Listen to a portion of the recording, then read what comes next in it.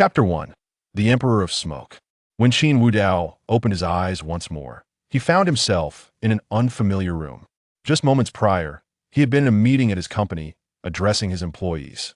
As a former wage slave, he had sacrificed everything, even succumbing to the whims of wealthy women, to attain his position as a senior executive. Naturally, he aspired to rise above others. However, the relentless demands of his job left him with no time to rest. After becoming an executive, he found himself devoid of opportunities for boasting. His days were consumed by social gatherings, meetings, inspections, and more social gatherings. He scarcely had time to indulge in novels, and when he did watch videos, he was constantly bombarded by those regrettable narratives that elevated his blood pressure. It was under such oppressive work conditions, coupled with the incessant barrage of web fiction, that he finally collapsed after a meeting, his vision fading to black. In his final moments, a montage of memories flashed before him. His absurd life held little worth mourning if anything stirred his heart. It was the regretful tales he encountered while scrolling through videos. He yearned to inquire of those authors, "Are you and your family in good health?" He even fantasized about what might transpire if he were to find himself in such a world. With a heart full of resentment, he slowly closed his eyes. When he opened them again, he beheld an opulent ceiling and a chandelier that radiated wealth. Where am I? Is this still my country? What kind of hospital is this? Qin Wudao struggled to sit upright, bewildered by his surroundings. Though he had once been a mere cog in the machine, he had been a prominent cog, possessing some awareness of the world, yet he had never encountered such lavish decor. Was this not the realm of the ultra-wealthy? Ouch! He clutched his head as a piercing pain surged through him, prompting an involuntary groan.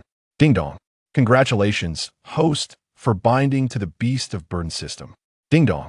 Congratulations, host, for binding to the regret system. Qin Wudao furrowed his brow, momentarily forgetting the pain as he questioned his sanity. After years of solitude, he had bound not one, but two systems. Were systems now this affluent?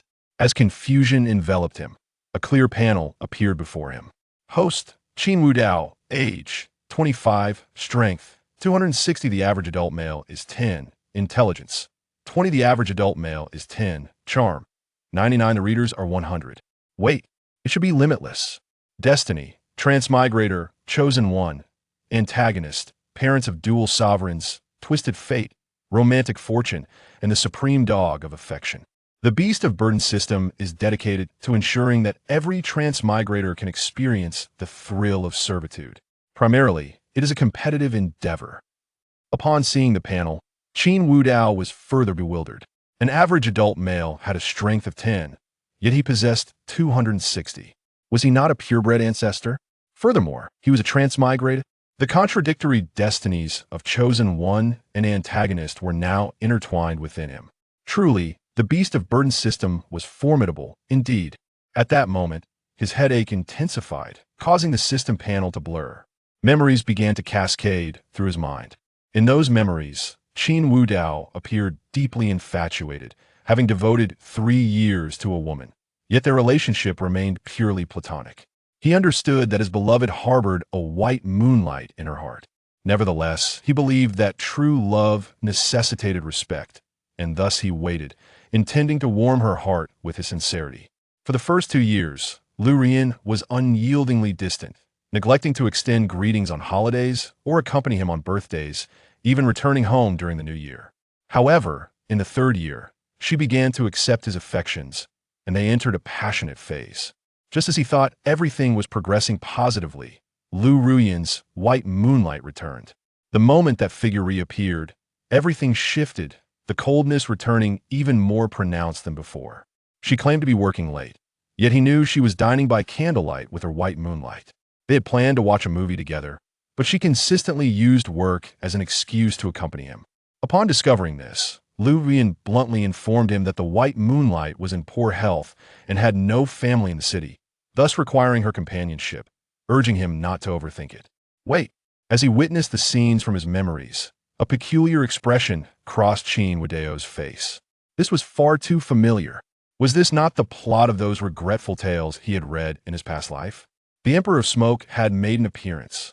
Moreover, In the memories, he found himself secretly weeping in response to Lu Ruyan's indifference. Weeping? How could a man over 6 feet tall be so foolish? Why did he not confront her instead?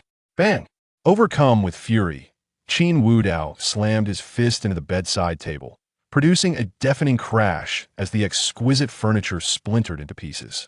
With a strength of 260, he had only managed to restrain himself from obliterating it completely. Huh! Qin Wudao took a deep breath, suppressing the urge to annihilate those two individuals, and continued to observe the memories. For 3 years, in an effort to care for the workaholic Lu Ruyan, the kitchen-averse Qin Wudao had even obtained a chef's certificate. Yet, after the return of her white moonlight, everything changed. One day, he brought her lunch at the office, only to find the two of them seated uncomfortably close. It was evident that the white moonlight was being intentional. Upon noticing his arrival, Lu Ruyan's eyes flickered with disdain. "Don't bring me lunch again, are you my servant? And I am merely discussing work with Baiyu. I understand. Please take care of yourself," he replied, suppressing his anguish as he turned to leave, while Baiyu wore a smug expression. On another occasion, Qin Wudao discovered Lu Ruyan had once again gone to Baiyu's side, leading to a heated argument between them. The response was a slap from Lu Ruyan. "Baiyu and I are completely innocent. I am merely caring for him. Not everyone is as sordid as you. If you have time for jealousy, reflect on your actions." The final memory was from just a few days prior. On the eve of his birthday, he was rushed to the hospital, bloodied from a car accident. His calls to Lu Ruyan were met with disconnection, and upon his arrival at the hospital, he found her tending to Baiyu, who merely had a cold. When they met, Lu Ruyan wore a look of embarrassment. Before she could inquire about his injuries, Baiyu emitted a cry, prompting her to hastily depart. Chapter 2. I am quite useful. The previous owner languished in the hospital for over a month without care, only returning to the villa once his condition stabilized, guided by a servant. That was the last memory he held of Lu Ruyan. However, as Qin Wudao scrutinized his memories, he noticed many fragments that remained locked away, inaccessible at that moment. Since he could not unlock them, there was no need to dwell on it. After sorting through all his memories, Qin Wudao rose, stretching lazily, and addressed the system. "Hey, do you have any cigarettes? Bring me a pack, and a lighter too." Ding dong. "Hey, do you think I'm a convenience store?" Buzz. The system grumbled, yet as the light flickered, a pack of cigarettes and a stylish lighter appeared in Qin Wudao's hands. Crack. The tobacco was slowly ignited, and smoke wafted into the air. Qin Wudao squinted his eyes, savoring this moment of tranquility. In his previous life, he had become an unparalleled figure, both in temperament and capability. He had fully accepted the reality of his transmigration. However, he had yet to grasp one thing. Among all the worlds to traverse, why must it be one filled with regret? Fortunately, the system he was bound to was the beast of burden system, rather than one that forced him to pursue the heroine. Qin Wudao's pupils constricted indeed. Aside from the beast of burden system, he seemed to have also bound a regret system. "Dog system, come forth." The little figure of the beast of burden protested. "Why must you treat me this way? Just moments ago, when you asked for a smoke, you called me buddy. Now that you no longer need it, you refer to me as dog." Yu Qin Wudao, irritated, interjected, "Silence. I wasn't speaking to you, but rather to the other one." The little figure of the beast of burden responded. Oh. Ding dong, the regret system made its appearance. "Greetings, host. How may I assist you today?" Qin Wudao spoke with gravity. "Before discussing assistance, I need to know, what are your functions?" The regret system replied, "I have 2 functions. The first is to help you when the heroines favor. The more affection you garner, the greater the rewards. The second is to instill regret in the heroines." Enough, halt. Before the system could finish, Qin Wudao interrupted.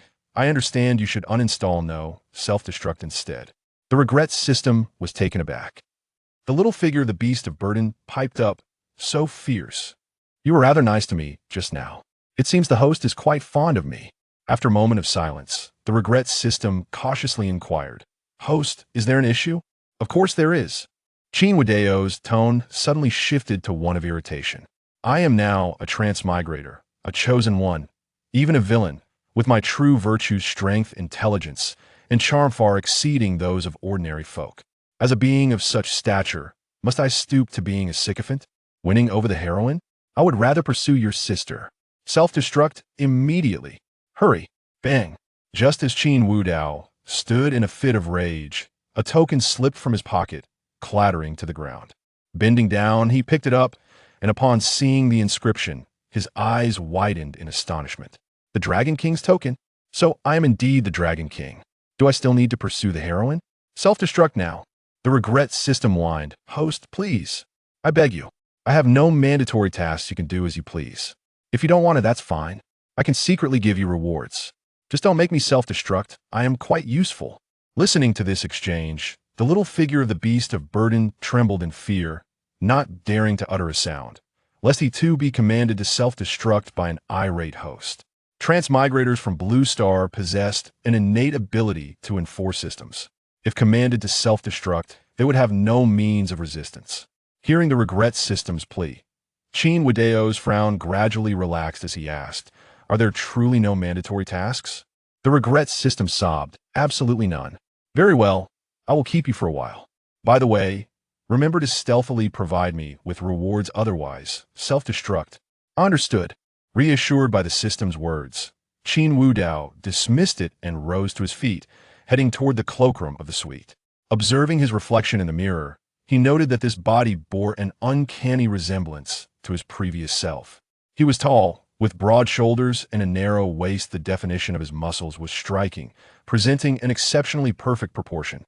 His handsome visage, chiseled and distinct, was adorned with thick brows that arched slightly and deep-set eyes that sparkled like the stars, drawing one in irresistibly. His hair was neither too long nor too short, slightly tousled, enhancing his carefree demeanor. In his past life, this face and the physique honed through years in the gym had garnered numerous admirers. Now, having traversed to this world, how could he not embrace the role of a formidable figure? To be a sycophant would be an utter waste of his potential. Approaching the wardrobe, he opened it to find a scant selection of clothing. He casually donned a set of elegant, beige formal attire, which further accentuated his mature and refined aura. First, I must leave this place, ascertain my identity, and then truly embody the figure of a nobleman. With that thought in mind, Qin Wudao descended the stairs, a cigarette perched between his lips as he strolled down. The servants tidying the room glanced at him in astonishment and admiration. After all, the former Qin Wudao had been a quintessential house husband. He had never worn formal attire. Exuding an air of timidity that often led him to tears, could he not be perceived as weak? Upon reaching the bottom of the stairs and preparing to exit, he felt a pang of hunger. His culinary skills were nothing short of exceptional. He headed straight to the kitchen, rolled up his sleeves, and began to prepare a meal. In half an hour, he had crafted a feast of 4 dishes and a soup. Ignoring the curious gazes of the surrounding servants, he indulged heartily. Bang! Just then, the door swung open. "Miss Young Master by H.M." Hearing the greetings of the servants, Qin Wudao lifted his head to find a man and a woman before him. The man had a somewhat effeminate appearance, standing around 1.7 meters tall, with a slender frame and a scholarly demeanor. The woman, with skin as fair as snow and eyes like clear water, exuded an air of elegance and grace that captivated all who beheld her. The visitors were none other than Bai Yu and Lu Ruoyan. Once the girl next door, Lu Ruoyan had transformed into a mature and stunning CO, embodying both beauty and an air of aloofness, truly a remarkable woman. It was no wonder the previous Qin Wudao had been so infatuated with her. Feeling a slight flutter in his heart, Qin Wudao frowned. Chapter 3. You truly are bold, Qin Wudao. How are you? How have you been? A hint of guilt laced Lu Ruoyan's tone as she recalled the harrowing incident from over a month ago when Qin Wudao was admitted to the hospital, bloodied and battered. Bai Yu quickly stepped forward with a smile, saying, "Brother Qin, please do not blame Sister Ruoyan. It was all my doing. I have been frail since childhood, and it is only because of her care that I am able to stand here conversing with you. If this has jeopardized your relationship, I would find it hard to atone." Listening to the overly sentimental tone, Qin Wudao felt amusement rather than anger. In his previous life, he had often pondered just how feeble a man could be, and now he had found the answer in the flesh. He recalled that the original owner of this body exhibited the same demeanor. Was it possible that Lu Ruoyan harbored some pathological inclination? Did she enjoy playing the role of a mother? If she desired such a role, She should bear her own child instead of seeking an already grown man of similar age to be her son. TSK, TSK. Qin Wudao chose to ignore their chatter and focused on his meal. Sensing his disregard, Lu Ruyan furrowed her brow, and the flicker of guilt in her heart vanished. She approached Qin Wudao directly, her voice icy. Could you not act more mature? Is it really just because I did not visit you? I have explained. I was caring for Baiyu during his hospitalization. He had no other relatives to rely on. Look at you sitting here just fine. Why indulge in needless jealousy? Have you learned to be aloof too? With that, Lu Ruyan hurled a box on the coffee table. The force of her throw caused it to pop open, revealing an exquisite fountain pen, complete with the signature of a master craftsman. Its materials and workmanship spoke of a price that was anything but modest. Please do not be angry, Sister Ruyan. After all, Brother Qin only grows jealous because he cares for you. It is only natural to employ a few tricks. Baiyu said, picking up the fountain pen and presenting it to Qin Wudao. He deliberately showcased his wristwatch, a luxury item from the same brand. Yet the disparity in their values was staggering. One watch could purchase an entire truckload of fountain pens. Clearly, Baiyu was inadvertently revealing Lu Ruyan's favoritism towards him. Seeing that Qin Wudao did not even spare him a glance, Baiyu grew anxious, hoping Qin Wudao would break under the pressure, perhaps even strike him out of jealousy, which would only serve to deepen Lu Ruyan's disdain for Qin Wudao. Then he could seize the opportunity for himself. With this thought in mind, Baiyu leaned closer to Qin Wudao, feigning seriousness. Brother Qin, Sister Ruyan is speaking to you, and I have been trying to assist you. If you continue with these petty tactics, I may find myself unable to help you any longer. Oomph. Lu Ruyan scoffed, addressing Baiyu. We need not pay him any mind. I see through his game of desire and restraint. Let him remain here. But Sister Ruyan. Baiyu appeared hesitant, slowly stating, I'm feeling a bit hungry as well. Lu Ruyan glanced at Qin Wudao, who was enjoying his meal with gusto. To be honest, after a month of bland hospital nutrition, she was nearly sick of it. She recognized Qin Wudao's culinary skills and felt the urge to ask him for food, yet she hesitated. Upon hearing Baiyu's request, Lu Ruyan coldly commanded, Did you not hear Xiao Yu say he is hungry? Go fetch him some more dishes. At her words, Baiyu's eyes lit up. He leaned closer to Qin Wudao, whispering, Brother Qin, I cannot eat spicy food, nor seafood, nor... Just as he listed his restrictions, Qin Wudao finished the last drop of soup, exhaling in satisfaction before raising his head and flashing a bright smile, revealing a set of pearly white teeth. Baiyu was momentarily stunned, unable to comprehend why Qin Wudao could still smile. Shouldn't he be furious? Qin Wudao's lips parted, speaking each word deliberately. Can you eat feces? Huh. Before Baiyu could react, Qin Wudao seized the fountain pen from the box and forcefully gripped Baiyu's wrist. The force so immense that Baiyu was pressed down onto the table. In the next moment, a sickening sound echoed as blood sprayed forth.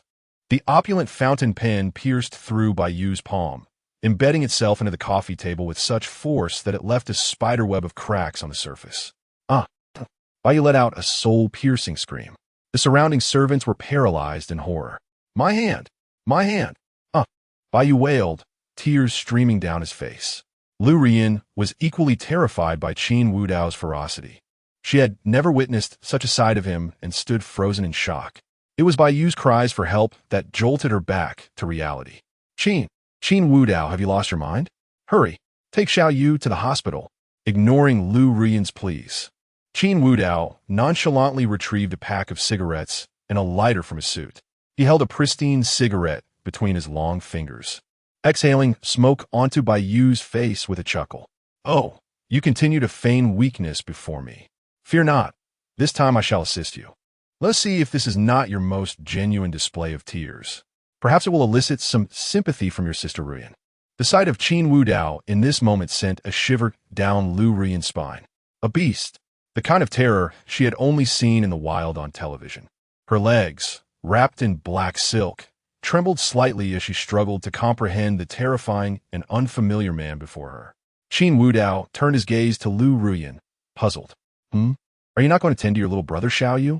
If you do not assist him in removing this pen, he may bleed out. His expression was one of amusement, his voice teasing.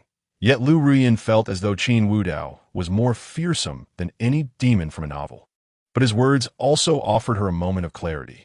Yes, indeed, Bai Yu required medical attention. Otherwise, he would bleed excessively. Lu Ruyin promptly rushed to Bai Yu's side. Sister Ruyin, save me. It hurts so much. This bastard Qin Wudao. Upon hearing Bai Yu's agonizing screams, Lu Ruyin grew increasingly anxious, extending a trembling hand to remove the fountain pen. Just as she was about to touch it, the demon's whisper echoed ominously. Oh dear, you truly are bold. Chapter 4. Expressing Gratitude. Bang. Before Liao Ruyin could ponder the meaning of those words, darkness enveloped her vision. It felt as though a vehicle had collided with her abdomen, and an overwhelming sense of suffocation forced her to kneel on the ground, retching violently. After delivering a punch, Qin Wudao casually wiped his fist against Liao Ruyin's body, his expression dripping with disdain. He then reclined back on the sofa, propping his long legs atop her back. The once spirited duo that had entered the room now presented a stark contrast, Bai Yu lamenting at the table, while Liao Ruyin knelt on the floor, retching, her back burdened by 2 legs. With a cigarette dangling from his lips, Qin Wudao cast a sideways glance at the trembling servants and slowly articulated, "Should anyone dare to meddle with that wretched phone of yours, I assure you, I will sever your legs and use them for soup." Thud, thud, thud.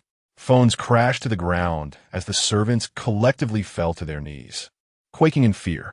They had just witnessed how ruthlessly Qin Wudao had treated Bai Yu and Liao Ruyin. The once timid young Master Qin had vanished, replaced by a veritable demon, a complete and utter fiend. Qin Wudao. Liao Ruyin coughed, her perfect silhouette trembling as she knelt, pain coursing through her body while still bearing the weight of those legs. Just as she felt the urge to collapse onto the ground, Qin Wudao spoke softly. "If you dare to remove my legs, I will guarantee your brother Bai Yu's demise before your very eyes, and yours as well."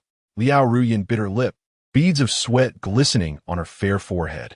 She never anticipated that Qin Wudao would exhibit such terror today. How could he possibly lay hands on her? Wasn't he her devoted admirer? No one understood Qin Wudao's affection for her more than she did. It was an affection deeply rooted, so profound that even a mere beckoning would have him obediently wagging his tail. Yet, today, Qin Wudao had transformed into a ravenous beast, exuding an oppressive and bloodthirsty aura that was utterly terrifying. Exhaling a plume of smoke, Qin Wudao reflected on the nature of attraction. Naturally, he found beauty appealing. Yet having been a top executive in a leading company in his past life, he had encountered countless stunning women, even if Liao Ruyin were the epitome of allure. As a reincarnated individual with the identity of the Dragon King, he could easily indulge in the company of numerous captivating women at upscale venues. Why then would he wish to remain a mere sycophant? Furthermore, Qin Wudao sought to avenge the grievances of his former self. Enough of your wailing. Qin Wudao interrupted Bai Yu's lament, his impatience palpable. Bai Yu quickly covered his mouth with one hand, terror evident in his eyes.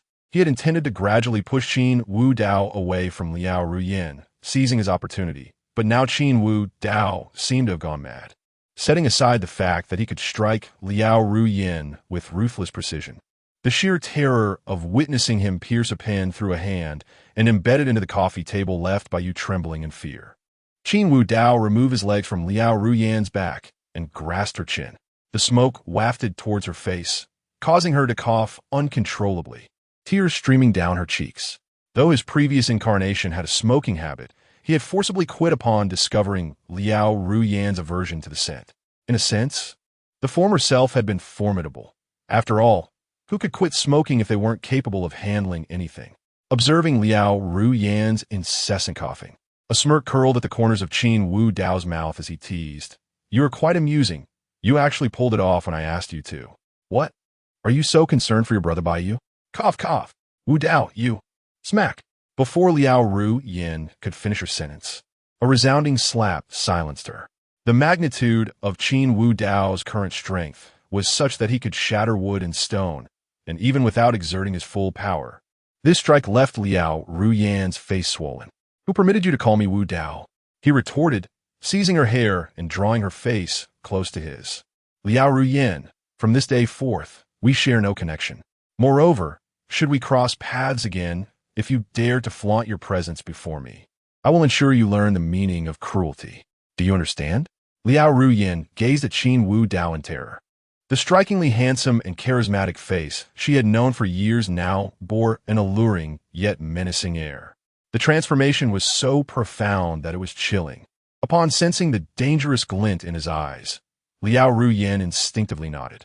Qin Wu Dao released her, patting her head as one would pet, his expression softening into a warm smile. "Good. Now say thank you." For reasons unknown, Liao Ruyin, who should have been terrified, felt an inexplicable warmth rise within her upon hearing the word "good" from Qin Wu Dao. Thank you. Upon hearing her gratitude, Qin Wu Dao rose, brushing off the creases in his clothing and fastening the buttons of his suit. Approaching Bai Yu, he smiled faintly. "Remove your hand." Bai Yu, covering his mouth, widened his eyes in fear, unsure of Qin Wu Dao's next move. Yet, he dared not oppose him and reluctantly withdrew his hand. With a swift motion, Qin Wu Dao thrust the cigarette butt into Bai Yu's mouth and, to ensure he swallowed it, landed a punch on his jaw. Crack! The sound of shattering teeth echoed as the burning cigarette butt and fragments of teeth, mingled with a mouthful of blood, were consumed by Bai Yu. The pain rendered him momentarily voiceless, his forehead veins bulging. "Ha ha!" Qin Wu Dao laughed heartily at Bai Yu's struggles. The sense of frustration he had felt in his past life finally alleviated. With this newfound ease, it felt as though his spirit had ascended. Ding dong.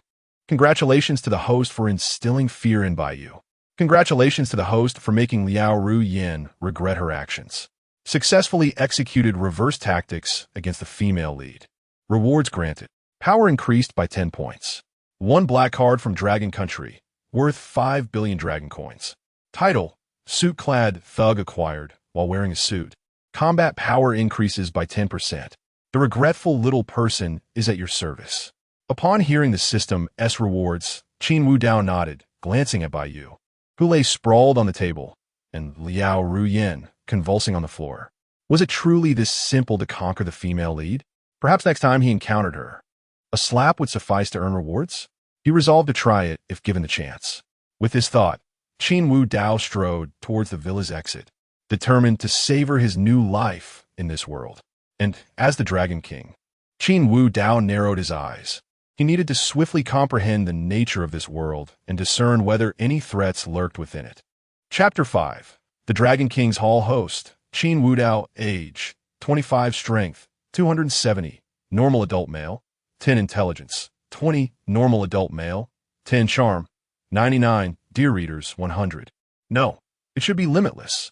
Fate. Transmigrator. Child of destiny. Villain of fate. Parents are monarchs. A life of trials. Romantic fortunes. Supreme lickspittle. Skills: chef, intermediate, comprehensive combat, master, driving advanced. Title: suit-wearing thug. Upon stepping out of the villa, Qin Wu Dao gazed at the azure sky and white clouds, exhaling deeply. In his previous life, as a top-tier individual, he had endured enough suffering. Now that he had transmigrated, he ought to enjoy life. Otherwise, what was the point of the journey? Just as he contemplated seeking a lavish establishment for indulgence, 2 figures suddenly appeared before him, a man and a woman. They knelt on one knee, respectfully addressing him. "We pay homage to the Dragon King." Memories flooded Qin Wu Dao's mind once more. The Dragon King's hall belonged to a foreign power, and he had been chosen as this generation's Dragon King. Upon returning to his homeland, he immediately began to orchestrate his plans. To avoid detection, he had endured for 7 long years. Now that time had elapsed, and he would soon be unveiled before the eyes of the elite. The 2 individuals kneeling before him were his guardians. The male, named Longya, possessed unfathomable strength and was adept in direct combat, proficient with various firearms. The female, Long Lin, excelled in assassination and wielding cold weapons. Both had followed Qin Wu Dao during his time abroad, and upon returning home, he had begun to play the role of a devoted admirer. Qin Wu Dao furrowed his brow, suddenly realizing a discrepancy. His predecessor had only devoted 3 years to wooing Liu Ruyin, so what had he done with the remaining time? Dragon King, Just as Qin Wudao pondered this, Long Lin spoke up. Clad in a black leather outfit that accentuated her alluring figure, complemented by black stockings and boots, she exuded an irresistible charm. You previously mentioned assisting Miss Rian's company with its public listing today, bringing her 100 billion in orders. Forget it. Before Long Lin could finish, Qin Wudao interrupted her decisively. That 100 billion order is cancelled, and all resources previously allocated to her company are to be retracted. But, Dragon King, you stated, do you not comprehend my words? Qin Wudao's tone revealed no emotion, yet Long Lin, having just risen, knelt again. My apologies, Dragon King. It was my overreach. No matter. Qin Wudao waved his hand, signaling them to rise. He then spoke with a dispassionate demeanor. Remember, Lu Rian is effectively dead to us. We shall not concern ourselves with her. Should she dare provoke us, eliminate her without hesitation. Upon hearing Qin Wudao's command, the two were taken aback but dared not question further. However, Long Lin appeared to be contemplating something, her exquisite features marred by indecision. Noticing her expression, Qin Wudao understood she had something to convey. Speak freely. Yes. Long Lin nodded and continued, Dragon King, there have been issues concerning Miss Lin Ziqing. The Li family from Modu is pressuring her into a marriage. Should we intervene? Lin Ziqing? Qin Wudao was momentarily perplexed. Who was Lin Ziqing? Buzz. At that moment, a plethora of memories surged within his mind, revealing the name Lin Ziqing. After perusing those recollections, Qin Wudao was astonished. Lin Ziqing, Su Muxiue, Wan Shirin. An array of stunning women filled his thoughts. The more he assimilated these memories, the more bewildered he became. No wonder he had devoted 3 years to Lu Ruyan upon returning. His predecessor had been enamored with others before her, encountering one infatuation after another. He had wholeheartedly lavished affection upon them. My friend, I misjudged you truly. This is no mere infatuation. You are a genuine romantic warrior. No wonder the fate bestowed upon you includes the title of Supreme Lickspittle. Engaging in such pursuits, who could possibly endure? Various types of women, all of whom he had ardently pursued, yet he remained deeply sentimental. Noticing Qin Wudao's silence, a hint of sorrow flickered in Long Lin's beautiful eyes. Dragon King, I understand now. I will go and put a stop to this matter, I assure you. Stop. Before Long Lin could conclude, Qin Wudao interrupted again. There is no need to intervene. Whether it be Lin Ziqing, Su Muxiue, or Wan Shirin, do not report their matters to me again. What? Both Long Lin and Long Yu were taken aback. If there were any shortcomings in their leader, it was his tendency to be love-struck. Having lived abroad since childhood, he had been trained as an assassin, becoming the most formidable of his kind. By the time he turned 18, he was crowned the Dragon King. He had never experienced romantic entanglements. Upon returning home, he succumbed to the allure of various beautiful women, transforming into a devoted admirer. At times, Long Yu and Long Lin had considered advising Qin Wudao, but ultimately, they were reprimanded.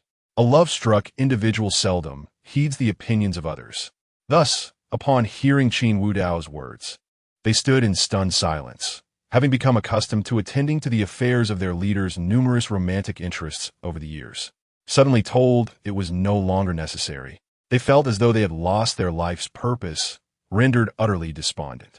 Observing their demeanor, Qin Wudao felt a wave of exasperation. After reviewing the memories, he comprehended the absurdity of his predecessor's past. The resources of the Dragon King's Hall were not to be squandered on frivolous pursuits.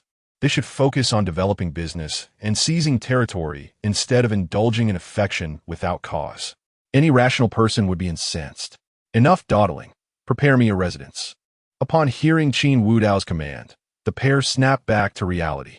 Long Yu promptly assured, rest assured, Dragon King, accommodations have long been prepared for you. The vehicle outside is also arranged. With that, Long Yu handed Qin Wudao the car keys and property deed. Buzz. As the light flickered, the property deed and room card vanished. Witnessing the spectacle, Long Lin and Long Yu's pupils constricted. After a period of absence, how had the Dragon King acquired such abilities? What was the source of that light, and where had the property deed gone? Unbeknownst to them, Qin Wudao had utilized the system's storage space. Though not vast, it was sufficient to hold items such as property deeds. Long Ye and Long Lin were exceptionally diligent subordinates, so despite their curiosity, they refrained from probing further. Chapter 6. A new type of scam? Indeed, Dragon King. In 3 days, a grand banquet will be held at the business center of the Magic City, where numerous commercial magnates are expected to attend. If you wish to swiftly establish your presence in the Magic City, this would be an excellent opportunity. Upon hearing this, Qin Wudao nodded. Have you secured an invitation to the banquet? Naturally, Long Ye replied, promptly retrieving a gilded invitation from his pocket, the golden patterns on it shimmering brilliantly, with the words invitation clearly inscribed. Dragon King, this is a golden invitation reserved for the most esteemed individuals. Simply presenting this invitation will ensure someone comes to welcome you. In the entire Magic City, only 5 such invitations have been issued. Qin Wudao nodded, accepting the invitation. Observing Qin Wudao receive it, Long Ye cautiously continued. There's another matter. The dragon god, he seems to be returning to the country as well. Is that so? I understand. Qin Wudao replied. Additionally, within this villa, I injured 2 individuals. To avoid complications, I need you to take care of it. Although Qin Wudao, the Dragon King, had not engaged in any legitimate affairs during his years abroad, the influence of the Dragon King's palace had returned with him, making it relatively simple to resolve this matter. A simple notification to the law enforcement would suffice. With that concluded, Qin Wudao did not linger for further conversation and turned to leave. Upon stepping outside the villa, he found a sleek black Rolls-Royce Wraith parked there. Its soft-top design exuded both simplicity and luxury, with a powerful body and the iconic spirit of ecstasy adorning the hood. In Long Ye's eyes, even the most understated demeanor of their Dragon King could not be more magnificent than this. After effortlessly opening the door, Qin Wudao settled into the driver's seat and closed the soft top. With a single press of the ignition, the roar of the beastly engine surged through him, invigorating every drop of his blood. However, Qin Wudao was not in the mood to admire the luxury vehicle. His mind was flooded with fleeting memories. The Dragon King's palace. While it commanded respect, the so-called Dragon God was merely a defeated contender from the previous generation, a generation that had not passed long ago. Thus, their ages were likely not vastly different. If that individual were to covet the position of Dragon King, it could pose a significant challenge. Recalling the face from his memories, Qin Wudao narrowed his eyes. He pondered whether he was the sole so-called chosen one in this world. Should there be others, the situation could become rather intricate, especially since the chosen one's path is notoriously unimpeded by reason. With the Dragon God's return imminent, he needed to strategize in advance. The banquet in 3 days would serve as the perfect opportunity. With this thought, Qin Wudao pressed the accelerator, speeding toward the property listed on the deed. Yanjing Villa. As one of the premier villa districts in the Magic City, its residents are invariably affluent or noble. The expansive asphalt roads remain spotless, with meticulously trimmed greenery lining the sides, and an array of flowers competing for attention, exuding their fragrances. Each villa was uniquely designed, showcasing European architectural styles, with grand Roman columns signifying solemnity and magnificence, while the spires and intricate decorations exuded elegance. The roar of a V12 engine echoed at the entrance. Upon seeing the vehicle's arrival, the security personnel immediately saluted and hurried to the car's window. Even though the license plate was unregistered, anyone arriving in such a luxury car would not be taken lightly. As the window descended, the guard promptly inquired, "Sir, are you visiting a friend? Or have you acquired a new vehicle that has not been registered? I can assist you immediately." In response, Qin Wudao handed over the property deed. "I'm a new owner. Please register my license plate." "Certainly, esteemed owner. Rest assured, I will take care of it right away." The guard carefully took the deed, and upon opening it, was momentarily taken aback. The first villa? Wasn't that the one that had never been for sale? After all, the citizens of Longhua are notably particular about numbers, especially number 1. Many powerful figures have aspired to acquire it, only to be turned away. Now, a new owner had arrived. Fortunately, he did not falter. The guard worked swiftly completing the registration in under 3 minutes, even kindly directing him, before opening the gate for Qin Wudao to drive into the villa district. Upon arriving at Villa 1 and parking in the attached garage, Qin Wudao entered the villa. The front garden was expansive, transformed into a private paradise, with vibrant flowers and winding pathways leading to various corners. The interior was opulent, featuring bright floor-to-ceiling windows, a spacious living room, dazzling crystal chandeliers, and marble floors that gleamed. The furniture was of the highest quality, with soft leather sofas and finely grained wooden coffee tables. Priceless art adorned the walls, while exquisite sculptures graced the corners, each detail exuding nobility and taste. Qin Wudao sank into the plush sofa. Now, this is what it means to enjoy life. With such resources in his past life, why had he chosen to live as a sycophant? Shaking his head, he sighed deeply. Just as he intended to rest, his phone suddenly rang. Noticing an unknown number, Qin Wudao casually pressed the answer button. Hello? Hello? Is it Wudao? Is it you? A woman's voice, tinged with a hint of tears, came through the line. Qin Wudao frowned slightly, as he did not recognize this voice from his memories. I am Qin Wudao. Who are you? It's really you. Thank goodness. I am your mother. Stop right there. Are you barking like a dog? A scam. Qin Wudao retorted irritably before hanging up. In his memories, he did indeed have parents, but they were his adoptive ones. He had been adopted at a young age, and they had cared for him deeply. However, their happiness was short-lived, as a few years later, they located their biological child. Once that child returned, the competition for affection began, and true to Qin Wudao's character, he naturally took a step back.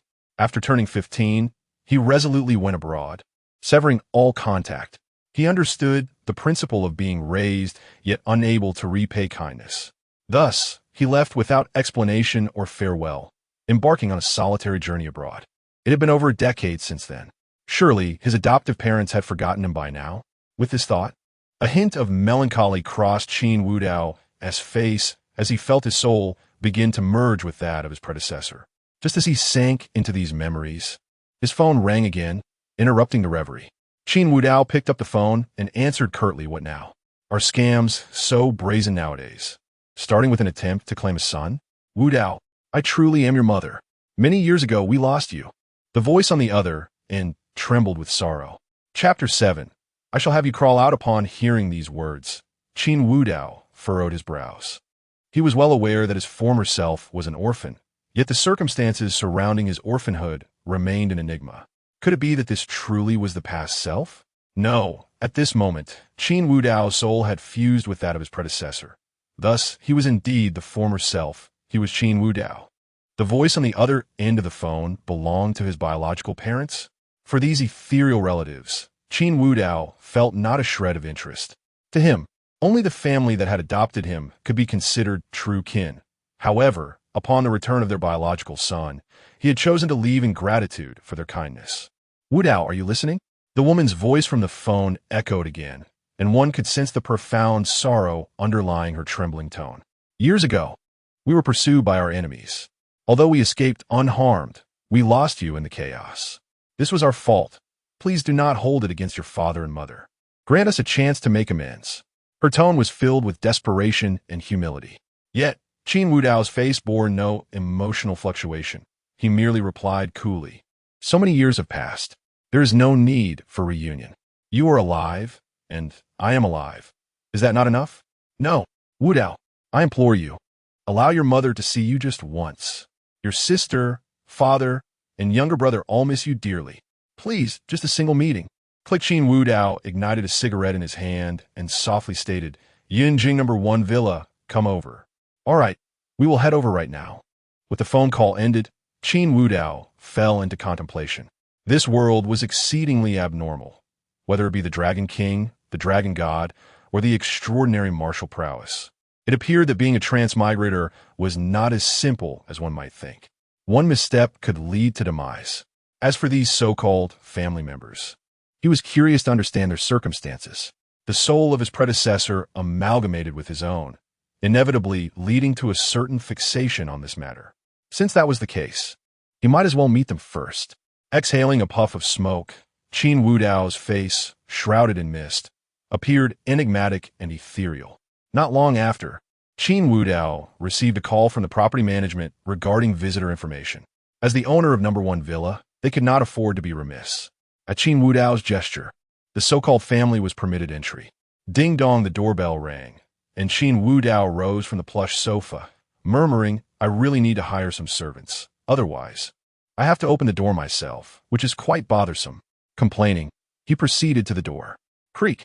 As the door swung open, a regal and elegant woman rushed in. Wudao. She enveloped Qin Wudao in her embrace, causing him to frown slightly as he pushed her away. "Come in first," he said. Hearing his words, the woman's already reddened eyes shed a few more tears. "Brother, how could you treat mother this way?" At that moment, a young man stepped forward, his lips pressed together, evidently aggrieved, his delicate features marked by stubbornness. Beside him stood a middle-aged man and a woman. The man bore an authoritative countenance, his body trembling slightly from agitation, while the woman, appearing around 25 or 26, exuded a strong and unique beauty. "Father, mother, sister, and younger brother. The whole family is here," the young man proclaimed. Upon hearing his words, Qin Wudao's lips curled into a smirk, teasing, "What nonsense are you spouting? It seems you would prefer to leave rather than enter, wouldn't you? Go on, get lost." Bang! Before the woman could respond, Qin Wudao slammed the door shut with such force that the gust it created ruffled the hair of those present. The four stood in stunned silence, taken aback by Qin Wudao's reaction. The elegant woman turned to the young man, reproaching him. "Zheng Yu, we lost your brother for so many years. Now that we finally see him, he is bound to harbor resentment. Do not speak out of turn." "Mother." The young man, Zheng Yu, looked aggrieved. "I did this for you. Even if brother hates us, he should not treat you this way. Indeed, I am but an adopted son. In the end, I shall be cast aside by you all." "Zheng Yu." The strong woman stepped forward, her lovely face tinged with concern. "This has nothing to do with you. Wu Dao must have grown isolated after being separated from early family for so long, having spent his childhood in an orphanage. He is naturally a bit withdrawn. Do not worry. We will not let him go. You will always be my brother." Sister Zheng Yu's face was filled with emotion, and just as he was about to speak further, the authoritative man interjected sternly, "Enough. This is the entrance. Whatever you have to say can wait until we are inside." With that, the woman pressed the doorbell again. As the door opened, Qin Wudao teased, "What is it, everyone? Do you have more to discuss?" "Wudao, may we please come in? You promised mother you would let us see you." "Stop." Seeing the elegant woman bowing, Qin Wudao raised his hand to halt her. Despite feeling no connection to these individuals, he could not allow someone who might be his biological mother to bow before him.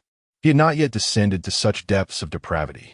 Having become a transmigrator, he had liberated himself, his nature a bit erratic. Yet he had not lost all regard for human decency. Qin Wudao turned and walked toward the living room, and the others followed suit. Upon arriving in the living room, Qin Wudao took a seat on the main sofa, retrieved his lighter, lit a cigarette, and extended his hand. "Please, make yourselves comfortable."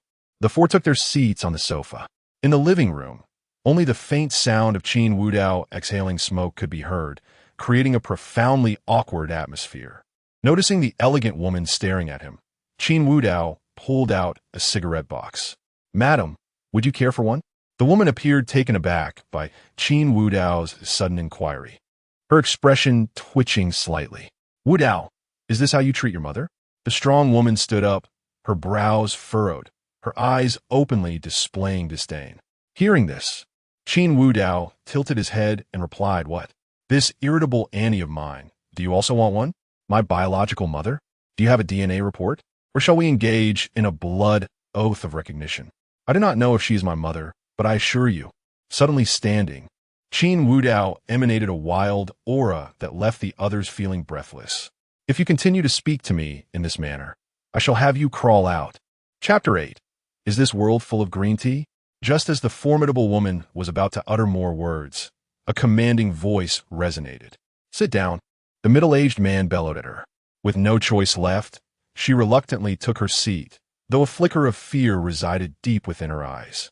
The aura exuded by Qin Wudao seemed to carry a hint of bloodiness, akin to the dynamics of a biological chain, where the lower tier faced the upper tier. Even without the middle-aged man's words, she felt she could no longer endure the tension. Taking a deep breath, Qin Wudao returned to the sofa, exhaling smoke leisurely. All right, let us get to the point. Speak quickly. I'm feeling a bit hungry and plan to go out for a meal after dealing with you. As the conversation shifted towards serious matters, the woman hastily began to explain their identities and their connection to Qin Wudao. They hailed from the Li family of Magic City. The family head, Li Lindu, the woman was named Yin Wanfeng, the strong woman was Li Sisi, and the young man was Li Jingyu. The Li family was quite prominent in Magic City, their commercial group valued at over 50 billion. In his youth, Li Lindu's ambition for the family head position had plunged the family into turmoil. During that time, Yin Wanfeng was at home watching over Li Sisi and Qin Wudao when enemies besieged them. Just as the three were on the brink of demise, Li Lindu returned with reinforcements. The moment they encountered each other, a fierce brawl erupted. In the ensuing chaos, Li Lindu managed to escape with Yin Wanfeng and Li Sisi. However, amidst the gunfire, Qin Wudao, cradled in Yin Wanfeng's arms, was snatched away, and by the time they realized it, the assailants had vanished.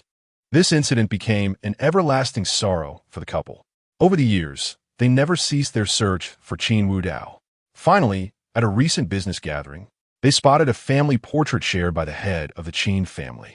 The long-missing eldest son bore a resemblance to Li Lindu. After extensive inquiries, they discovered that after being abducted, Qin Wudao was sent to an orphanage, intended as leverage against Li Lindu. However, they had evidently overestimated their own power. Before they could act on their threat, another faction within the Li family, vying for the headship, eliminated them. Thus, Qin Wudao remained under the care of the orphanage, eluding the grasp of both enemies and family alike. Just days ago, they received word that an individual named Qin Wudao had purchased the Yunjingno, one villa and a vehicle. Upon seeing the registered name, they hastily made a call, and sure enough, they had found him. As for Li Jingyu, he was a child they adopted out of longing for Qin Wudao. Hearing Yin Wanfeng's recounting of these events, Qin Wudao's expression grew increasingly peculiar. With his extensive experience from countless web novels in his past life, he understood that matters were not as straightforward as they seemed. This was clearly a narrative of a true heir versus a false heir. Just as he had emerged from a regretful story, now another true heir versus a false heir had presented itself. Moreover, there was the Dragon King. Indeed, this was a world fraught with complexities where unimaginable adversaries could emerge. If it were merely a tale of a divine doctor or a wealthy patron, it would be manageable, but encountering a returning celestial king would spell trouble. Wudao, are you listening? After finishing her account, Yin Wanfeng noticed Qin Wudao's odd expression and cautiously inquired. Responding, Qin Wudao regained his focus and softly asked, "Understood. But what is the purpose of your visit?" This counter-question momentarily stunned Yin Wanfeng, but she quickly replied, "Of course. I wish to bring you back to the Li family. The Qin family's child has been located. You certainly cannot return there. It is time for you to reclaim your surname. I do not want you to remain out there, all alone." All alone. Qin Wudao's pupils constricted. What was this woman talking about? Could she not see the grand villa I inhabit? The walls are adorned with jade, and I have spent a fortune. How dare she claim I am alone? Moreover, it was not just Yin Wanfeng. Even Li Lindu regarded Qin Wudao with a sympathetic gaze. Li Sisi and Li Jingyu, however, bore wary expressions, seemingly concerned he might return to claim the family fortune. I say, this lady, Mrs. Li, Qin Wudao struggled to address her appropriately, settling on calling her Mrs. Li. Which of your eyes sees me as all alone? Can you not see how splendidly I live? As for the matter of changing my surname, let it be. I have grown accustomed to being called Qin Wudao over the years. Besides, Li Wudao sounds rather unappealing, truly. Unappealing. The Li family members were momentarily taken aback, as they had never encountered anyone using such a fresh and unconventional rationale to reject their overtures. Unappealing? Li Wudao sounds quite pleasant. Brother. At that moment, Li Jingyu stood up, his face aflame with indignation. I understand your resentment towards our parents for losing you back then, but you cannot speak to them this way. They have never forgotten about searching for you. It was all a misunderstanding. just as I can never replace your position. If you find me displeasing, I can leave the Leaf family." As he spoke, tears glistened in his eyes. Yun Wanfeng quickly rose, her voice filled with concern. "Jingyu, what are you saying? Wu Dao is your brother. He returns, and we will always love you." Qin Wu Dao stared, dumbfounded at this scene. Good heavens! This was pure green tea, reminiscent of that individual named by you. Is this world filled with such characters? Should I not worry for my safety then? Indeed. Li Sisi rose as well, gently adding, "Jingyu, you need not worry about others encroaching on your position. You are my brother. I will naturally cherish you." "Mother, sister." Li Jingyu looked at them, overcome with emotion. Wow. Qin Wu Dao seemed entranced by the spectacle, nearly burning his hand with the cigarette, hastily extinguishing it in the ashtray. After extinguishing the smoke, Qin Wu Dao reclined comfortably in the sofa, crossing his legs, and addressed the group. "I must ask, can this melodrama of maternal affection not unfold in my presence? It nearly burned my hand. Perhaps you could perform it at home?" Wu Dao. Yin Wanfeng suddenly recollected their purpose for being there. She hurriedly approached Qin Wu Dao, her face etched with sorrow. "Can you forgive your mother? After all these years of separation, I will make it up to you. Truly, I am willing to sacrifice everything to compensate you. Is that so?" Qin Wu Dao turned to Li Jingyu, a playful smile on his face. "Then why don't you give him a couple of slaps first? I find him rather bothersome." Chapter 9. The iron-blooded Li family. Upon the utterance of those words, everyone present was taken aback. Particularly, Yin Wanfeng wore an expression of sorrow, intertwined with conflict and anguish, her well-maintained visage reflecting a myriad of emotions. "Qin Wu Dao, have you lost your mind? That is your brother." Li Sisi gazed incredulously at Qin Wu Dao, her eyes devoid of any affection for him as a sibling, instead brimming with disdain. Meanwhile, Li Lindu, seated on the sofa, furrowed his brow in confusion, unable to comprehend Qin Wu Dao's transformation. After locating Qin Wu Dao, a cursory investigation would reveal his past, which had been marked by servility ever since his return from abroad. He flitted from one young lady to another, seamlessly ingratiating himself with each, often suffering in silence, bearing the brunt of indignities alone.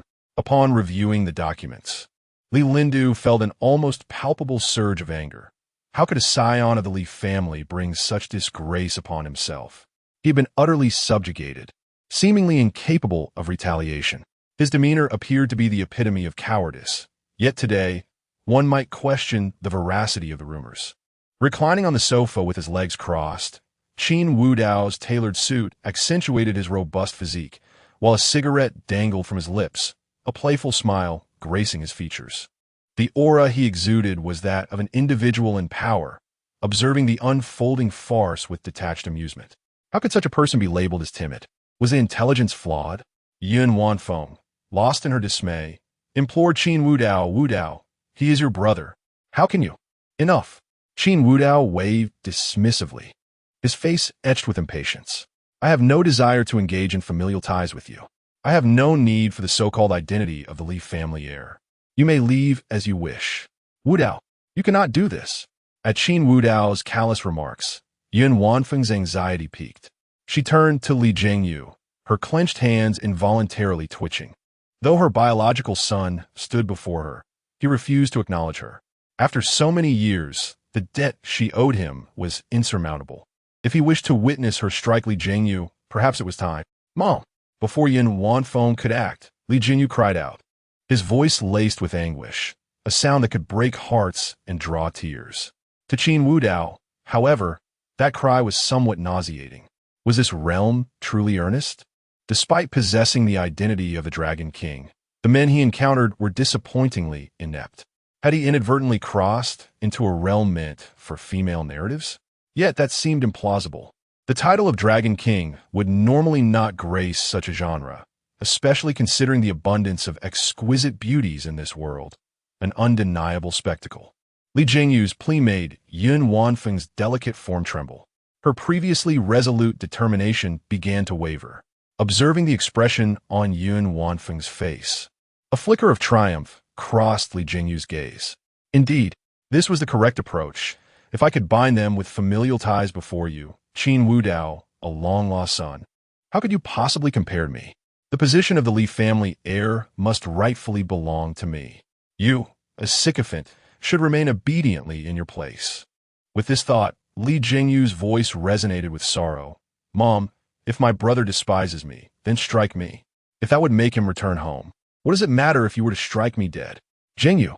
Both Yin Wanfeng and Li Sisi rushed forward to console him, while Qin Wudao and Li Lindu remained on the sofa, their brows furrowed in contemplation. At that moment, it was undeniable that the two shared an uncanny resemblance in demeanor, appearance, and even in their reactions to the unfolding spectacle before them. Li Lindu watched as Li Jingyu knelt on the ground, wailing pitifully. Discontent flickered in his authoritative gaze. The Li family had always been known for their iron-fisted approach. The struggle for succession was notoriously brutal among the aristocracy. This tendency for Li Jingyu to weep at the slightest provocation was, indeed, a testament to the inadequacy of the Li bloodline. In contrast, upon seeing Qin Wudao in person, Li Lindu, while still critical, felt a sense of satisfaction. As a member of the Li family, he at least possessed the requisite character. It seemed that the prior rumors of sycophancy were largely exaggerated or embellished by others. Enough. Li Lindu could no longer contain himself, directing his ire at Li Jingyu. What kind of man weeps and wails like this? Is this how I raised you? Clearly, without the Li bloodline, you are nothing but a failure. Li Zhengyu, incredulous, struggled to comprehend why his usually affectionate father would chastise him so harshly in front of an outsider, even proclaiming that those lacking the Li lineage were worthless. Lindu, father. Both Yin Wanfeng and Li Sisi were equally astonished, unable to fathom why Li Lindu, typically benevolent, would utter such frigid words. What do you want from me? Look at the mess you've made. Do you not understand the Li family's principles? If our heir is to be this pathetic, he will inevitably be devoured by rival forces. Upon hearing their father's rebuke, Li Sisi bit down hard on her lip, producing a stack of documents from her bag and tossing them onto the table. And what of it? Jingyu is merely gentle because he cares for us. Look at what Qin Wudao has done all these years. He is nothing but a sycophant, not just a one, but many. At this point, disdain colored Li Sisi's features. Do you truly believe such a person is fit to be the heir of the Li family? I will not accept it. Seeing Li Sisi defend him so fiercely, Li Jingyu glanced at Qin Wudao, a smug expression adorning his face. Bang! At that moment, a loud sound echoed through the living room. Qin Wudao had kicked the heavy jade coffee table, sending it skidding 2 meters across the floor, nearly colliding with Li Jingyu. The unexpected turn of events caused Li Jingyu to fall to the ground, beads of cold sweat forming on his forehead. Rising slowly, Qin Wudao regarded Li Sisi with an expression reminiscent of disdain for the deceased. Your name is Li Sisi, is it not? Have I not afforded you enough respect? W, what did you say? Chapter 10. The arrival of the Qin family. Li Sisi's voice trembled slightly. The image of Qin Wudao kicking the coffee table had indeed startled her. Qin Wudao's ruli apruaka Li Sisi. Initially, she tried to maintain her composure, but as he drew near, she fell back onto the sofa, appearing somewhat dazed. Yin Wanfeng, recovering from her shock, hurried to stand before Qin Wudao. Wudao, I understand your resentment towards us. It is all my fault. I was the one who lost you. If you must blame someone, let it be me. Do not hold Sisi and Jingyu accountable. They are your family, and they are only worried. Before Yin Wanfeng could finish her plea, Qin Wudao interrupted coldly. When did I ever acknowledge you as family? Did I not mention that if she dared to bark again, I would make her leave horizontally? Brother, don't blame sister. Although Li Jingyu was terrified, he recognized that it was his moment to act. Only by doing so could he further alienate Qin Wudao from the Li family, thus paving the way for his own ascent. This family must belong to him. Li Jingyu forcefully pulled Yin Wanfeng behind him, striking a righteous pose. If you are angry, then strike me. It is my fault that sister and mother have treated you this way. Go ahead. Bang! Before Li Jingyu could finish, he felt as though his abdomen had been struck by a freight truck. The suffocating sensation made him double over, retching like a small shrimp. Qin Wudao seized Li Jingyu by the collar and coldly remarked, Didn't you ask me to hit you? You must be able to endure it. With that, Qin Wudao's other fist came crashing down upon Li Jingyu's back. Crack! A sharp sound echoed. Li Jingyu collapsed to the ground, his face contorted in agony, tears streaming down. Unable even to howl in pain. Enough! Wu Dao, what are you doing? Witnessing Li Jingyu's plight, Yin Wanfeng could no longer hold her tongue and scolded him. Meanwhile, Li Sisi, seated on the sofa, fought against her fear, crouching beside Li Jingyu to check on him. Li Lindu furrowed his brow, casting a serious gaze at Qin Wu Dao. Wu Dao, that is enough. He is at least your nominal brother. Do not go too far. Qin Wu Dao pulled a handkerchief from his pocket, wiping his hands clean before casually tossing it onto Li Jingyu's head. Too far? Fine, then you take care of the rest. Oh, and remember to let Li Sisi crawl out as well. I always keep my word. Wu Dao. Li Lindu narrowed his eyes, displeased with being addressed in such a manner, especially by his own son. It seemed that over the years, he had truly grown wild outside. Well, he was young. It was time for him to learn that there are always stronger people around. With that, Li Lindu spoke solemnly. Li, teach the young master a lesson. But remember to go easy on him. Swish. As Li Lindu's words fell, the sound of slicing air filled the room. A shadow suddenly appeared before Qin Wu Dao, revealing a middle-aged man of unremarkable appearance, his face devoid of any expression. He spoke in a calm tone. Young master, I apologize. Boom! The servant named Li unleashed a punch, the force of which generated a thunderous sound, his speed so swift that it left afterimages in its wake. Bang! Li's fist was effortlessly caught by a long hand. Both Li and Li Lindu's pupils constricted. Li regarded Qin Wu Dao before him with trepidation and stated gravely, "It appears the young master is also a martial artist." Upon hearing this, Qin Wu Dao tightened his fist, producing a series of cracking sounds. I mentioned earlier that there was a dog hiding when I came in. It turns out it was you. You are mistaken about one thing. I am not a martial artist. I practice killing techniques. Swish! The sound of air slicing through erupted, causing Li Yi's body to bristle with sweat as an overwhelming sense of danger washed over him, an instinctual response of a martial artist. The man before him was not someone he could contend with.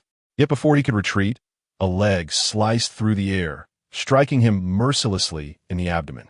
With a resounding crash, Li Yi was sent flying, colliding against the wall with the force of cannonball, creating deep cracks in the jade-like surface.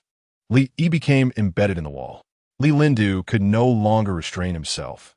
Rising to his feet, disbelief etched across his face as he looked at Qin Wu Dao. Li Yi was their family's bodyguard, a man capable of taking on dozens alone, often hailed as the strongest bodyguard. Yet, this formidable figure had fallen in a single blow at the hands of Qin Wu Dao. What had his son experienced over the years? There was no indication in the Qin family's intelligence reports that Qin Wu Dao had trained in martial arts. Could it be that during his years abroad, he had begun to cultivate such skills? But how could he have become so formidable in just a few years? Bang! Just as Li Lindu pondered these questions, the villa's door swung open. The Li family had entered without locking it, allowing it to be easily pushed aside. A group of individuals clad in black swiftly entered, led by a woman whose fair, delicate skin radiated a gentle glow, flawless like sheep fat jade. With a beautifully contoured chin raised slightly, she exuded confidence and pride. Her movements were a perfect blend of elegance and competence, dressed in a fitted professional suit that accentuated her figure. Her long legs stepped with a steady and determined rhythm, the sharp click of her high heels against the floor resonating. She was Qin Wanyuan, the eldest daughter of the Qin family, and the woman who once cherished Qin Wu Dao dearly. Wu Dao, Qin Wanyuan disregarded the Li family members beside her, her beautiful eyes slightly reddened. As she hurried to Qin Wu Dao's side, her mature and stunning face reflecting a mix of joy and excitement. I finally found you. Are you all right? Did you sustain any injuries? Let me see. You rascal. You left home for so many years without a word.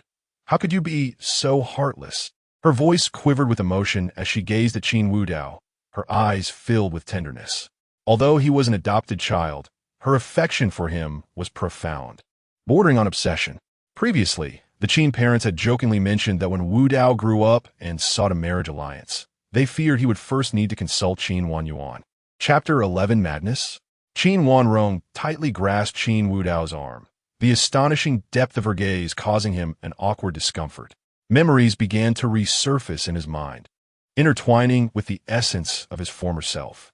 Qin Wudao could certainly recall the kindness bestowed upon him by the Qin family, which explained his choice to bear the Qin surname. Had the true son of the Qin family not been found, he would likely have remained with them and never ascended to the status of Dragon King. Speak quickly, Wudao. Did these people harm you? Observing Qin Wudao's silence, Qin Wanrong grew anxious, her beautiful eyes scanning him from head to toe.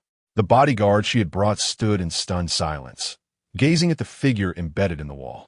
As the foremost protector of the Li family patriarch, and being a member of the Qin family, they were well acquainted with Li Yi and fully aware of his formidable prowess.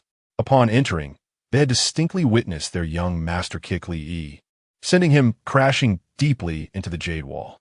Surely, such an impact would result in catastrophic injuries, perhaps even death. Goodness, after nearly a decade apart, had their young master become so terrifying?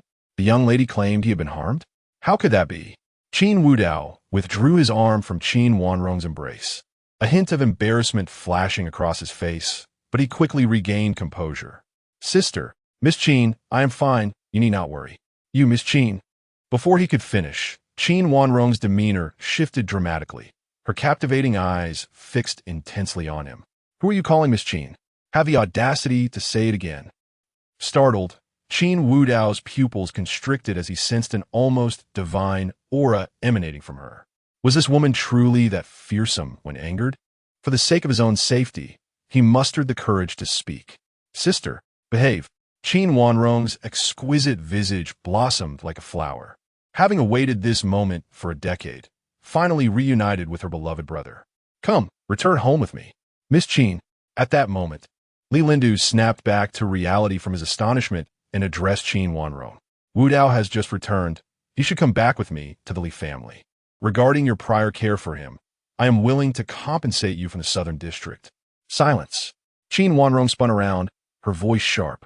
She revealed her gentler side only when facing Qin Wudao, while she remained an unyielding ice mountain before outsiders, showing no respect even to the patriarch of the Li family. Li patriarch, Wudao is my brother and will naturally return home with me. Furthermore, when I adopted him from the orphanage, all procedures were legal and proper. The Qin family is his true home. As for your so-called compensation, keep it for your own retirement. Moreover, I will hold you accountable for the harm done to Wudao today. Qin Wanrong's attitude left even the typically cold-hearted Li Lindu momentarily speechless. What did she mean by saying they had harmed Wudao? Shouldn't she look at Li Jingyu, kneeling and half-dead, or at Li Yi, embedded in the wall? Not to mention the others prostrating on the ground? Who had truly harmed whom? Li Lindu, about to voice his thoughts, suddenly seemed to recall something and turned his gaze toward Qin Wudao. The Li family's lineage was of utmost importance, not merely a matter of words. The cold-hearted decisiveness of each generation's leaders was tied to this bloodline. Few knew that within the Li family bloodline lay an innate madness, a curse that could not be identified or cured. Emotions could easily spiral out of control, and there was a chance of inheritance. If the likelihood was low, the madness could be suppressed by reason. If Li Lindu looked at Qin Wudao, sensing that he might have inherited this madness. If that were the case, it was imperative for Qin Wudao to return home with him. With this thought, Li Lindu disregarded any concerns about the Qin family. Miss Qin, I have stated before that Wudao is my biological son. The events of the past were my fault for losing him. Does the Qin family intend to disregard familial bonds and prevent us from reuniting? Qin Wanrong scoffed disdainfully at Li Lindu's words. Reuniting? Is your notion of reunion having your subordinates embedded in the walls, displaying them as trophies? Enduring repeated humiliation from a younger generation was unbearable for Li Lindu, who suppressed his fury and spoke in a low voice. Your Qin family has found its true son, and it is precisely this that caused Wudao to flee abroad for years. Even upon his return, he shows no desire to reunite with you. Is that not enough to demonstrate his stance? Upon hearing this, Qin Wanrong fell silent. Indeed, since the day the other son was found, Qin Wudao had become increasingly taciturn. While he did not overtly express dissatisfaction, his attitude spoke volumes. Qin father and mother, witnessing Qin Wudao's demeanor, felt profound sorrow. Time and again, they prioritized comforting him over their biological son, viewing both as family without any favoritism. Qin Wanrong had been a constant support for Qin Wudao. Yet, this only intensified his pressure, especially since the so-called biological son was not an easy person to deal with. To spare the Qin family from distress, Qin Wudao had resolutely left, even choosing to go abroad to avoid being found. Seeing Qin Wanrong lost in contemplation, Li Lindu seized the moment to speak again.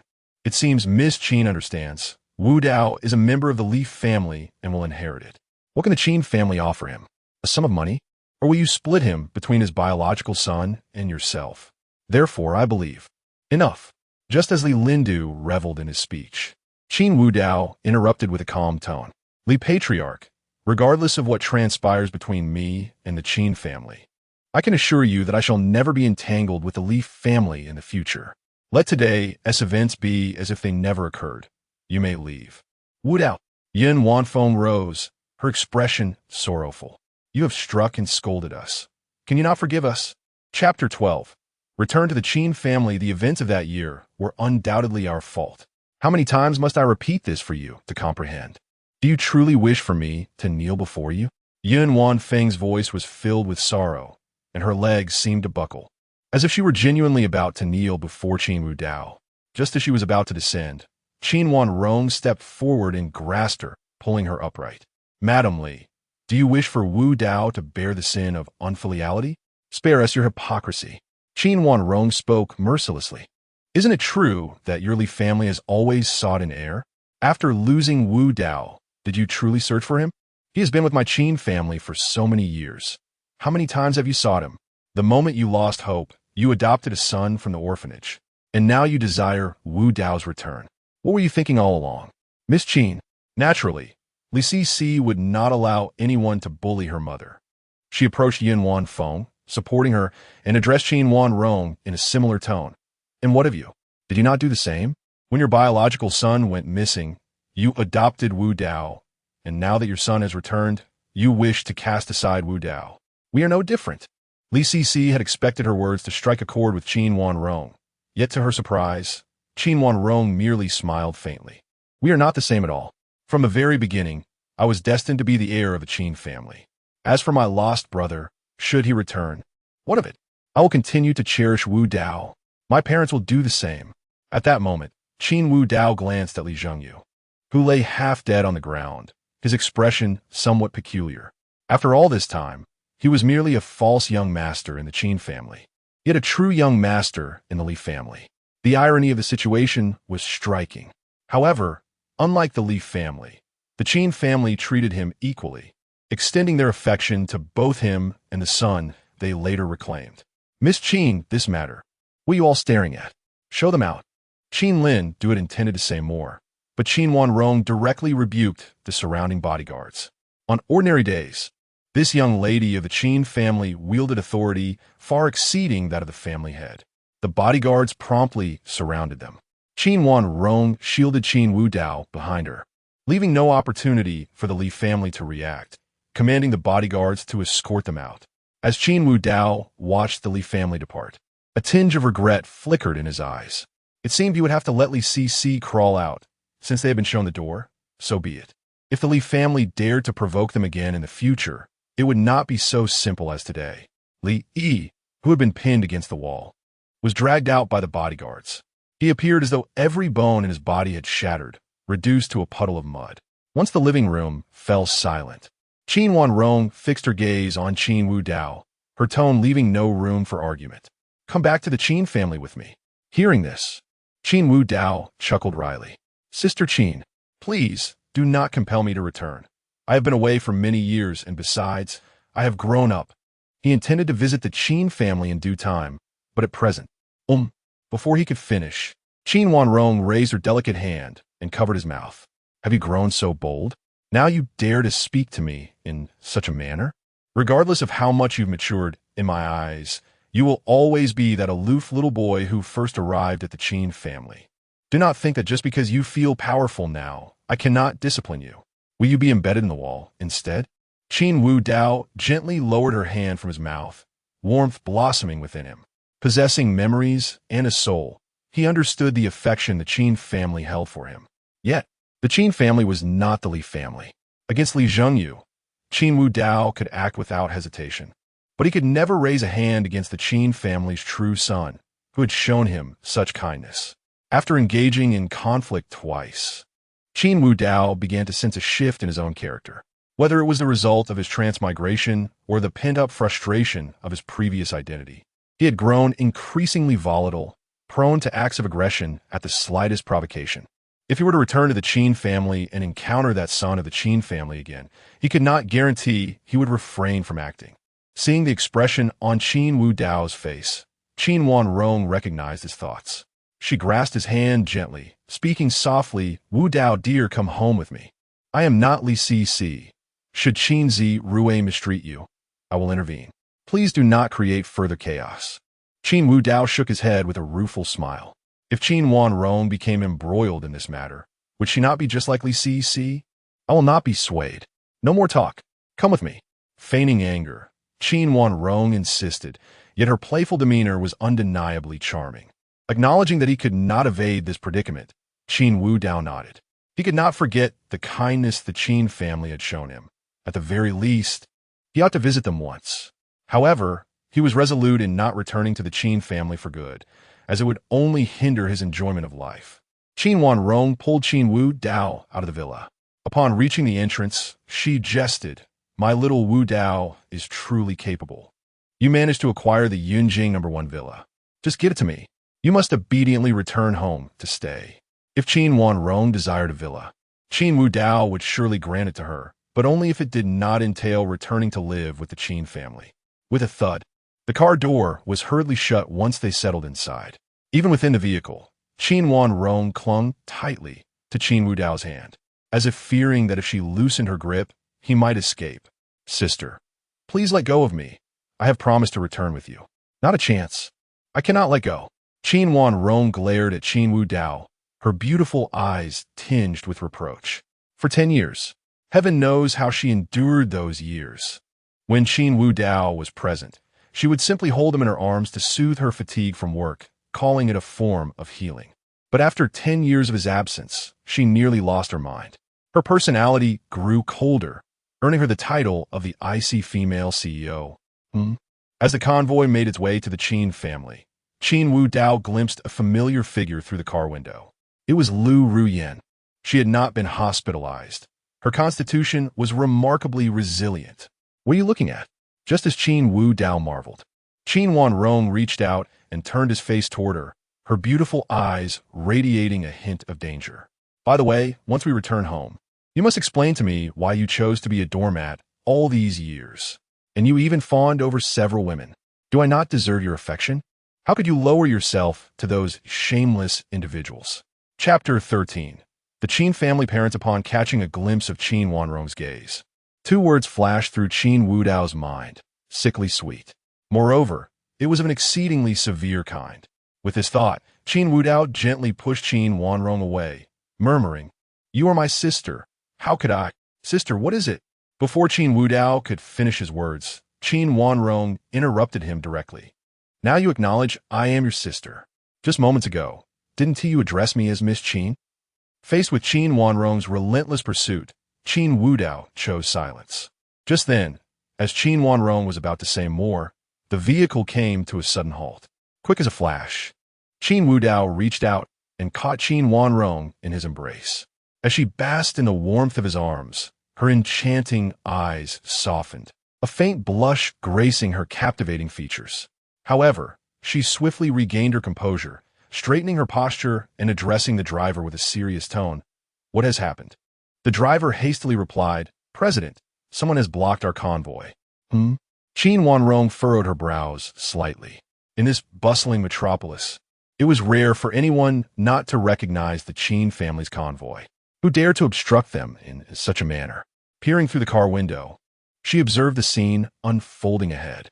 Indeed, a series of black vehicles had encircled the Qin family convoy, effectively sealing off the road. As the doors swung open, shadowy figures emerged from cars. "Wu Dao, you should leave here. I will handle the rest."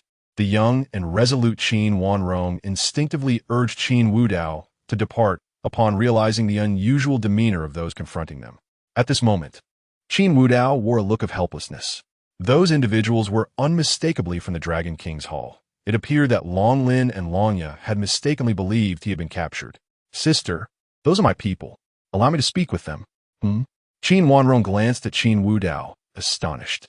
She had not anticipated that her younger brother had amassed such influence during their years apart. Why had she never heard of him in the metropolis before? With a decisive motion, Qin Wu Dao opened the car door and stepped out. Longya and Long Lin, who were blocking the convoy, immediately recognized him and approached with utmost respect. Just as they prepared to kneel, Qin Wu Dao halted them with a mere glance. President Qin." Long Lin quickly corrected his address to Qin Wu Dao. Pleased, Qin Wu Dao nodded and stated, "I need to visit the Qin residence. There is no danger, so you need not accompany me. In a few days, at the business banquet, you may find me there. Also, over the next few days, investigate the people of this metropolis." "Yes, President Qin, but whom should we investigate?" "Look into any miraculous doctors descending from the mountains, delivery personnel suddenly coming into wealth, individuals recovering from comas as if transformed, those who disregard money, and any heirs of extinguished families who may have arrived in the metropolis. Gather all this information." Longya's pupils contracted. What was going on with the Dragon King? This scope was far too extensive. It would require an investigation into the entire metropolis.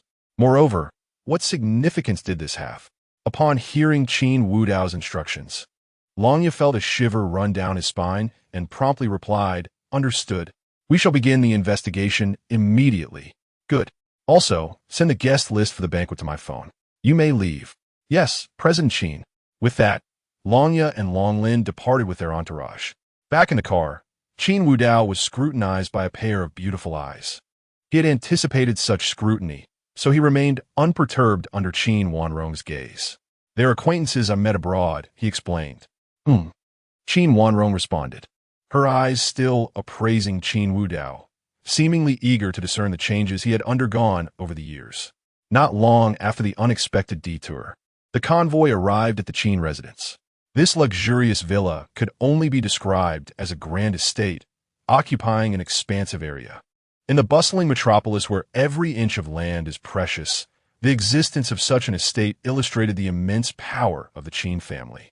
The servants stood in 2 neat rows at the entrance, and the head steward gestured for them to bow in greeting. With a thud, Qin Wanrong and Qin Wu Dao exited the vehicle, their striking appearances capturing the attention of the servants. Having grown up in the Qin household, Qin Wu Dao was well known among the staff, who harbored fond memories of his childhood, when he was exceptionally well-behaved and lacked any airs of a young master. His return stirred excitement among the servants. "Young master, you have returned," the steward exclaimed, his eyes brimming with joy. "Uncle Lu, it has been a long time." Qin Wu Dao replied, holding great respect for Uncle Lu, who had cared for him during his childhood while his parents were preoccupied with their responsibilities. "Young master, it is wonderful to have you back." Uncle Li's eyes shimmered with unshed tears. "Your father and mother have been waiting for you for quite some time. Please follow me." With that, Uncle Lu turned to lead the way. Qin Wanrong linked her arm through Qin Wu Dao's, showing no intention of loosening her grip despite his attempts to break free. Instead, she clung to him tighter. Upon entering the familiar house, Qin Wu Dao was overcome with nostalgia, memories of his childhood flooding back. He could feel the deep affection his parents had for him, realizing that all these years, he had been remiss in returning to visit them. "Wu Dao." As they stepped into the living room, a beautiful woman rose from the sofa. Her features bore a resemblance to Qin Wanrong's, and though time had passed, her elegance had not diminished in the slightest. She was Qin Wu Dao's adoptive mother, Qin Siyu. "My child, you have finally come home. Do you know how long your father and I have waited for you?" Qin Siyu approached, her gaze scanning Qin Wu Dao, much like Qin Wanrong's, and she tenderly brushed her fingers against his cheek. "You must not have eaten well in all these years. Look how thin you are." "Qin, mother." He had intended to call her Mrs. Qin, But upon seeing the tears glistening in Qin Siyu's eyes, he instinctively addressed her as mother. This simple utterance sent a slight tremor through Qin Siyu's delicate form. Good child, it is enough that you are home. Seated on the sofa was a middle-aged man, the head of the Qin family, Qin Jun. Although he appeared less emotional than Qin Siyu, the tremor of his hands and the subtle twitch of his facial muscles betrayed the excitement that stirred within him. Being a man, he naturally contained his emotions more than a woman would. You have returned? Please sit down. Chapter 14. I quite like you. Upon hearing Qin Jun's words, Qin Wudao nodded and subsequently settled himself onto the plush sofa. Qin Siyu and Qin Wanrong flanked him, clutching his arms with such fervor that Qin Wudao felt a rush of warmth. The two appeared to be apprehensive, as if relinquishing their hold would cause him to vanish. As soon as Qin Wudao was comfortably seated, Qin Jun spoke again. All these years, and you haven't even thought to come back. Have you gone wild out there? Abandoning your family? Old Qin, at the reprimand directed at her beloved brother, Qin Siyu immediately interjected in indignation. She was keen to prevent Qin Wudao from being scolded on his first day back. What if he decided to leave again? Mom, me fine. Qin Wudao chuckled and shook his head, sensing the affection woven into Qin Jun's words. With such a family, he would not be overly concerned about a few admonitions. Just as well. Now that you are back, rest for a while before heading to the company to assist your sister. Dad, without waiting for Qin Siyu to respond, Qin Wanrong protested. Wudao has only just returned. How can you expect him to go to work right away? After uttering this, she quickly turned to Qin Wudao, saying, Wudao, don't misunderstand. I'm not worried that you'll take what's mine. I simply want you to have ample time to rest. What is yours will always be yours. Sister, I understand. Qin Wudao gently patted Qin Wanrong's small hand and smiled. There's no need to explain so much. Am I not familiar with the person you are? Perhaps it was Qin Wudao's overly gentle tone that caused a blush to rise on Qin Wanrong's fair cheeks. Qin Siyu, witnessing this, wore a motherly smile, her gaze flitting between Qin Wudao and Qin Wanrong. At that moment, Qin Jun turned to Qin Wudao, inquiring, I heard that the Li family has reached out to you? Upon hearing the mention of the Li family, the smile on Qin Wudao's face gradually faded. The Li family had spent years nurturing their adopted son, and he wondered what their intentions were. That adopted son was a lost cause, and it seemed they were only seeking to reclaim him now. If Wudao wished to reconnect with them, he could. No. Qin Jun's words were interrupted multiple times by Qin Siyu, who shot a glare at her husband, angrily stating, the Li family has no sense of kinship. Their adopted son and biological daughter alike are not good people. Wudao is my son. How can he associate with them? That is Wudao's freedom. You, a mere woman, are always stirring trouble. I don't care. Wudao is my son, my family. No one else can claim him. Qin Jun and Qin Siyu glared at each other, neither willing to yield an inch. Observing this, Qin Wanrong chuckled softly. Mom, there's no need to worry about this matter. When I want to pick up Wudao, I happen to encounter the Li family. And then Qin Wanrong recounted everything she had witnessed. When she revealed that Qin Wudao had incapacitated Li, Qin Jun's expression was one of sheer astonishment. He recognized Li as a formidable warrior raised by the Li family, one who was not to be underestimated. Even compared to the elite fighters of the Qin clan, the fact that his son had easily subdued him was shocking. In stark contrast to Qin Jun's astonishment, Qin Siyu's eyes brimmed with sorrow. She understood the sacrifices required for one to grow strong. Clutching Qin Wudao's arm even tighter, her tone was filled with regret. My child, you have suffered. It's all my fault for not keeping a close watch on you, leaving you to fend for yourself all these years. Mom, Qin Wudao reassured her, my departure was my own choice. It had nothing to do with you. Truly, I merely sought to accomplish some personal goals. Please do not blame yourself. Your kindness is something I can never repay in this lifetime. Do not speak like that. Qin Siyu admonished, you are my son. Is it not natural for a mother to care for a child? What do you mean by debts of gratitude? Nonsense. Qin Jun extinguished his cigarette and spoke calmly. Since you do not wish to reconnect with the Li family, then I shall minimize my interactions with them as well. I will assist you in resolving this matter. You are my son, Qin Jun's son. Just then, The door swung open, and a young man sauntered in. His complexion was pale, and his frame was frail, not from lack of nourishment, but rather from a life consumed by indulgence. His features bore a resemblance to Qin Jun, yet lacked the imposing presence characteristic of the Qin family, instead exuding a hint of arrogance and gloom. This was Qin Ziru, the biological son the Qin family had sought to reclaim. Initially, Qin Ziru wore an expression of delight upon entering, but upon seeing Qin Wudao, his demeanor darkened instantly. Qin Wudao, why are you back? Impudence. Bang. Qin Jun slammed his palm onto the table, bellowing, is this how you treat your brother? Come here. You spend all your time gallivanting with your so-called friends, and your company faces financial shortfalls time and again. Your sister has been cleaning up your mess. Can't you act with any decency? Unfazed by Qin Jun's outburst, Qin Ziru staggered over to Qin Wudao, disregarding Qin Wanrong's icy glare, and coldly remarked, what? The eldest son of the Qin family has finally returned? But your father is still alive, so good luck trying to inherit the fortune. Furthermore, if I, a biological son, cannot inherit, what makes you think a mere adopted son can? Wretched spawn. Qin Wudao sprang to his feet, ready to retaliate, but was halted by Qin Siyu. Ziru, what are you saying? Apologize to your father at once. Apologize? Huh. Qin Ziru sneered. What have I said that is wrong? Haven't you all wronged me for years? Bringing back a replacement for me? Not to mention, all matters in the company are handled by my sister. Am I not your son? Why can't I inherit the Qin family? At these words, veins bulged on Qin Jun's forehead. Inherit the Qin family? Do you possess that capability? You can't even manage a small company, and you wish to take over the Qin family? Do you expect me to hand it over to you and watch you ruin it? How would you know if I would ruin it unless you give it to me? Old man, you. Just as Qin Ziru was about to continue, Qin Wudao suddenly appeared before him, grasping his collar.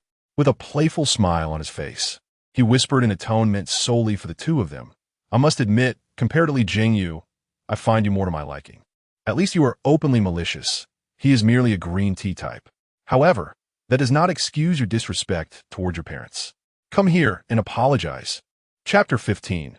The timid Qin Ziruai, Qin Wudao, as if lifting a small chick, dragged Qin Ziruai before their parents. With a thud, he was unceremoniously tossed onto the ground. You. Qin Ziruai's face displayed unmistakable revulsion and anger, yet he understood that defiance would inevitably lead to punishment. After years apart, Qin Wudao had undergone a remarkable transformation. Once, he only knew retreat, but upon returning to the Qin family, Ziruai had witnessed Wudao strike a tree with such force that it left a deep dent, an innate strength. However, Wudao had never directed that power towards him. In the past, he always chose to evade conflict. Now, a decade later, Wudao's return felt like a complete liberation of his spirit. Just the expression on his face sent a shiver down Ziruai's spine. Adhering to the principle that a wise man does not suffer immediate losses, Ziruai turned to his parents. Murmuring, I'm sorry, Mom and Dad, I realize my mistake. This apology somewhat softened the expressions of Qin father and Qin mother, reflecting their consistent approach of treating their two sons equally. If Ziruai erred, he must acknowledge it. As for Wudao, he had never been at fault, hence had no need to apologize. All right, the child has just returned. Qin mother was the first to console Qin father. Our family is reunited. There is nothing more we could wish for. You must visit the Li family to resolve this matter, ensuring they cease any contact with Wudao. Whatever they can offer, our Qin family can provide just as well. Upon hearing this, Qin father nodded in agreement. The Qin and Li families were both renowned clans in the magical city. Yet the Qin family undeniably surpassed the Li family in power, on the verge of reaching the pinnacle. The Li family barely qualified as a first-tier family. Whatever the Li family could offer Wudao, the Qin family could certainly match. Mom and Dad, Qin Ziruai stood up, visibly displeased. All the things in this house should belong to me. As he spoke, Ziruai cautiously glanced at Wudao, then quickly hid behind Qin father and Qin mother, seemingly terrified of Wudao's potential wrath. From his sheltered position, Ziruai continued, he is merely an adopted son, I am your biological child. And what about my sister? Do you intend to divide the Qin family into three? Nonsense. Qin father retorted angrily. The Qin family will not be fragmented, and the heir has been decided from the start. Your sister, both you and Wu Dao may benefit from our family's wealth and resources. As for your future paths, that is for you to determine. But do not even think about the position of heir. What? Zero Eye's face fell, disbelief etched across his features. But my sister will eventually marry. Her children will bear a different surname. How can she be the heir? Before Qin father could respond, Qin Wanrong gracefully approached Zero Eye, her beautiful eyes glinting with a hint of menace. My dear brother, what are you saying? Come, repeat that in front of your sister. As Qin Wanrong stood before him, Zero Eye shrank back, too intimidated to utter a single word. Wu Dao nearly laughed out loud. He had previously told Zero Eye that he harbored no strong disdain for this so-called brother, as Zero Eye was simply an ignorant villain. He lacked the cunning for scheming and was merely a loudmouth. When it came to action, he was too afraid, and when it came to planning, he lacked the intellect. Such a person was hardly frightening. Compared to Li Jingyu, who was manipulative, Zero Eye was decidedly less troublesome. Moreover, in their childhood, Zero Eye had shown moments of kindness. His current demeanor was merely a reflection of resentment towards their parents. Noticing Zero Eye's silence, Qin Wanrong snorted and seated herself on the sofa. She first glanced at Wu Dao, then spoke pointedly, I am the heir of the Qin family, and any children I bear will naturally carry the Qin surname. If necessary, I shall simply find a husband with the surname Qin. The lineage will remain that of the Qin family. You need not worry. The Qin family will always be the Qin family. Zero Eye's eyes widened in shock. Is that even permissible? Meanwhile, Qin mother, aware of the underlying dynamics, cast an appreciative look towards Wu Dao, her eyes mirroring those of Wanrong. All right, Zero Eye, now that your brother has returned, you must not cause any more trouble. Starting tomorrow, I will arrange for you to return to that small company as its president. You shall manage the business until it is thriving, after which you may return to the Qin group. Should you dare to stir up trouble again, I will have your brother and sister drag you out and break your legs. I will make sure you never have a moment of peace. What? How can that be? Zero Eye's face contorted with indignation. Although he had always aspired to inherit the Qin family, he had no desire to shoulder responsibility. Living as a carefree, second-generation heir was his ideal existence. Now, being forced to undertake serious work felt like a death sentence. Yet, upon seeing his father's increasingly flushed face, he wisely chose to remain silent. All right, Mom and Dad, please continue your education of Zero Eye. I will take Wu Dao upstairs. He has just returned home and needs to rest well. With that, Qin Wanrong disregarded the gazes of others, directly linking her arm with Wu Dao's and dragging him towards the stairs. Qin mother subtly raised her small fist as if cheering for her daughter. Upon reaching the top floor, the residence comprised 5 bedrooms designated for the Qin family. Qin Wanrong and Qin Wu Dao's rooms were conveniently opposite each other. Bang! Wanrong forcefully pushed open the door, ushering Wu Dao inside. The room's decor was exceedingly simple, reflecting Wu Dao's childhood character, seemingly untouched by time. Wanrong grasped Wu Dao's hand and gently pushed him onto the bed, sitting closely beside him. Wu Dao, do you see? Your room has remained untouched. Both our parents and I have longed for your return, yet you made us wait a full decade. Hearing Wanrong's words, Wu Dao did not respond immediately. Instead, he gazed around the familiar room, feeling a wave of nostalgia. Everything was exactly as he remembered, and warmth enveloped his heart. During his time abroad, he had never experienced such warmth. To become the Dragon King, he had sacrificed everything, enduring countless brushes with death, all to attain such a status. Home. Neither his mentors abroad nor his seniors had ever provided him with such a feeling. They seemed solely focused on tasks and slaughter. Chapter 16. Qin Wanrong's teasing, were you thinking about? As Qin Wu Dao remained silent, Qin Wanrong reached out, turning his face towards her. They locked eyes, sitting closely enough to feel each other's breath.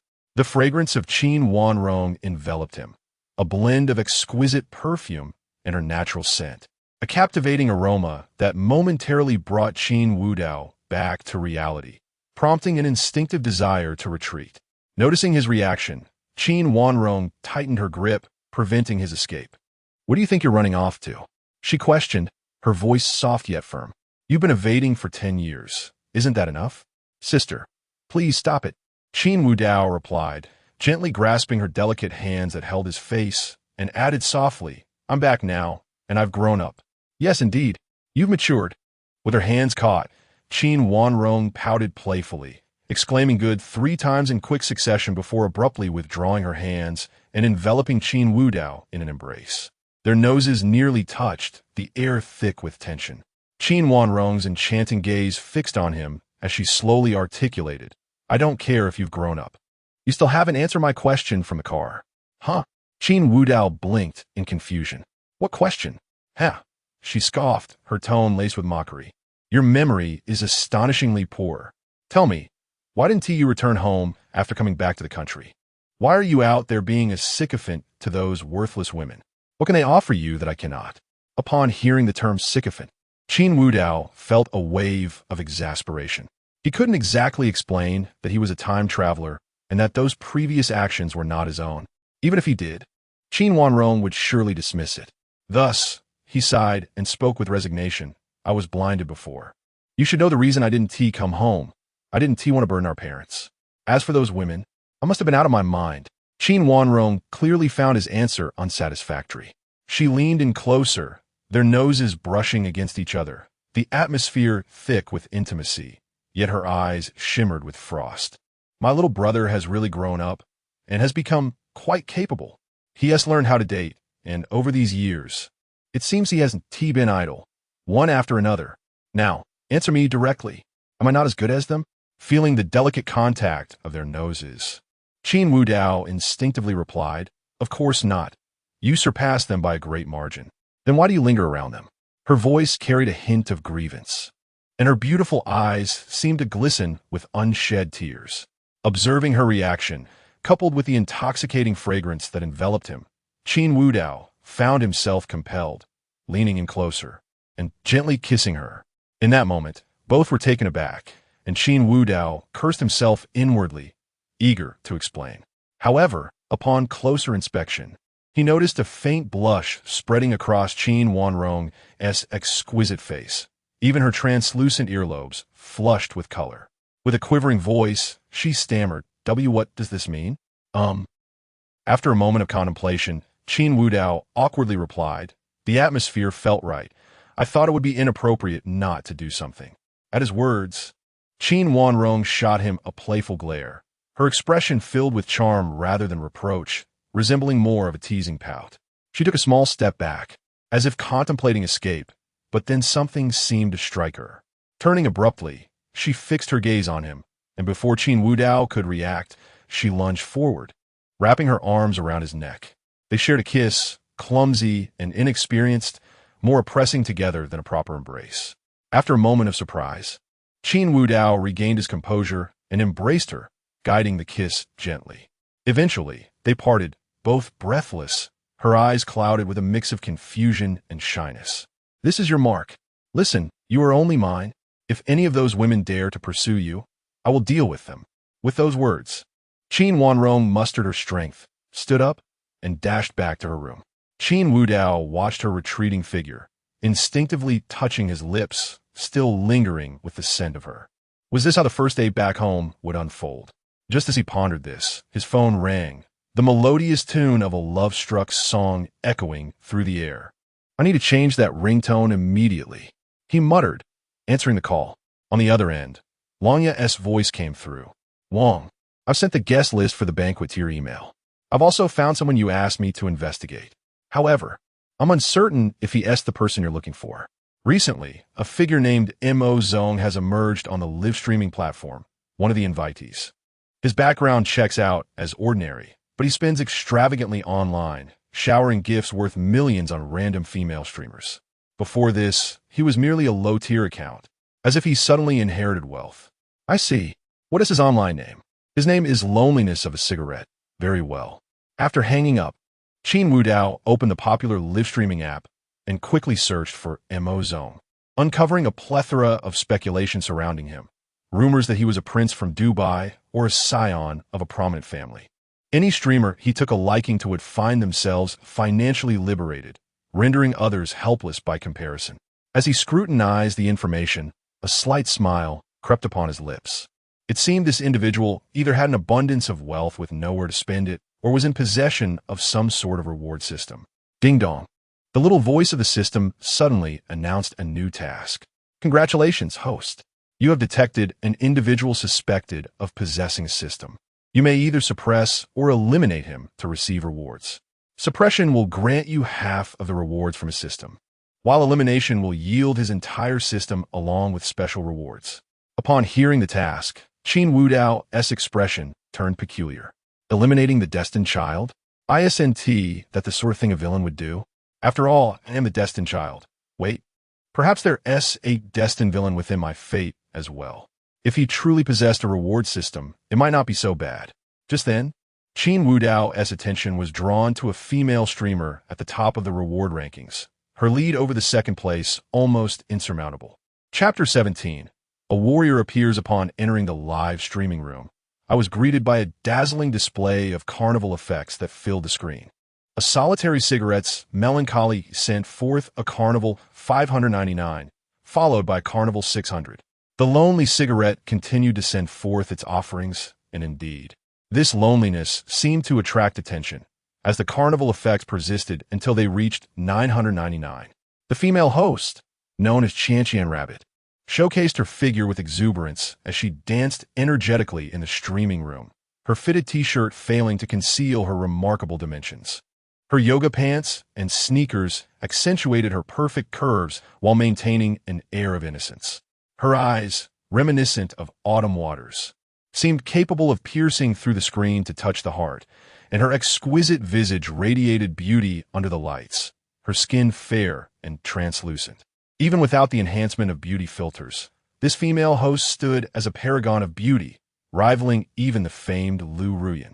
Thanks to the support of Mr. Mo, Qian Rabbit formed a heart with her hands, her spirited demeanor inciting cheers from the audience. It was evident Mr. Mo had taken a liking to the rabbit, and I had lost another contender for my dream girl. No matter, I don't mind aiding the big brother. Can you even compete for his attention? Was the unspoken thought. Was it possible for the rabbit to easily become Mr. Mo's private streamer? Please no. Upon entering the room, Mr. Mo had already showered her with a consecutive 999 carnival gifts. Even if the rabbit wished to engage with him, could someone like you oppose it? Qin Wudao observed the incessantly scrolling comments with a faint smile. Yes, this is just what I was looking for. Upon entering, there was a generous offering of 3 million Dragon Kingdom coins as a greeting. It was no wonder this fellow possessed a so-called gifting system. He had seen such stories in his previous life. It seemed that initially, these gifting systems had their rules, either a cap or certain conditions to fulfill. Yet, he was unsure what kind of system Mr. Mo operated. If it were merely a gifting system, Qin Wudao would naturally find it unremarkable. However, if it involved substantial cashback or a system for affluent patrons, he would undoubtedly need to seize it. While Qin Wudao pondered, a comment from the lonely cigarette flashed across the screen. The host dances quite well. I'm rather fond of it. Upon reading this, Qian Rabbit's eyes narrowed like crescent moons, revealing her small fangs as she smiled. Thank you for your support and recognition, Mr. Mo. Love you originally. Qian Rabbit was a moderately successful host. She earned a decent income, but it paled in comparison to the major anchors. Nevertheless, with her stunning appearance and physique, she was eager to attract higher bids. As expected, today, she had hooked a big fish. Mr. Mo had recently gained immense popularity on short video platforms, leading many to suspect he belonged to a prominent family. The corners of Qian Rabbit's mouth lifted slightly. She certainly wished to attract such a figure. But what if he turned out to be an old man? That would be quite the loss. Throughout the years, she had maintained her integrity, even rejecting astronomical offers from top-tier patrons to meet offline, all in hopes of securing something greater one day.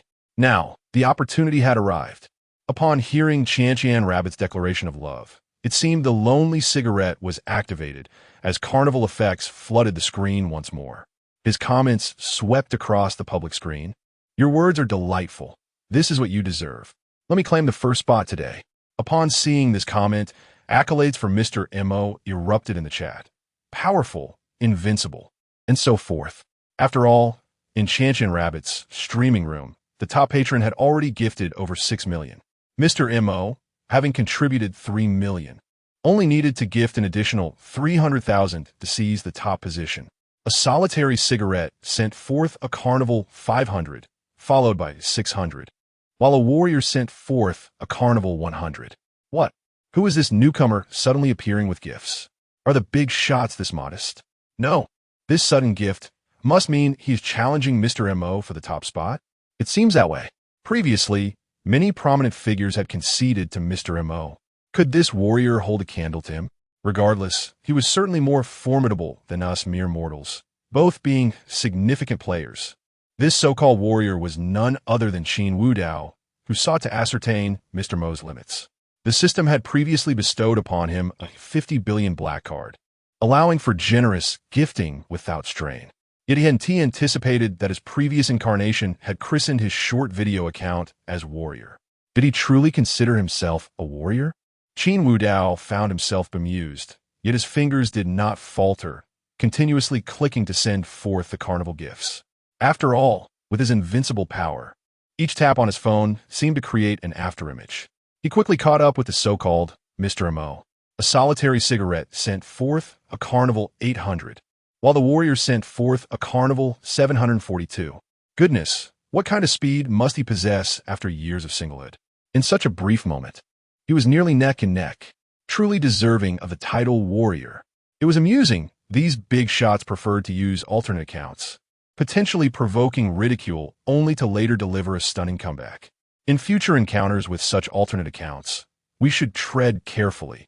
They might not gift much, but when they do, it could be overwhelming. As the comments continued to scroll across the public screen, Mr. Mo ceased his barrage, leaving the carnival gifts at 999.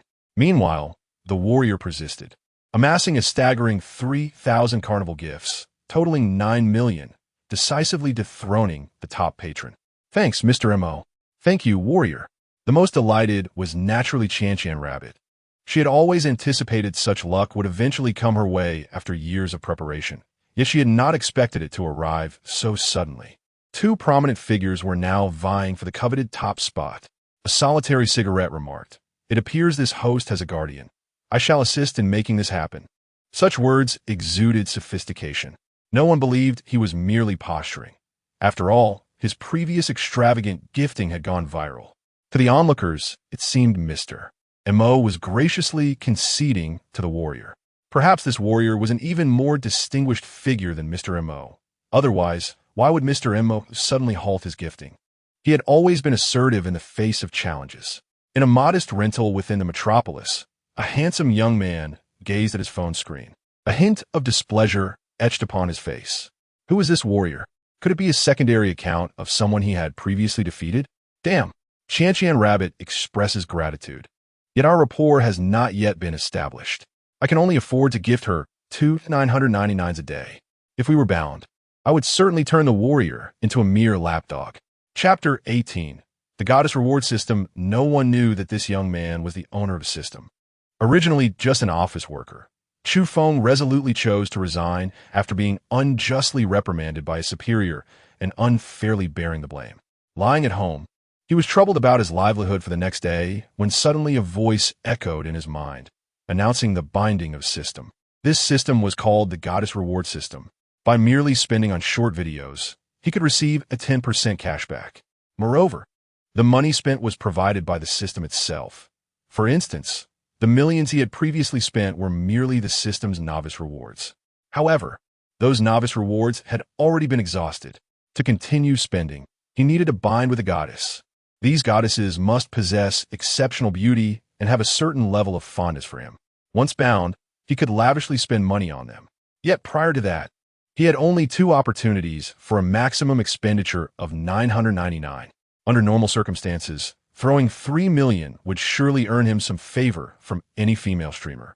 As he checked the system, he clearly saw that Chanchan Rabbit's fondness for him was rapidly increasing, nearing the binding threshold, but then unexpectedly, a rival appeared. The war wolf emerged, causing Chanchan Rabbit's fondness to stagnate. No, I must bind with this woman. And as for the werewolf. Noticing the comments from onlookers discussing the werewolf, Chu Feng pondered for a moment before typing a message on the public screen. Brother, if you wish to protect the streamer, I shall not compete with you, for a gentleman does not take what others cherish. However, if your intention is merely to provoke me, how about this? In 2 days, there will be an event on the platform. We can have a match. Upon seeing Mo's message, the onlookers buzzed with excitement. Was Mo planning to have a serious showdown with Wolf? Could it be that Mo had investigated Wolf's identity beforehand? The power play between these big shots was indeed intimidating. The event day was bound to be lively.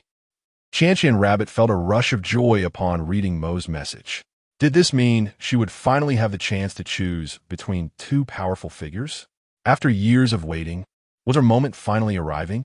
However, Mo waited and waited, but there was no response from the werewolf. Ignored. Purely ignored. This only fueled Chu Feng's anger, who had just acquired the system. A lonely cigarette. Werewolf. What do you mean, brother? Why are you silent? Whether we fight or not, I am prepared. 2 days should be ample time, right? His message sank into silence once more. Just as Chu Feng contemplated sending another message, a line appeared on the public screen. Werewolf. The streamer has a nice figure. Chu Feng. So, you either cannot see my messages or simply choose to ignore me. In just a few days, Chu Feng had basked in the flattery of those on the platform and even received invitations to business banquets. This sudden leap in social status had instilled confidence within him. But before he could fully emerge, someone on the platform was already disregarding him. As a streamer, Qianqian Rabbit dared not provoke the influential figures. She even smiled and said, "Thank you, Wolf, for your compliment. I have no special skills. I can only rely on this to make a living. Haha. And Mo, I appreciate your support. Love you both." At that moment, Chu Feng paid no heed to Qianqian Rabbit's words and continued typing. A lonely cigarette. Werewolf, brother, what do you mean? Why are you silent? A lonely cigarette. Werewolf, how about you choose a time? We can compete in any way. A lonely cigarette. Werewolf, come on, this is getting boring. I've already shown you kindness, and you're still pretending? A lonely cigarette. Werewolf, by the way, why don't we add each other privately in chat? A lonely cigarette. Werewolf, speak. Just say something. Werewolf, the streamer dances well. Do another. The onlookers were utterly astonished. They had witnessed Mo's calm demeanor transform into frustration, only for the werewolf to deliver another blow. Despite all his words, the werewolf remained unfazed, continuing to tease the streamer. It was as if he was trampling on Mo's dignity. Facing this situation, Qianqian Rabbit found herself at a loss for words. Should she intervene? Any attempt at mediation might lead to her getting hurt.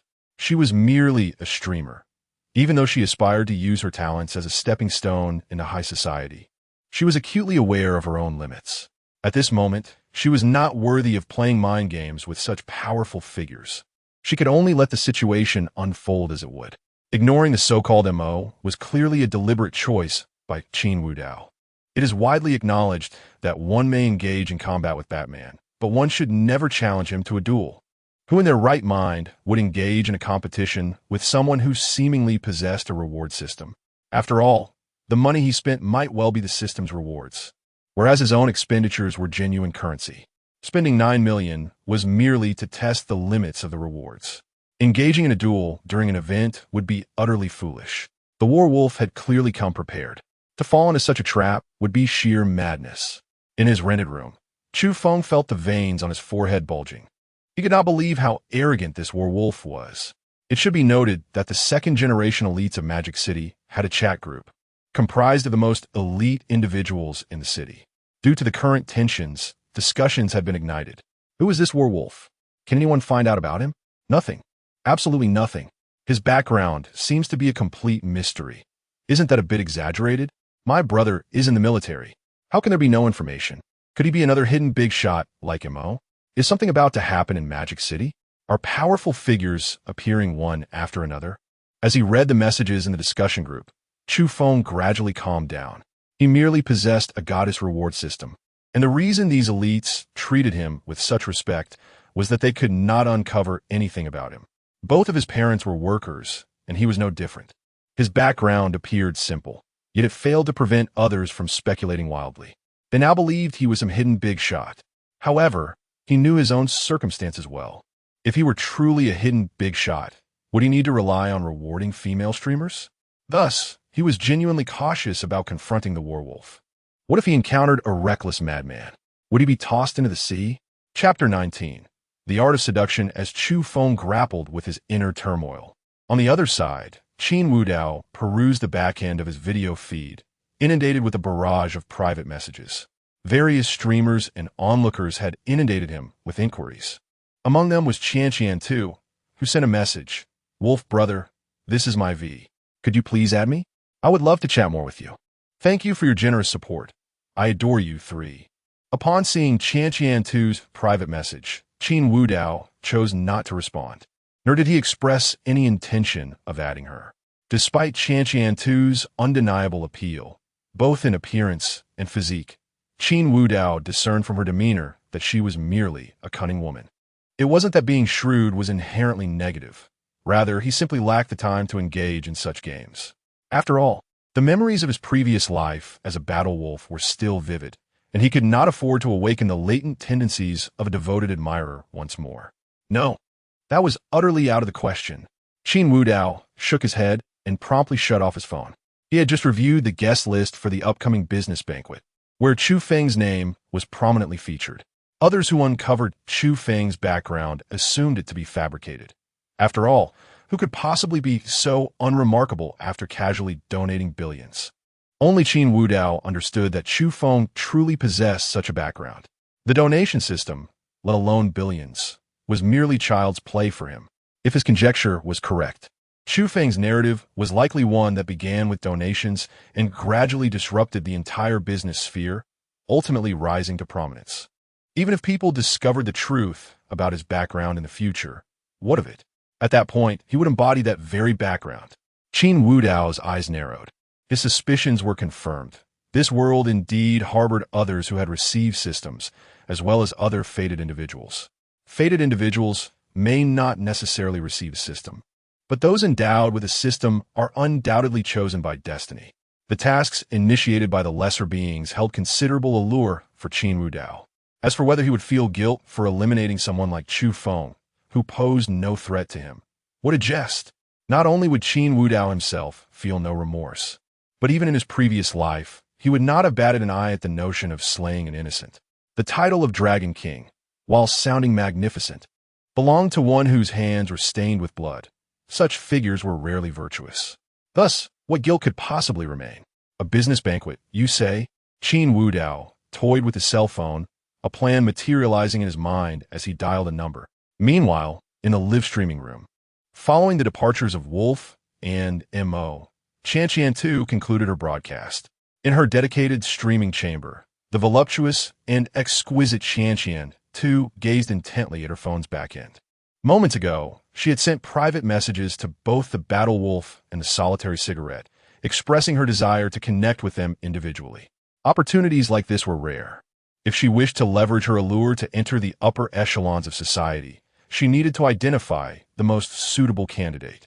Additionally, she had keenly observed that both the battle wolf and the solitary cigarette were located in the same city, Magic City. Whether this connection could flourish depended on her personal inquiries. The solitary cigarette swiftly added her as AV, while the battle wolf read her message yet failed to respond. Could it be that I sent the wrong number? Why hasn't he added me yet? Qian Tu's lovely face bore a hint of confusion as she rechecked her message. The number was indeed correct. The battle wolf had seen her message, but showed no inclination to connect. With this thought, a touch of melancholy flickered in Qian Tu's beautiful eyes. Earlier in the stream, he praised the figures of streamers, but now that we're in private, he dismisses me? Qian Tu was no fool. Otherwise, she wouldn't have preserved her pristine image until now. A moment's reflection revealed the truth. The wolf was clearly entangled in some trouble with the M.O., and she seemed to be merely a pawn in this game. That insufferable man. If I catch you in Magic City, I shall make you pay. Qian Tu flashed a playful grin, her demeanor more endearing than threatening. She found herself increasingly intrigued by the battle wolf. At that moment, M.O. sent her a message. What do you want me to add your V for? Reading this, Qianqian-2's expression reflected a hint of disdain. Is he playing mind games? Does he not understand the significance of adding AV?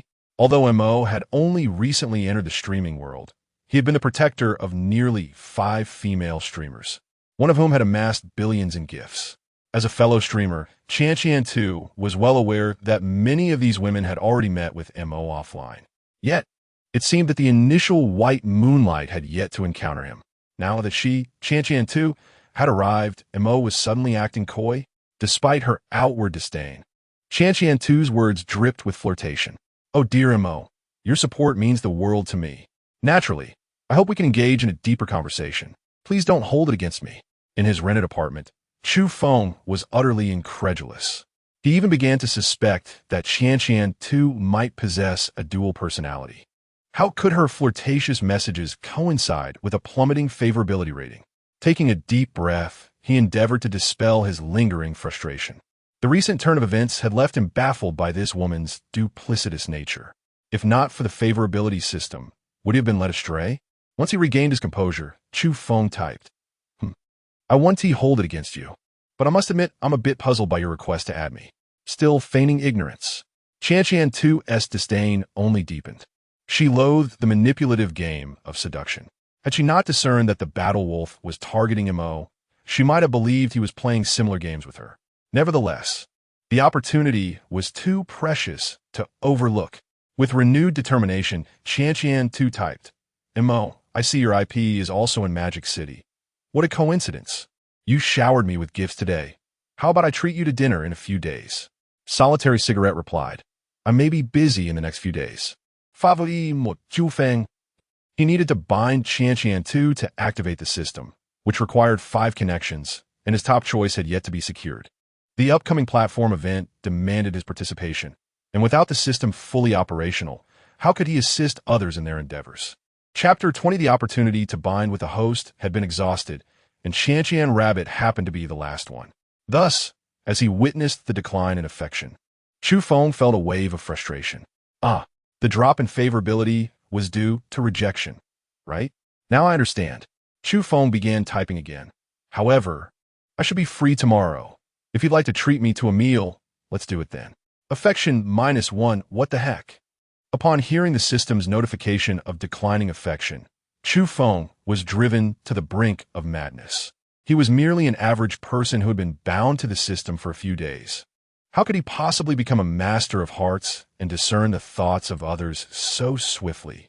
Although he had met several female hosts before at that time, they had been mesmerized by his financial prowess. Even a trivial act from him would seem charming. In the case of Qianqian Rabbit, while she spoke sweetly, her affection plummeted inexplicably. Ding dong. Upon hearing the notification from his phone, Chu Feng picked it up again and saw Qianqian Rabbit's reply. "Then it's settled for tomorrow. Mo Zone. I know a private dining establishment in the city center of our magic capital that serves exquisite dishes. Their prices are rather steep, but it should be to your liking. I'll send you the location shortly, and we can meet there." All right. Faced with the capricious Qianqian Rabbit, Chu Feng was a loss for words. Adhering to the principle of saying less to avoid mistakes, he replied simply with "all right." Affection -1 Chu Feng. Just wait for me.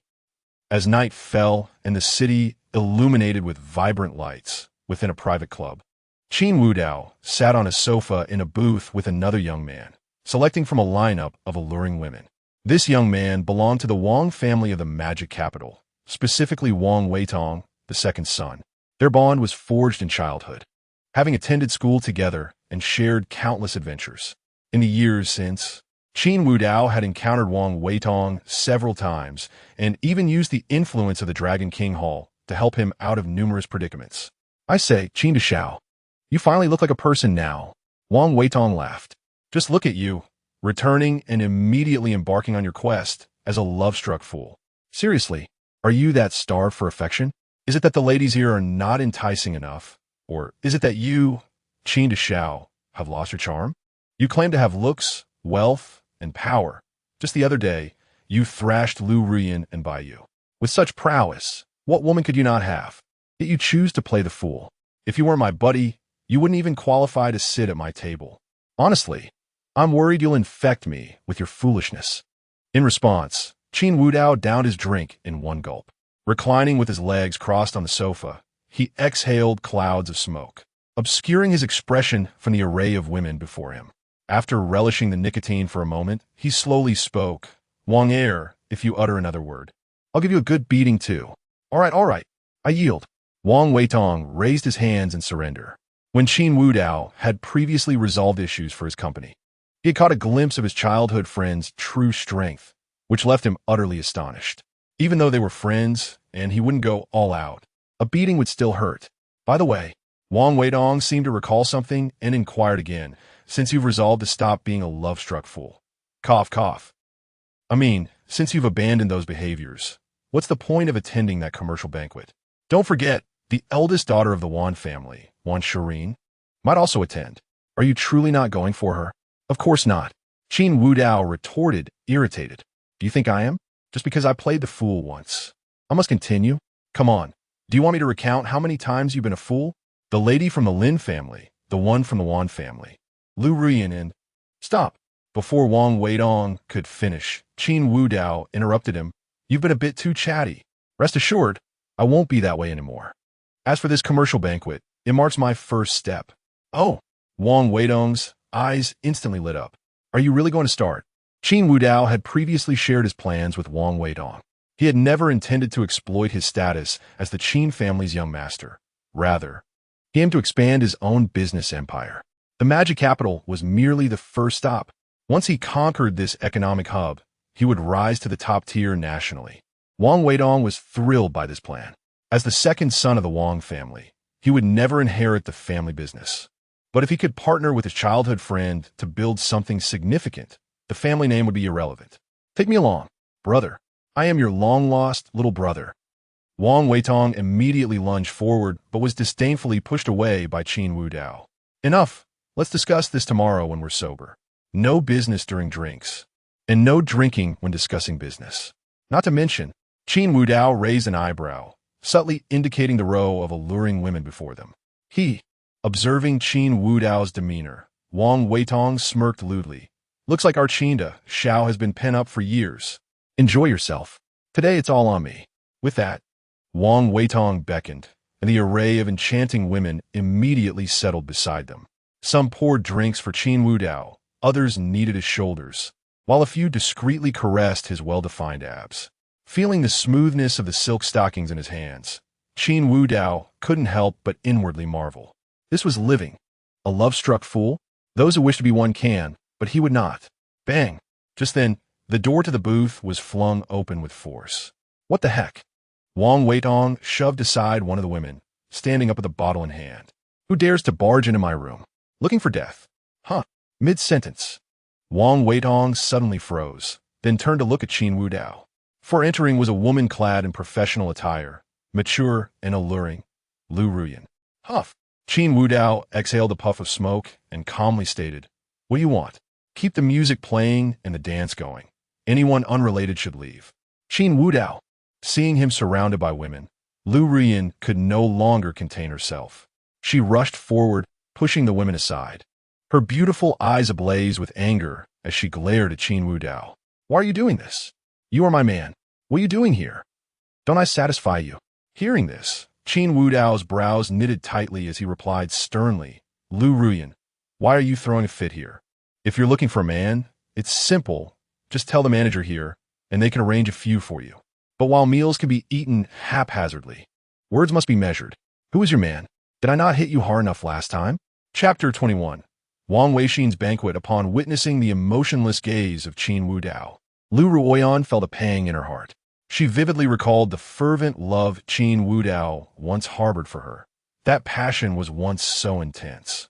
Now, however, his cold and unyielding stare left her breathless. The suffocating sensation caused Lu Ruoyan's delicate frame to sway slightly. Yet, she quickly regained her composure. Fixing her beautiful eyes on Qin Wudao and inquiring, Wudao, is it because of Baiyu? Qin Wudao appeared oblivious to Lu Ruoyan's insinuation. What about Baiyu? Is his existence the reason for your transformation? He dismissed her thoughts. Leaning back on the sofa, he casually draped an arm around a captivating woman, who, in turn, nestled against his chest. A petite hand caressed the sculpted muscles of Qin Wudao's torso. Her eyes clouded with a hint of enchantment. Step away from him. Unable to contain her frustration any longer, Lu Ruoyan strode forward, seizing the woman's wrist, intent on pulling her away. Slap! Before Lu Ruoyan could succeed, she felt a sharp sting across her cheek. Qin Wudao wiped his hand on the woman's sheer stockings and coldly remarked, "Get lost. Who gave you the audacity to come here and snatch someone away?"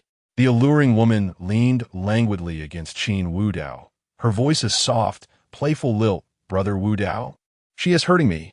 Lu Ruoyan clutched her reddened cheek in disbelief. "You would strike me for a mere escort?" "Of course." Qin Wudao scoffed. "Did you not hear her cry out in pain? My father is a gambling addict, my mother is ill, and my younger brother is in school. Who else is there to care for her, if not me? Besides, even if she is an escort, at this moment, she belongs to me. You came here to pull her away. How could I not retaliate? Brother Wudao." The enchanting woman gazed at Qin Wudao with admiration, perplexed as to how this man, whom she had just met, seemed so well informed about her family circumstances. Bang! At that moment, the door swung open once more. Wang Weidong's expression resembled that of someone about to erupt. Who dared to intrude upon the private room, reserved by the illustrious Wang family's second son? Just as he was about to unleash his fury, he froze upon seeing the newcomers.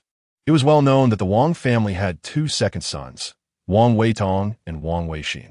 Now, the eldest son, Wang Weixin, had entered, accompanied by a strikingly handsome young man, Lu Ruoyan's so-called brother by you.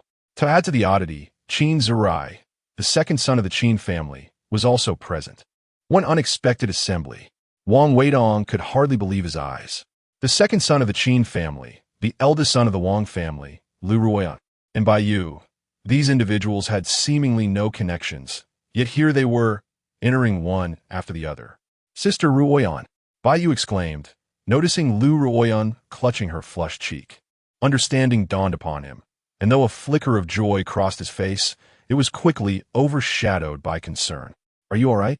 He reached out to inspect Lu Ruoyan's injury, but she deftly evaded him, her gaze still fixated on Qin Wudao. "Isn't this the eldest son of the Qin family?" Wang Weixin smiled politely. "Apologies for the intrusion. I merely came to visit a friend and their companion." Wang Weixin and Wang Weitong bore striking resemblances, yet while the former wore a perpetual smirk of nonchalance, the latter's polite smile was tinged with insincerity, reminiscent of a cunning fox. Qin Wudao ignored Wang Weixin's outstretched hand, redirecting his attention to the last entrant, Qin Zirai. With keen interest, he asked, "So you come as well?" In response to Qin Wudao's taunt, Qin Zirai replied coolly, "Just passing by." The convergence of these individuals stemmed from events that transpired an hour earlier. Wang Weixin had heard from his subordinates that his brother had brought the returning eldest son of the Qin family to the club. Although the heir apparent was confirmed to be him, Wang Weixin intended to deny Wang Weitong any chance of a comeback. Everyone knew that Qin Wudao was Wang Weidong's childhood friend, prompting Wang Weixin to forego courting Qin Wudao and instead seek out Qin Zirai to discuss matters in the club. He even invited Lu Ruoyan and Baiyu along, aiming to devise a strategy against Qin Wudao.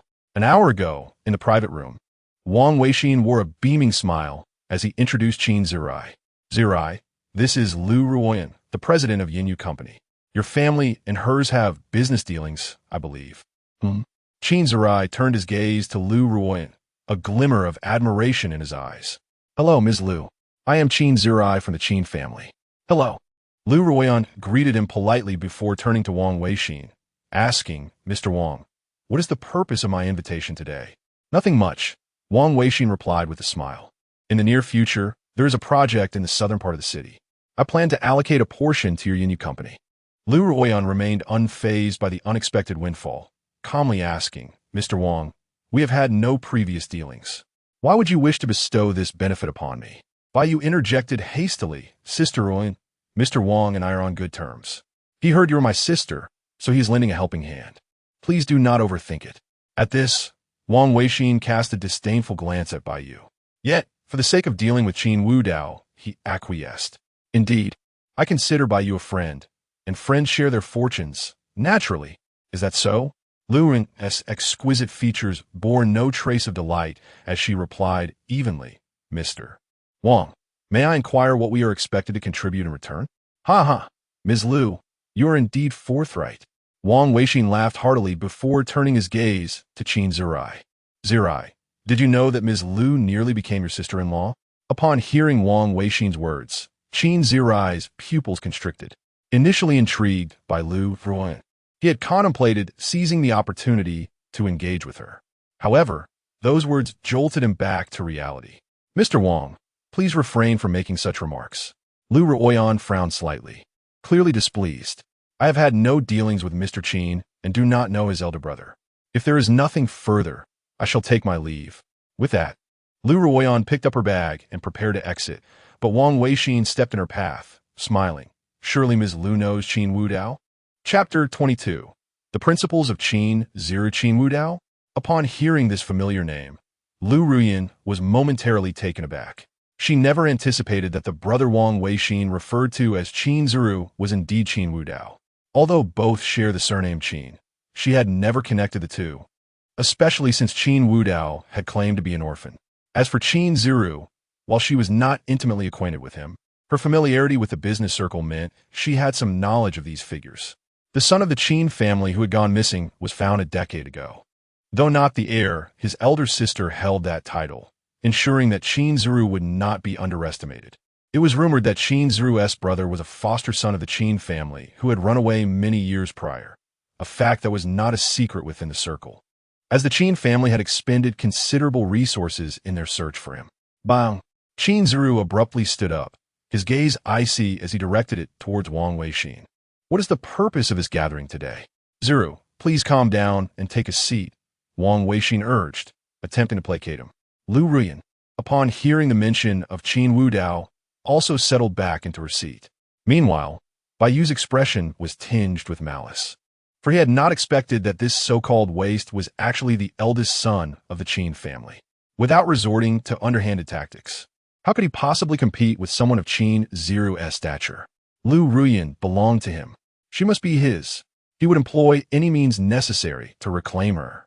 Once everyone was seated, Wang Weixin continued, Ziru, I understand your predicament. As the biological son of the Qin family, you have seen your parents showering affection on their foster son for years, expending countless resources in the process. Doesn't that leave you feeling uncomfortable? What are you insinuating? Qin Ziru narrowed his eyes, his tone revealing the depth of his anger. Wang Weixin smiled slightly. I desire to collaborate with you. To be candid, my inept brother has long coveted my position as heir, and he is close friends with Qin Wudao. They are likely scheming against me at this very moment. You know the principle of striking first, don't you? And what of it? Qin Ziru retorted coldly, showing no regard for Wang Weixin. That is your affair. Why should I concern myself?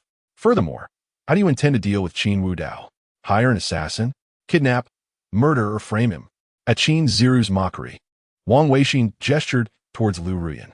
This Ms. Lu has had Qin Wudao at her beck and call for years. If you were to align with her, I suspect Qin Wudao would. Bang! Before Wang Weixin could finish, Qin Ziru slammed his hand on the table, his voice ringing with fury. Wang Weixin, who do you think you are? I intend to deal with Qin Wudao because he has taken what rightfully belongs to me. Exactly. Wang Weixin nodded. Now you have the opportunity to reclaim what is yours. Lu Ruyan's beautiful eyes were also filled with frost. Mr. Wang, have you finished speaking? I have no interest in your plans, nor will I be turning against Wudao. Baiyu wore an anxious expression. Wang Weixin had summoned him under the pretense of confronting Qin Wudao, but he had never mentioned that Lu Ruyan would be involved. Had he known, he would have undoubtedly prevented her from attending. Otherwise, even if they managed to deal with Qin Wudao, what would it matter if Qin Ziru emerged? Wang Weixin maintained his facade of a charming smile, unfazed by Lu Ruyan's rejection. Ms. Lu, there is no need to feign such deep emotions. If you truly cared for Qin Wudao, why would you associate with Baiyu? I do not. Enough, Ms. Lu, Wang Weixin interrupted, a mocking expression on his face. Surely you aren't claiming that Baiyu is your brother? I have investigated, and it appears you have made Qin Wudao suffer numerous humiliations for the sake of Baiyu, even ridiculing him publicly at the company, have you not? Your current display of affection is rather nauseating.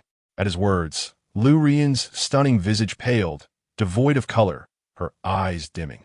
At that moment, Wang Weixin continued, moreover, you have no choice. Without Qin Wudao as protection, should I give the command, I assure you your company will collapse within 3 days. Having said that, Wang Weixin turned his gaze to Qin Ziru. What do you think, Ziru?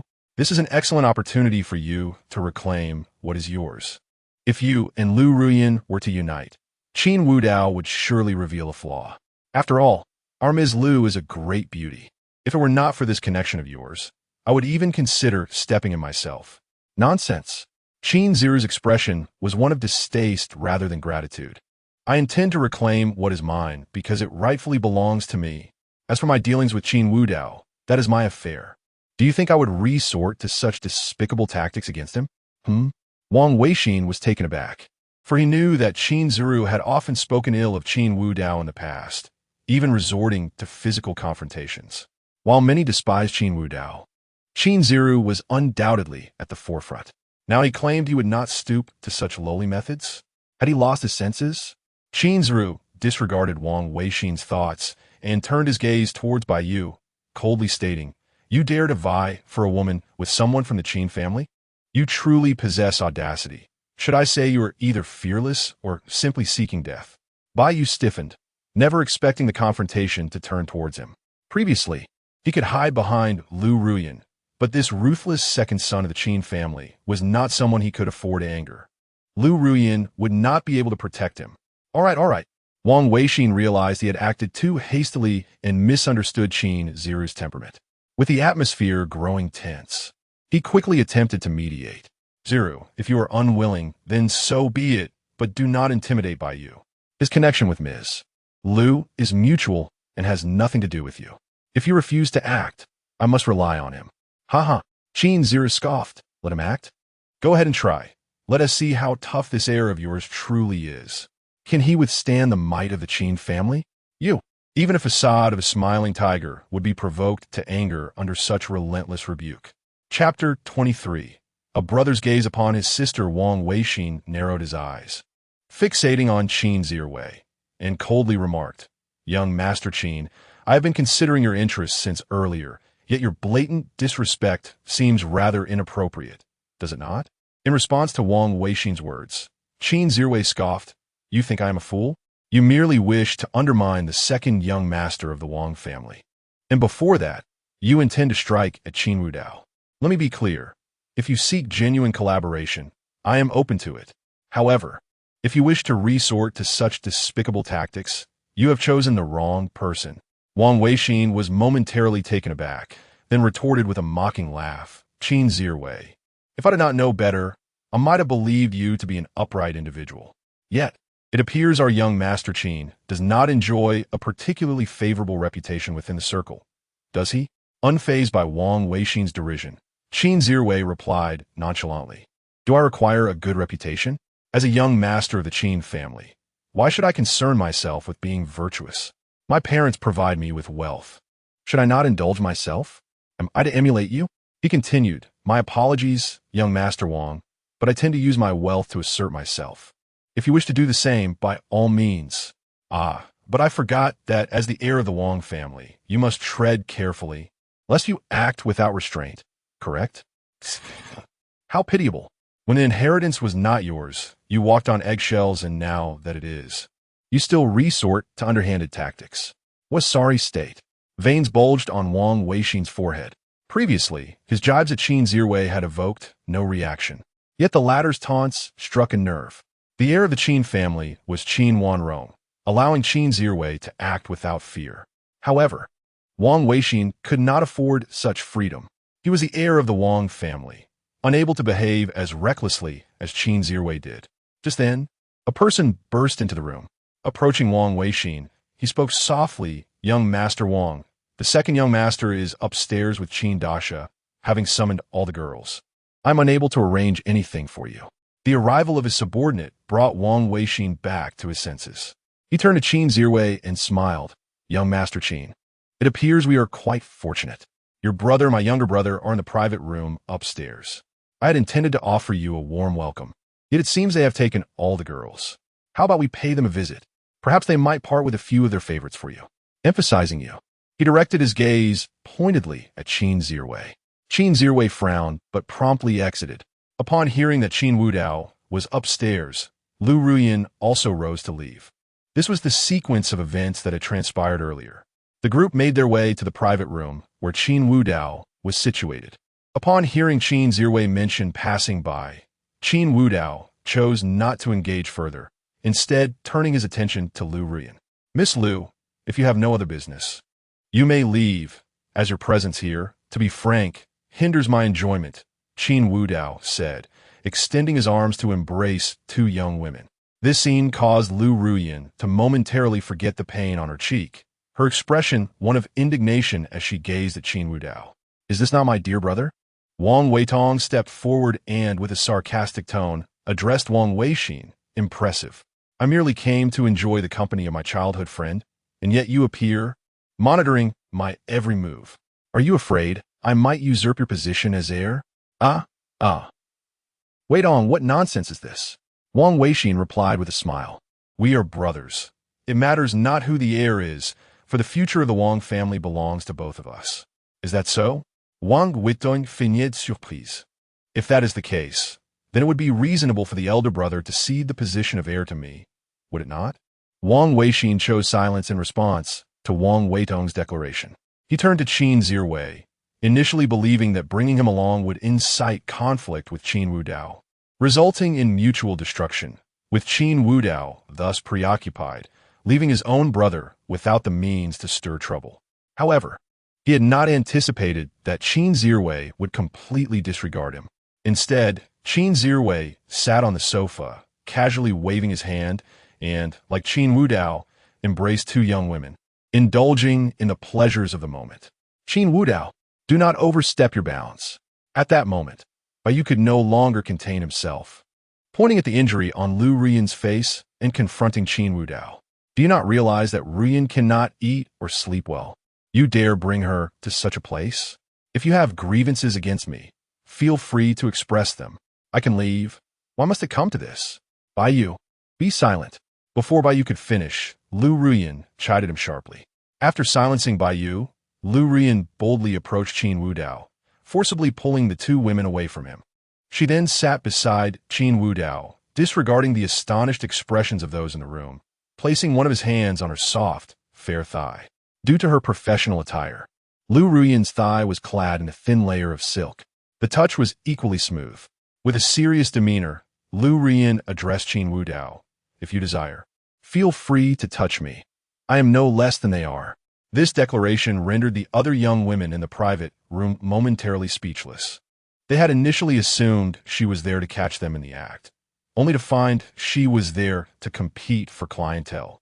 Young Master Qin, the young woman on Qin Wudao's left, ignoring Lu Ruyin's seemingly lethal gaze, once more attempted to engage him. Young Master, tell us, who is more considerate, his sister or us? Vixen. Lu Ruyin shot a disdainful glance at the woman. In response, the woman showed no leniency, retorting, Oh, we may be vixens, but what if young Master Qin prefers us? As for this lady, while her words may sound sweet, may I ask who the man you brought in is? That is my brother. Lu Ruyin countered. Ha. The woman laughed mockingly. A brother, you say? I do not see the look in his eyes as one reserved for a sister. Tell me, dear lady, is your family so disordered that a brother may gaze upon his sister in such a manner? Do not speak out of turn. Lu Ruyin's cheeks flushed, not from embarrassment, but from anger. She believed Qin Wudao's transformation was due to Baiyu, and with Qin Wudao present, this woman was continuously attempting to sow discord. What if Qin Wudao truly refused to forgive her? Chapter 24.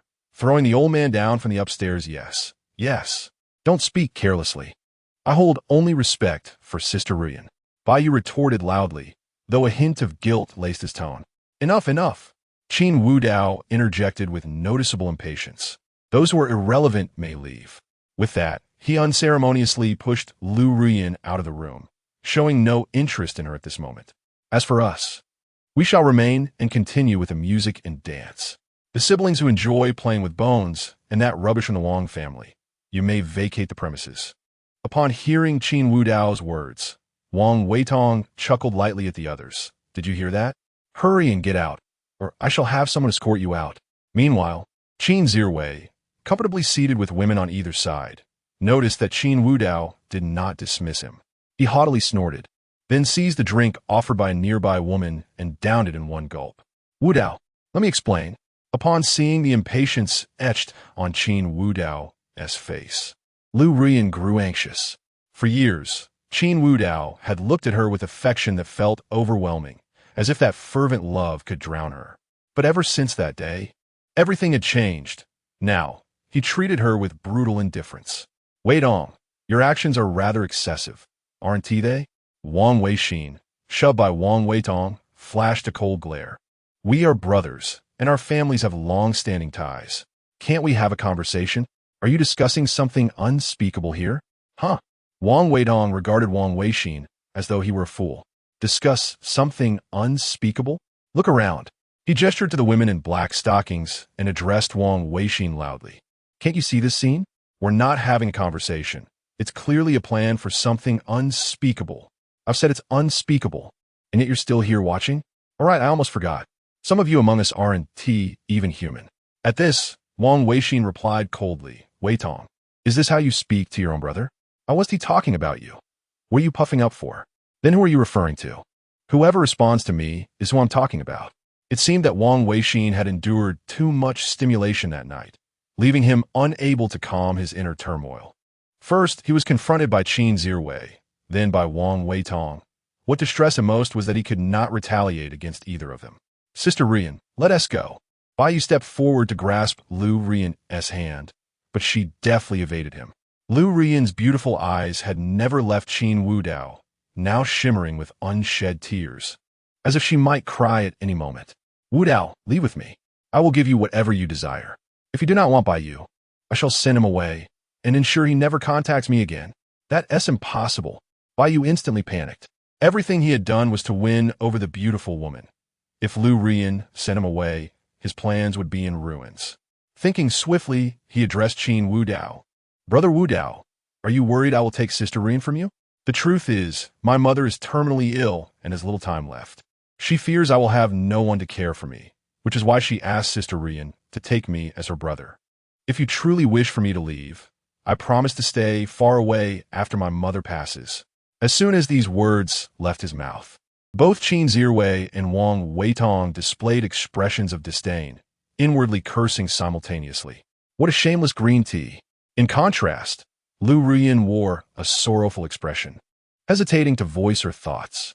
She wanted to affirm Bai Yu's words, but feared inciting Qin Wudao's anger. Sighing, Qin Wudao pushed away the woman clinging to him, stood up, and turned his gaze to Bai Yu. You just said your mother is terminally ill, correct? Yes. Truly, I'm not lying. Bai Yu nodded fervently, as if he had found a lifeline. Lu Rian chimed in, Wudao, this is true. Bai Yu's mother was my neighbor, and she cared for me a lot when we were young. Now that she is ill, I accepted him as my brother to fulfill her last wish. Rest assured, once Annie, shut up, did I ask you? Before Lu Rian could finish, Qin Wudao cut her off with a cold tone. Seeing Lu Rian fall silent, Qin Wudao turned his attention back to Bai Yu, speaking calmly. So, your mother is terminally ill, and you plan to vanish after her passing. That's quite simple. Weitong. Here, Brother Qin. Wang Weitong scampered to Qin Wudao's side, wearing a roguish smile. What are your orders? Qin Wudao smiled. Didn't you hear? This young brother Bai Yu has stated he needs to wait until his mother passes to be free. Come, assist him. Send someone to that hospital and throw that old woman down from upstairs. Remember to record it. Let this dutiful son see it well. Got it. Wang Weitong nodded, signaling to a subordinate by the door, who promptly took out his phone to make a call. No, this cannot be happening. Bai Yu panicked, looking beseechingly at Lu Rian. Sister Rian, please help me. I beg you, don't let him throw my mother down. Lu Rian's face turned pale. She had never realized the extent of Qin Wudao's ruthlessness. Moreover, Wang Weitong would undoubtedly have no qualms about carrying out such an act. Given the Wang family's notorious reputation in Modu, where they wielded power in both the underworld and elite circles. Even the eldest son of the Wang family could not restrain Wang Weitong's capabilities. Sister Rian, I beg you, I cannot let my mother die. Bai Yu was on the verge of tears, unable to fathom that Qin Wudao was not playing by the rules. Hearing Bai Yu's desperate pleas, Lu Ruyan turned to Qin Wudao. No. If you utter another word, I assure you that I will throw both you and your mother from upstairs. Rest assured, it will be swift, and she will shatter upon impact. Qin Wudao's chilling words made Lu Ruyan swallow her pleas. She saw the murderous intent in Qin Wudao's eyes. He was not jesting. Did he truly intend to kill me? This thought sent a shiver through Lu Ruyan, causing her to sway slightly, struggling to maintain her balance. Chapter 25. Isn't this already prepared? After a brief moment, Wang Weidong's phone chimed. He picked it up to examine it, a faint smile gracing his lips. He then approached Qin Wudao, handing him the phone. Big brother, it's all sorted out, haha. That old lady is quite formidable. She even managed to grasp the window. If it weren't for our thoughtful assistance, she would have truly climbed up with just a pull-up. Qin Wudao glanced at the video on the phone and addressed Wang Weitong. What is the point of just us watching? Come, project it onto the screen. Let everyone enjoy it. All right. A mischievous grin spread across Wang Weidong's face as he cast the video onto the large screen at the front of the private room. The footage revealed a hospital room. Bang! The door was violently kicked open, and the elderly woman in the hospital bed sprang up at the sound, her face a mask of terror as she looked at the figures clad in black. Who are you? I'll tell you. My goddaughter is General Liu from Yinyu Company. If you don't want to, what are you doing? Before she could finish her protest, the group seized her. The leader bore a sinister smile. Old Deng, stop struggling. Your good son said that once you're dead, he'll be free. Our young master will lend him a hand. No, this is impossible. Let go of me. Who sent you? Suddenly, the window was flung open, and a chilling breeze swept into the room. They were on the 18th floor. Looking down, a splendid view unfolded, a remarkable vantage point. Yet, the elderly woman, who often seemed on the brink of death, was now incredibly animated, struggling fiercely against the two men holding her, as if fueled by a surge of adrenaline. Let go of me. Let go. Upon seeing the height, dizziness overwhelmed her, pushing her terror to its limits. She was so frightened that she nearly lost control. Everyone, my goddaughter has a lot of money. Please, let me go, and she will pay you whatever amount you want. The leader chuckled derisively, gazing at the old woman with contempt. Old Deng, what are you thinking? How much money can your goddaughter possibly have? Even if she's wealthy, it makes no difference. Our boss said that Master Qin wants to see fireworks, and they're to be the kind that falls. With that, despite her struggles, they forcefully pushed her toward the window. The elderly woman grasped the windowsill with both hands, desperately attempting to pull herself back up. The onlookers were momentarily stunned. Wow, this old lady has some strength. Is she really attempting a pull-up? Come on, kick her down. All right. One of the younger men grinned widely and approached, delivering a kick to her wrinkled face with his size 42 shoe. Bang! The sickening thud was accompanied by a spray of blood as the old woman screamed and plummeted, truly blooming like a flower of blood upon impact with the ground. Oh my God! In the private room, Bai Yu witnessed the horrific scene involving his mother and instantly collapsed to the floor, wailing. Lu Rian also slumped down, paralyzed. Despite her status as a renowned businesswoman, she had been shielded by the Dragon King's influence and had never encountered such a disregard for human life. Moreover, the person thrown from the building was her so-called godmother. Mom, Bai Yu cried out in anguish. In stark contrast, Wang Weitong raised his glass with a beaming smile, proclaiming, Big brother, all done. What do you think of this fireworks display? Clink. The crystal glasses chimed melodiously as Qin Wudao downed his drink, also wearing a smile. Indeed, this fireworks display is quite impressive, though it's a shame not to witness it live. How difficult could that be? Wang Weitong grinned devilishly at the wailing Bai Yu below. There's still one right here. Noticing Wang Weidong's expression, Bai Yu scrambled backward until his back hit the wall. He had thought his cleverness could win over Lu Ruyan, leading to not only winning her affection, but also securing a lifetime of wealth. Little did he know how significantly Qin Wudao had changed. nor that they genuinely held life in such disregard. W, what are you doing? Ruyin, Ruyin, save me please.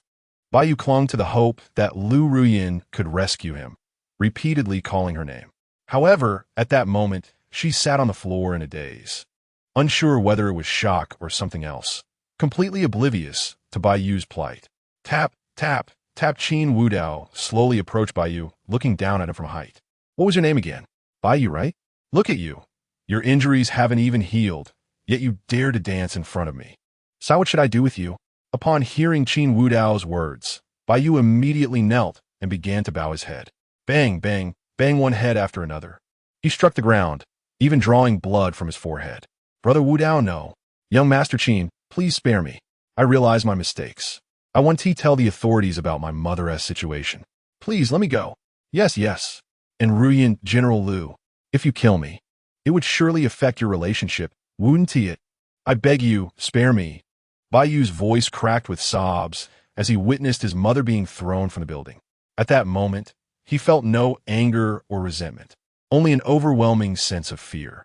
He comprehended the vast chasm that separated him from these individuals. Wang Weitong, Qin Wudao, Qin Zirai, and even the accompanying entertainers all watched coldly, none feeling discomfort at the scene. This was simply their realm.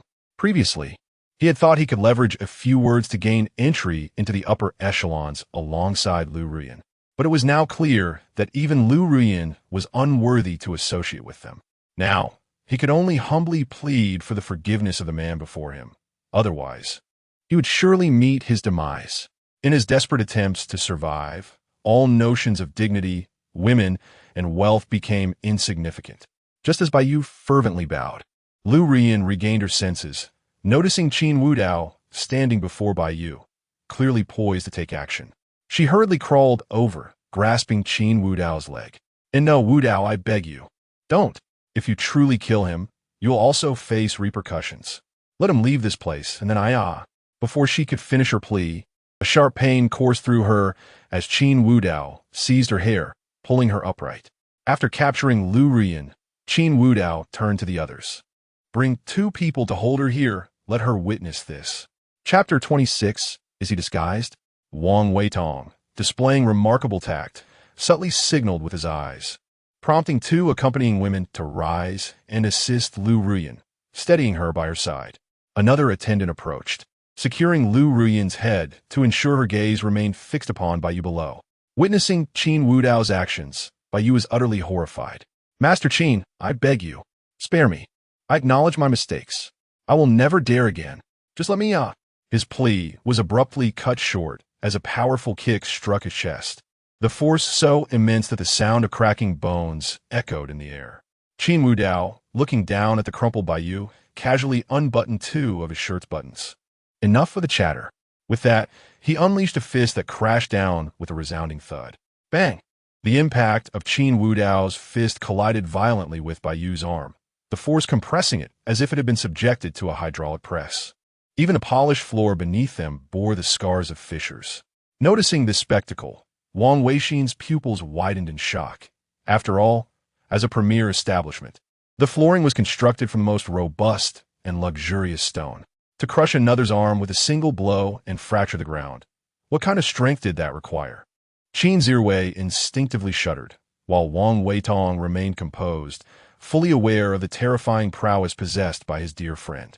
A scream reverberated through the private room as Bai's eyes turned bloodshot, tears flowing freely. Bang! Before his cries could subside, another punch landed on his other arm, followed by blows to his legs, systematically shattering his limbs. The stone tiles beneath them were reduced to rubble. Eventually, Bai's screams had grown hoarse. Each time he teetered on the brink of unconsciousness, Wang Weitong would dutifully pour a glass of liquor over his face to rouse him. Hud, hud, hud, hud. Even after his limbs had been broken, Qin Wudao's fists continued to rain down, splattering blood and staining his once pristine shirt. Lu Ruyin was compelled to witness the horror unfolding before her. Her delicate frame trembled, clearly terrified, yearning to collapse, but unable to escape the grip that held her fast. Moments later, as Qin Wudao accepted a piece of paper to wipe his hands, Bai lay in a state akin to a puddle of mud. Every bone in his body shattered beyond recognition, yet he clung to a feeble breath of life. Is he still alive? Qin Wudao mused, intrigued by Yu's tenacity. He was genuinely curious about the strength of this man's vitality. Despite being reduced to such a state, he still managed to draw breath. However, any hospital would be futile. This was no mere case of shattered bones. It was akin to being flattened by a steamroller. The onlookers were awestruck. Even Wang Weishin's gaze betrayed a hint of fear, and he thought he had detected a flicker of excitement on Qin Wudao's face.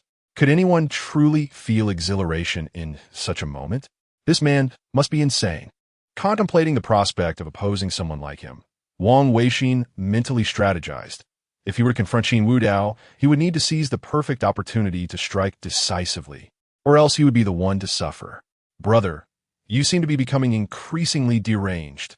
Wang Weitong approached Qin Wudao, surveying the shattered floor and jesting. You've distanced yourself from humanity. In response, Qin Wudao quipped, would you like to learn? Not at all. Wang Weitong waved his hand in mock surrender. Just let me be a handsome man in peace. I am neither skilled in martial arts, nor do I wish to endure such torment. Qin Wudao turned his gaze toward the trembling Lu Ruyan. Noticing his attention, she instinctively recoiled, genuinely frightened. Yet, unbeknownst to anyone, a glimmer of excitement and affection seemed to lurk within her terrified eyes. Miss Lu, I will need you to dispose of this trash shortly, and of course, the cleaning fee will be yours. This time, Lu Ruyan refrained from further conversation. She pushed away the individuals supporting her and gradually exited the private room. Before leaving, she turned, fixating her gaze on Qin Wudao, as if trying to memorize his face. Wudao, I won't give up. You still love me, and you will forgive me. With that, she departed without another word. She's gone. The fun is over. Wang Weitong shrugged, expressing his resignation. Qin Wudao returned to his seat, lifting a glass as a nearby woman promptly filled it with liquor. What's this? Is young Master Wang waiting for me to discuss something? Observing the playful smile on Qin Wudao's face, Wang Weishin opted for silence.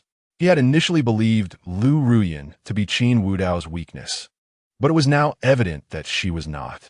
Even if Qin Wudao had once acted like a lovesick fool, she was certainly no longer his vulnerability. But why had he exhibited such a demeanor earlier? Could it have been an act? With such perplexities clouding his mind, Wang Weishin and his subordinates turned to depart. Oh, and young Master Wang, remember to settle the bill? And this room is quite filthy. Send someone to clean it up. I understand. Wang Weishin replied with a forced smile and promptly exited. Once he had left, Wang Weitong approached Qin Wudao. Boss, today was incredibly satisfying. You truly avenged me. This has nothing to do with you. I simply found him detestable, Qin Wudao replied, shaking his head. He then retrieved his phone, opening a short video while awaiting the room's cleaning. Hey, you're the werewolf? Wang Weitong exclaimed, startled by Qin Wudao's IP address. What? Qin Wudao turned to Wang Weitong. You also indulge in short videos? Of course. With so many beautiful streamers, I must keep up with the world. Wang Weitong chuckled. By the way, you were the one who faced off against Mo Zong? Did that kid offend you? I could take care of him if needed. Unnecessary. Qin Wudao shook his head. What do you think of that Mo Zong? He's quite enigmatic. Wang Weitong's expression grew serious upon mentioning Mo Zong. He can casually tip billions, and his funding appears to stem from overseas, seemingly connected to major financial conglomerates. Indeed, Qin Wudao nodded. Given that Mo Zong possessed a system, the funds procured through it were undoubtedly legitimate, with overseas channels serving as the optimal route. This effectively granted Mo Zong an additional layer of identity. Chapter 27. Acquaintances one after another indeed. That fellow is among us.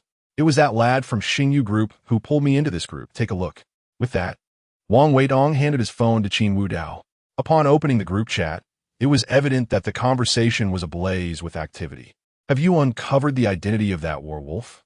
I certainly haven't. It appears to have been concealed by higher-ups. This suggests either an official backing or a significant connection, leading to the information being obscured. Yet, he pales in comparison to our MZ Ing. MZ Ing can't even be traced by the word hidden. Lonely of a cigarette. Speaking of which, daring to oppose you, Is this fellow possibly your adversary? Zengwe. If you require assistance, just say the word. Lonely of a cigarette had evidently taken note of the discussion in the group. He promptly replied, "Thank you all, but assistance is unnecessary. I can handle this matter myself. We shall meet at the commercial banquet in 2 days." Upon reading Zeng's message, the group erupted once more. A commercial banquet. Is Zeng referring to the one being held in our Magic City in 2 days? That gathering is exclusive to the true elite of Magic City. Ha ha! We shall finally behold the true visage of Zeng. I was contemplating skipping it. But if Zeng is attending, I must go. Wang Weitong shut his phone and turned to Qin Wudao, saying, "I say, boss. It seems they are planning to take you on. That commercial banquet will likely be your battleground, right? Should you need assistance, do not hesitate to inform me. While I cannot wield the Wang family's influence to offend the enigmatic Zeng, my own power is not insubstantial." In response, Qin Wudao merely smiled. "Just enjoy your drink. Do you genuinely believe he is some mysterious magnate? Perhaps you have indulged in too many novels." ISNT, Wang Weidong was taken aback. But he lavishes billions on those female streamers as if money holds no value for him. If he were to purchase a car or a watch, I could understand. But ISNT, this merely frivolous spending? Could it not be that he simply has too much money to spend? That still makes him a big shot with that kind of wealth. Never mind. You shall see soon enough. Qin Wudao chose not to directly address Zeng's identity and instead shifted the topic. "By the way, accompany me tomorrow." "To do what?" "I have not visited my company in years. It is about time I do so." "Oh!" Wang Weidong's eyes lit up. If anyone in Magic City knew that Qin Wudao owned a company, it would be Wang Weitong. This so-called Hidden Dragon Group had, true to its name, remained shrouded in secrecy. In just a few years, while no one was aware, the Hidden Dragon Group had firmly established itself among the elite of Magic City. Yet, the organization was exceedingly mysterious, operating largely in self-sufficiency, with employees bound by confidentiality agreements, and even the identity of the president was unknown. Wang Weidong, however, was privy to the truth. His childhood friend, the scion of the Qin family, was the very ruler of the Hidden Dragon Group. "Are plans commencing?" Upon hearing Qin Wudao's affirmation, Wang Weidong turned his gaze to Qin Zirwei beside him. "I say, second young master Qin, I did not invite you to join us. We are about to discuss some private matters. Perhaps you should step out for a moment? If you truly cannot afford this, fret not. Tonight's expenses are on me. How's that sound?" Hearing this, Qin Zirwei frowned and coldly replied, "I'm staying right here. If you wish to discuss something private, do so outside." Wow! Wang Weidong's eyes widened in disbelief. He had never encountered someone so audacious. Turning to Qin Wudao, he exclaimed incredulously, "Boss, he dares to be this brazen. Are you two really not brothers? I can't help but feel that his manner of speaking resembles yours." "Ha ha ha!" Qin Wudao chuckled. "No matter. If he wishes to stay, let him. As for our plans, we shall discuss them tomorrow. Let us simply enjoy ourselves today." He held no particular disdain for Qin Zirwei. After all, the latter was merely a rebellious youth, and even if he was troublesome, how much harm could he truly inflict? Moreover, at least he was openly troublesome and not pretending to be innocent, whether due to his character or the favor owed to him by the Qin family. Qin Wudao had no intention of acting against him, unless Qin Zirwei provoked him. However, judging by recent events, it seemed that Qin Zirwei was not devoid of principles. With this in mind, Qin Wudao embraced a woman and began to indulge in the festivities. The trio's revelry continued until the early hours of the morning. By the end, both Wang Weitong and Qin Zirwei were embracing one another, proclaiming brotherhood. "Brother, let me tell you, this is my elder brother. You can call him Qinyi. From now on, we shall have him to look out for us. You certainly won't face any losses." Wang Weitong, inebriated, clung to Qin Zirwei, his speech slurred. Qin Zirwei nodded, downing his drink in one go, then turned to Qin Wudao. "Qinyi, from now on, I too shall call you elder brother, just like Wang Ge. You'll look out for us both." Qin Wudao regarded the two intoxicated men with exasperation. He then pushed away the two ladies beside him, noticing that the stockings on their legs had torn.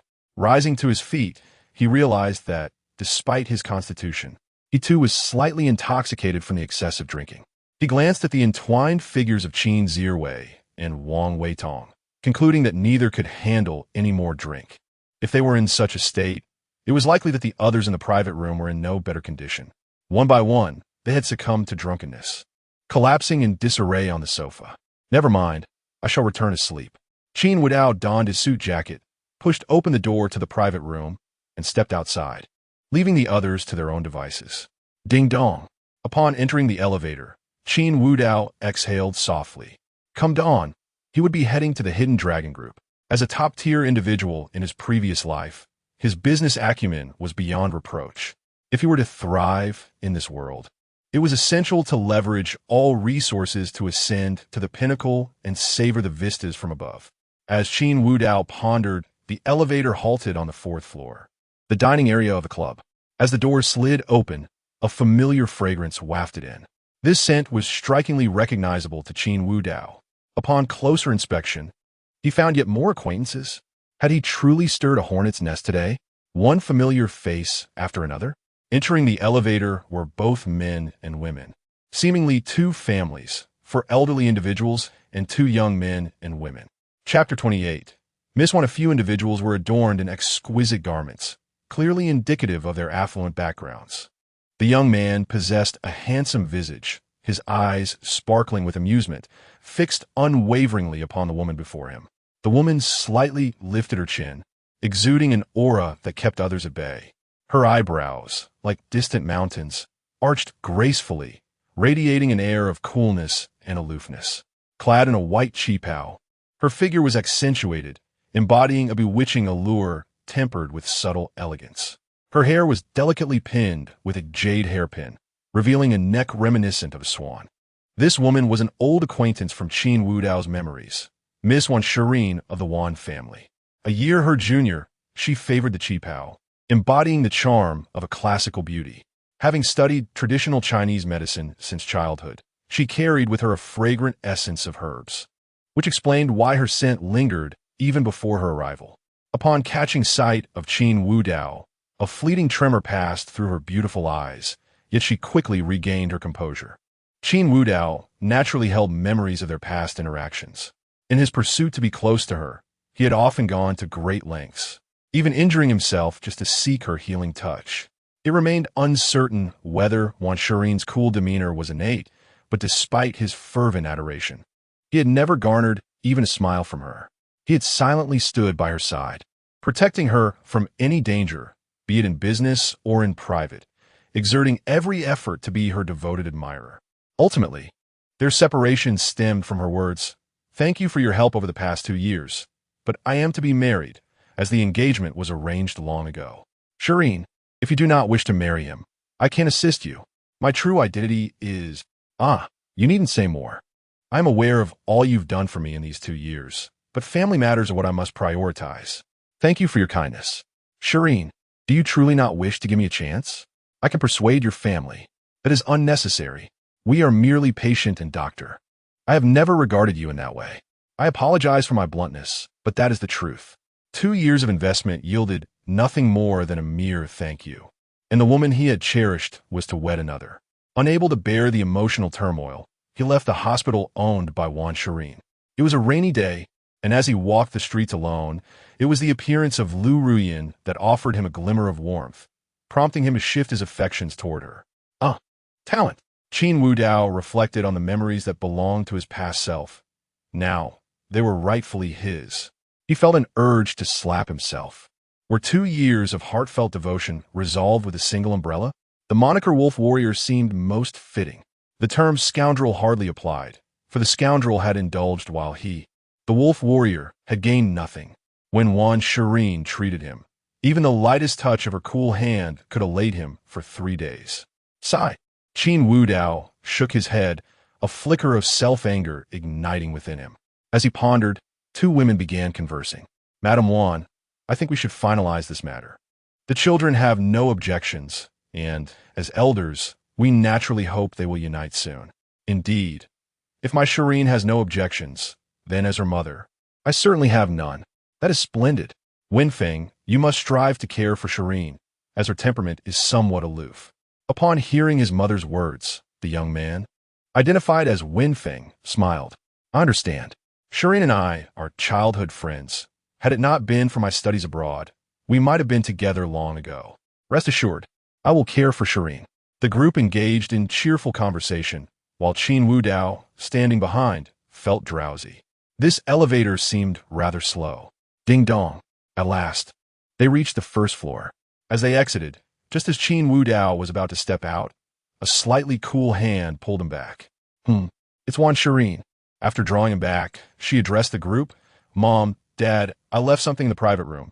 Please wait for me. With that, she blocked the elevator door, preventing Qin Wudao from exiting. Amidst the astonished gazes of those present, the elevator doors gradually closed. Is there still someone inside the elevator? Could it be someone Shireen knows? The young man queried, puzzled. How could it be? The woman shook her head. Wenfeng, if you're concerned, you should go up and check. That person reeked of alcohol and has yet to leave the elevator. I worry Shireen might be in danger. All right. The young man hastily pressed the elevator button, intending to take another lift to catch up. At that moment, within the elevator, Qin Wudao sighed. I must say, madam, your belongings upstairs have nothing to do with me. I merely wish to return to sleep. Upon hearing this, Wan Shireen turned to face him, her tranquil eyes locking onto Qin Wudao. You carry the scent of other women's perfume, and not just one. Qin Wudao could only feel speechless. Do you possess a canine sense of smell? Is there no pleasure in dining here without a hint of fragrance? Besides, if my scent offends you, wouldn't it be better for me to leave? Wan Shireen pursed her lips, her delicate hands clutching her garment. Qin Wudao, you would never have spoken to me in such a manner before. Oh, miss, do we know each other? Qin Wudao feigned ignorance. Regardless, it matters little. You may have had too much to drink. I shall leave through the stairs. You've been absent for so long, and this is how you choose to treat me? Wan Shireen, with a resolute expression, stepped forward, pinning Qin Wudao against the wall in a bold move. The swath of herbal fragrance enveloped him, instantly sobering his senses. Furrowing his brow, he casually pushed her away. Miss, this elevator is not a lawless domain. Please refrain from such antics. Ding dong. Just then, the elevator doors opened, and they reached the fourth floor. Qin Wudao paid no heed to Wan Shireen's attempt to speak, swiftly exiting. However, before he could move far, the corner of his suit was tugged once more. Do not leave. I have yet to finish. Qin Wudao turned, visibly annoyed. Have you had enough? You were the one who asked me to leave before, and now you cling to me. Miss Wan, do you truly believe yourself to be some celestial being, expecting others to revolve around you? You indeed remember me. Chapter 29. Do you still want me? Wan Shireen's face was marked by a stubborn defiance. The previous aura of coldness entirely dissipated. Her beautiful eyes glistened with tears, and her grip on Qin Wudao's garment was so tight that her knuckles turned pale. What does remembering mean? Qin Wudao extended his hand and pushed her away. At that moment, Wan Shireen noticed the redness in his knuckles. He had struck Bai Yu with considerable force, causing the ground to crack and blood to seep from his fingers. A look of concern washed over Wan Shireen as she grasped Qin Wudao's hand, bringing it closer to her. You are injured? Qin Wudao immediately withdrew his hand. It is none of your concern. This is my issue. Come back to the clinic. Wan Shireen's gaze remained fixed on him, resolute in her intention not to let him leave. Even as he pulled away, she would resolutely grasp him again. Ding dong. Just as Wan Shireen seized Qin Wudao's hand once more, the elevator doors opened. A young man named Liao Wenfeng stepped out and immediately spotted Wan Shireen holding on to Qin Wudao. What are you doing? Let go of her. He stepped forward, glaring at Qin Wudao, and separated the two, placing himself protectively in front of Wan Shireen. Who are you? This is my fiancée. Why are you holding her hand? In response, Qin Wudao shrugged helplessly. If you don't intend to use your eyes, perhaps you should donate them. Can you not see that she is holding on to me? Liao Wenfeng. Wan Shireen pushed Liao Wenfeng aside, her voice cold. Our matters are none of your business. You should leave. Liao Wenfeng looked at her incredulously, unable to fathom that the previously aloof Wan Shireen would demand him to leave at such a moment. Shireen, did this guy bully you? Just tell me, and I will definitely. No. Wan Shireen interrupted him, her tone indifferent. I have things to discuss with him. You should go back. You are my fiancée. Do you think it is appropriate to chat with another man here? I never agreed to the marriage. This statement was the final straw for Liao Wenfeng. His fists clenched, veins bulging on his forehead, visibly enraged. Ding dong. Just as he was about to confront Qin Wudao, the elevator doors opened again. Two men, arms draped over each other as shoulders, emerged, Wang Weitong and Qin Zhiwei, both appearing quite jovial. Bro, we're here for a late-night snack. Let me show you a good time. All right, let us indulge tonight. I'll cover all the expenses. Are you slapping my face? Are you slapping my face? As the two jovially exited the elevator, Wang Weitong spotted Qin Wudao. Hey, boss, what are you doing here? Are you here for a late-night snack too? Cool, mate. Let us go together. Before Qin Wudao could respond, Qin Zhiwei interjected. What do you mean, boss? He is my older brother. You should call him that too. My brother is your brother. Nonsense, he is my boss. He is my brother. The two began to bicker around Qin Wudao. Liao Wenfeng and Wan Shirin overheard their conversation. Who is he that commands such respect from the second heirs of the Wang and Qin families? Liao Wenfeng pondered deeply, considering the commercial implications. Offending such a powerful figure could have repercussions. Although the Liao family was substantial, they might struggle against the onslaught of two top-tier clans. In contrast, Wan Shirin felt a tightening in her chest as she recalled Qin Wudao's earlier vow. I will make your family agree. She had dismissed this declaration as mere youthful bravado. It was clear now that Qin Wudao had indeed accomplished it, compelling both Wang Weitong and Qin Zhiwei to acknowledge him as their elder brother. How much hardship must he have endured to become such an exceptional individual? Could it be that this vow was made to be worthy of her? Wan Shirin trembled slightly, confronted with the realization of her ignorance. Unbeknownst to her, the boy's promise had come to fruition while she was preparing to enter into an engagement with another. The thought made her heart race and left her feeling breathless. Liao Wenfeng approached, inquiring, May I ask who this gentleman is? Don't bother asking. We have no connection. Keep your fiancé away from me. Do not involve yourself.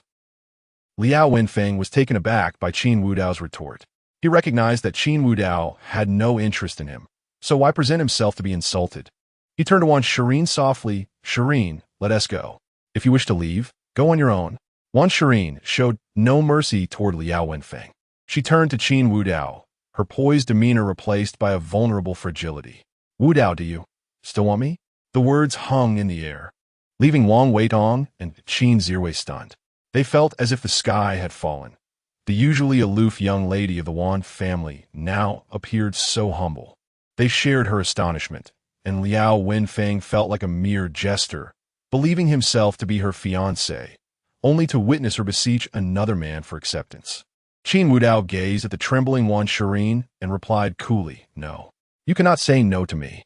Upon hearing his words, Wan Shirin shook her head vigorously, tears cascading down her cheeks, and then she threw herself into Qin Wudao's embrace.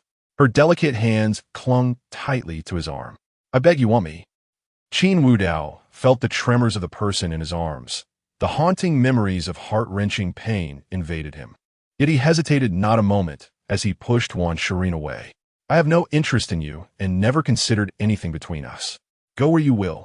Whoever you choose to be engaged to is of no concern to me. Wudao. Wan Shirin, with tearful eyes, looked at him and sobbed. I know I was wrong. Please give me a chance. I will take care of you in the future. I understand how much you have sacrificed for me. Stop. Before she could finish, Qin Wudao interrupted her sharply.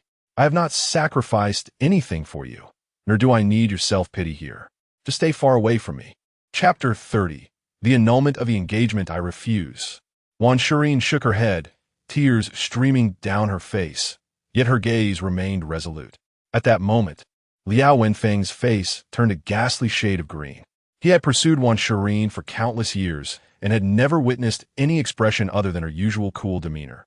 However, after encountering Qin Wudao, Wan Shirin's emotional state had crumbled completely. This realization left him breathless, yet he dared not speak further. For both young Master Wang and young Master Qin were present. The two, intoxicated, continued to glare at him with fierce eyes. The Qin and Wang families were not mere noble houses.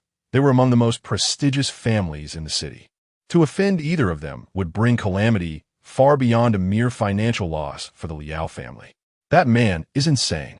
Qin Ziru swayed unsteadily, his speech slurred. Gulme, brother, come with me. I'll set things up for you. The daughter of the Wan family is just one girl. I can arrange 10 for you. What nonsense? Wang Weitong interjected, displeased. Only you can arrange that? Listen, boss, come with me and I'll get you 20. Absolutely not. Before Qin Wudao could respond, Wan Shirin interrupted the two men. The moment they mentioned arranging women for Qin Wudao, her heart twisted with pain, a sensation akin to being stabbed. She could hardly bear to imagine the impact of seeing Qin Wudao with another woman. At that moment, Qin Wudao spoke mockingly, Miss Wan, what does this have to do with you? Whether I find 20 or 200, it's none of your business. Your fiancé is right here. You should focus on him. With that, he seized both Wang Weidong and Qin Ziru, dragging the drunken pair away without waiting for Wan Shirin's response. As he pulled them along, Qin Wudao's steps were brisk, one hand grasping each of them, until they vanished from sight. Wan Shirin stared dumbfounded at Qin Wudao's retreating figure, longing to chase after him, but the agonizing pain in her heart rendered her immobile. All she could do was watch as he gradually disappeared from her view. Shirin, our engagement. Before Liao Wenfeng could finish, Wan Shirin cut him off. This union was a mistake from the start. Shirin, what are you saying? Liao Wenfeng exclaimed, alarmed. We've been childhood friends. If it weren't for my studying abroad, we would have been together long ago. At his words, Wan Shirin shook her head gently. Whether you went abroad or stayed, I have never had any feelings for you. Not even a little. I have always regarded you as an elder brother. Had he not returned, I might have followed my family's wishes. But now that he is back, my heart belongs to him. Liao Wenfeng's eyes reddened. He had coveted Wan Shirin for far too long to allow her to be taken from him at the last moment. He opened his mouth to say more, but Wan Shirin had already resolved to ignore him. Pressing the elevator button, she stepped inside and left. Liao Wenfeng had intended to join her in the same elevator, but upon meeting her icy gaze, he hesitated and stopped. Meanwhile, Qin Wudao dragged Qin Ziru and Wang Weitong into the restaurant, carelessly tossing them into a seat. After instructing the staff to attend to them, he turned to leave, regardless of whether it was for Qin Wanrong or his parents. Qin Wudao returned to the Qin family villa. The butler, catching the scent of alcohol on Qin Wudao, promptly inquired, Young master, would you like some hangover soup? Not necessary. Thank you, Uncle Lo. I'm fine. Upon entering his room, he found it was already past midnight. Qin Wanrong had long since fallen asleep, and as he lay on his bed, he caught a whiff of a delicate fragrance. She had evidently been here earlier, perhaps leaving due to being discovered or simply succumbing to exhaustion. Breathing in the scent, Qin Wudao succumbed to sleep. The following morning, Qin Wudao awoke to an itch on his nose. Opening his eyes, he beheld a flawless visage. Qin Wanrong lay atop him, her hair, fragrant with jasmine, brushing against his face. You're awake? Upon noticing his gaze, Qin Wanrong's beautiful eyes sparkled with delight, narrowing into crescent moons. Sister, what brings you here? At his question, a hint of melancholy graced Qin Wanrong's enchanting features. I waited for you here all night. Where were you yesterday? Why do you smell of another woman's perfume? Qin Wudao faltered. Once again, he was astonished by how keen a woman's sense of smell could be. Previously, Wan Shirin had detected the scent of another perfume on him. If it were due to her extensive studies in traditional medicine, it would be understandable. But Qin Wanrong had no such background. Yet she could easily discern the fragrance on him. Now you call me sister? Qin Wanrong teased, playfully toying with her hair. Weren't you referring to me as Miss Qin before? At her words, Qin Wudao, looking at the beautiful woman before him, deftly flipped her over, pressing her down. Their faces mere inches apart. In that instant, Qin Wanrong's cheeks flushed a deep crimson, resembling a ripe apple. What did you say? Repeat that. Feeling his breath, Qin Wanrong's gaze flickered. It's nothing. Seeing her flustered expression, Qin Wudao released her, slowly rising to reveal his well-built physique. I have business to attend to. Qin Wanrong obediently acknowledged, rising as well. Her professional attire was slightly wrinkled, yet she made no move to change, instead turning to leave. watching her retreating figure. A subtle smile graced Qin Wudao's lips as he too exited the room. He had made arrangements with Wang Weitong to meet at a restaurant. After preparing himself, Qin Wudao drove the car provided by the Qin family and departed from the estate. The restaurant where he was to meet Wang Weitong was not far from the Qin residence. Within 10 minutes, he arrived at the destination. As one of the finest dining establishments in the city, it was quick to recognize the Qin family's license plate, and the staff promptly approached to secure a parking spot for Qin Wudao. Stepping out of the car, he entered the private dining establishment. There were no private rooms, only tables in the hall, but due to the high prices, patrons were few. Chapter 31. Meeting Qianqian Rabbit before Qin Wudao's arrival, two guests entered the dining establishment. Among them, the woman was extraordinarily beautiful, her face round and exquisitely defined, with skin as fair as snow, glimmering like pearls, as if a mere touch could leave a mark. Beneath her elegantly arched brows were a pair of large, sparkling eyes, and her cherry-red lips, naturally tinted, bore a slight upward curve, perpetually hinting at a subtle smile that warmed the hearts of those who beheld her. Her luscious hair cascaded casually over her ample bosom, accentuating her alluring figure. With every movement, she emanated an air of confidence and charm, naturally drawing the gaze of onlookers. If any of her online followers were present, they would instantly recognize her as their beloved streamer, Qianqian Rabbit. In person, she appeared even more stunning than through the lens of her camera, particularly her figure, which could only be described as exaggeratedly captivating. In stark contrast, the man accompanying her was of ordinary appearance, though clean and refined in his simplicity. His unassuming attire suggested he was no ordinary individual, considering he could afford to dine in such a venue. The pair chose a window-side table in the bustling hall, not due to Qianqian Rabbit's oversight in booking a private room, but because this establishment, despite its excellent cuisine, lacked private dining areas and even beverages, a testament to the owner's whimsical nature, leaving patrons solely to savor the culinary delights. As a woman of shrewd intelligence, Qianqian Rabbit was keenly aware that her first meeting with the enigmatic Mo Zong required meticulous preparation. If they were to retreat to a private room and indulge in drinks, it would be difficult to prevent any unwelcome advances, particularly if he turned out to be an undesirable old man. Upon her first glance at Mo Zong, her beautiful eyes reflected a flicker of surprise. Although the man before her was not strikingly handsome and his attire was exceedingly plain, she breathed a sigh of relief, so long as he wasn't a lecherous old man. If this Mo Zong truly belonged to a wealthy family, it would mean she had achieved her goal. As for Zhang Lang, throughout the evening, Qianqian Rabbit gazed at the private messages in her streaming back end with a sense of melancholy. She never imagined she would find herself in a situation where seen but not replied would apply to her. The mysterious wolf had clearly viewed her video but showed no intent to connect, not even offering a response. For the first time, she questioned her own worth as a woman. Were it not for the excuse she concocted for herself, she might have lost sleep over it. In her mind, that man must surely be an old cad, long disinterested in beauty, visiting her stream merely to gauge the mysterious Mo Zong. If that were the case, why bother to care? Across from her, Chu Feng's gaze was filled with astonishment. He had initially thought that Qianqian Rabbit's beauty might be somewhat enhanced by the camera, only to discover that the camera had concealed her true allure.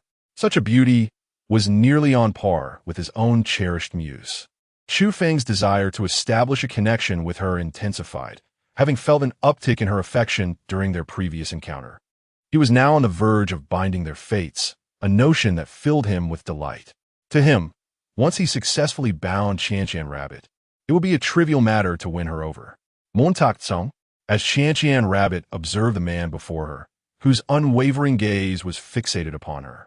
A flicker of distaste crossed her enchanting eyes, though it quickly morphed back into a smile.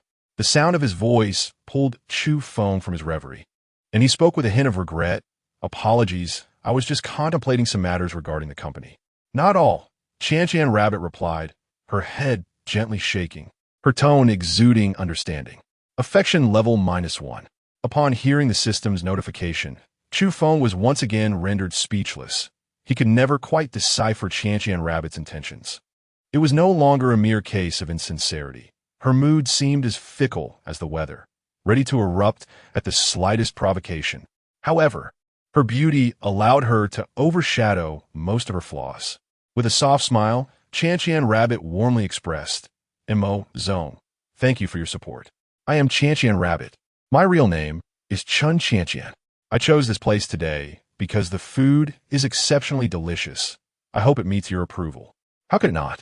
Chu Feng shook his head, responding casually, "You needn't call me Mo Zone. Just call me Chu Feng." "Chu Feng? What a lovely name," she replied playfully. "Is your name merely a code? Did you invite me here to express your gratitude, or is it for tomorrow's platform event?" At this, Chun Chanchian blinked her large eyes playfully, her face adorned with a hint of mischief.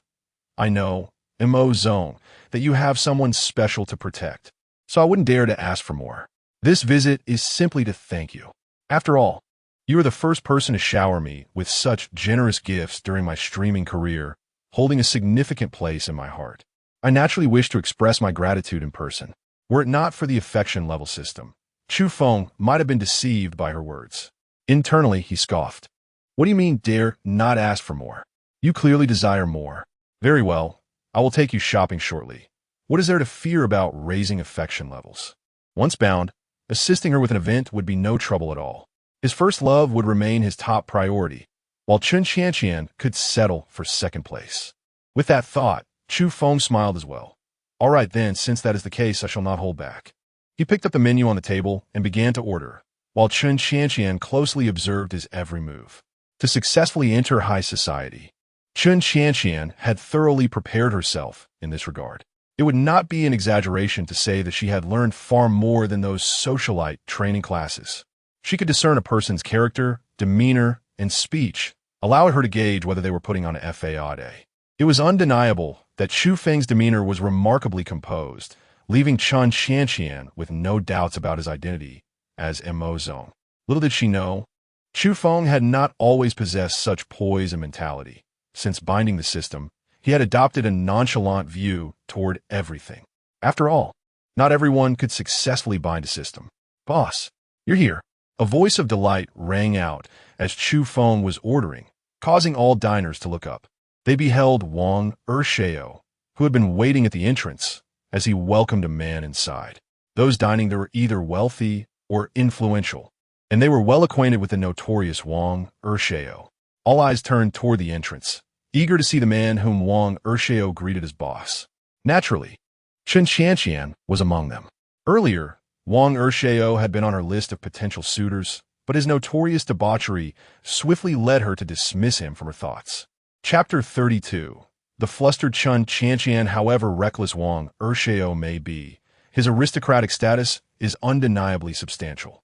The individual capable of compelling such a scion to willingly address him as boss is undoubtedly a figure of immeasurable power. Chun Chanchian's captivating gaze shifted towards the entrance. Momentarily dazed, there stood a man clad in a tailored suit, the khaki ensemble doing little to conceal his perfect physique. The open collar revealed well-defined muscles, and the slightly disheveled hair added an air of mischievous allure. He epitomized the quintessential rogue. Accustomed to handsome men, Chun Chanchian found herself momentarily entranced. Who is he? Could there be such an elite among the second generation in the capital? After ordering the dishes, Chu Feng naturally noticed Chun Chanchian's gaze.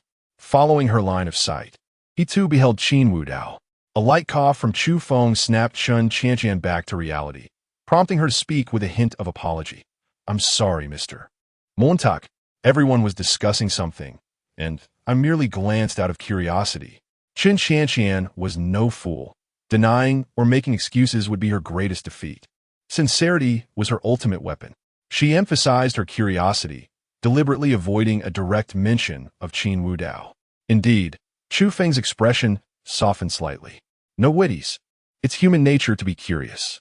I, too, was merely feeling a bit under the weather earlier." "That's good to hear. Thank you for your understanding, Mr. Mo." Chun Chanchian playfully stuck out her tongue, adopting a charming demeanor, and she refrained from directing her gaze back to the other side. Upon entering the dining establishment, Qin Wudao encountered Wang Weitong, who jested, so, How did Wang Ershao enjoy his time with Qin Ershao yesterday? At this, Wang Weidong's expression stiffened slightly. After a night of heavy drinking, he had awakened to find himself entangled with Qin Ziru, two grown men in an absurd embrace. One could only imagine the chaos that ensued that morning. I say, boss, you were rather ungracious. I was completely inebriated. Shouldn't you have looked after me, leaving me all alone? You had Qin Ziru to keep you company, so I didn't interfere. Don't mention that fellow. The mere thought of Qin Ziru induced a wave of nausea in Wang Weitong. The morning's visual shock was simply too overwhelming. Of course, Qin Ziru shared the same sentiment. The two casually chose a table and sat down. Boss, let us have a meal first. Then I'll accompany you to Elong Group. Oh, I didn't expect that from you, Qin Wudao remarked, surprised. What's this? No more hiding your light under a bushel? Haha. Wang Weitong's smile bore a hint of sarcasm. If I were to lay low and avoid competition, do you think they would let me be? Look at my elder brother. He immediately sought trouble upon discovering I was meeting you. Indeed, if one wishes to live joyfully, one must not allow oneself to be restrained. Rather than lurking in the shadows, I prefer to boldly declare my intent to compete. By the time he finished speaking, Wang Weitong's face was resolute. He was no ordinary scion. The Wang family's influence rested firmly in his hands, and he had been meticulously planning for years. Wang Weitong was not an ignorant second-generation heir.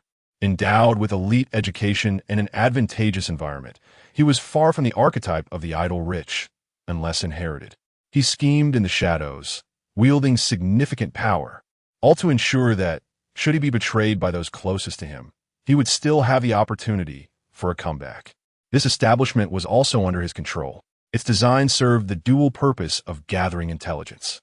Inviting Qin Wudao here was also a signal to all that he, Wang Weitong, was equally vying for the position of heir to the Wang family, and he intended to do so openly. Seeing Wang Weitong's determination, Qin Wudao felt a sense of relief. He welcomed his good friend's ambition. What he feared was that Wang Weitong might actually succumb to the appearance of complacency. Even if he could assist Wang Weitong, defending a hard-won position was far more challenging than acquiring it. Would it truly be wise to entrust everything to Wang Weitong? Observing his friend's demeanor, Qin Wudao was confident it would be no issue. Very well, let us attend the upcoming business banquet together. By the way, Wang Weitong, having settled into a serious tone, reverted to his playful persona. I say, boss, are you considering bringing a female companion to the banquet? After all, you did post that little video about the werewolves. Were you not scouting for a date? Ah, you finally wised up. Just then, a sudden clatter from a nearby chair drew their attention. Chun Qianqian appeared flustered and surprised, quickly bowing to the two men. I'm so sorry. I lost my focus and accidentally bumped into the chair. I apologize for disturbing your meal. It's quite all right. Wang Weidong responded graciously. Even if it were intentional, it wouldn't matter. Would you care to join us for a bite, little sister? No. I need to head to the restroom. With that, Chun Qianqian hurriedly made her way toward the restroom's location. Qin Wudao narrowed his eyes, observing her retreating figure. His memory was astute. He recognized her as the streamer Qianqian rabbit. Is that so? Turning his gaze towards the window, he spotted a seemingly ordinary young man with a placid demeanor. Could that be him? As Qin Wudao made eye contact with Chu Feng, the latter reciprocated the gaze. Having undergone a profound transformation, Chu Feng showed no sign of retreat in the face of Qin Wudao's piercing eyes. HM? Wang Weitong noticed the exchanged glances and quickly dialed the assistant standing at the door. Find out who that person by the window is. Understood. After studying Chu Feng for a moment, Qin Wudao diverted his gaze, concluding that he was indeed Mr. Mo. This meant that Qianqian Rabbit was meeting with Mr. Mo? Indeed. This individual had a system that relied solely on monetary rewards. It was well known that such systems lacked other capabilities, yet they overflowed with wealth. If he did not seize this opportunity, it would be a grave waste. Qin Wudao contemplated how to approach this system owner until he had more concrete information. He would not act recklessly, lest he alarm a prey. Chu Feng also recognized Qin Wudao, pondering over the identity of this man. He felt a strange mix of aversion and faint admiration towards him. Such conflicting sentiments perplexed him. Chapter 33. The clever woman at this moment, in the restroom. Chun Qianqian gazed at her reflection in the mirror, her charming visage marked by shock and a flurry of emotions. How could it be Wolf? How did he appear here? Did he perhaps know about the meeting with M.O., prompting him to come and investigate? Or was his prior silence merely a test from the affluent society? Was he assessing whether I was content with what I had while coveting something else? Was it mere coincidence? What could be his true identity that could compel the young Wang heir to willingly serve him?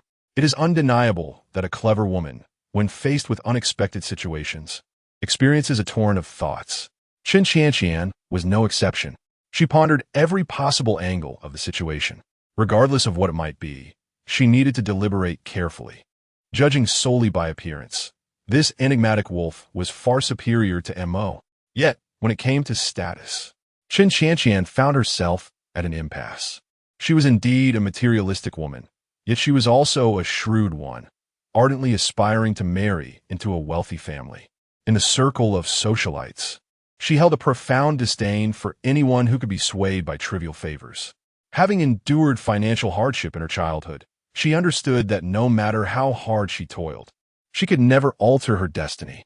To transcend social strata and potentially reach the pinnacle, one must enrich oneself, amassing sufficient capital to seek a more remarkable partner. Hence, she mastered various arts, from music to painting. Her striking beauty, combined with a sharp intellect and a demeanor that kept others at bay, made her believe she possessed ample resources. Yet, there was one glaring shortcoming: her family background.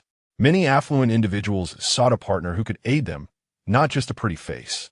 During her live streams, numerous wealthy patrons expressed a desire to spend time with her, but she turned them down resolutely. No matter how exorbitant the offers, she remained unmoved. She had long resisted the advances of men, preserving her most treasured possessions. She could not afford to toss them aside carelessly. After her encounter with M.O., she felt a sense of satisfaction. After all, a mysterious figure who commanded the respect of many second-generation wealthy elites was indeed a young man of notable appearance. Even minor flaws were negligible, for his status could easily compensate for them. However, upon discovering that the handsome man was a battle wolf, Chun Qianqian's heart raced. She contemplated whether to take a gamble. Yet, this gamble could lead to losing everything, and more importantly, the man exuded an overwhelming aura. Chun Qianqian prided herself on her intelligence, but in her mind, she compared her chances. It seemed that, compared to M.O., this man was decidedly more formidable. With a splash, she splashed her delicate face with cold water, the chill jolting her back to clarity. Chun Qianqian, you must be alert. After waiting so long, is this not the opportunity you've been seeking? The most pressing task was to uncover the man's identity.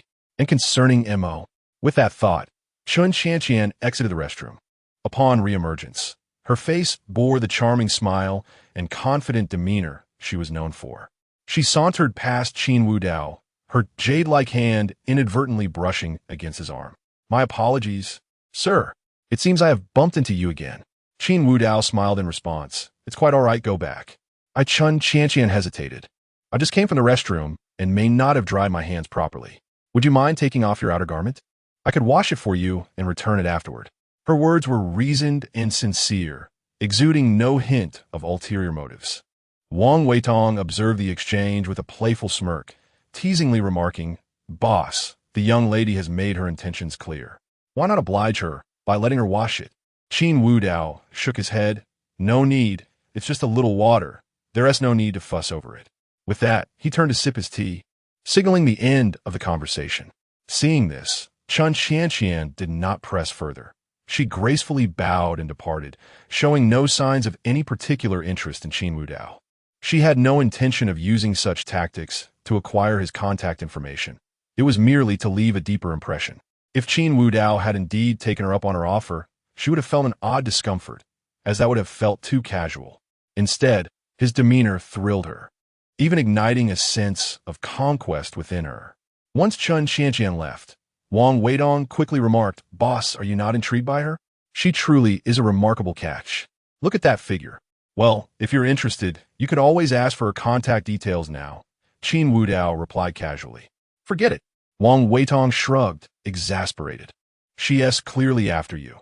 As for me, I wouldn't dare covet the future sister-in-law. Not even a hint of possibility. Ding dong. At that moment, Wang Weitong's phone chimed with a notification. Upon checking, his pupils narrowed slightly. He then turned his gaze to Qin Wudao. Boss, the young lady's companion is the MO we've been seeking. As Wolf, aren't you curious to meet him? I am aware he is MO. Qin Wudao replied with a mysterious smile. But now is not the time for introductions. He will be at the commercial gathering, won't he? That woman is the streamer Chanchian too. Isn't she? It seems she has little interest in MO, instead showing a preference for you. It appears that last time, you not only suppressed MO in the live stream, but also in personal matters. Wang Weitong sighed. Why wasn't I blessed with your handsome looks? If I had that, I wouldn't need to spend money. I could just let others pamper me. Enough chatter, let us eat. Once we finish, we need to head to the Hidden Dragon Group. Your connections could use a transformation. Understood, boss. Upon hearing Qin Wudao speak of serious matters, Wang Weitong's playful demeanor shifted to one of solemnity as he quietly began to eat. After returning to her seat, Chen Qianqian noticed the indifferent expression on Chu Feng's face. Being astute, she naturally understood the reason behind his demeanor. Chapter 34. A talented individual, Mr. Mo. Please don't take offense. I truly did not intend any disrespect. The patrons dining here are all prominent figures, and I fear that I might inadvertently cause trouble for you. Chen Qianqian spoke with utmost sincerity, leaving no room for criticism. Although Chu Feng felt a tinge of jealousy, he chose to remain silent, appreciating her candidness, which elevated his opinion of her. There is no need to be so cautious next time. Rest assured, no one can trouble you in my presence, he assured her. Thank you, Brother Chu Feng. Chen Qianqian's radiant smile was undeniably captivating, nearly causing Chu Feng to lose his train of thought. However, he quickly regained his composure and glanced at his approval rating, which allowed him to breathe a sigh of relief. It was exceedingly difficult to increase Chen Qianqian's favorability. Should he resort to bold measures? With an upcoming platform event, failing to assist by Yue Guang with votes would surely render him a subject of ridicule. Contemplating this, Chu Feng lowered his head and opened his phone. In his chat list, there was a group named New World of Magic City, a gathering of many second-generation rich individuals, several of whom had become Chu Feng's admirers. After all, this mysterious tycoon had garnered the cautious admiration of even their parents. A lonely cigarette, everyone.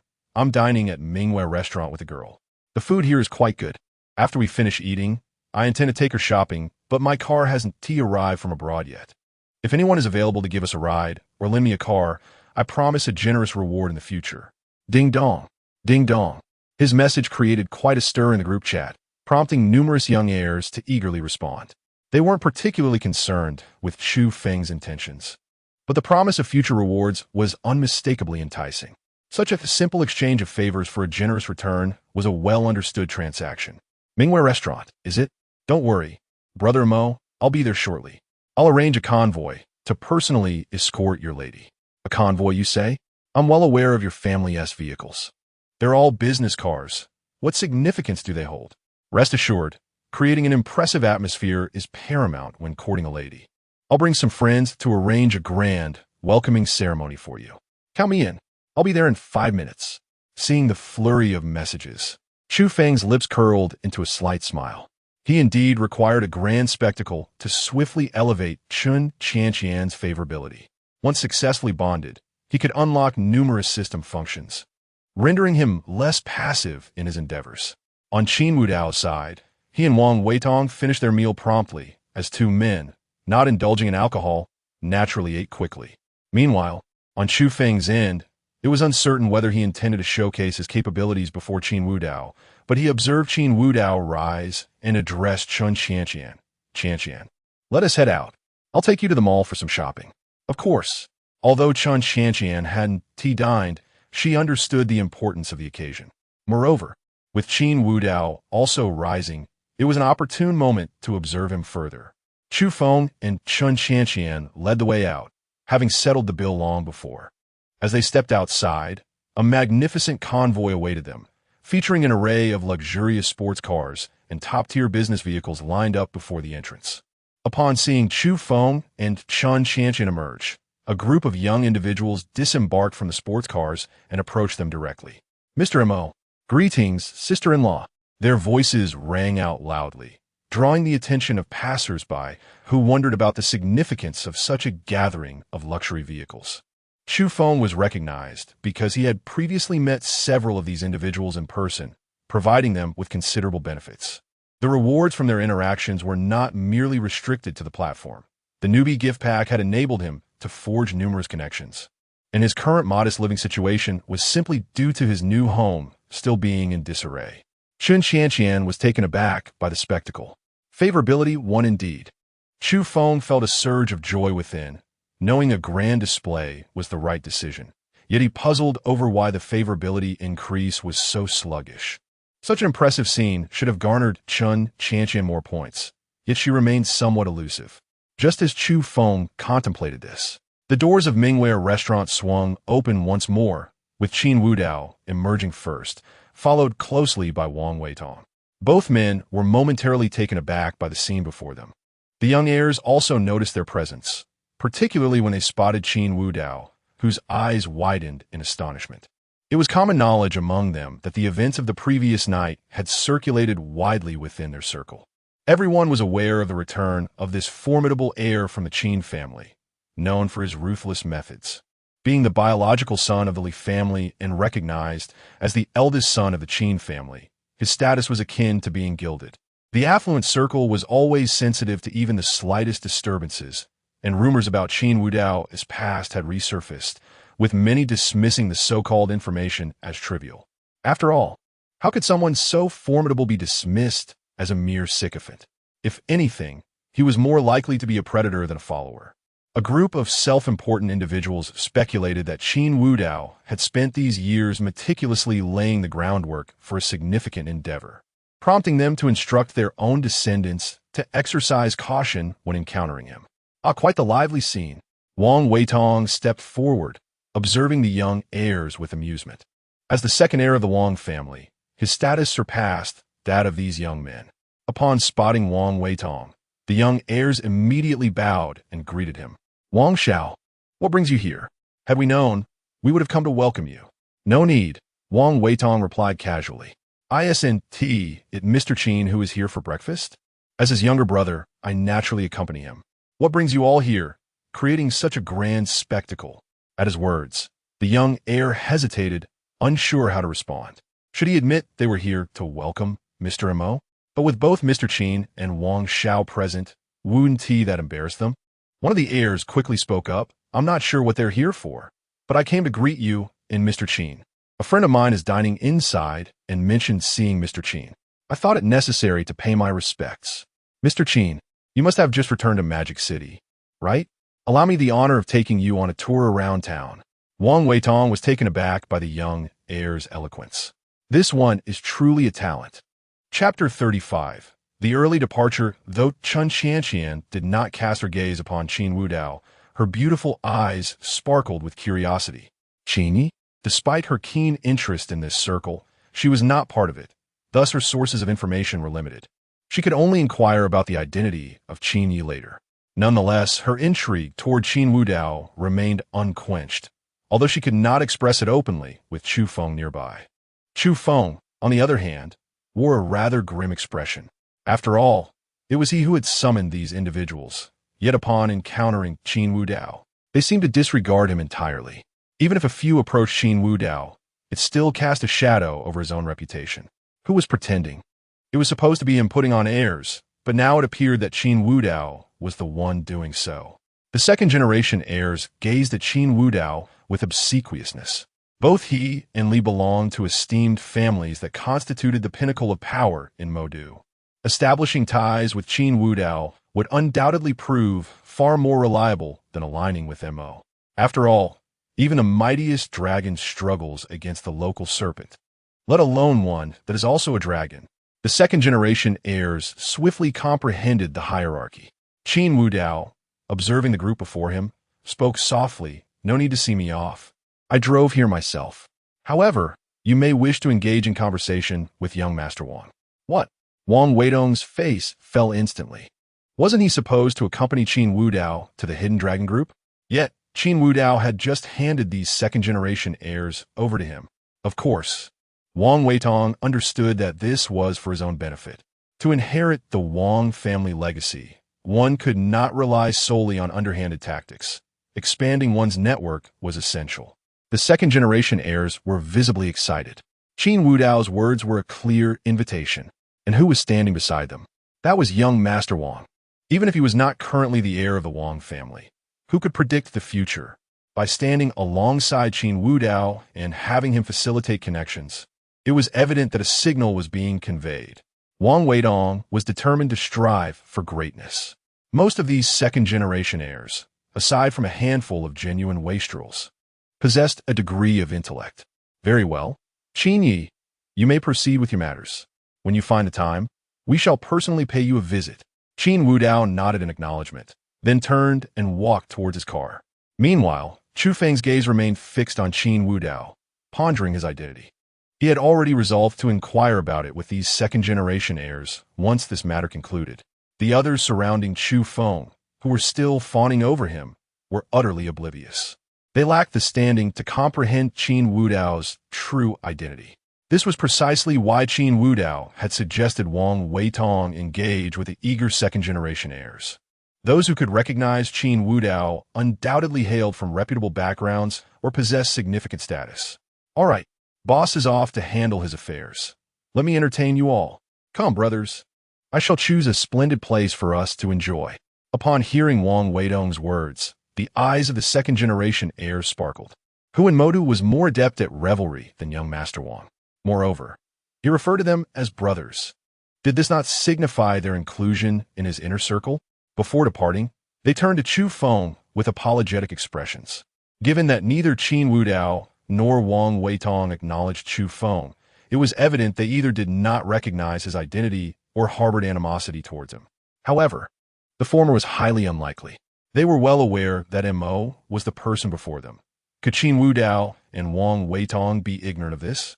Thus, it was the latter scenario that held true. Having sided with Qin Wudao and Wang Weitong, they could not afford to appear overly familiar with Chu Feng in front of Wang Weitong. Chu Feng clenched his fists slightly in his pockets. From the departing second-generation heir's expressions, he perceived their regret, as if they were saying, "We did not wish to leave, but alas, he called us brothers." In recent days, Mo had become a formidable presence online, receiving adoration from countless admirers. Chu Feng was struggling to adjust his mindset.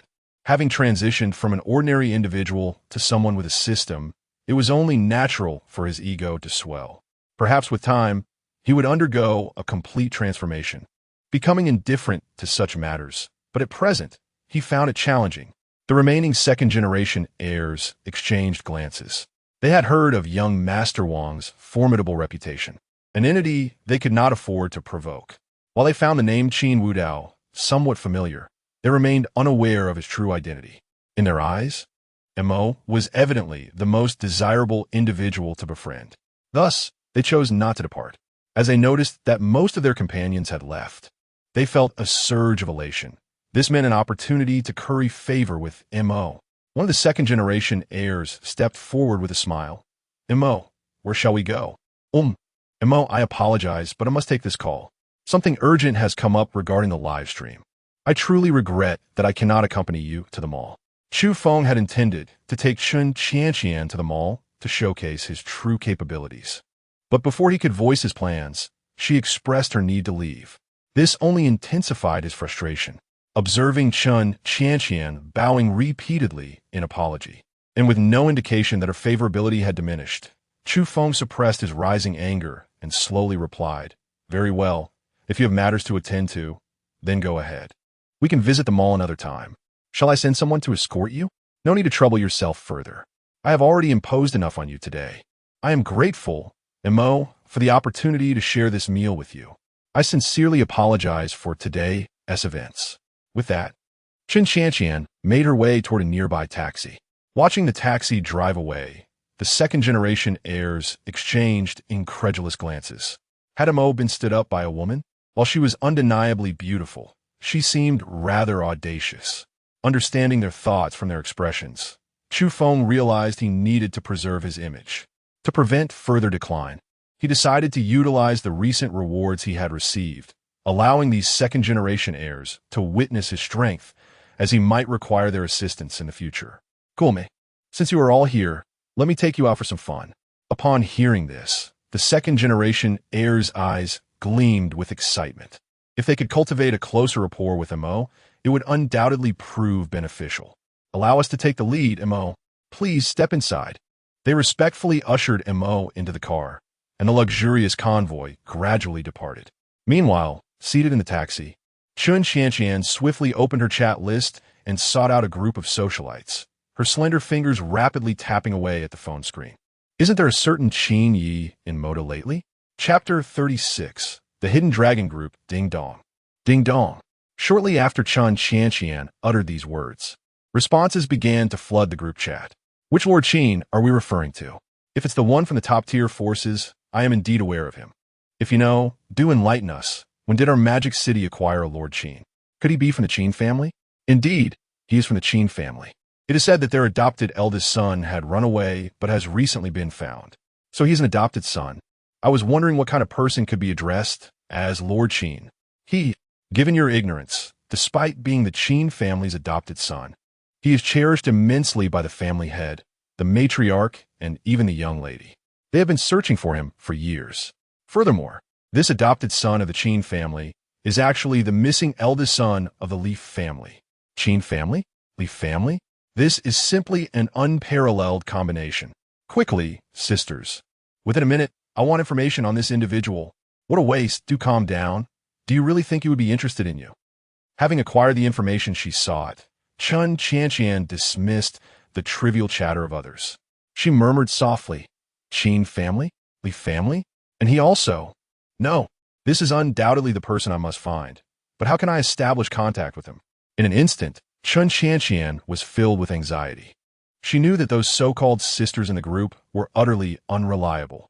If they could indeed reach Lord Qin, how could they possibly assist her? It seemed she would have to resort to her backup resources. With this thought, Chun Qianqian reopened the chat interface, seeking out the tools she needed.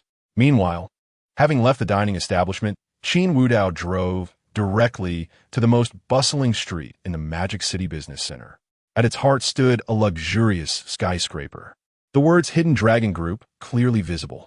In front of the building stood 2 rows of people, led by Long Lin and Long Ya.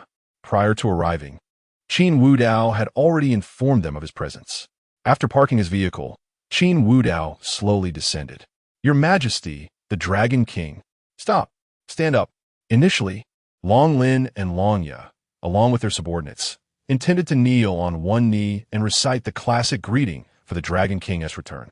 However, Qin Wudao had no desire to face societal embarrassment. In such a bustling commercial area, coupled with the controversial nature of the Hidden Dragon Group, it would attract undue attention.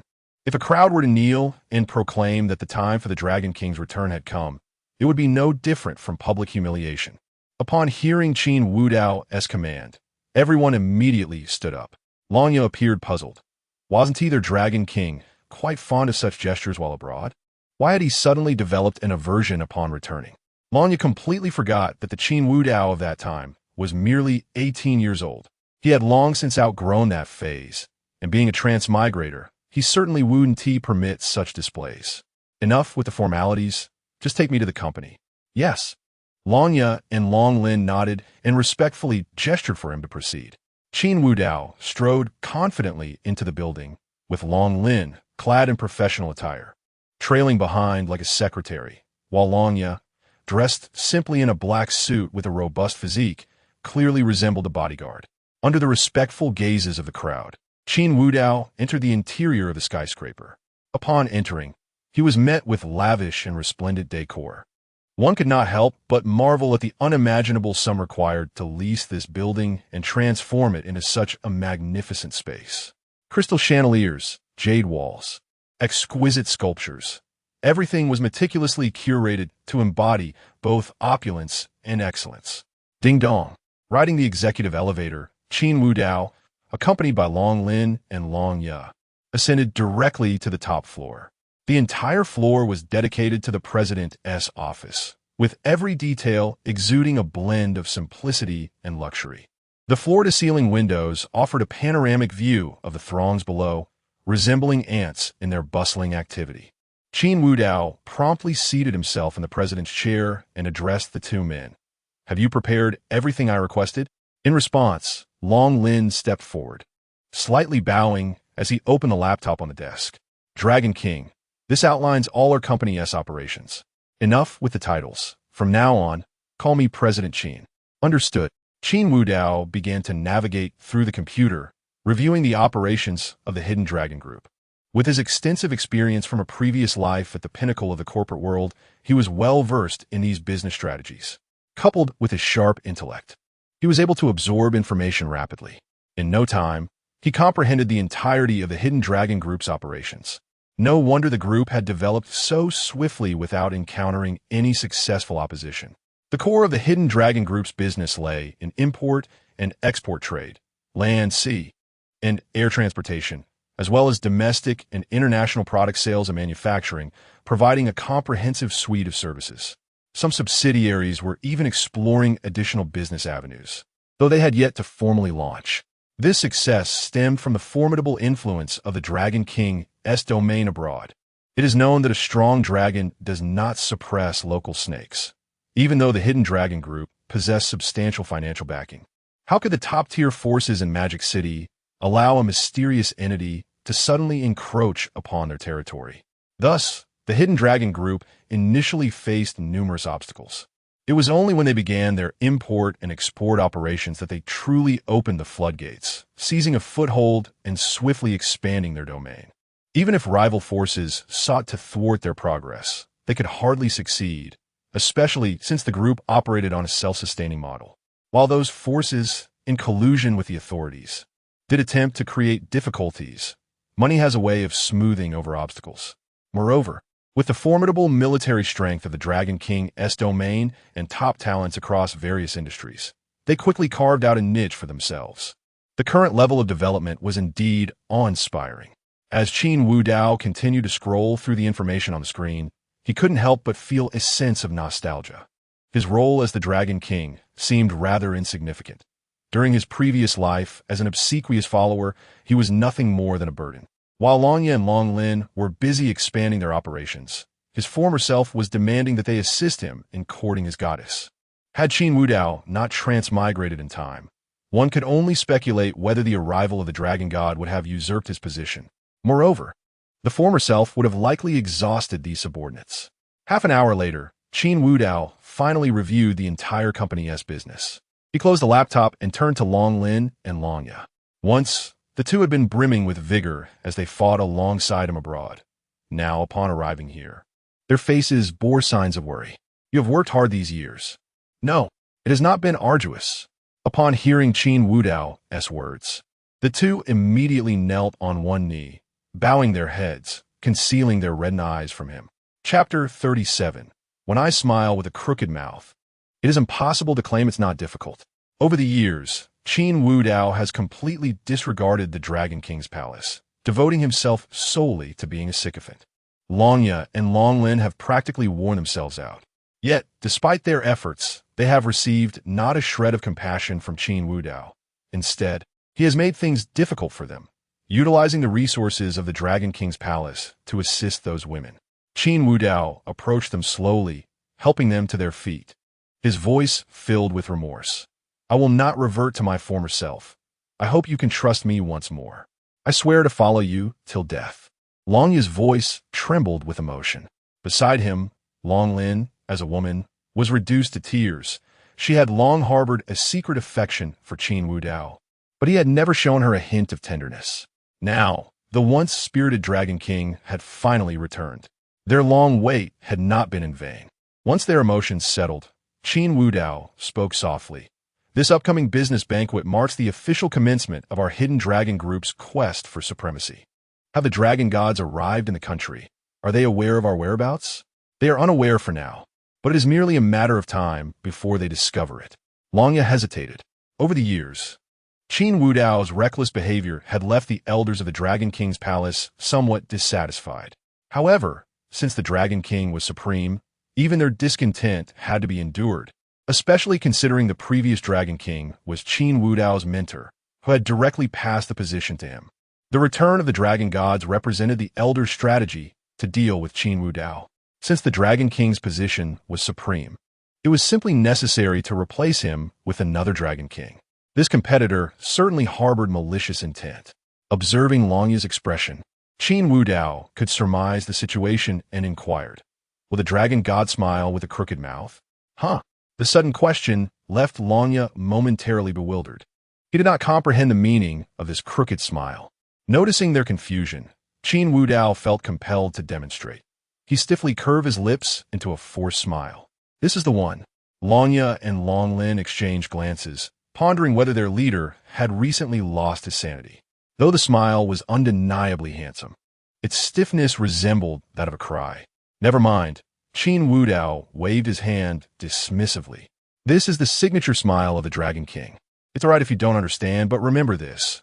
If one day you confront the Dragon God and he displays this smile, either shatter his mouth immediately or run, for such a smile signifies his intent to show off."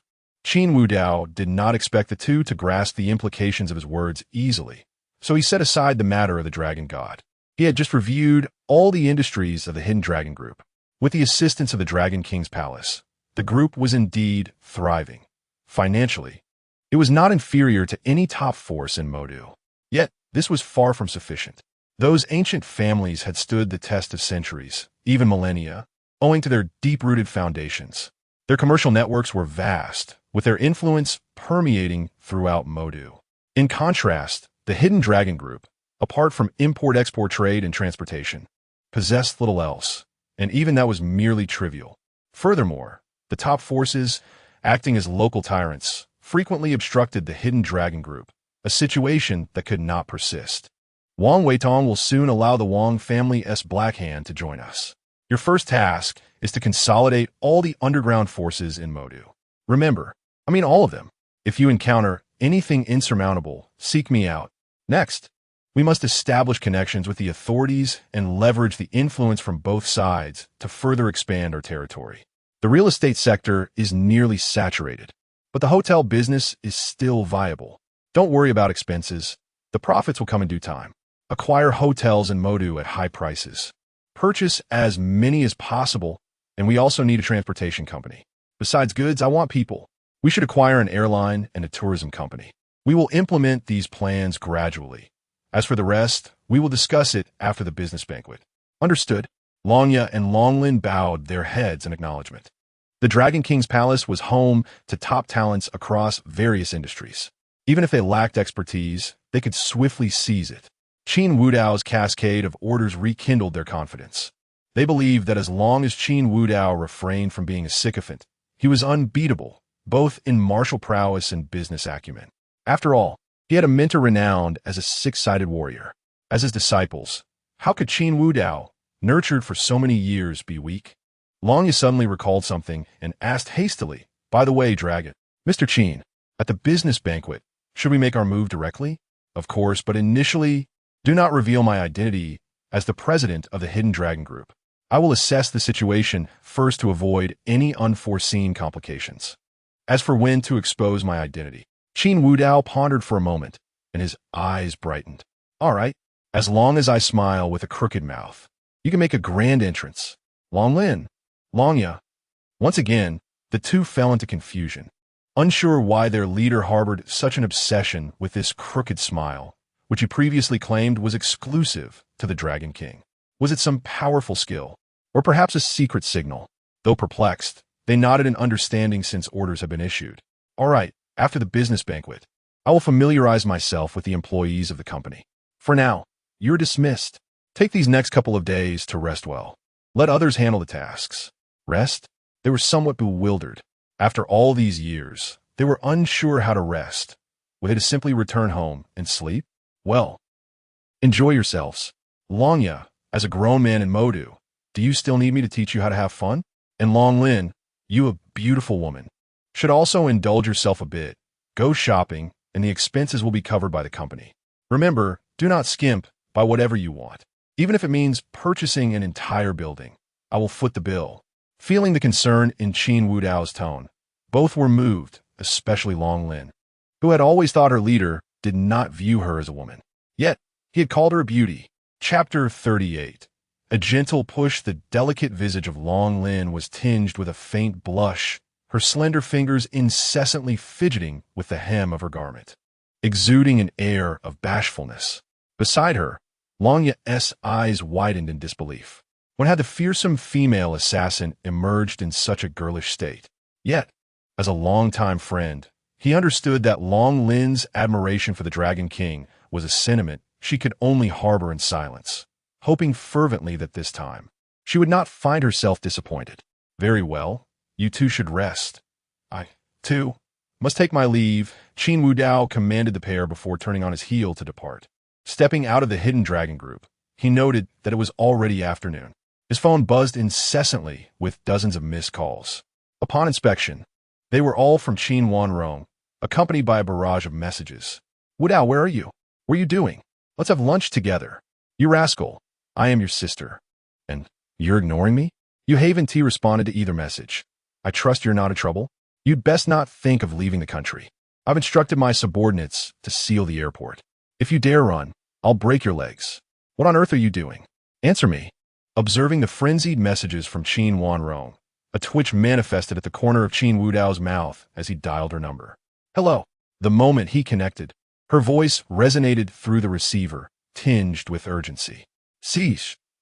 I was busy with business and had my phone on silent. I'm sorry. Understood. Now, return home immediately.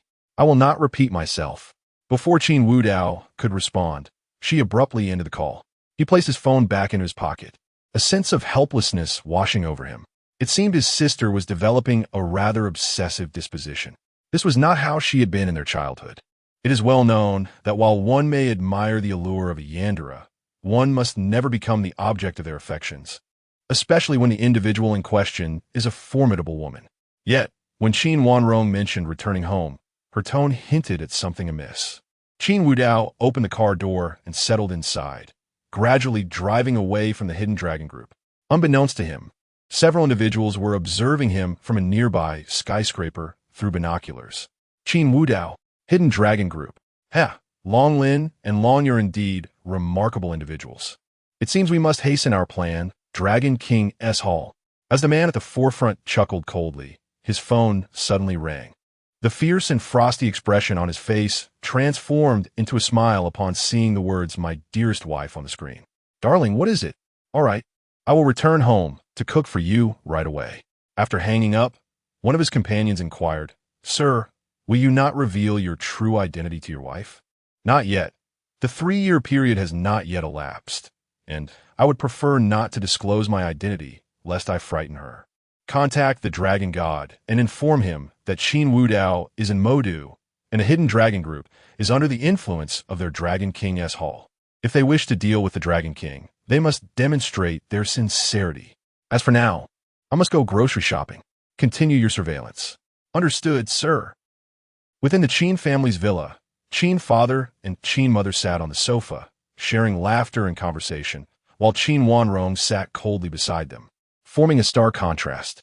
Wanrong, look at you. Wudao hasn't fiancé. Why do you always wear such a stern expression? Upon hearing this, frost deepened in Wanrong's beautiful eyes. Fiancé? I do not acknowledge that. My little brother has just returned, and you wish for him to marry a woman? What? Qin mother exclaimed in astonishment. When we arranged this marriage in your childhood, you were in agreement, were you not? Now that Wudao has safely returned and has grown, it is only natural to bring their engagement to the forefront. I never consented. It was merely to elevate Wudao's standing within our family. Qin father chuckled, we have always treated Wudao as our own son. We need not resort to marriage to gain status. If you oppose this union, you must speak to Wudao directly. Nevertheless, the marriage has already been arranged. Even if you wish to refuse, it must wait until they meet. Seething in silence, Qin Wanrong sat on the sofa, and after a moment, the front door swung open, allowing Qin Wudao to enter. Observing the atmosphere among his parents and sister, he was momentarily taken aback. Mom, Dad, cease. What happened? Wudao. Qin mother immediately rose, ushering him to sit on the sofa before producing a marriage certificate. In your childhood, we arrange a marriage for you. Of course, we do not wish to sacrifice your happiness for the sake of the Qin family status, yet it has been decided. When the time comes, should you not find her to your liking, your father and I will graciously retract the engagement. All right? A marriage? Qin Wudao paused, quickly regaining his composure. This engagement left him uncertain, for he bore the destiny of both the chosen one and the antagonist. If he were the chosen one, a broken engagement might be in store. Conversely, if he were the antagonist, he might find himself coveting another fiancée. In any case, both scenarios pose complications. However, seeing the eager expressions on his parents' faces, he chose not to refuse, reasoning that meeting her would only require a simple excuse to dismiss the matter later. Very well, I will meet her. Good child. Look at our Wudao, always so dutiful. And you, Qin Wanrong, and your brother Qin Ziru, always striving to vex us. Humph. Qin Wanrong huffed, rising to her feet, casting a fierce glare at Qin Wudao before ascending the stairs. Mom, Dad, I will go inquire why Sis is upset. Very well. Go ahead. And do remind her that being angry serves no purpose. The last remark from Qin mother left Qin Wudao bewildered, yet he proceeded towards the staircase. Once Qin Wudao ascended, his parents exchanged knowing glances, a hint of mischief dancing in their eyes. Ha ha ha, this child Wanrong. She clearly desires him, yet refuses to admit it. We must give her a gentle nudge. It would be ideal for these two to unite, but concerning the Zhang family, a little compensation should suffice. After all, Wu Dao has been away for so many years, and I have recently heard that the young lady from the Zhang family has been getting close to another man. This is hardly our fault. Chapter 39. The aggrieved Qin Wanrong knock, knock, knock. Upon arriving at the door of Qin Wanrong's room, he rapped insistently. Sister, you. Bang. Before Qin Wudao could finish his sentence, the door swung open, revealing a delicate alabaster hand that seized his collar and pulled him inside. Had Qin Wudao chosen to resist, it would have been a cumbersome task for Qin Wanrong to drag him in. Yet, in a bid to avoid causing her harm, he acquiesced to the force and entered the room. Inside, Qin Wanrong promptly shut the door and locked it. She advanced toward him, pinning him against the door. Standing at a height of 175 meters, augmented by her heels, she nearly matched Qin Wudao's stature. You. Just as Qin Wudao was about to utter something, Qin Wanrong silenced him with her lips. A refreshing, fragrant essence enveloped him. Observing her, Qin Wudao noted that her actions were rather clumsy. It was less a kiss and more a means of muffling him, punctuated by occasional sounds. All right. After a moment, Qin Wudao extended his arms to grasp her, though she continued to struggle, her head leaning forward as if determined to achieve her aim. Noticing her slightly swollen lips, Qin Wudao couldn't help but chuckle. Was he being forcefully kissed? And in such an abrupt manner? What do you mean? Do you truly despise me that much? Qin Wanrong's beautiful eyes fixed intently on him, her tone infused with stubbornness and anger. In response, Qin Wudao shook his head gently, his voice softening. What is troubling you? Is it the company matters, or perhaps my engagement? What do you think? Qin Wanrong replied, her voice tinged with melancholy. Do you wish to marry that woman? I don't even know her. How could I think about marriage? Doesn't matter. Qin Wanrong's long lashes fluttered as she pouted defiantly. You cannot marry her. No one can marry you. Oh, Qin Wudao's tone carried a hint of playful teasing. Why can't I marry someone else? Am I supposed to marry you? After all, you're my sister. Haven't you always insisted I call you sister since we were little? He had intended to amuse Qin Wanrong, but he noticed her eyes glistening with unshed tears, her delicate form seemingly on the verge of collapsing. Witnessing her distress, he ceased his playful banter and reassured her, Rest assured, I have no intention of marrying anyone else. This engagement was arranged by our parents. I must refuse it in person. Qin Wanrong nodded heavily, throwing herself into his embrace. Her trembling form gradually calmed. As he held her, memories flooded Qin Wudao's mind, those of a past engagement, a fleeting encounter from childhood, when they were akin to childhood sweethearts. However, after his departure from home, they had lost all contact. The matter of annulling the engagement would be straightforward. After all, it was merely a transaction of interests. Providing some concessions would resolve it easily. Moreover, this engagement had yet to be publicly disclosed. Even if it were annulled, it would bear little consequence. What are you thinking? Qin Wanrong tightened her arms around his waist, as if fearing he might vanish at any moment. Qin Wudao replied softly, I was pondering how my sister, who once vowed to protect me, has now transformed into this, intent on claiming her brother. At his words, a glimmer of excitement sparkled in Qin Wanrong's eyes, her cheeks flushing. What do you mean by claiming my brother? We share no blood relation. You are merely the childhood husband our parents arranged for me. All right, childhood husband it is, Qin Wudao conceded, his tone laced with exasperation. Qin Wanrong, dressed in formal attire, twisted her body playfully, her tailored shirt and form-fitting skirt accentuating her exquisite figure. Such fervent movements ignited the air between them. After a moment of this, she suddenly stilled, her expression shifting as she tilted her head, her eyes crescent-shaped. It appears my brother isn't as innocent as I thought. Observing her playful grin, Qin Wudao leaned down to meet her lips. After what felt like an eternity, they separated. Qin Wanrong's eyes were glazed with a dreamy haze, her delicate hands resting on his chest, eager to explore further, but Qin Wudao halted her. Seems the one being unruly is you, he teased.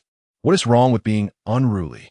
Qin Wanrong, perhaps attempting to mask her embarrassment, declared loudly, for so many years, you were away.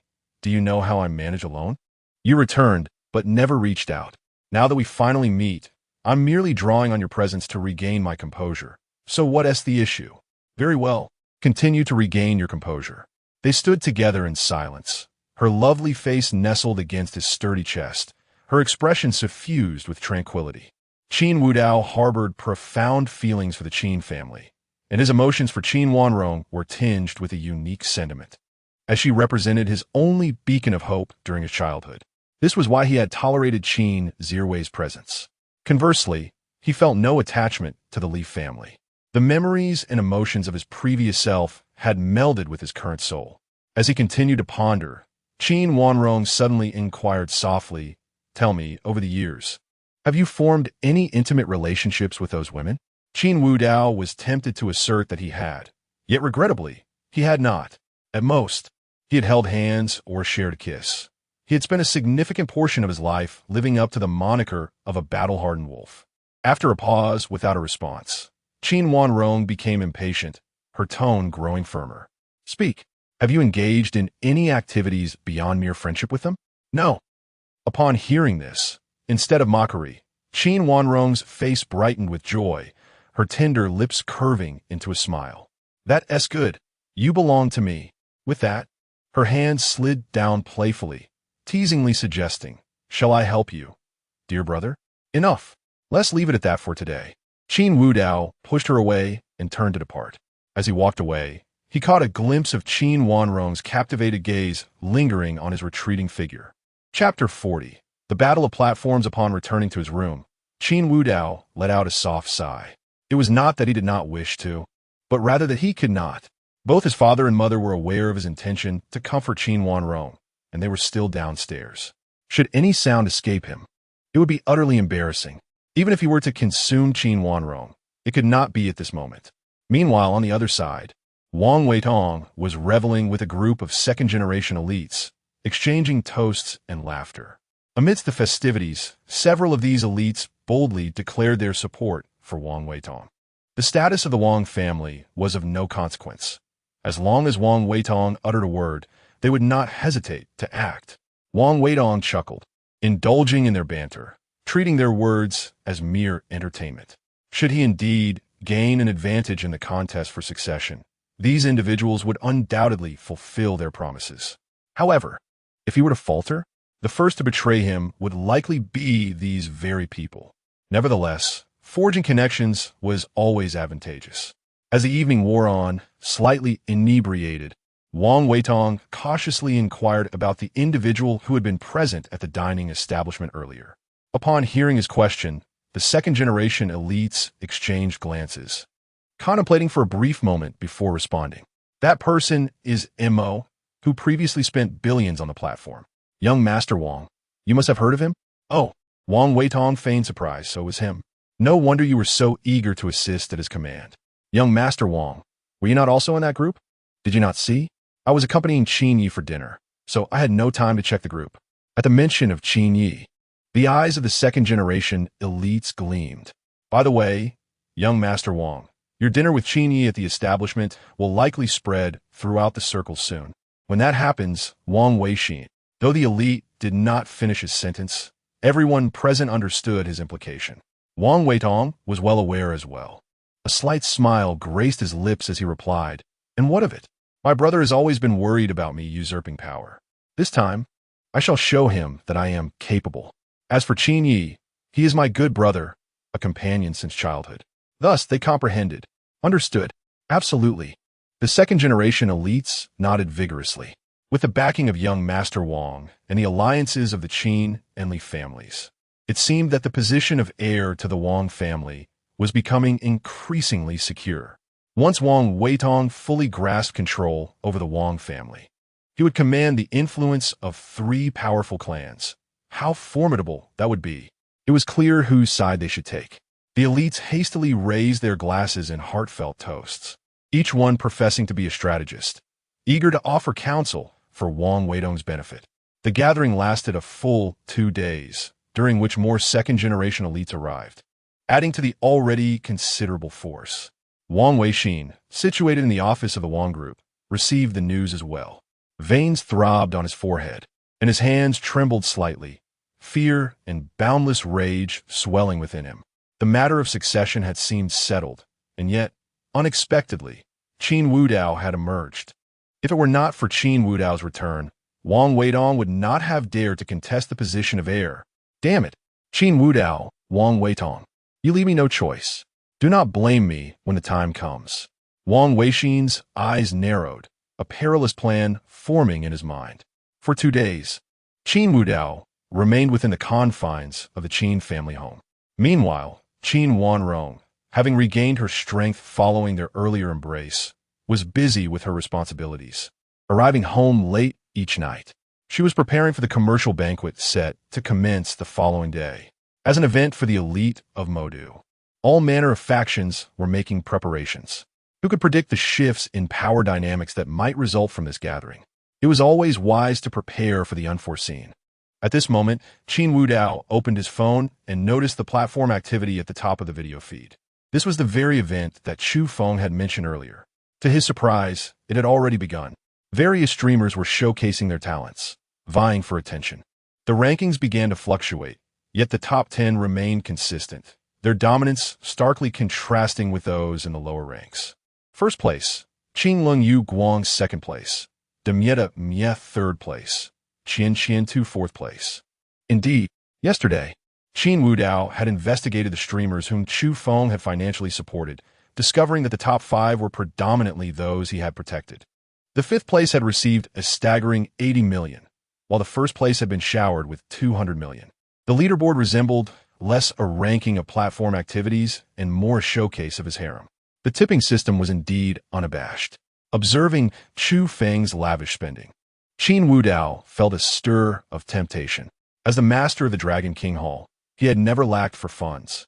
Not to mention the substantial assets of the Hidden Dragon Group in Modu, a conglomerate worth hundreds of billions. Yet even so, he would not frivolously squander billions on the platform as Chu Feng did. Qin Wudao clicked into the live stream of the top-ranked Qing Lunyuguang. As the mysterious mogul who had previously overshadowed Mo in Qian Qian 2 stream, the appearance of Lang Zong sparked a frenzy in the comments. Is the Wolf Zong here? Ha! Is he here to intercept Mo again? Surely not. Although Wolf Zong did overshadow Mo for a moment in Qian Qian 2 stream, that was merely Mo giving him face. This world is not devoid of wealthy individuals. Everyone knows that Mo's greatest desire is to protect our Moonlight sister, especially after splurging 200 million. Does Wolf Zong possess such power? Qin Wudao glanced at the scrolling comments before directing his gaze to the woman on the screen. To say nothing of it, Chu Feng's taste was indeed commendable. She was a woman of near perfection. Her figure was tall and graceful, akin to an orchid in a secluded valley, ethereal and independent. Cascading black hair, smooth and soft, fell over her shoulders, the ends slightly curled, yet unable to disrupt the serene aura she exuded. With a standard oval face and skin as white as snow, she appeared as though veiled in a delicate frost, emanating a hint of chill. The coolness in her eyes was palpable, dressed in a white gown that accentuated her otherworldly beauty. She was the most enchanting woman Qin Wudao had ever encountered. Her ethereal charm stirred within him an irresistible desire to conquer. As gifts floated across the screen, the woman displayed little emotional response, quietly sitting and thanking each individual who bestowed gifts upon her. Qinglong Yuguang, a name most fitting. While Qin Wudao was absorbed in watching the woman on the screen, Chu Feng in the room bore a serious expression. The affection for Qian Tu had yet to meet the required threshold. A portion of his expenditure was from gift money, while another part stemmed from his earned returns. Chapter 41. The battle has begun initially with a staggering 200 million in donations. The Cool Moonlight livestream was assuredly in the lead. However, to the surprise of all, the War Wolf has chosen to intervene. Previously, the War Wolf had donated over 6 million in Qian Tu's livestream, which was no great matter, considering Chu Feng's countless generous contributions. But the circumstances have changed. Qian Tu has yet to secure her affection, and if the War Wolf were to intrude at this juncture, it would undoubtedly lead to his downfall in front of the audience. Moreover, wasn't this scoundrel infatuated with Qian Tu? Why then is he appearing in the Cool Moonlight's livestream? In stark contrast to Chu Feng's palpable tension, the spectators in Cool Moonlight's stream were reveling in the spectacle. Ha! The War Wolf has followed Mo Zong here again. I wonder if he's aiming for the top spot this time? Previously, the War Wolf had merely donated 6 million to Qian Tu, but now we are talking about 200 million. It is no simple feat to seize the first position. If the War Wolf aims for the top, Mo Zong will likely retaliate. After all, our White Moonlight has always been under Mo Zong's protection. It seems this time, White Moonlight is set to soar, achieving financial freedom through a single platform event. At this moment, Cool Moonlight's enchanting eyes reflected a glimmer of curiosity. The rivalry between the War Wolf and Mo Zong over Qian Tu's livestream had become common knowledge across the platform. Mo Zong had even expressed a desire to confront the War Wolf during this event, and it was initially thought that the War Wolf would not show up. Yet, after Mo Zong's astonishing 200 million donation, the War Wolf suddenly appeared. Just as the audience intended to tag the War Wolf, they discovered he had exited the stream. Ha! It seems the War Wolf has given up. Indeed, Mo Zong is the true tycoon here. Upon seeing the 200 million, he must have been stunned. Mo Zong is invincible. Mo Zong has safeguarded his White Moonlight. I said it all along, a platform event isn't an annual affair, and with 200 million, plus the various small donations, the total has already reached 300 million. How could it possibly continue to rise? Mo Zong, from now on, I shall follow you. Mo Zong is invincible. As the praises echoed in the live stream, Chu Feng's anxious heart gradually found solace.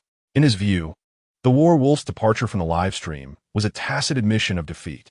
Indeed, no matter how wealthy the War Wolf might be in reality, it is implausible for him to donate 200 million in one go. However, with the donation system at his disposal, he could afford to treat money as mere numbers. Although he had tapped into his reserves this time, once Qian Tu's affections were secured, he would eventually reclaim what he had lost. In Qian Tu's live stream, she continued to express her gratitude for the small donations from her viewers. Currently, the leading Cool Moonlight had amassed a donation value of 300 million Dragon Kingdom coins, while her stream, apart from the 100 million from Mo Zong, had accumulated a total of 130 million in various small donations. Although the gap to first place was considerable, with effort, surpassing second place was certainly achievable. As Qian Tu continued her expressions of gratitude, her other phone buzzed with a notification. She opened it to find a message from a friend. The War Wolf you asked me to pay attention to just logged on and went to Cool Moonlight's livestream. What? A surge of alarm coursed through Qian Tu's day. She had now completely shifted her focus to Qin Wudao, the war wolf. But what if Qin Wudao were to take an interest in Cool Moonlight? As a fellow woman, Qianqian too couldn't help but acknowledge that Cool Moonlight's ethereal presence was simply irresistible.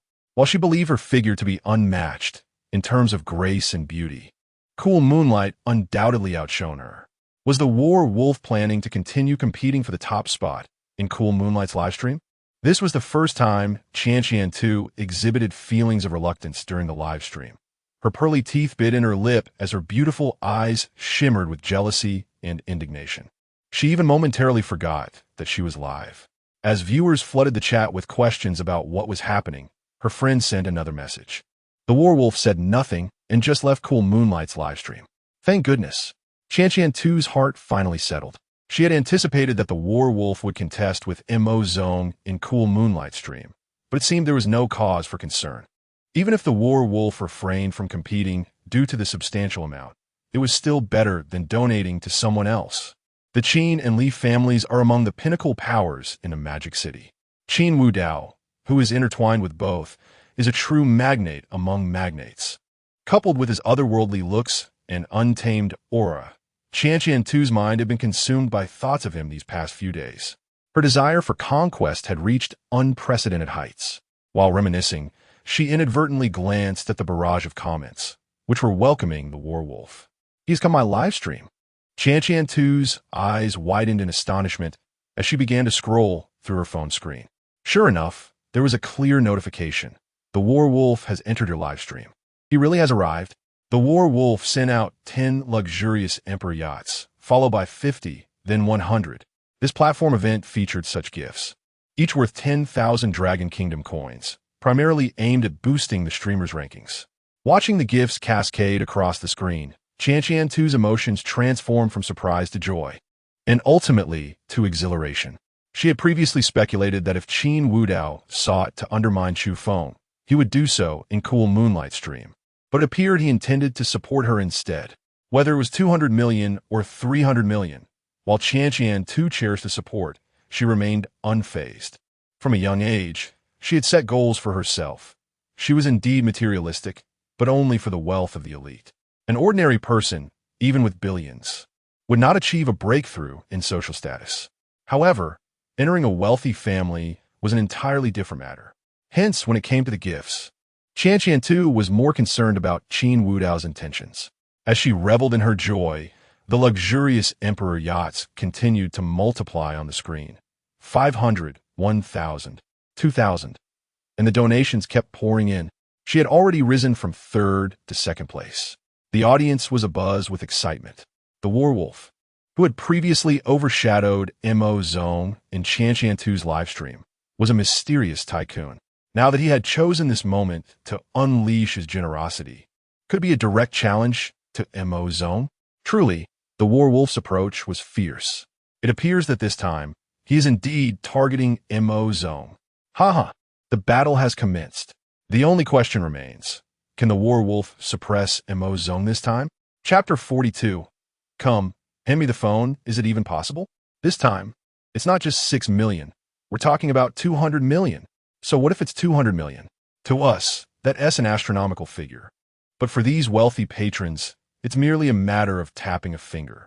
Look, it's already over 60 million and still climbing.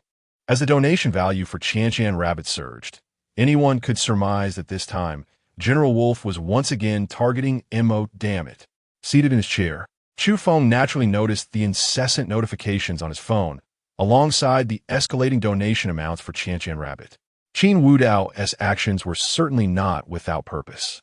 He had previously tested Chu Feng's limits, and now he aimed to discern just how extensively Chu Feng had unlocked the system. Evidently, from the total donation values spanning first to fifth place, it appeared that Chu Feng had already amassed 400 million this time. If he could continue to spend so recklessly, it would indicate that his system had been developed to an exceptionally formidable level. However, if he could not maintain this pace, it would suggest there were limitations. At that point, liquidating his funds would facilitate the execution of the next plan. The warwolf sent out a luxurious Emperor's gift 18,000, and in the blink of an eye, 180 million had been spent. Qian Rabbit ascended to the top position on the activity leaderboard. In the live stream of clear, cold moonlight, numerous affluent individuals awaited directives from MO. Among them, only a handful were mere spectators. The majority belonged to the second-generation elite. Their presence in this live stream was not solely due to the host's appearance, but primarily to show support for MO.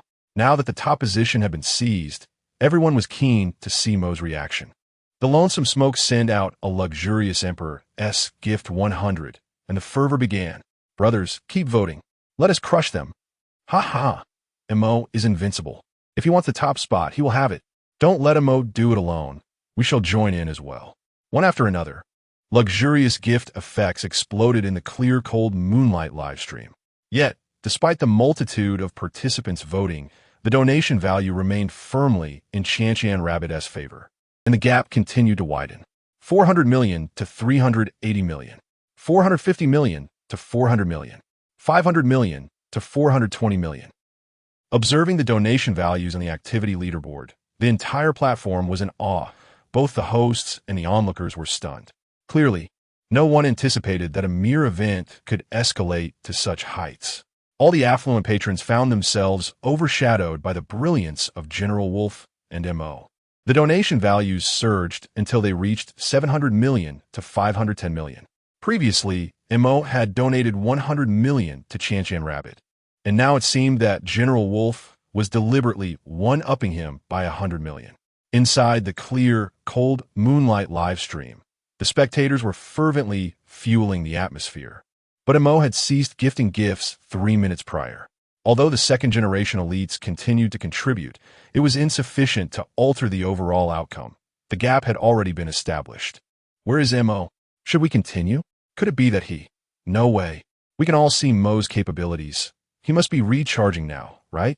However, the event is nearing its end, and this disparity appears insurmountable. Not only were inquiries arising in the live stream, but also in the group chat, where they were mentioning Lonesome Smoke. Yet, since earlier, it seemed that MO had vanished without a trace, leaving no response. Meanwhile, in the room, Chu Feng felt the veins on his forehead throb. He never imagined that this so-called werewolf would actually push him to his limits. Not only did he exhaust his remaining donation funds, but he even resorted to his emergency stash, rendering him akin to the destitute individual he once was. To continue utilizing the system, he needed to unlock more features, yet Qian Rabbit's affection was diminishing rather than increasing. The consecutive blows nearly drove Chu Feng to shatter his phone in frustration. He saw the messages directed at him in the group chat, including those in the live stream. But at this moment, any explanation felt futile. It was better to feign that his phone had died while he was on the streets abroad. Yes, I'll use that excuse. Chu Feng settled on what he believed was a plausible explanation. In Qian Rabbit's live stream, witnessing the cascade of donations made her heart race. She had never encountered such a sum before, even if half went to the platform. So what? She was now undeniably wealthy. Yet, despite this windfall, Qian Rabbit remained unswayed by the allure of money. She even proactively reached for her phone to message General Wolf. Wolf, thank you for your support. To be honest, I had no intention of competing for a ranking in this event, yet you propelled me to first place. I understand you did this to challenge Mo. Such an extravagant amount is too much. I'm willing to return everything I received. Could you share your contact information with me? It must be said that for any ordinary individual, this sum of several billion dragon coins would be enough to drive them mad. However, Qian Rabbit maintained her composure, even willing to return all the money just to obtain a means of contacting Qin Wudao. This demonstrated her remarkable determination. In the Qin household, within Qin Wudao's room, he perused the private message from Qian Rabbit, an amused smile playing on his lips. A clever woman, attempting to retreat to advance? Or did she have ulterior motives? Bang! Just as Qin Wudao contemplated her intentions, the door swung open, and Qin Zuru entered with an icy demeanor. Oh, a rare visitor. What brings you here? Nothing much. My parents asked you to come downstairs. They need to speak with you. Qin Zuru approached Qin Wudao, deliberately emphasizing the words my parents. As he stepped closer, his keen eyes caught sight of Qin Wudao's phone screen. You're a werewolf. Qin Zuru stared incredulously at Qin Wudao. He had seen the major events online, especially as he was part of that second-generation group. He never expected the one who overshadowed Mo to be Qin Wudao. How biased can our parents be, giving you so much money, and you use it to reward streamers? Hurry and give me that money. It's all mine. Qin Zuru roared, his expression twisted with rage, his body trembling, clearly incensed. Upon hearing this, Qin Wudao chuckled lightly. You want money? Fine, hand me your phone. Seeing Qin Wudao's compliance, Qin Zuru was momentarily taken aback, instinctively pulling out his phone and handing it over. After a series of operations on the phone, Qin Wudao returned a moment later. All right, it's done. Are you genuinely being this kind?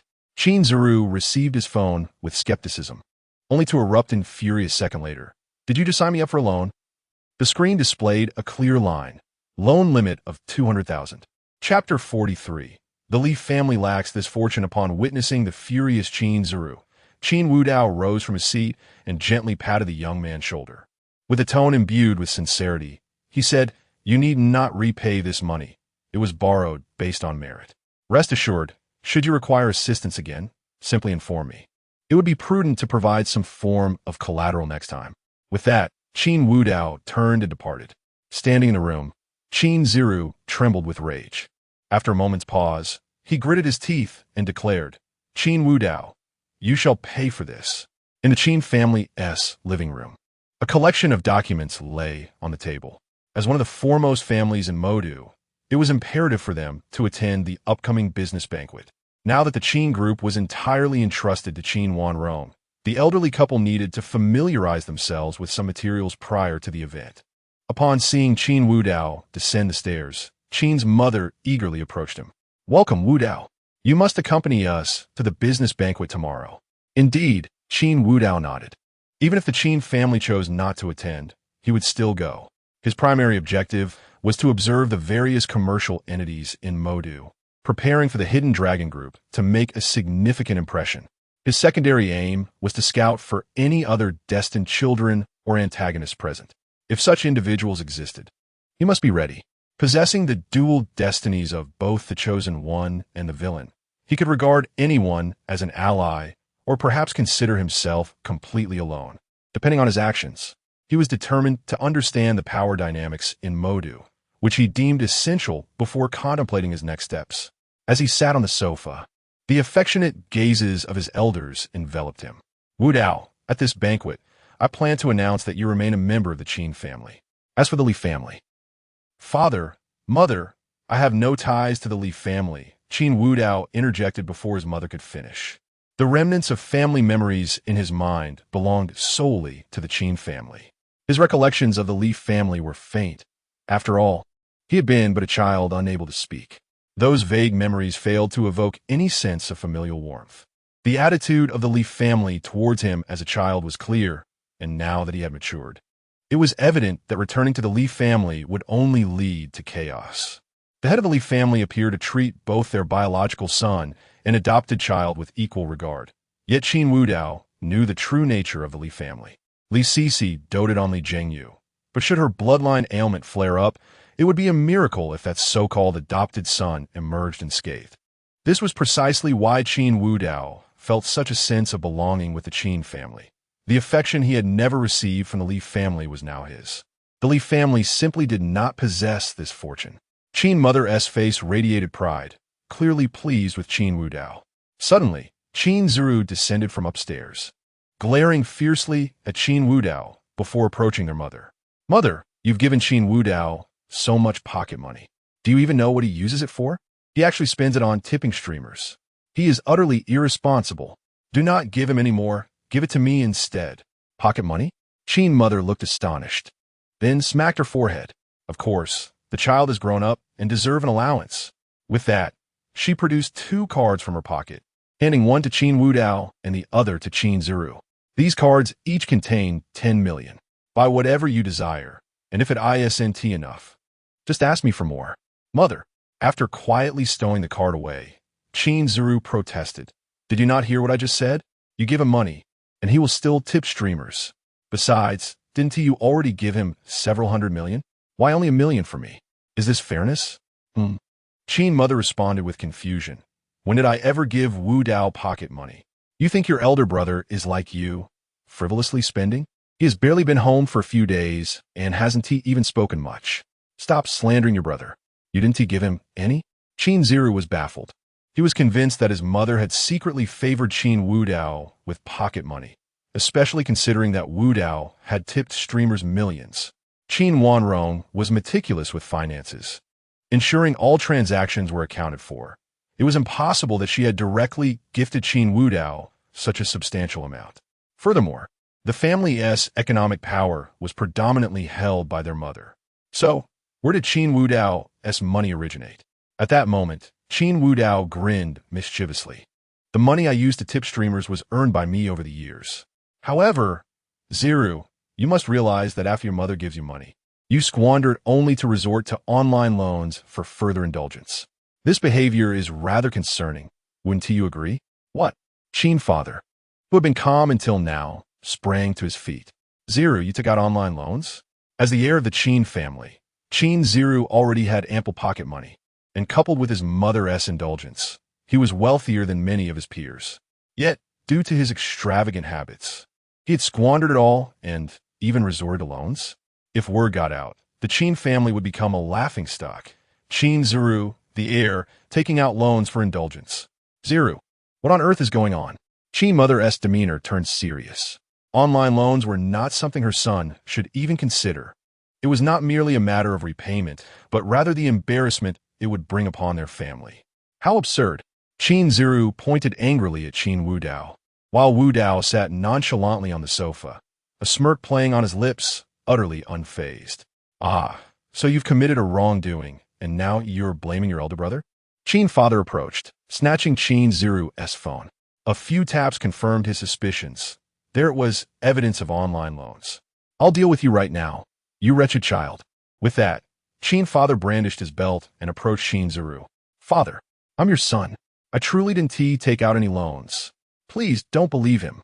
Qin Ziru's voice trembled with desperation, attempting to evoke parental love, but neither Qin father nor Qin mother showed any signs of leniency. This was simply too humiliating, and given that Qin Ziru had done nothing but indulge for years, it was the perfect opportunity for a lesson, as Qin father readied to discipline him. Qin mother softly addressed Qin Wu Dao. Wu Dao, I have arranged for your formal attire. You should return and rest. We will attend the banquet together tomorrow. Chapter 44. Business banquet. Qin Wu Dao lingered for a moment, casting a reluctant glance at the battered Qin Ziru before retreating to his room. Upon unlocking his phone, he was greeted by a flurry of notifications from the social media platform, with messages from Qianqian 2 flooding the screen. Mr. Wolf, could you please share your contact information? I would like to refund you. I know you might not need the money, but it is my heartfelt gesture. I am immensely grateful for your assistance in helping me secure first place. Please, share your contact. Why do you keep reading my messages without responding? Mr. Wolf. As he read Qianqian 2's increasingly desperate pleas, Qin Wu Dao chuckled softly and switched off his phone. Although he held a certain admiration for her, he deemed it unnecessary to establish contact. Moreover, a woman of her intellect could potentially become a complication if they were to connect. Compared to her, wasn't Qin Wanrong far more appealing? Besides, given Qin Wu Dao's current status and appearance, he could very well orchestrate a domineering presence on campus. After the voting period for the short video concluded, Qianqian 2 promptly ended her broadcast. Her delicate hands, gripping her phone tightly, were turning pale, devoid of any color. Her beautiful eyes were filled with frustration and anxiety, her teeth biting in her lower lip with such intensity that it threatened to draw blood. Why? Why is he reading my messages without replying? I don't want a single penny from you. Can I exchange billions for just a contact number? Qin Wu Dao, you are being unreasonable. Chun Qianqian had prepared numerous strategies, yet he seemed completely unresponsive. Before considering any tactics, she didn't even have his contact information. What was she to do? Just as her resolve began to crumble, her phone chimed with a new message. Lonely Smoke, tomorrow. There will be a prestigious business banquet in Modu. Would you like to accompany me as my guest? Upon reading this message, Chun Qianqian's eyes brightened. She recognized that a golden opportunity had arisen. Qin Wu Dao, being affiliated with both the Qin and Li families, would undoubtedly attend the banquet. allowing her the chance to connect with him. With this thought in mind, Chun Tiantian swiftly typed a response with her slender fingers. Sound good, but I'm just an ordinary person. Would my presence at such a business event embarrass you? It won't. No one dares to speak out against the people I bring. Then I shall prepare a gown. Shall I take you to the mall to select a dress? No need. Thank you, Mr. Mo. In her rented room, Chu Feng wore a peculiar expression. Chun Tiantian's agreement to attend the banquet seemed like an opportunity to win her favor, yet her demeanor remained distant. Little did he know that she was merely using him as a stepping stone. As dawn broke the next day, the various commercial forces in Modu began their frantic preparations. Some individuals were willing to pay exorbitant sums for an invitation to the evening's banquet, but who among them was truly lacking in funds? They could only seek ways to contact the event's organizers in hopes of securing an invitation. The invitees were either the leading commercial powers in Modu, rising stars, or companies with promising potential. While some received invitations but declined, the majority chose to attend. The venue was a magnificent estate situated on the outskirts of Modu, resembling a grand castle. The estate boasted a majestic main building with sleek lines and expansive glass facades that shimmered in the sunlight, harmonizing with its stone walls to exhibit both modern elegance and the stateliness of a fortress. The grand entrance was adorned with intricate metalwork and flanked by uniquely sculpted figures, standing as loyal sentinels guarding the territory. At this moment, the gates stood wide open, with a red carpet laid out in anticipation. Servants bustled about, preparing for the evening's festivities, ensuring that the reception of Modu's elite was nothing short of flawless. As night fell and the estate was illuminated, it shone as brightly as day. At that moment, luxurious vehicles began to arrive. Flanking the red carpet, servants bowed slightly to the arriving guests in a gesture of respect. As the first luxury car came to a halt, attendants rushed to open the door, and a man and woman emerged, elegantly clad in formal attire, smiling as they walked toward the estate. One after another, opulent vehicles graced the venue, with esteemed figures disembarking. The Qin family's convoy approached. Qin Wudao peered through the window, observing the spectacle outside. System, little horse. I'm here. Regretful little one. Bootlicker. Qin Wudao disregarded the bickering of the two systems and inquired, Can't you provide me with something that allows me to discern others' fates? How will I know who the chosen one is and who the antagonist might be once we arrive at the banquet? Rest assured, host, I understand your desires and have already begun preparations. I promise you'll be satisfied. If not, feel free to take it out on me, replied Little Horse. I will do it too, chimed in Regretful Little One. Upon hearing their reassurances, Qin Wudao nodded. Soon, he would encounter Chu Feng and needed to observe him closely. The reward system posed no threat.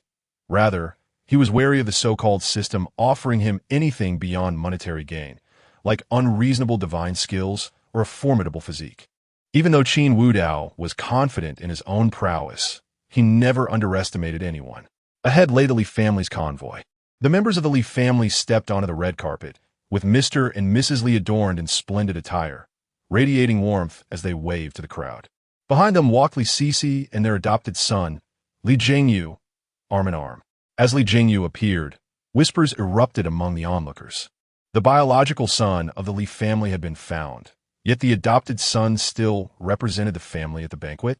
Wasn't Qin Wudao also an adopted son of the Qin family? But could their situations be compared? Qin Wudao was already the heir of a prestigious family, now backed by both the Li and Qin families, truly a life winner, while Li Jingyu seemed insignificant in comparison.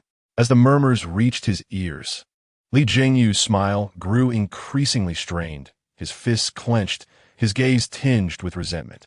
If only Qin Wudao had not returned, everything would have been his. Chapter 45.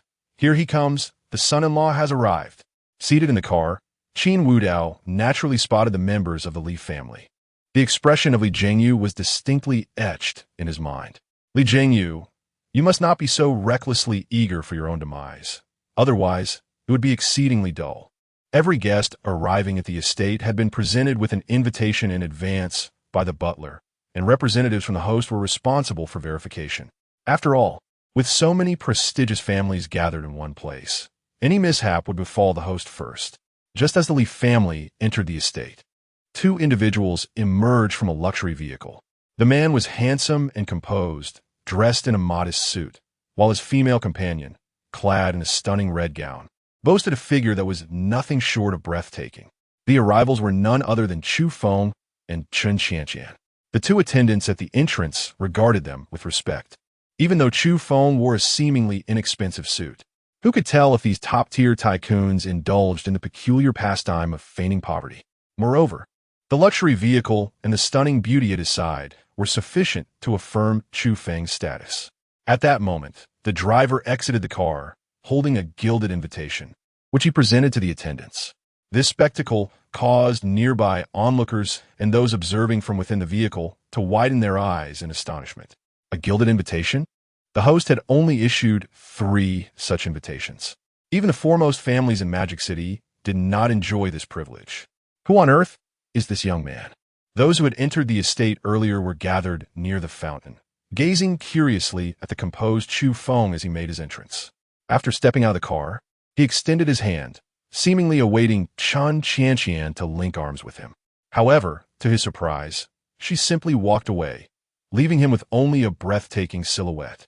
Dumbfounded, Chu Feng instinctively wanted to say something, but quickly suppressed his emotions, noticing the multitude of gazes around him. Chen Qianqian must be unfamiliar with such occasions. That was certainly it. Comforted by this rationale, he calmly proceeded toward the estate. At this gathering, everyone sought to forge connections or solidify relationships. So the attendees within the estate did not hasten into the hall, but rather engaged in conversation by the hot springs. The host had thoughtfully prepared a variety of delicacies and beverages in the courtyard, evidently anticipating this social dynamic. Some second-generation individuals, who had previously interacted with Chu Feng, eagerly approached him. "Mr. Mo, you have arrived, truly deserving of your status. Even the invitation is gilded." In response, Chu Feng replied nonchalantly, "In this setting, you may simply call me Chu Feng." "That won't do. How about we call you Brother Feng?" "Very well. Excellent. Brother Feng." A group of second-generation individuals surrounded Chu Feng, calling him by this title, while those nearby overheard the appellation Mr. Mo. The title sparked intrigue among the crowd. Mr. Mo was unparalleled in renown, second only to the recently emerged Wolf Master. This Mr. Mo seemed to have arrived from nowhere, with a complex web of financial backing, seemingly connected to foreign conglomerates. Establishing a relationship with such an individual would undoubtedly facilitate access to overseas markets in the future. With this thought in mind, several wealthy attendees promptly encouraged their children to engage with Chu Feng. As Chu Feng basked in this newfound attention, another luxury vehicle approached the red carpet. 3 individuals alighted from it. The 2 women bore a striking resemblance to each other, yet their demeanors were entirely dissimilar. The more mature of the 2 exuded a gentle and warm aura, akin to the sun's embrace on a spring day. Time had treated her kindly, leaving only faint crow's feet at the corners of her eyes, adding a touch of mature charm. Her skin was delicate and fair, radiating a healthy glow reminiscent of polished jade, enveloped in a soft halo. Her lips were a rosy hue, with the corners slightly upturned, revealing a subtle, almost imperceptible smile. A smile that conveyed the calmness and affection cultivated through life's experiences, evoking a sense of familiarity. Her hair was elegantly styled into a bun, with a few loose strands cascading beside her ears, enhancing her gentle allure. The younger woman, who clung to her arm, mirrored her features yet exuded a youthful vigor, possessing a powerful presence that marked her as another formidable businesswoman. Uninformed observers might mistake them for sisters. Behind these 2 women stood a man who appeared rather unremarkable, his gaze imbued with a gentle warmth. Though lacking apparent status, he bore no signs of inferiority. Indeed, he exuded an air of quiet authority. Sitting in a car, Qin Wudao became intrigued. He was well acquainted with the 2 women, as they were the individuals promised to him through an arranged marriage, the woman named Zhang Wanyu, and the more mature one, Dong Mengqing. They belonged to the Zhang family of Magic City, a mother-daughter duo. The patriarch of the Zhang family had passed away early, leaving the 2 women to uphold the vast family enterprise. The untimely demise of their father had led to a gradual decline in the family's fortunes, a situation only mitigated by Zhang Wanyu's decisive leadership. Were it not for her formidable tactics, the Zhang family might have been entirely consumed long ago. Now, the so-called betrothed was accompanied by a man. There was no doubt that anyone walking the red carpet alongside them was no mere assistant. Given his demeanor and appearance, he could very well be a son-in-law. Qin Wudao narrowed his eyes, fixated on the man's silhouette. As a martial artist, he sensed a formidable strength concealed within the man, who seemed to have relaxed every muscle to obscure his true prowess. While this might deceive others, it could not elude Qin Wudao. It appeared this gathering was growing increasingly intriguing. He wondered how many fated individuals and antagonists might appear. If only he could sweep them all away, as Qin Wudao pondered. The Qin family's convoy arrived at the venue. He chose not to ride in the same vehicle as his parents, but instead occupied the last car in the procession. As the door swung open, all eyes turned to him. Qin's father and mother disembarked, soon followed by Qin Zuru. Qin Wudao emerged from another vehicle. As for Qin Wanrong, she was absent due to unforeseen circumstances at the Qin group, which explained the elders' earlier scrutiny of the documents. Although Qin's father and mother wore smiles as they stepped out, it was evident that their expressions were somewhat strained. Chapter 46. Key points. Just moments ago, members of the Zhang family disembarked, and they were all witnesses to the scene.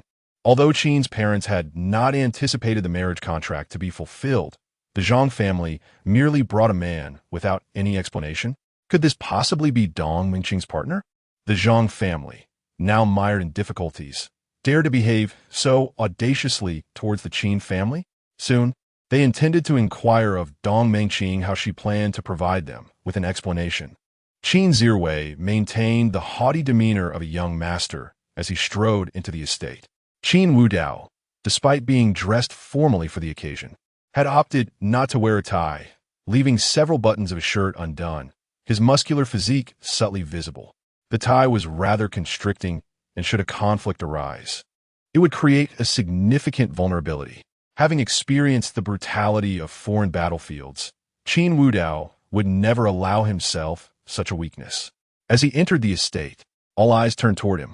After all, his reputation had recently soared within the circle, supported by both the Qin and Li families. Known for his ruthless methods and flamboyant personality, such a figure could not be easily befriended, yet certainly could not be antagonized. Qin Qianqian spotted Qin Wudao immediately, her captivating eyes lighting up. She had come to this gathering specifically for him, and indeed, her efforts bore fruit. This was also the reason she had refrained from linking arms with Chu Feng previously. She was still uncertain of Qin Wudao's true character and what might happen if he took offense. The mother and daughter of the Zhang family also turned their gaze toward Qin Wudao. Dong Mingqing's eyes shimmered with a blend of tenderness and nostalgia, while Zhang Wanyu's gaze remained notably indifferent. The man suspected to be a son-in-law stared intently at Qin Wudao. The members of the Li family shared a similarly complex expression as they observed Qin Wudao's measured entrance. It could be said that once he alighted from the vehicle, he became the focal point of the gathering. As Qin Wudao approached the courtyard, a man jogged over. "Brother, you're here too? Mom and Dad have been waiting for you. I've been hospitalized these past few days. Otherwise, they would have visited you. Please don't hold it against them."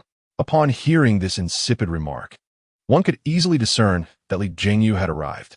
With a face full of grievance, he continued, "I know you're uncomfortable because I took your place, and I can leave. But please don't blame Mom and Dad." Qin Wudao raised an eyebrow at Li Jingyu, chuckling lightly. "Li Jingyu, it seems the lesson I imparted last time was insufficient. You claim to have been hospitalized these past few days. Would you like me to assist you further?" Upon hearing this, Li Jingyu instinctively took a step back, vividly recalling the beastly aura and ruthless methods of Qin Wudao. His body still ached from their last encounter. Noticing Li Jingyu's retreat, a hint of disdain crossed Qin Wudao's face. This scheming individual dared to provoke him again? "Qin Wudao, who do you think you're threatening?" As expected, wherever Li Jingyu was, Li Sisi was sure to follow.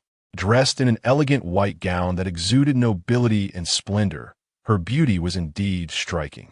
She glared at Qin Wudao, demanding an explanation. Li Jingyu hastily interjected, "Sister, please don't blame my brother. It's all my fault for making him this way. I can leave, truly. You don't have to." US barking like a dog. Before Li Sisi could finish, the arrogant second young Master Qin approached. His head held high, exuding an air of entitlement. He stood before Li Jingyu, offering no regard. "Since when can a schemer stand alongside me? Get lost, you're repulsive." "Qin Zirwei," Li Sisi retorted coldly. "Hasn't Qin Wanrong taught you any manners?" "Oh." Qin Zirwei feigned confusion. "May I inquire, Miss Li, have your parents taught you that as a woman, you should possess some dignity? Are you insulting me?" Li Sisi stared at Qin Zirwei in disbelief, never imagining she would be verbally attacked in such a manner. Qin Zirwei's face was filled with contempt. "Insult you? It would be a mercy not to strike you. If I show you some leniency, do you truly think you are someone of consequence? My family is not one you can reprimand. Come on, let me see how thick your skin is." Ouch. Qin Wudao was somewhat taken aback by Qin Zirwei's audacity. This fellow truly aimed to antagonize everyone equally. "You, Qin Wudao." Li Sisi realized that reasoning with a spoiled air like Qin Zirwei was futile and shifted her gaze to Qin Wudao. "Shouldn't you intervene?" "Wow." Qin Wudao was genuinely astonished. "I'm speaking to you civilly. Did you think I was easy to talk to? You dare to shoot at me? What do you mean by that?" Li Sisi's brows furrowed, failing to comprehend Qin Wudao's words. He stepped forward, positioning himself before her. Then before she could utter a word, he delivered a resounding slap. Smack! The force was so great that it sent Li Sisi crashing to the ground, her delicate features swelling instantly, blood trickling from the corner of her mouth. Both Qin Zirwei and Li Jingyu instinctively recoiled, their pupils dilating in shock. Qin Wudao advanced, seizing Li Sisi by her hair, lifting her despite her cries of pain. No matter how she struggled, his grip was as unyielding as iron. Leaning closer, he chuckled softly. "Did you think I wouldn't strike you? Rest assured, in my presence, there is equality between genders. You cannot reason with Qin Zirwei. You wish to provoke me? My apologies, but I do not engage in reasoning either. However, I am well versed in martial arts and can certainly accommodate you. Let go of me." Tears streamed down Li Sisi's face from the pain, and the Li family's eldest daughter found herself thoroughly humiliated before everyone present. Li's father and mother rushed over immediately. Li's mother, in a state of distress, pleaded, "Wudao, please put your sister down. Stop this, I beg you." With a thud, Qin Wudao carelessly tossed Li Sisi at Li's father's feet. "Li Patriarch, mind your family members. Oh, and this dog as well. I do not take kindly to being wronged. Should it bite me, I will not only tear it apart, but also take its owner along with it. If you cannot keep it in check, next time it may be left with nothing but its head." Chapter 47. The big shot Li's father wore an icy expression. He never anticipated that, in such a public setting, the Li family would embarrass themselves, particularly due to the actions of their own children. Li Jingyu stepped forward, looking pitifully at his mother, as if he had something to say. However, before he could utter a word, he felt the chilling gaze of his father. Instinctively shivering, Li Jingyu was acutely aware of the fear he held for his father. Although he usually appeared to indulge him in moments like this, Li Jingyu understood that silence was his best option. "Ha! What commotion is this?" Accompanied by a hearty laugh, Qin's father and mother strolled over. Their eyes filled with warmth as they regarded Qin Wudao and Qin Zirwei. "It's nothing," Qin Wudao replied with a shake of his head and a light chuckle. "It seems the Li family's daughter was about to pick something up from the ground to eat, so I offer my assistance. Coincidentally, the Li family head just wanted to express his gratitude to me. Is that so?" Qin's father feigned surprise. "I've always said my sons are kind-hearted. Look, the Li family's daughter is in need, and both my sons can lend a hand. Old Li, there is no need for formalities between generations, is there?" "Ha ha." Li's father's countenance darkened, while Li's mother attempted to interject but was promptly pulled away by him. Supporting Li Sisi, Li's mother led her away, and Li Jingyu, fearing a confrontation with Qin Wudao, obediently lowered his head and followed suit. As the Li family departed, Qin's mother gently pinched Qin's father, rolling her eyes and softly chiding, "How unseemly. They are, after all, Wudao's relatives. The three of you are inciting ire. What must others think? What does it matter?" Qin's father replied nonchalantly, Let them think what they will. It doesn't affect me one bit. Besides, you saw it yourself. The Lee's siblings are simply asking for a beating. Wu Dao is still too kind-hearted. If it were me enough. Qin's mother swiftly covered his mouth, glancing around at the crowd. Do you want others to hear such words? At that moment, Qin Zirwei also turned to Qin Wu Dao, speaking in a cool tone. Don't misunderstand. I'm not helping you out of goodwill, merely irritated by those two. Qin Wu Dao's expression shifted to one of amusement. Seriously? Are you playing at Sundara with me? Is this your character? Noticing Qin Wu Dao's silence, Qin Zirwei snorted and turned away, leaving Qin Wu Dao feeling a chill run down his spine. If it were a girl with twin tails acting aloof, it might be amusing, but with Qin Zirwei, it was all pride and no charm. The crowd began to murmur about this little episode. Given that Qin Wu Dao had recently become a figure of controversy, the chatter was inevitable. Chun Qianqian, with her beautiful eyes, feigned nonchalance while secretly observing Qin Wu Dao. Such a commanding man was precisely her type. Though she dreamed of entering high society, Chun Qianqian was selective.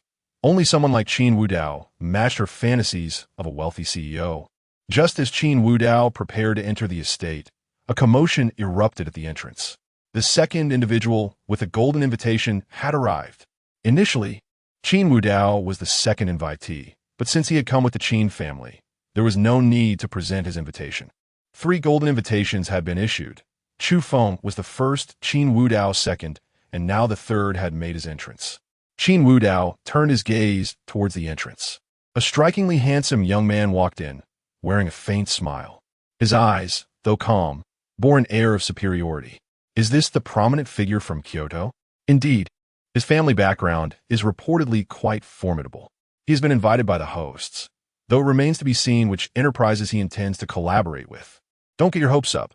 If he is seeking partnerships, it will surely be with the major powers of Magic City, leaving us out in the cold. Let us not be so pessimistic. Establishing a connection wouldn't hurt. Hearing the surrounding discussions, Qin Wu Dao focused on a man. Though he possessed 2 systems, neither allowed him to assess the individual's background, which posed a bit of a challenge. With that thought, he promptly took out his phone and sent a message to Longya. Investigate the identity of the individual from Kyoto with the golden invitation. Ding dong, the efficiency of Long Wangdian was remarkable. Soon, the man's information was delivered to Qin Wu Dao's phone. His name was Tian Pingsheng, grandson of the retired General Tian Yoshin, who had a substantial legacy, while his father was currently a powerful figure in Kyoto. Indeed, he was a quintessential second-generation official. It appeared he had come to Magic City for a woman, and upon learning this, the hosts swiftly extended an invitation. As the saying goes, wealth pales in comparison to power. The influence of a second-generation official typically surpasses that of a wealthy heir. While there are distinctions between the two, they rarely clash due to the vast web of interests. In the upper echelons, they might even be allies. After glancing through the basic information, Qin Wu Dao put his phone away. He preferred to keep his distance from such individuals, as the backdrop of Long Wangdian was sensitive. Even if the upper echelons turn a blind eye, there were lines that couldn't be crossed. With a background like that, he certainly qualified as a significant figure. As Tian Pingsheng entered, the surrounding elite approached him, eager to forge connections. He appeared affable, welcoming all approaches, exuding a demeanor that was both low-key and composed, undoubtedly a reflection of his upbringing as the grandson of a general. Qin Zirwei, however, merely glanced at Tian Pingsheng and then shifted his gaze elsewhere. He was a true hedonist, unconcerned with networking. With a lifetime of wealth at his disposal, why bother forming connections? As long as he didn't provoke others, that was sufficient. As more guests arrived, the invitees soon filled the venue. The grand gates of the estate gradually closed, and the host sent personnel to usher everyone into the main hall. Upon entering, it became evident that the previous opulence was merely the tip of the iceberg. The hall was lavishly and modernly decorated, its high ceilings adorned with crystal chandeliers that radiated a dazzling light, casting enchanting reflections upon the marble floor.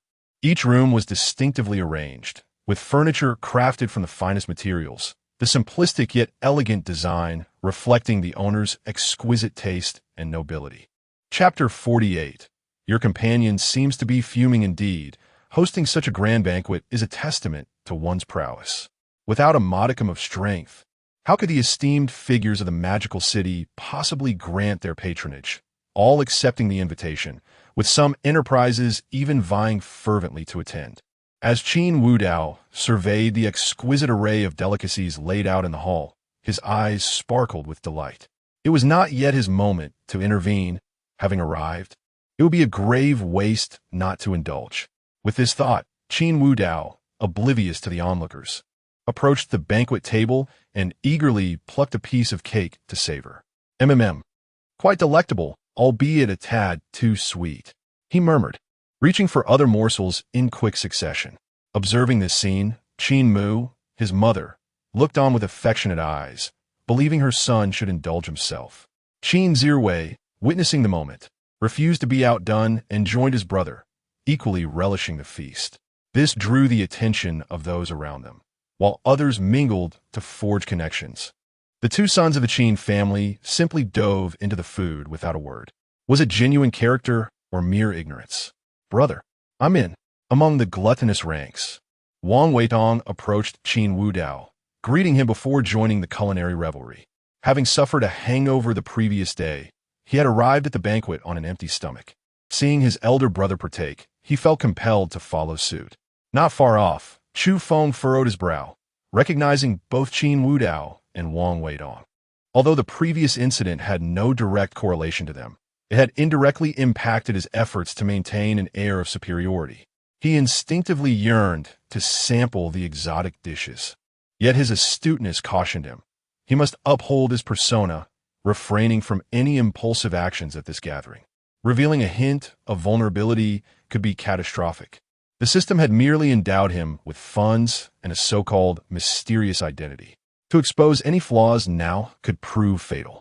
Thus, Chu Feng remained composed, engaging in light conversation with those around him, showing no inclination to approach the food. However, his stillness did not deter others. Chun Qianqian glided gracefully to Qin Wudao's side, her enchanting gaze sparkling as she softly spoke, "Greetings, we meet again." Qin Wudao, having just taken a bite of meat, turned to face Chun Qianqian. Intrigued by this intelligent woman, he inquired, "Are you the one from the dining hall last time? Would you care to join me in tasting some dishes?" Typically, a woman might politely decline, adhering to decorum in such settings. Yet, Chun Qianqian beamed, of course. She elegantly extended her delicate hand, casually selecting a dessert, savoring it with dainty bites. Delicious. Qin Wudao regarded her with admiration. Having exchanged pleasantries, he intended to resume his feast. Just as he reached for another bite, Chun Qianqian stepped closer, producing a handkerchief and gently wiping the cream from the corner of his mouth. "You have some cream on your lips." Qin Wudao stood still, allowing her to tend to him. "Ah, truly, you are my elder brother," Wang Weitong quipped, witnessing the scene. "Even while eating, someone is there to wipe your mouth. Unlike us, who can only manage with a napkin." Nearby, Chu Feng felt his teeth clench in frustration. He had not anticipated that Chun Qianqian would approach Qin Wudao directly. Had she not taken his hand, he might have deemed her nervous or unfamiliar with social etiquette. But now, wiping another man's mouth, what did that imply? Chu Feng, not one to be easily fooled, discerned from their previous encounters that Chun Qianqian's actions were deliberate. "Ah, so I am merely a stepping stone?" The thought ignited a surge of anger within him. Setting aside Chun Qianqian's stunning beauty, the mere thought of another man's claim over her stirred his possessiveness. If her connection with him faltered, he would have to sever the only opportunity he had. No, it must be undone. One day, I too shall attain such stature, if not higher, for I possess the system. Determination etched on his youthful visage. Chu Feng watched as Chun Qianqian gently finished wiping Qin Wudao's mouth and then stepped back, maintaining a friendly distance. She blinked and softly inquired, "I am Chun Qianqian. May I know your name? We've met twice, yet I still do not know what to call you." "Oh, you truly do not know my name?" Qin Wudao replied with a hint of amusement. Upon hearing this, Chun Qianqian's heart raced, but she steadied herself, responding, "I did inquire previously, yet you never disclosed it." This beautiful woman, No, should I call her sister-in-law? At that moment, Wang Weitong approached, having long researched Chun Qianqian's background, recognizing her as the one who had received several billion from his elder brother. My brother is Qin Wu Dao. You must have heard that name before, and he is indeed the one who champions you, the Wolf General. Really? Chun Qianqian exclaimed, her expression blooming with surprise and excitement. This was her, adept at leveraging her beauty and discerning the thoughts of men. Although she had always known of Qin Wu Dao's identity, she feigned astonishment now. Ah, you are the Wolf General. I sent you a private message before, but you didn't respond. May we exchange contact information? Chun Qianqian produced her phone, a charming blush tinting her cheeks, making her appear exceptionally alluring. Certainly, Qin Wu Dao nodded, taking out his phone to scan hers. After exchanging contact details, he raised an eyebrow and remarked, however, Chun Qianqian, are you truly unconcerned about your companion? His gaze seems almost fiery, and he must be that Mr. Mo, am I correct? Upon hearing Qin Wu Dao's insinuation, Chun Qianqian's expression faltered. Her intelligence allowed her to grasp the underlying meaning in his words. Did he suspect her subtle schemes? To avoid losing all her efforts, she quickly replied, I came here specifically for you, but my status prohibits me from truly participating in this banquet. I can only apologize. Chun Qianqian bit her lip, her previously flushed cheeks now pale, evoking a sense of sympathy. Fear not. Qin Wu Dao shook his head, smiling gently. I appreciate your honesty. As for with whom you arrived, it is of no consequence. Indeed, Chun Qianqian nodded earnestly, inching closer to Qin Wu Dao, embodying the demeanor of a devoted little wife. Chapter 49. The son-in-law of the Zhang family. At this moment, the elder members of the Qin family were engaged in conversation with Dong Mengqing of the Zhang family. The expressions on the faces of the Qin elders were somewhat grave. Qin's mother, in particular, directly addressed the issue at hand.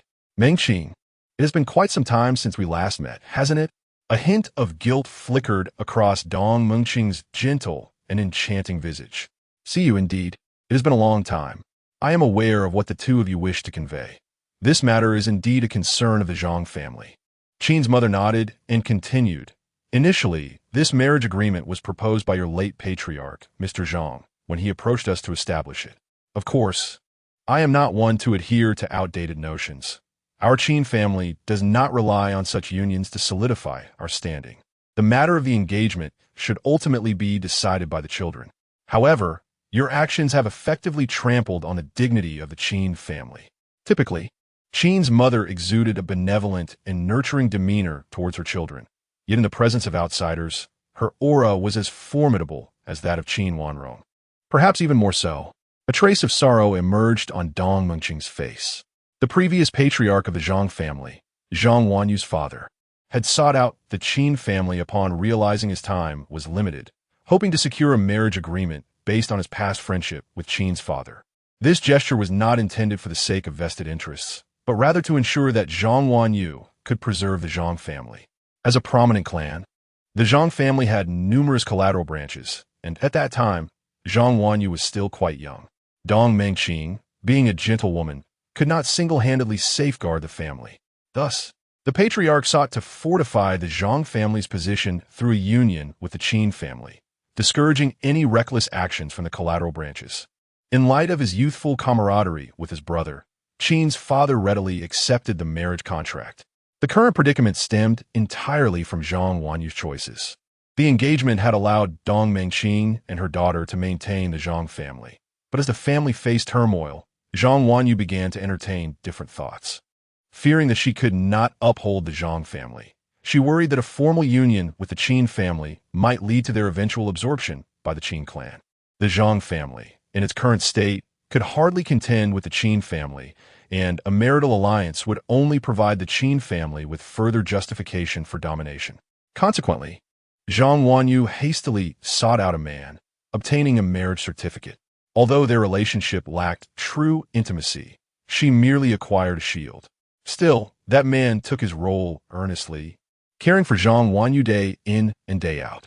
Ultimately, these decisions were solely Zhang Wanyu's, and as previously mentioned, Dong Mengqing's gentle nature prevented her from opposing her daughter's choices. Yet, As a mother, she had to confront the Qin family's scrutiny. With a furrowed brow and a hint of regret, Dong Mingxing began to speak, "See you, but was promptly interrupted by Qin's mother. "No need to address me as sister. The moment your daughter entered into a marriage contract, our relationship concluded." "Very well," Dong Mingxing replied with a bitter smile. "Madam Qin, this matter is indeed my fault. It is a transgression of the Zhang family. Whatever compensation the Qin family seeks, I will strive to fulfill your requests." Compensation is unnecessary." Qin's mother chuckled lightly, continuing, "The Qin family has not fallen to the extent of extorting the Zhang family. This matter ends here. Naturally, the betrothal gifts previously bestowed upon you shall be considered void, and the Zhang family may no longer utilize the connections of the Qin family. That is only right." Dong Mingxing nodded slightly, embodying the essence of a classical and gentle woman, never intending to take advantage of the situation. Matters of the Zhang family had previously been managed by her husband and now rested upon her daughter. Nevertheless, the Qin family had indeed provided considerable assistance to the Zhang family, and she felt compelled to offer an explanation. With that in mind, Dong Mingxing turned to her daughter. "Wanyu, come and pay your respects to your uncle and aunt." "Yes," Zhang Wanyu replied, slowly approaching. She inherited her mother's beauty, yet her demeanor was strikingly different, her delicate features appearing somewhat aloof. Upon reaching the Qin parents, she bowed deeply. "Uncle, aunt, this matter is my responsibility. It is my petty heart that has led to this situation. I am willing to relinquish the recent patents acquired by the Zhang family and publicly apologize to you both." Though her demeanor was cold, Zhang Wanyu's tone was remarkably sincere.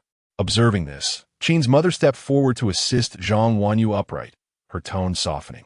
"You are a young lady, shouldering the weight of the Zhang family at such a tender age.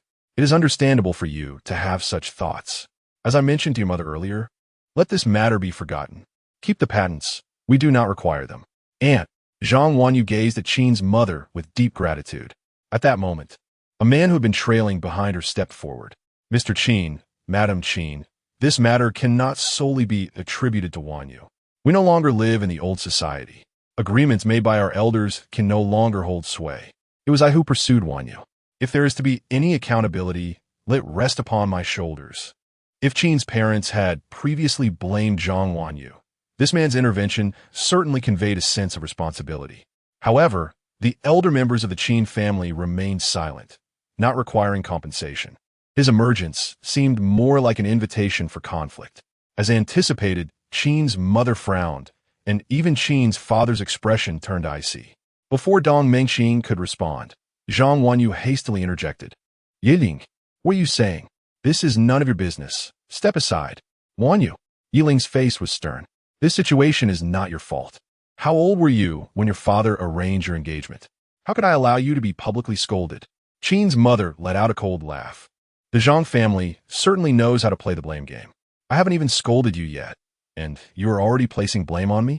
If I were to truly reprimand you, would you not fear that the Qin family may face ruin?" Dong Mingxing, unable to bear it any longer, felt beads of sweat forming on her forehead as she anxiously explained. "See, you know, Madam Qin, this matter is truly a misunderstanding on Xiaoling's part, and I apologize to you both."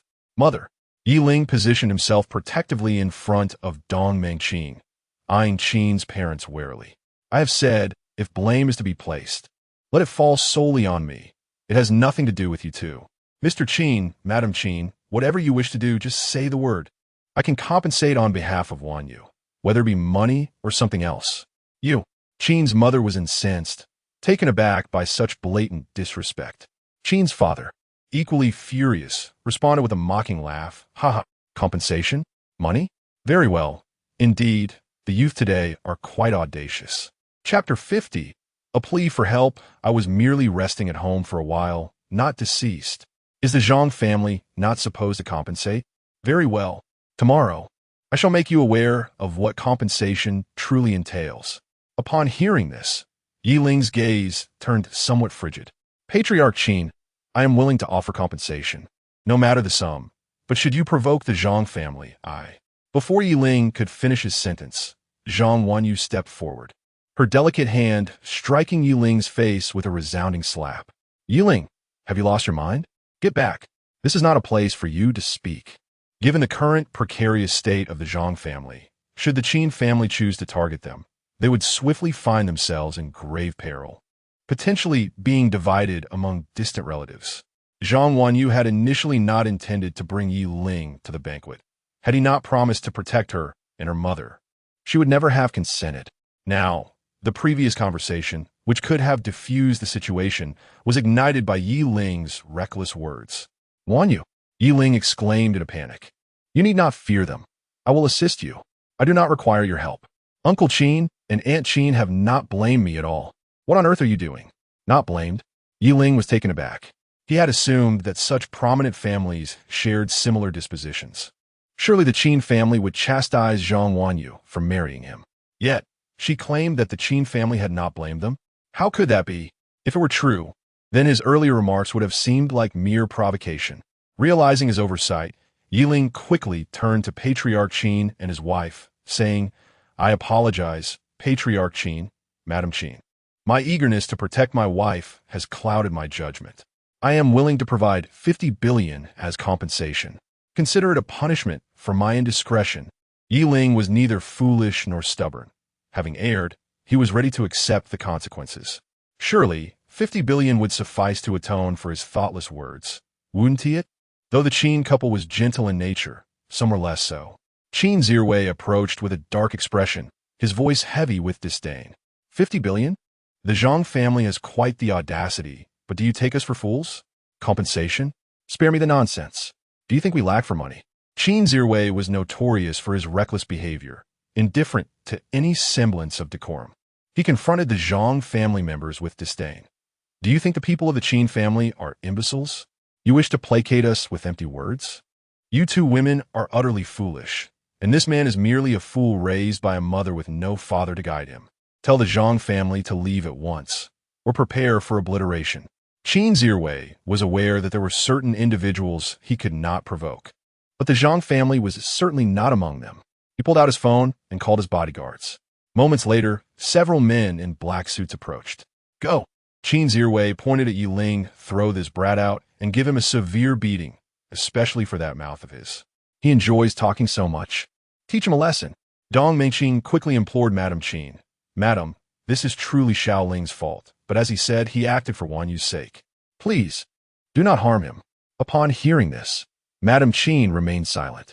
Qin Zirwei was her son, and despite her kind heart, she could not undermine her child's authority in front of others, particularly since he was acting out of concern for them. Mother, you need not plead for them. Yi Ling, ignited by Qin Zirwei's arrogance, coldly stated, Come then, I stand here. Let us see how you intend to silence me. Upon hearing this, the bodyguards exchanged incredulous glances. They had never encountered such audacity. They swiftly surrounded Yi Ling, and as Qin Zirwei, the second son of the Qin family, was protected by capable bodyguards, they were no mere amateurs. The bodyguards lunged at Yi Ling, attempting to restrain him. However, Yi Ling merely smiled coldly, his muscles tensing. He raised his right fist high, a gust of wind accompanying his strike toward the nearest bodyguard. In an instant, the bodyguard was sent flying several meters, crashing onto the polished floor with a dull thud, sliding for a distance before coming to a stop. The remaining bodyguards, witnessing this, exchanged glances, realizing they were up against a formidable opponent. Without further ado, they charged in again. One attempted a sneak attack from the left, but Yi Ling, quick as lightning, evaded the blow, countering with a right hook that struck the bodyguard squarely on the jaw. The bodyguard's body arched backward, his teeth clattering, before collapsing to the ground. Yi Ling pitiful, seizing another bodyguard by the collar and flinging him through the air, sending him crashing out the door. In mere minutes, the bodyguards lay scattered across the floor, moaning in pain, while Yi Ling stood unfazed, an air of determination and fearlessness surrounding him, reminiscent of a master of martial arts. Dong Mengqing and Zhang Wanyu were left speechless, having witnessed Yi Ling's prowess for the first time. It was Dong Mengqing who first regained her composure, rushing to Yi Ling's side. Xiao Ling, do not go too far. Listen to your mother. Return home now. Mother, there is no need for concern. They are merely a handful of bodyguards.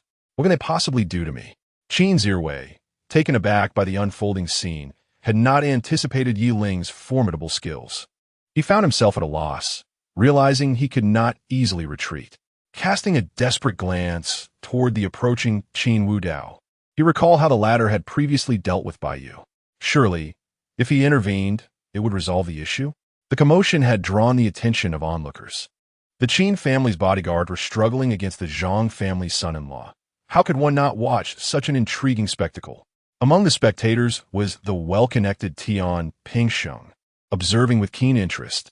This individual seems to possess the strength of a warlord. The Zhang family's son-in-law. How delightful. I did not expect to witness such an exhilarating scene today. However, upon noticing the steadily advancing Qin Wudao, Tian Pingsheng's eyes narrowed. His grandfather was a general, and he had trained in martial arts since childhood. Yi Ling exuded an aura of danger, but Qin Wudao emanated an intensity that surpassed mere peril. Who was he? Chapter 51. The arrival of the war King Yi Ling, attuned to the sensations of danger honed through years of combat, pivoted to fix his narrowed gaze upon Qin Wudao. He was well aware of Qin Wudao's identity as the Dragon King of the Dragon King Hall, an unparalleled figure within the mercenary realm. Yet he was different.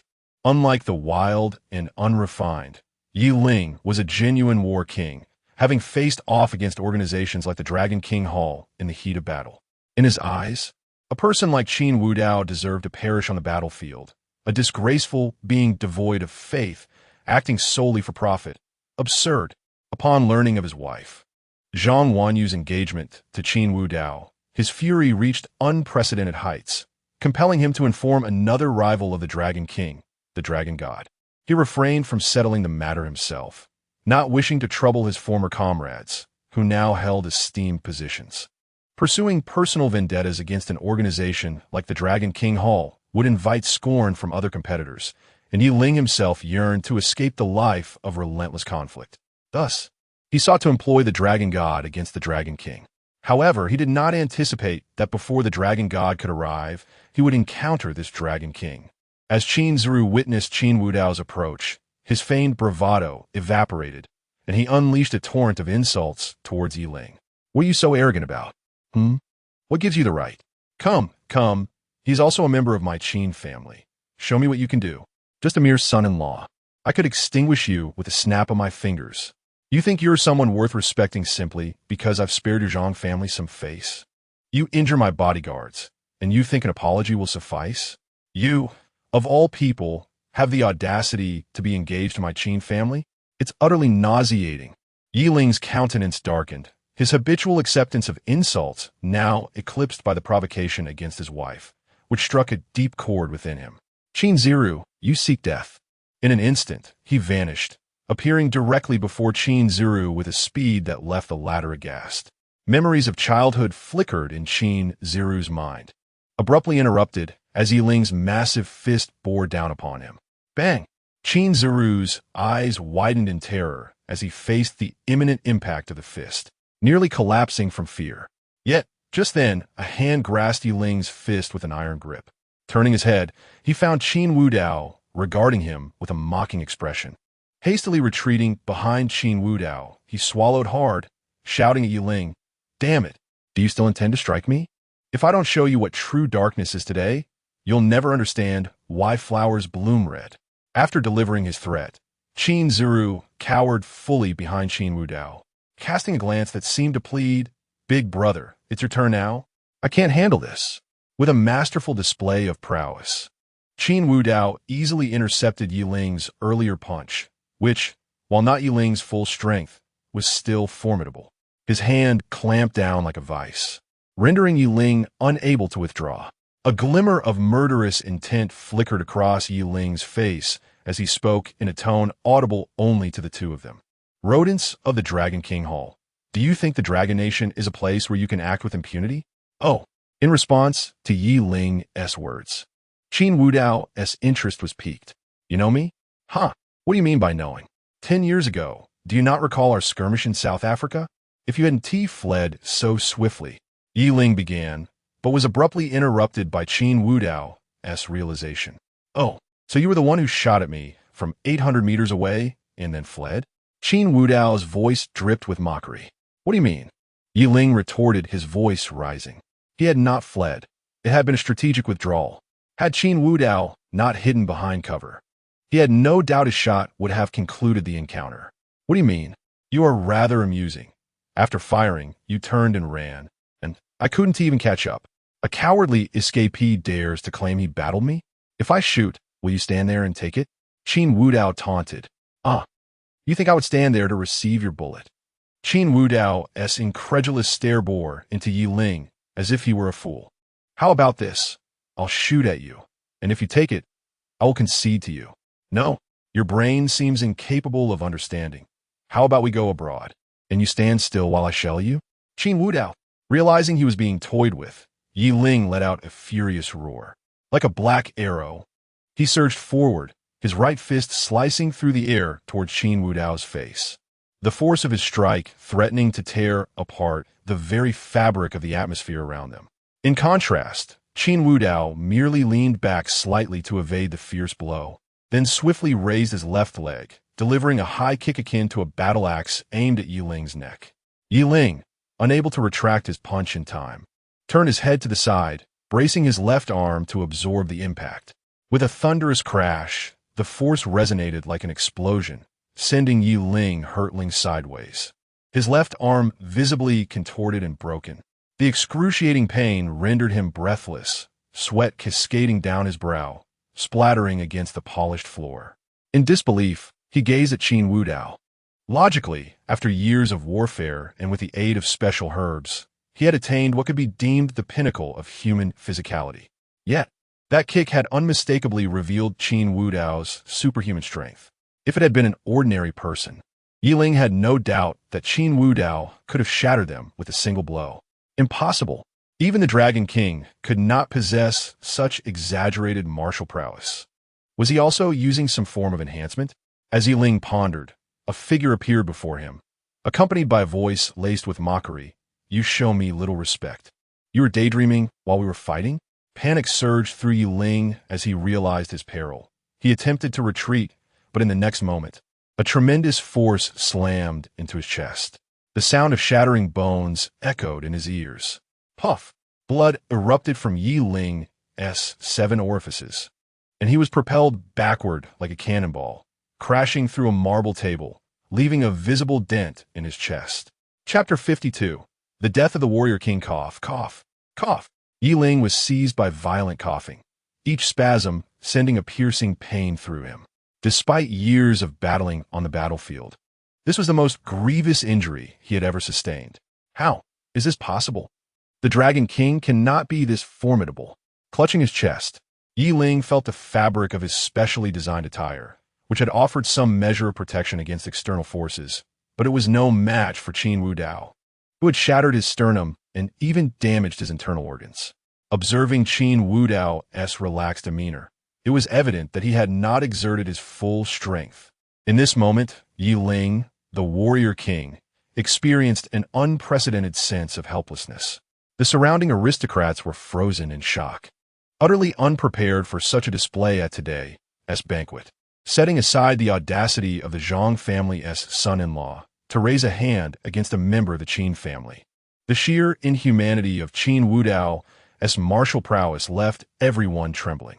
They were all affluent individuals, accustomed to witnessing skilled fighters. Yet the recent clash was beyond comprehension, especially when Qin Wudao had casually kicked a fully grown man several meters away, shattering a marble table in the process. Was this still humanity? Just then, footsteps echoed as Qin Wudao approached Yi Ling step by step, a playful smile playing on his lips. It seems that the bullet from years past has led you to this delusion. You dare to confront me?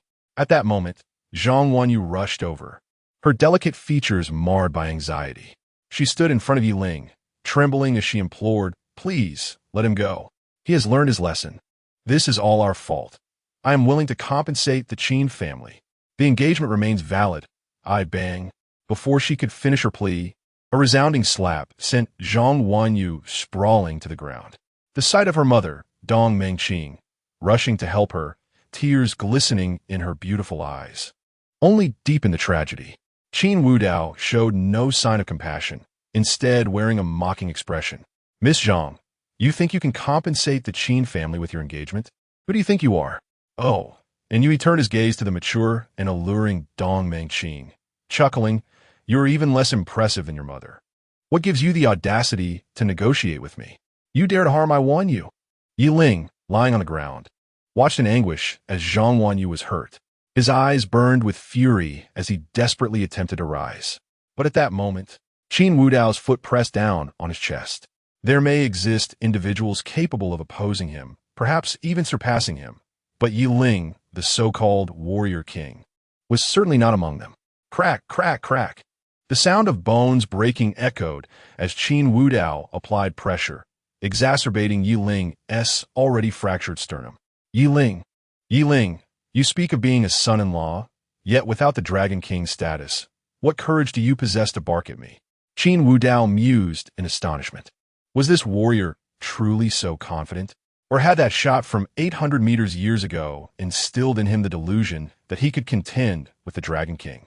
As Qin Wudao gradually intensified his pressure, Yi Ling grasped futilely at Qin Wudao's foot, attempting to free himself, but even before his injury, he would have struggled, let alone in his current state. Crack! Finally, after enduring excruciating pain, a sharp breaking sound rang out, and Yi Ling spat out a copious amount of blood, his hands falling limp to the ground. Not far away, Tian Pingsheng watched the scene with keen interest. Just then his phone rang. As he observed the unfolding drama, he took out his device.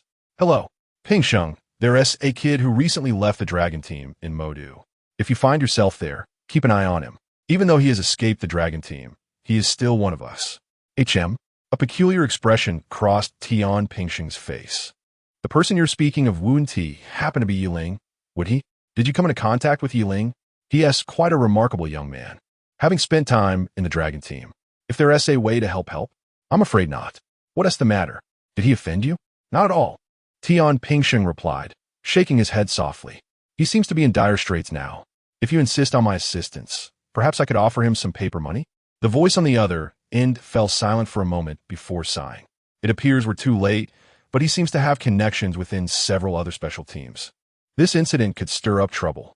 Who is responsible for his demise? The heir of a prominent family in Modu, and he seems to have a special identity. I advise you to keep those individuals in check. If one or two come, it's manageable, but a whole team could pose significant issues. I understand. As the call ended, Tian Pingsheng's gaze remained fixed on Qin Wudao, who was now calmly wiping his hands and walking over to his parents. Completely oblivious to the bizarre looks from a crowd, the event organizers swiftly reacted, dispatching personnel to clean up the mess. As for involving the law enforcement, nonsense. This was a private gathering, exceptionally discreet. Unless the Zhang family chose to pursue the matter, no one would be foolish enough to provoke Qin Wudao, especially with the mother and daughter from the Zhang family still weeping in the corner. Nearby, Chu Feng's pupils constricted, despite having access to the rewarding goddess system, which provided him with monetary support. This brutal scene was something he had never witnessed firsthand before. His wariness of Qin Wudao reached its zenith. Chen Qianqian, on the other hand, appeared unfazed by the spectacle, her cheeks flushed with what seemed like excitement. Li Jingyu's eyes widened in disbelief. Qin Wudao. How dare he commit murder?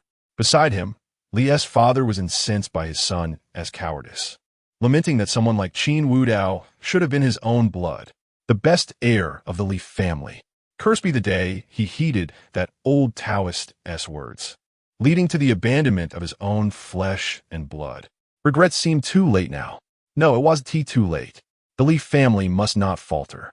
They must eliminate anyone who learned the truth back then and gradually manipulate familial ties to reclaim Qin Wudao. The host of this banquet was the top-tier business consortium in Modu, the Qinyu Group. With such an incident unfolding, their representatives had to make an appearance. A middle-aged man stepped forward. Ladies and gentlemen, we are here to discuss cooperation.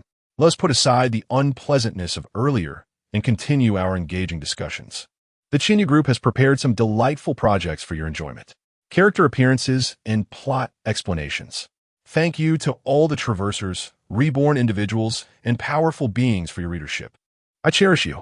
I hope you will extend your support to this newcomer. This book will undoubtedly continue to update and bring fresh experiences to everyone. I encourage you to follow, leave 5-star reviews, and of course, any small gifts would be greatly appreciated. I have seen all your comments. First and foremost, I must clarify a few points. The first being the issue raised about the sister as suppression.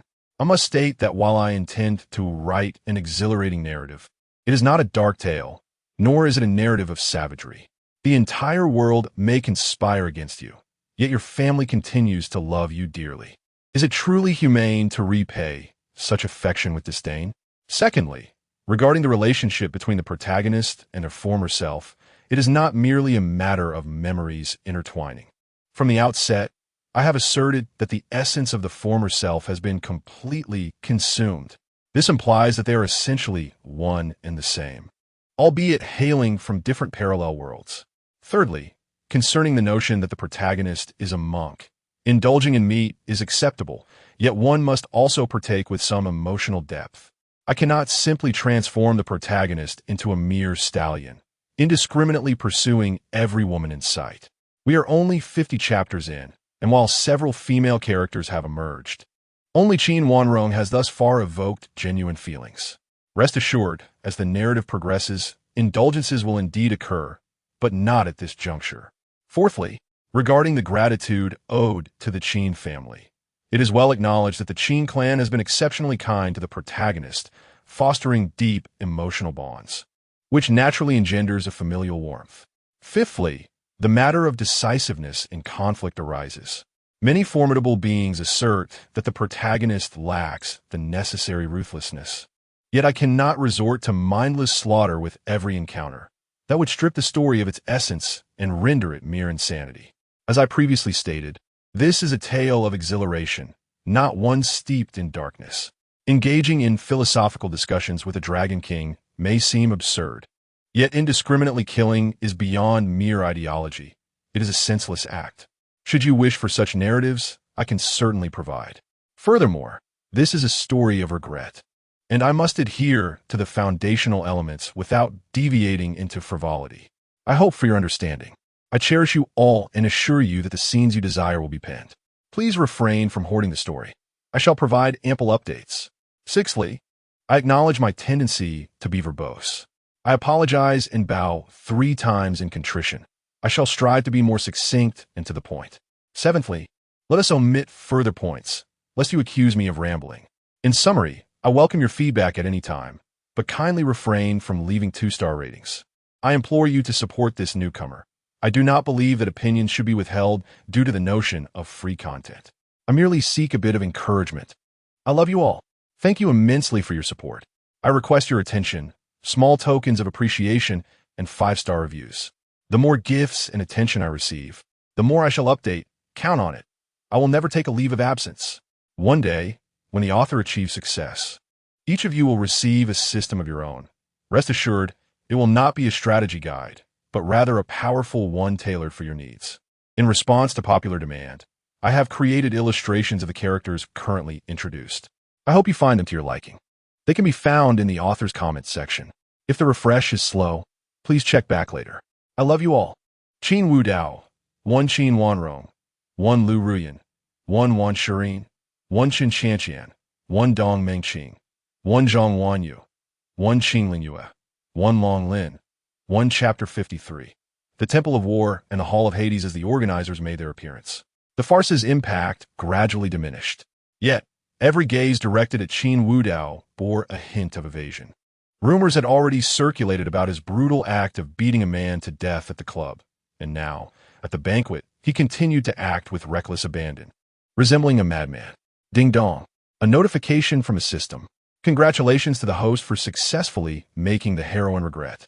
Congratulations to the host for receiving the reward of supreme combat skills. Congratulations to the host for obtaining the reward of the heroine's affection level panel.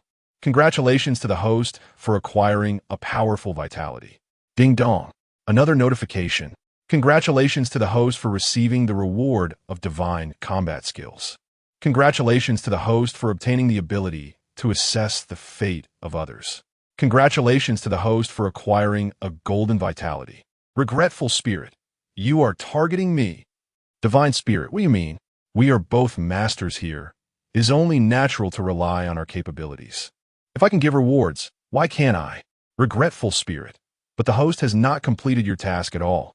On what basis do you issue rewards? Divine Spirit, Tasks are merely a casual affair. Do I need to consider tasks when rewarding the host? Do you think I am like you, a female genre master? Go away. Regretful espírito. Ooh. Upon hearing the system's notifications, a cryptic expression crossed Qin Wudao's face. The reason he decisively eliminated Yiling was that he recognized Yiling merely held the identity of a soldier king. As Yiling had stated before, he was the Dragon King of the Dragon King Hall, a position that was inherently sensitive within the Dragon Kingdom.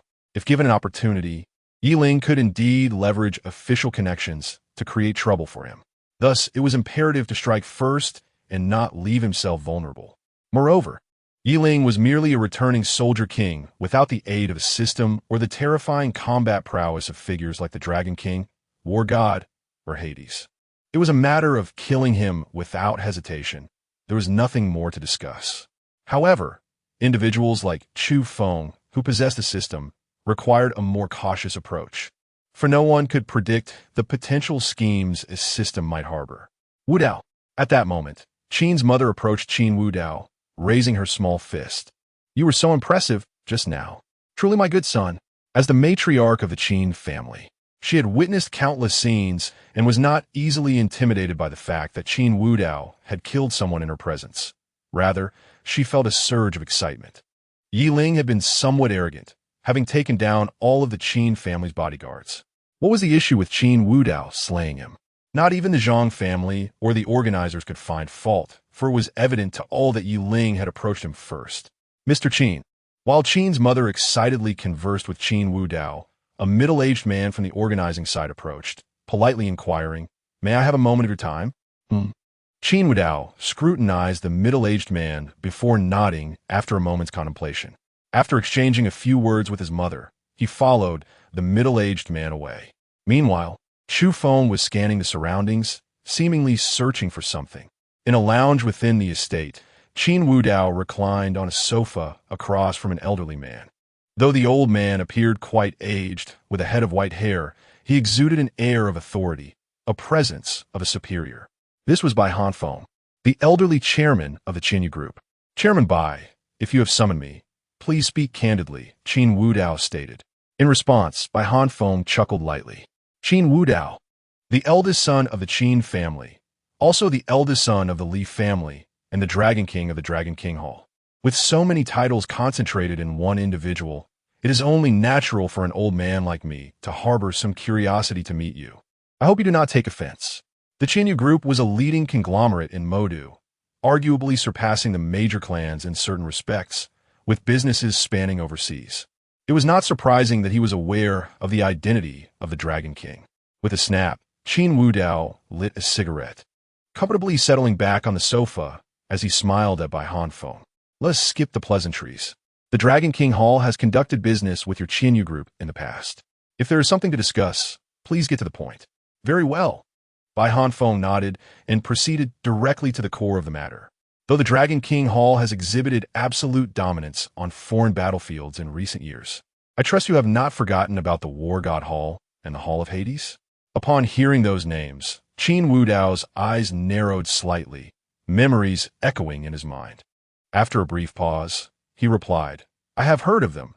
They are merely remnants of history and have not made an appearance for many years. What is it, Chairman Bai? Do you wish to share news about them? Indeed, Bai Hanfeng spoke with gravity. The Dragon King Hall, the War God Hall, and the Hall of Hades. These three factions are regarded as the pinnacle of the mercenary world. In recent years, the Dragon King Hall has overshadowed the others, causing the War God Hall and Hall of Hades to gradually fade from view. However, they have recently resurfaced on the battlefield. Moreover, the so-called War God has set his sights on our Qinyu group. Oh, Qin Wudao's expression shifted to one of surprise. It had been previously noted that the Qinyu group held considerable influence abroad, primarily through legitimate enterprises. It was puzzling why the War God Hall would focus on the Qinyu group. Noticing Qin Wudao's reaction, Bai Hanfeng understood his thoughts and sighed. Rather than saying he has targeted our Qinyu group, it would be more accurate to say that the war god has set his sights on the heir of our Qinyu group. Bai Hanfeng continued to elucidate. The Qinyu group has been under my careful stewardship for many years. My son, whom I painstakingly nurtured, has gone missing abroad, leaving only a granddaughter. If she were to inherit the Qinyu group, she would likely struggle to stand alone, much like the Zhang family currently does. Furthermore, with the war god fixated on my granddaughter, I seek your assistance. Wait a moment. As soon as those familiar words escaped by Hanfeng's lips, Qin Wudao swiftly interrupted him.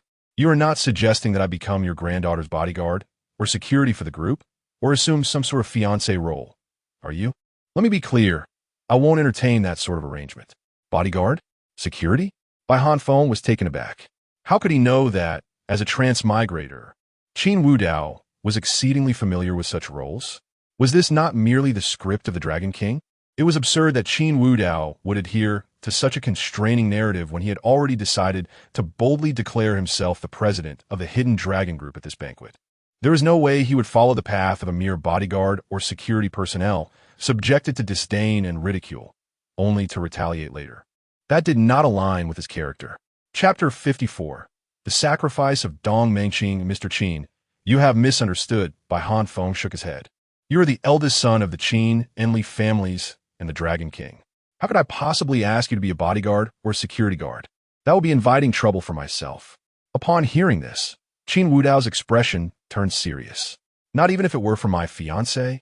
Bai Hanfeng looked at him, his eyes flickering with anger, but after a moment, it transformed into helplessness. It's not about the fiancé. Moreover, if I wanted to find a fiancé for Qinwei, I would have done so long ago. I invited you here, Mr. Qin, simply to propose a transaction. When the god of war arrives, I hope the Dragon King Hall will take action. Of course, I wouldn't ask for your assistance without compensation. I am willing to offer 5% of Qinyu Group's shares, as well as my full support in helping the Yinhong Group expand its business in Modu.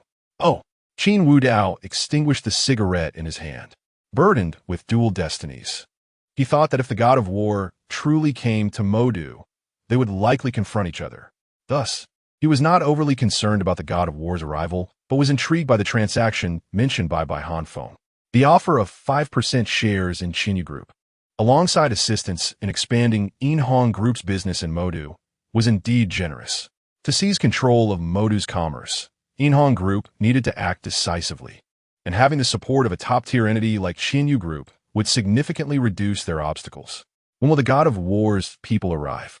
Hearing Qin Wudao's question, Bai Hanfeng sighed in relief, understanding that the other party had implicitly agreed to his proposal.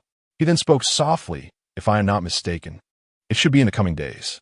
The god of war's last mission is nearing completion, and it is said that this time, the god of war will personally come to Modu. All right, I accept this matter. Thank you, Mr. Qin. I will have someone prepare the contract shortly. Bai Hanfeng stood up. By the way, Mr. Qin, it seems someone is looking for you outside. This is the lounge, and I will have someone secure the area. Rest assured, I have not placed any cameras here. You may act freely. After leaving that cryptic remark, Bai Hanfeng leaned on his cane and walked out. No sooner had Bai Hanfeng exited than a woman walked in, dressed in a black gown that accentuated her curvaceous figure. She bore a face of mature beauty tinged with sorrow. Her dark hair was elegantly pinned up, revealing a swan-like neck, exuding a gentle and serene aura. This was Dong Mengqing, the current matriarch of the Zhang family and mother of Zhang Wanyu. What brings you here? Qin Wudao regarded her with a hint of confusion. Taking a deep breath, Dong Mengqing approached him, speaking softly, Young Master Qin, I have come to request that you spare our Zhang family this time. Dong Mengqing's presence here was entirely for the sake of the Zhang family. Yi Ling had offended the Qin family and was killed on the spot by Qin Wudao. The surrounding nobles offered no comfort. Instead, they observed coldly, with many enterprises severing contracts with the Zhang family. How could these businesses oppose the powerful Qin family for the declining Zhang family?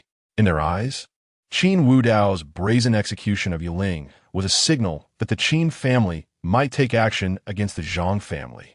Naturally, they sought to distance themselves early. Zhang Wanyu had already been taken away by an ambulance. Today's banquet had rendered the Zhang family a laughingstock. and Dong Mengqing did not want her daughter's years of effort to go to waste.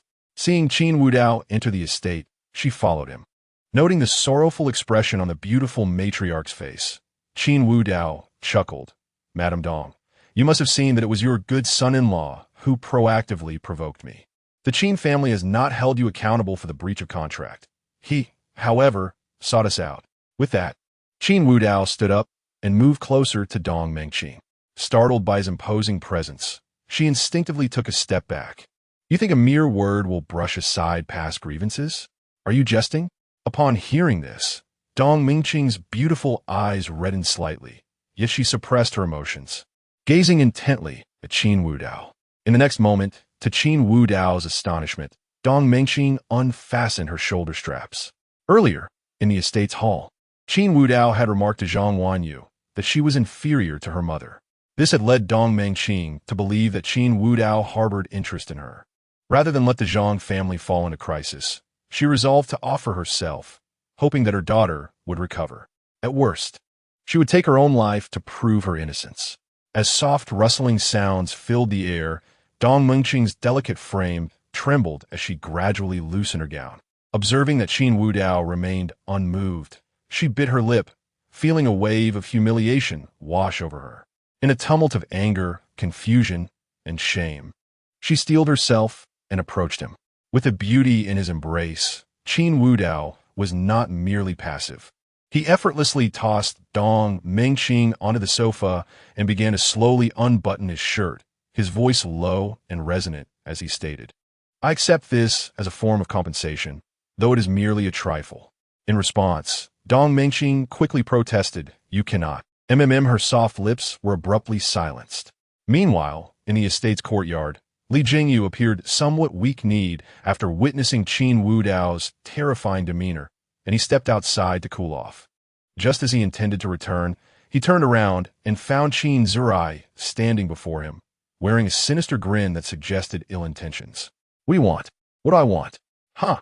Do you think I can't handle you after failing against that Yiling? To be frank, that bastard Yiling has made me quite furious. Li Jingyu was taken aback. I don't know Yiling. What do you want with me? I just find you green tea, quite displeasing. I want you to keep pretending. With that, Qin Zurai advanced and landed a punch squarely on Li Jingyu's face. Bang! A dull thud echoed as a bruise promptly formed on Li Jingyu's cheek. Before he could shield himself, Qin Zurai's fists rained down like a storm. Oh! Stop! Stop! It hurts! It's killing me! How satisfying! Qin Zurai shouted joyfully as he pummeled Li Jingyu, seemingly reclaiming all the anger he had pent up. Even though he was physically weaker, he was not someone like Li Jingyu could withstand. Bang! Bang! Bang! The sound of relentless blows echoed throughout the courtyard. On another front, in the office of the president of the Qin group, Qin Wanrong sat in her chair, her beautiful eyes fixed intently on the woman before her, a hint of murderous intent glimmering in her gaze. Lu Ruyan, how dare you come to find me? It seems you are seeking death. Chapter 55. After killing the warrior king, another overbearing CEO appears. As a formidable businesswoman commanding respect in the corporate world, Qin Wanrong exuded an aura that was truly intimidating. Coupled with her icy gaze, ordinary individuals found it nearly impossible to maintain eye contact with her for more than 2 seconds, a sentiment that had previously resonated with Lu Ruyan as well. Yet, in the present moment, she bore an expression of remarkable tranquility, her delicate features tinged with a hint of pallor. You are the sister of Wudao. Hence I have come to seek you out. A cold chuckle escaped Qin Wanrong's lips as she lightly swayed her long legs, encased in black stockings, her beautiful eyes emanating a fierce pressure. Now that you are aware I am Wudao's sister, you should prepare yourself for the likelihood of dying here today, correct? I have no intention of dying. Lu Ruyan shook her head softly, her voice barely audible. It was always me. As she spoke, a flash of painful memory crossed Lu Ruyan's face. Her expression contorted with anguish as she pressed a hand against her chest. It was a heart-wrenching pain, an overwhelming sense of regret that left her breathless. I have wronged Wudao in the past. I understand now that I love him. I cannot live without him. Suddenly, the rapid sound of footsteps interrupted Lu Ruyan's words. With a few swift strides, Qin Wanrong stood before her, grasping her hair with one hand and delivering a sharp slap with the other. The resounding crack of the slap echoed throughout the office. As the heir to her family's legacy, Qin Wanrong not only possessed exceptional intelligence, but also had considerable prowess in physical confrontations. The force of her slap left Lu Ruyan's cheeks swollen and blood trickling from the corner of her mouth. Lu Ruyan, who gave you the right to continue calling him Wu Dao? Qin Wanrong's beautiful eyes narrowed, her expression laced with murderous intent. Had she not been curious about Lu Ruyan's intentions, she would have already reduced her to mere pieces to be fed to the dogs upon her arrival at the Qin family. Lu Ruyan trembled slightly, the pain causing her eyes to redden. Fighting back tears, she spoke each word clearly. I acknowledge my mistakes. Truly do. Please let me see Wu Dao. Upon hearing this, a mocking expression crept onto Qin Wanrong's exquisite face. She extended her delicate fingers to pinch Lu Ruyan's chin, lifting her head slightly. Lu Ruyan, now that Bai Yu is dead, you wish to seek out Wu Dao? What were you thinking before? Here, a chance. Crawl out my Qin group on your knees, and I shall spare your life. Before Qin Wanrong could finish her sentence, she noticed Lu Ruyan retrieving her phone. The once limp Bai Yu had been taken away by Lu Ruyan's people.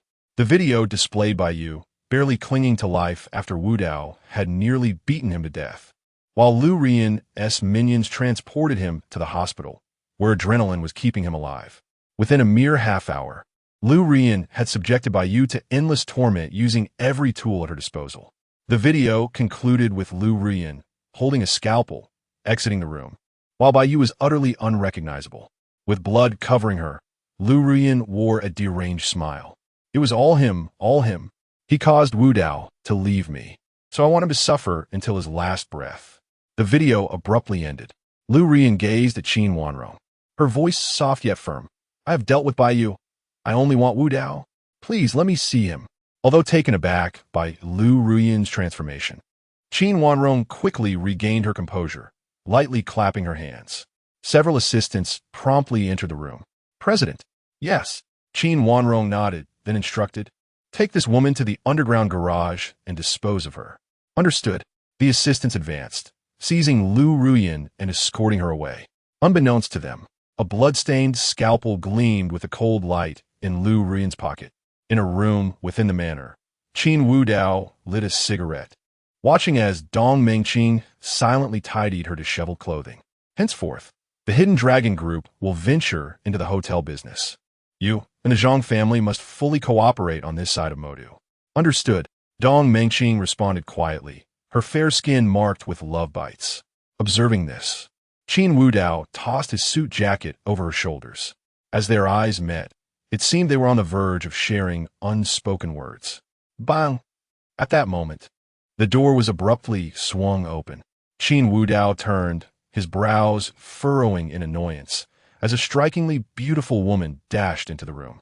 Dressed in a white gown, her face betrayed a hint of panic, her luminous skin and bright eyes reminiscent of a frightened rabbit, exuding an aura of innocence akin to first love. However, upon seeing this woman, Qin Wu Dao felt no admiration. Instead, he was filled with distaste and disdain. He was all too familiar with her. Her name was Su Yao, now the belle of Modi University, and she was the first to plunge him into a life of unrequited infatuation. At that time, Su Yao was merely a high school student, and upon returning to the country, Qin Wu Dao had been smitten at first sight, his brain clouded by infatuation. His pursuit of her lasted only 3 months, yet it was the most profound.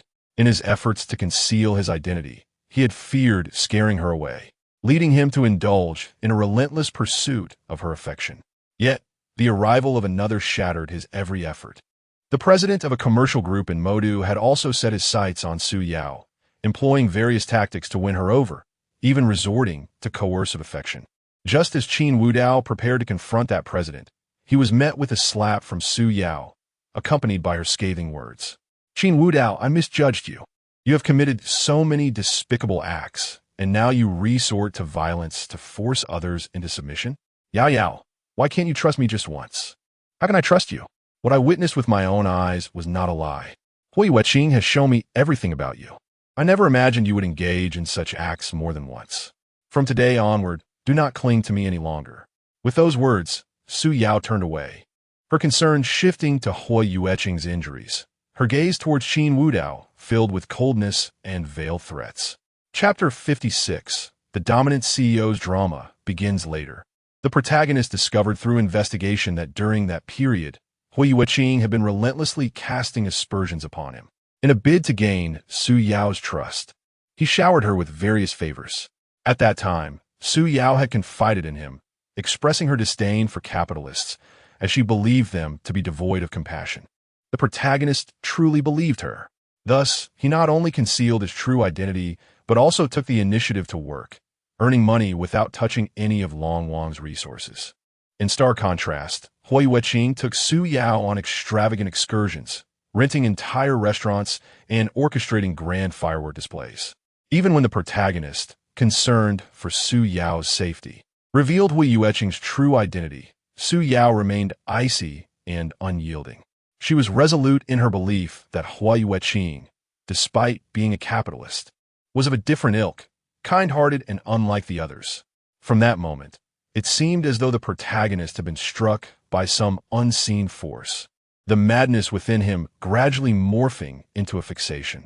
If Qin Wudao alleviated his inner turmoil through violence, the protagonist had completely succumbed to obsession.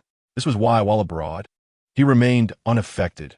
On the battlefield, he was consumed by the chaos of combat, leaving no room for such fixation.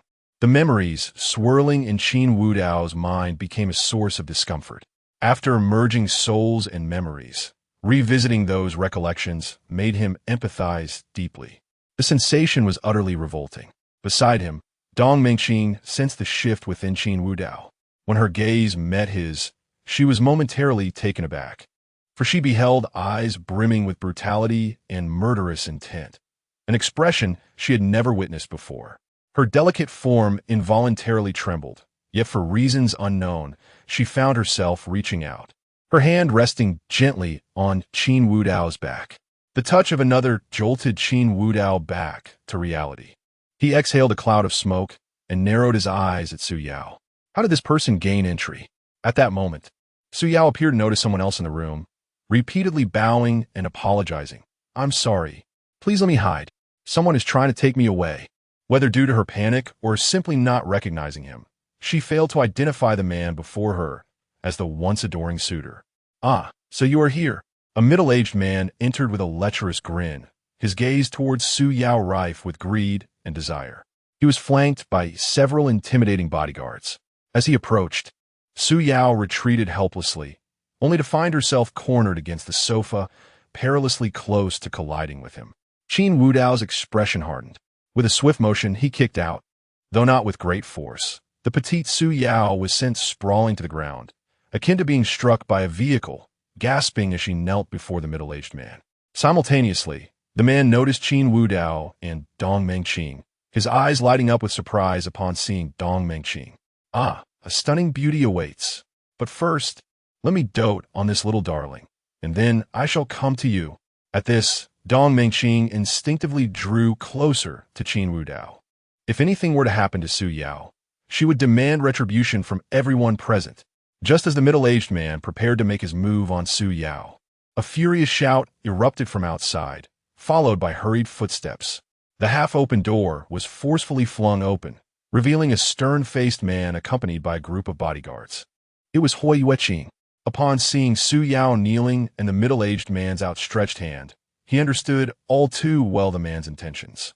"Xiao Jun, are you seeking death? You dare lay hands on my people." With swift precision, Hui Yueqing's bodyguards subdued Xiao Jun's men, bringing them to their knees effortlessly. "Wo Yueqing ne proust, Su Yao." Concern etched on his features. "Yao Yao, are you all right?" Qin Wudao, embracing Dong Mengqing, watched the scene unfold with a detached gaze. What a spectacle! The domineering CEO had arrived with dramatic flair. Was this not the quintessential CEO narrative? Yet, it appeared that the tragic figure in this tale was none other than Qin Wudao himself. Hua Xiao. Xiao Jun, having sobered up, exclaimed in shock upon recognizing the man before him. "I had no idea she was your woman. I truly didn't know. Had I known, Before he could finish his sentence, a swift kick sent him crashing to the ground. Hui Yueqing's voice was cold as ice. You dare to touch my woman? You are courting death. From this day forth, the Qiao family shall be erased from Modu. Please. No. Su Yao, struggling to her feet, felt a searing pain coursing through her body, as though her spine had been shattered. She vividly recalled being kicked from behind and instinctively turned her head, only to meet the teasing gaze of Qin Wudao. Wudao, At the sound of her voice, Hui Yueqing's gaze shifted to Qin Wudao. Indeed, it was truly him. Could it be that the recently circulated news of the Qin family's young master referred to Qin Wudao? The names matched, and here he was. Once, Hui Yueqing believed he could overshadow Qin Wudao with his lineage, but upon learning of Qin Wudao's identity, a profound sense of urgency washed over him. He instinctively reached for Su Yao, attempting to pull her away. Yet, Su Yao remained unmoved, fixated on Qin Wudao, especially as he held a beautiful woman in his embrace. Why are you all staring at me? Is there something on my face? Su Yao murmured, overwhelmed by a whirlwind of emotions as the man she had longed for finally stood before her. Yet he was with another. Before Hui Yueqing could utter another word, a sharp sound sliced through the air as a cup was hurled at him, striking his head. Blood spattered as he staggered backward, a wave of dizziness nearly causing him to collapse, only to be steadied by his vigilant bodyguards. Qin Wudao, shaking his hand, teased, Tell me, Hui Yueqing, who granted you the audacity to address me so casually? Upon witnessing Hui Yueqing's injury, Su Yao gasped, her voice laced with concern. Wudao, after all these years, do you still prefer to resolve issues with violence? I truly gave you face. Releasing Dong Mengqing, Qin Wudao stood tall. Meanwhile, Dong Mengqing regarded Su Yao with a mixture of disbelief and amusement. Had this woman always been so audacious? Chapter 57. Opening the panel, Qin Wudao rose and approached Su Yao with a light chuckle. Do you believe I still prefer to resolve issues through violence? Before Su Yao could respond, his hand grasped her neck, and an overwhelming sensation of suffocation compelled her to struggle. Unmoved, Qin Wudao effortlessly lifted her. You have a keen eye, he smiled. As Qin Wudao tightened his grip, Su Yao's complexion turned pale, her struggles growing feebler. At that moment, Hui Yueqing rushed forward, intending to confront Qin Wudao, only to be sent soaring backward like a cannonball, crashing through an entire door. At that instant, members of the Qinyu group surged in. Their delay in arriving stemmed from the old chairman's prior admonition against eavesdropping. Upon hearing the commotion, they rushed in, only to witness the scene unfolding before them. The estate's butler, previously a dignified middle-aged man, now appeared disheveled and drenched in sweat. Approaching Qin Wudao with a hint of apology, he said, Mr. Qin, this matter is our fault. We were told by the old chairman not to disturb you. So we... Enough. Qin Wudao cast Su Yao aside as if discarding refuse. She lost consciousness from the asphyxiation. Turning to the butler, Qin Wudao shook his head. This matter does not concern you, so there is no need for apologies. What does Mr. Qin intend to do with these individuals? We shall ensure you receive an explanation. The earlier instigator, Xiao Jun, was now utterly bewildered, realizing the gravity of the individuals he had provoked. Hui Yueqing was one thing, but now he was entangled with Qin Wudao. He had previously flirted with his companion. It was over, truly over. Panic-stricken, Xiao Jun could only kneel, awaiting his fate. In response to the butler's inquiry, Qin Wudao casually stated, as for that one named Xiao Jun, bury him. And Hui Yueqing, isn't he fond of relying on his family's influence to act as a tyrant? Help him. Let his family go feed the fish in the sea. And this woman. At this point, Qin Wudao's gaze turned cold as he regarded Su Yao. Isn't she fond of playing the innocent flower? Let her witness everything, closely observe. If she dares to close her eyes, we shall remove them. Understood. The butler gestured, and the bodyguards immediately sprang into action. After securing everyone, the butler turned to Qin Wudao and asked, The old chairman has gone to the front hall. Would you like to join him? Yes. Qin Wudao nodded and approached Dong Mengqing, whispering, Do not forget what I mentioned earlier. Understood. Dong Mengqing replied softly, then quietly rose to depart. As the daughter of the Zhang Group's president, She had completed what she needed to do and was ready to leave, as whatever transpired at the banquet was no longer of her concern. Once Dong Mengqing had exited, Qin Wudao proceeded to the front hall. After dealing with Su Yao and Hua Yueqing, he felt a sense of transcendence, as if his thoughts had become unclouded. In the front hall, with the arrival of Bai Hanfeng, the banquet officially commenced. Bai Hanfeng sat at the forefront, smiling at the attendees. Ladies and gentlemen, I have organized this banquet not only to strengthen our bonds, but also to announce something significant. I am of an age ready to retire and enjoy my twilight years. The Qinyu Group will be inherited by my granddaughter, and I hope you will extend your support to her. This revelation prompted a flurry of whispers among the guests. Bai Laoji was retiring? Wouldn't the stock price of Qinyu Group plummet? Perhaps his granddaughter could stabilize the situation. What a jest! Had anyone ever heard of Bai Laoji having a granddaughter? And didn't he have a second son? Surely, that must be a love child. Father, I oppose this. As expected, amidst the discussions, a middle-aged man stepped forward, addressing Bai Hanfeng sternly. Qin Yue is still young. How can she manage the Qinyu Group? I am her uncle. I am also your son. You. Bang. Bai Hanfeng struck his cane against the ground, rebuking silence. This is my company. Do I need your approval for my decisions? It was evident to all that Bai Hanfeng harbored a deep disdain for his second son. Yet the man persisted. Father, I am also a member of the board, so I do not agree with your unilateral decision. You are not dead yet. It is not your place to disagree. Bai Hanfeng's second son glared with malice, shocked that his father would indeed entrust the vast corporation to that little girl. Clearly, his earlier hesitation to take action against her had been a grave miscalculation. At that moment, Qin Wudao emerged from the back, curious to witness the spectacle, especially as he anticipated significant events unfolding shortly. With the brief silence of Bai Hanfeng's second son, Bai Hanfeng continued, Ladies and gentlemen, my granddaughter will now make her entrance. From now on, any business matters will be discussed with her. From the staircase, a woman gracefully descended, clad in a white gown that accentuated her perfect figure. Her hair was elegantly styled, revealing a swan-like neck. Her complexion was fairer than snow, emanating a soft glow with an ethereal grace akin to that of a celestial being. The streamer whom Chu Feng had tipped, Qin Yue? Qin Wudao instantly recognized Bai Hanfeng's granddaughter, Bai Qingyue, the top-ranked streamer on the gifting leaderboard. It appeared that the young lady had a penchant for such whimsical pursuits. As Bai Qingyue descended the staircase, her otherworldly beauty captivated the attention of the men present, including Chu Feng and Tian Pingsheng, who regarded her with fervent gazes. Qin Wudao, however, merely glanced at Bai Qingyue before shifting his focus to the crowd, observing their reactions. As expected, the expressions of Chu Feng and Tian Pingsheng were particularly noteworthy. Open the panel. Name: Chu Feng, destiny. The chosen one, system owner, romantic fortune, wealthy, late bloomer. Name: Tian Pingsheng, destiny. The antagonist, distinguished lineage, martial arts prodigy, fated to suffer. Chapter 58. The chosen one encounters the villain. The appearance of Bai Qingyue was the focal point of the banquet, signifying the transition of power within a leading commercial conglomerate. This event held immense significance for the future landscape of the Magic City.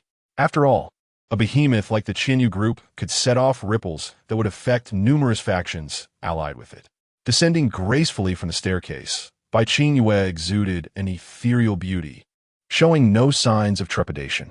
Although she had rarely been in the limelight, her upbringing had equipped her to handle such situations with ease.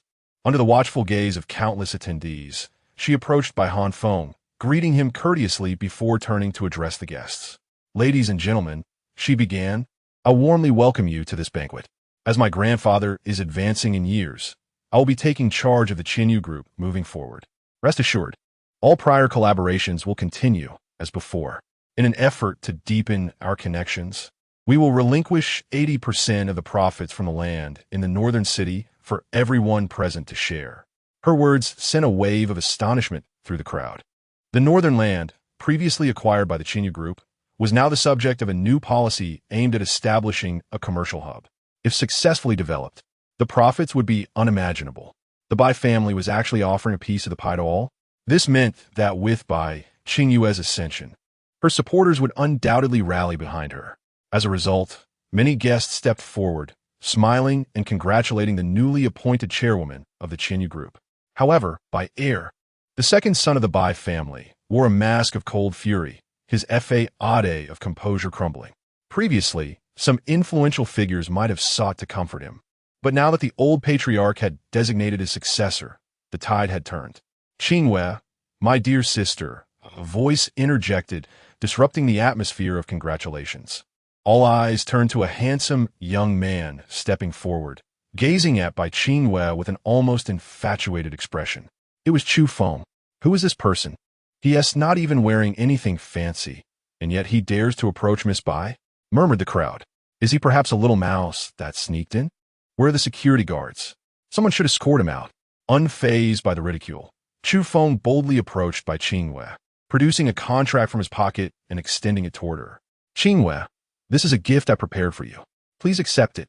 His words only intensified the scorn directed at him. Presenting a mere contract as a meeting gift? Did he fancy himself a nobleman from the capital? In this magic city, what force could rival the Chinyu group? Only a few who recognized Chu Feng's identity displayed expressions of shock. Is the M.O. Zong finally making a move? Bai Qingwei opened the contract before the crowd, her exquisite features registering surprise. This is 5% of the Chinyu group's shares? What? The audience fell silent, taken aback. Who was this individual who could quietly present a stake in the Chinyu group? As a trillion-yuan enterprise, 5% held immense value, and more crucially, it would grant Bai Qingwei greater decision-making power within the company. With a gentle smile, Chu Feng replied, "It's nothing grand. I had a friend help me reclaim these shares from others. Then I must thank Mr. Mo. This share is of great importance to me, and I am willing to purchase it at its worth. No need for that. I've stated this is a gift for you." Chu Feng waved his hand dismissively. The mention of Mr. Mo caught the attention of the guests. He was the M.O. Zong, the one connected with major foreign financial magnates? One could not judge a book by its cover. Who would have thought he could be so unassuming? Many attendees began to contemplate how to cultivate a rapport with him during the banquet, given his apparent influence and resources. Among the crowd, only two individuals maintained a playful demeanor toward Chu Feng, Qin Wudao and Tian Pingsheng. The latter murmured to himself, "Mr. Mo, the one with ties to foreign tycoons? And now he has set his sights on the fiancée I have chosen? Quite the talent he is." After a moment's reflection, Tian Pingsheng approached by Qingwei, offering her a warm smile. "Qingwei, do you still remember me?" "Pingsheng, it's been a long time." Bai Qingyue's beautiful eyes sparkled with surprise. They had shared a childhood friendship, having met frequently in their youth, and now fate had brought them together once more. Chu Feng's expression turned cold upon seeing Tian Pingsheng. As a man, he could clearly sense the subtle provocation and veiled threat emanating from Tian Pingsheng. Previously, he might have chosen to avoid confrontation, but circumstances had changed. He was now empowered, striving for a higher and better life, and Bai Qingwei had always been the unattainable lady of his dreams. Now, he felt he was worthy of her. Sensing the tension, Tian Pingsheng also turned to face Chu Feng. The air crackled between them, neither willing to back down. Qin Wudao observed with keen interest. The chosen one and the villain face off? It seems I have no part in this, he mused, contemplating whether to simply enjoy the spectacle. Yet, sometimes, even the most peaceful observers find trouble seeking them out. Bai Hanfeng, observing the two young men, squinted slightly, as if contemplating an amusing scenario. He quickly interjected ahem, "Mr. Qin, why not join us for a discussion? After all, as an old friend, my granddaughter will surely need your guidance in the future." Upon hearing this, not only the guests but also Bai Qingyue, Chu Feng, and Tian Pingsheng turned their gazes toward Qin Wudao. The latter was left speechless, having intended only to quietly observe Chu Feng. The rewards from the system were sometimes merely monetary, easily dismissed, but if the system could offer extraordinary tools, one must consider carefully. Initially, Qin Wudao had anticipated some friction between Tian Pingsheng and Chu Feng, hoping to benefit from the ensuing chaos. However, it appeared that Bai Hanfeng had unexpectedly called him forth. Chapter 59. The president of the Hidden Dragon Group, Chu Feng, cast a sidelong glance at the approaching Qin Wudao, his eyes narrowing. It was this man who had taken Chun Qianqian from him, and now he intended to forge a connection with his beloved? This was utterly intolerable. What if he was the scion of the Qin family? Sooner or later, he would utilize the system to bring the entire Qin clan to ruin. Little did he know that while Chu Feng harbored such thoughts, Qin Wudao had already rehearsed dozens of ways to eliminate him in his mind, especially after this banquet concluded. After all, who could predict what actions he might take once the reward system was fully developed? He could already present shares of the Qinyu group. What would come next? Tap, tap, tap. Qin Wudao approached by Han Feng with measured steps, smiling. Old master, you seem to enjoy the spectacle. In response, Bai Han Feng blinked, a hint of amusement gracing his aged visage. Mr. Qin, what are you saying?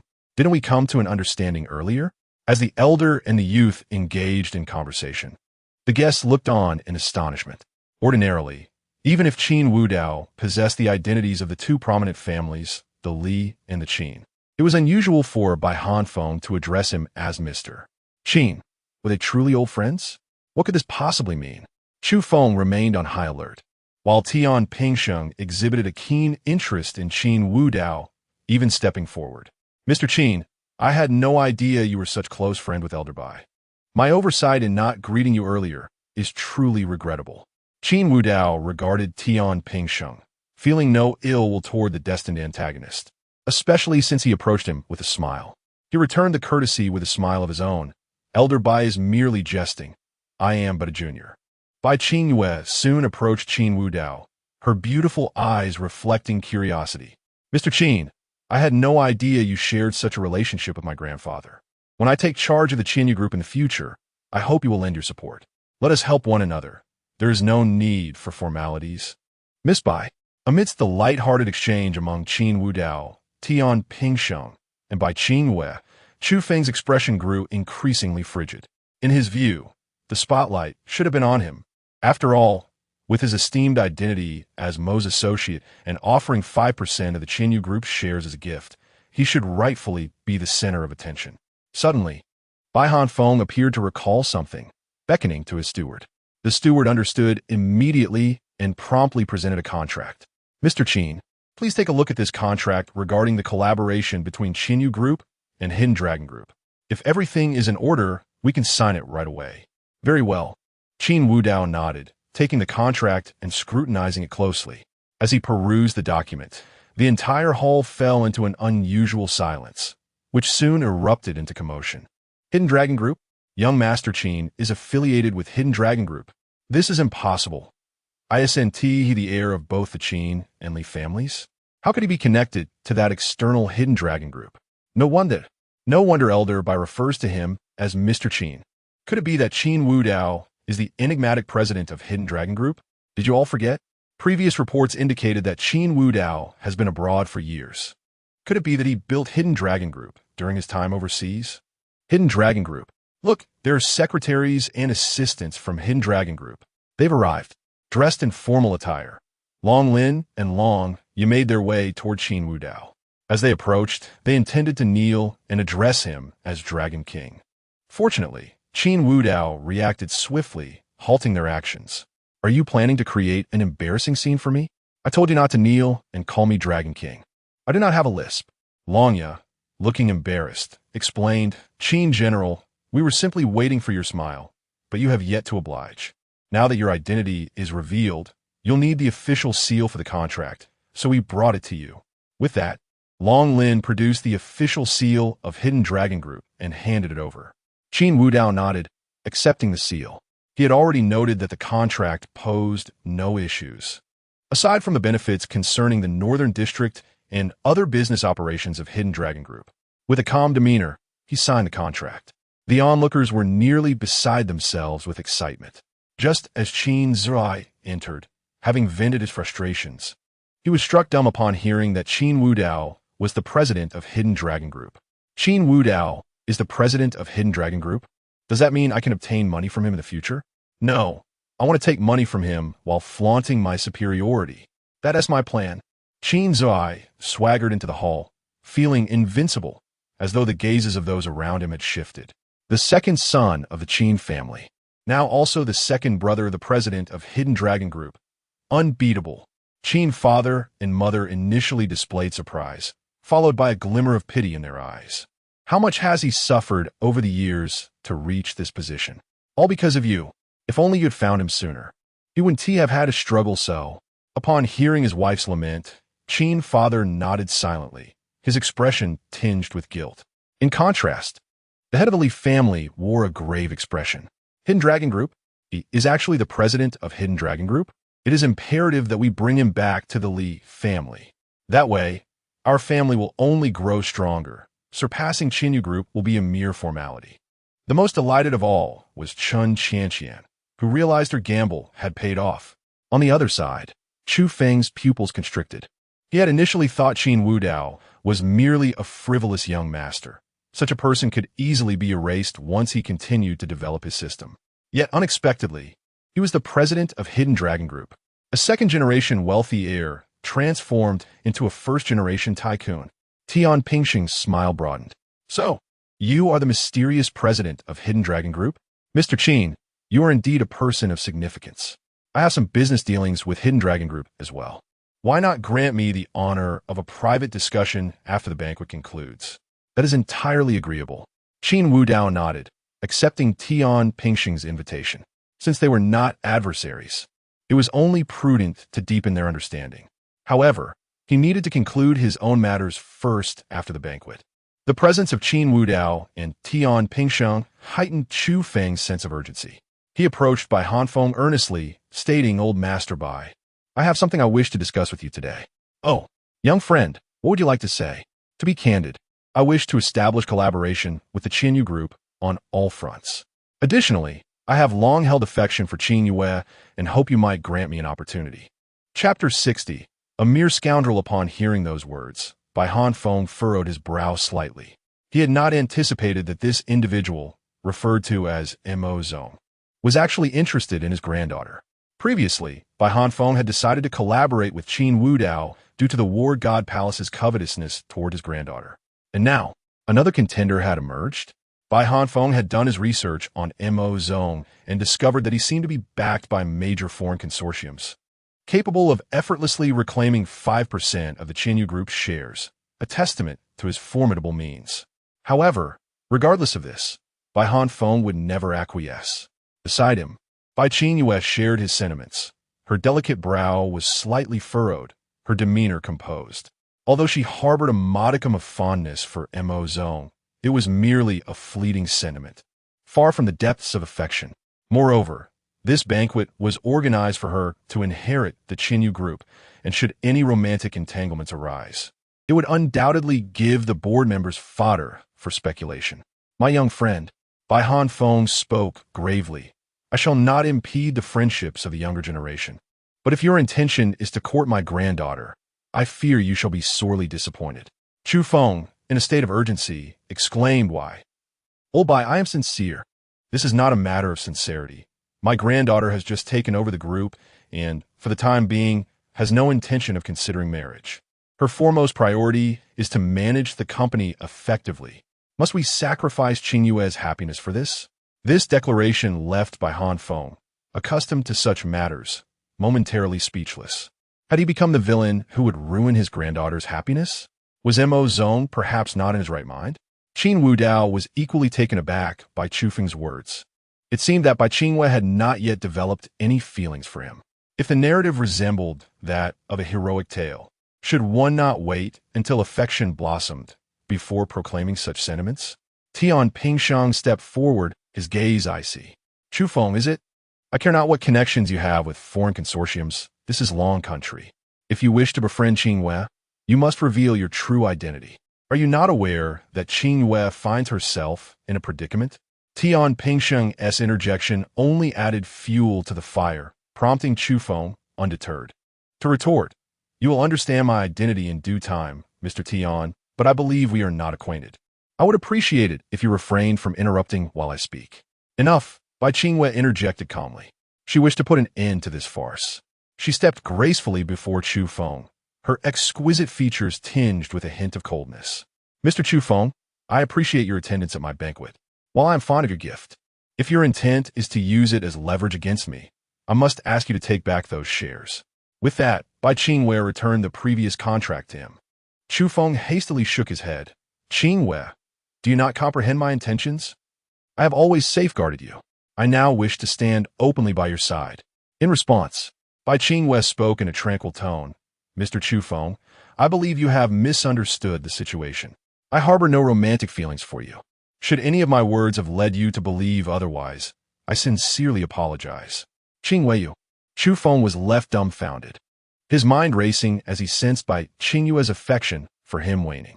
Previously, he had believed they were on the brink of something more profound, but now it seemed he was drifting further from that goal. Why was this happening? At that moment, an unexpected figure approached, Qin Zhiwei. He strode over with an air of arrogance, disdainfully declaring, "Who is this toad that dares to vie for Miss Bai's attention against the Qin family?" Beside him, Qin Wudao was bewildered. Did I ever claim to pursue Bai Qingwei? As expected, his words elicited a stir. Not only Chu Feng but even Tian Pingsheng regarded Qin Wudao with a mixture of confusion. The guests at the event were equally astonished. Young Master Qin, no, should it be said, President Qin, also had an interest in Miss Bai. After all, she was indeed as ethereal as a fairy and had now taken the helm of the Qinyu group. Who would not covet her? With the mysterious M.O. Zone, a prominent figure from the capital, and President Qin of the Hidden Dragon Group all in attendance. The competition was heating up. As for Qin Zhiwei's arrival, his parents exchanged exasperated glances. Qin's mother murmured, "Zhiwei, when we return home, I want to intervene when Wan Rong scolds you. You shall reap what you sow, oblivious to the opinions of others." Qin Zhiwei was emboldened by his newfound strength. Chu Feng, witnessing this sudden appearance, retorted coldly, "Who do you think you are?" "Huh." Qin Zhiwei scoffed. "You don't even know who I am? I am the young master of the Qin family and the future vice president of the Hidden Dragon Group. Who are you to question me? Long Lin? Long Ya?" Qin Wudao was equally perplexed. "When did you become the vice president of the Hidden Dragon Group? Who gave you that authority? Moreover, was this boy not a bit off?" Opening Qin Zhiwei's profile revealed. Name, Qin Zhiwei. Fate, minor antagonist, aided by benefactors, living off others, surviving against the odds. Proud and arrogant. Indeed, he was a character designed to attract animosity. No wonder Qin Zhiwei frequently sought the limelight. His fate was that of a minor antagonist who thrived on the discord he sowed. Qin Wudao's brother? Huh. Chu Feng dismissed Qin Zhiwei, sneering. "Would you care to inquire who my brother is?" "I am." Before Chu Feng could finish, Qin Zhiwei struck him with a resounding slap. Afterward, he scurried back to Qin Wudao's side, arrogantly proclaiming, "Turns out you're a nobody, and you dare ask who I am. If you're not satisfied, come and confront me." Qin Zhiwei leaned closer to Qin Wudao, his expression growing increasingly haughty. Chu Feng, clutching his reddened face, stared incredulously at Qin Zhiwei. "You dare hit me? What of it? If you're not happy, come and try me. I'll scatter your ashes." Chapter 61. The emergence of the dragon god. Chu Feng's complexion flushed crimson, uncertain whether it was due to the slap he received from Qin Zhiru or the anger that surged within him. In front of such a multitude, being struck was nothing short of a blatant humiliation. After all, he was now a system bearer. Should he not be able to sweep through all obstacles with ease? Yet, he found himself utterly suppressed, not just by Bai Qingwei and Chen Qianqian, but even in the business realm. Indeed, it was Qin Wudao. Chu Feng's gaze settled upon the man, wearing a smile.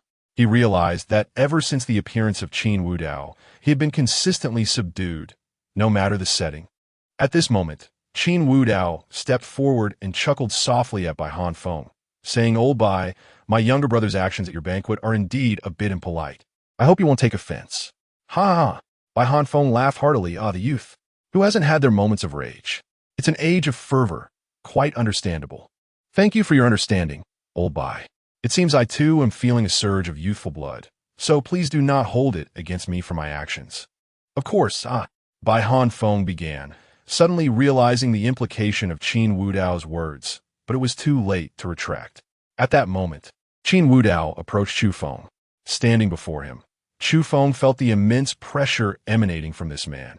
He had witnessed Qin Wudao brutally kill Yiling, the son-in-law of the Zhang family, right before everyone's eyes. The scene replayed in his mind, inducing a reflexive step back. Yet, he quickly composed himself. He was Mo's own now. He could not afford to show weakness. Otherwise, would he not be looked down upon? Qin Wudao smiled lightly at Chu Feng and remarked, "You just asked Qin Ziru to inquire who I am?" Chu Feng stammered, "Do you not know who I am?" "You." Bang. Before he could finish, Qin Wudao's grip tightened around Chu Feng's throat. Chu Feng's eyes widened as he clawed at Qin Wudao's hand, struggling desperately.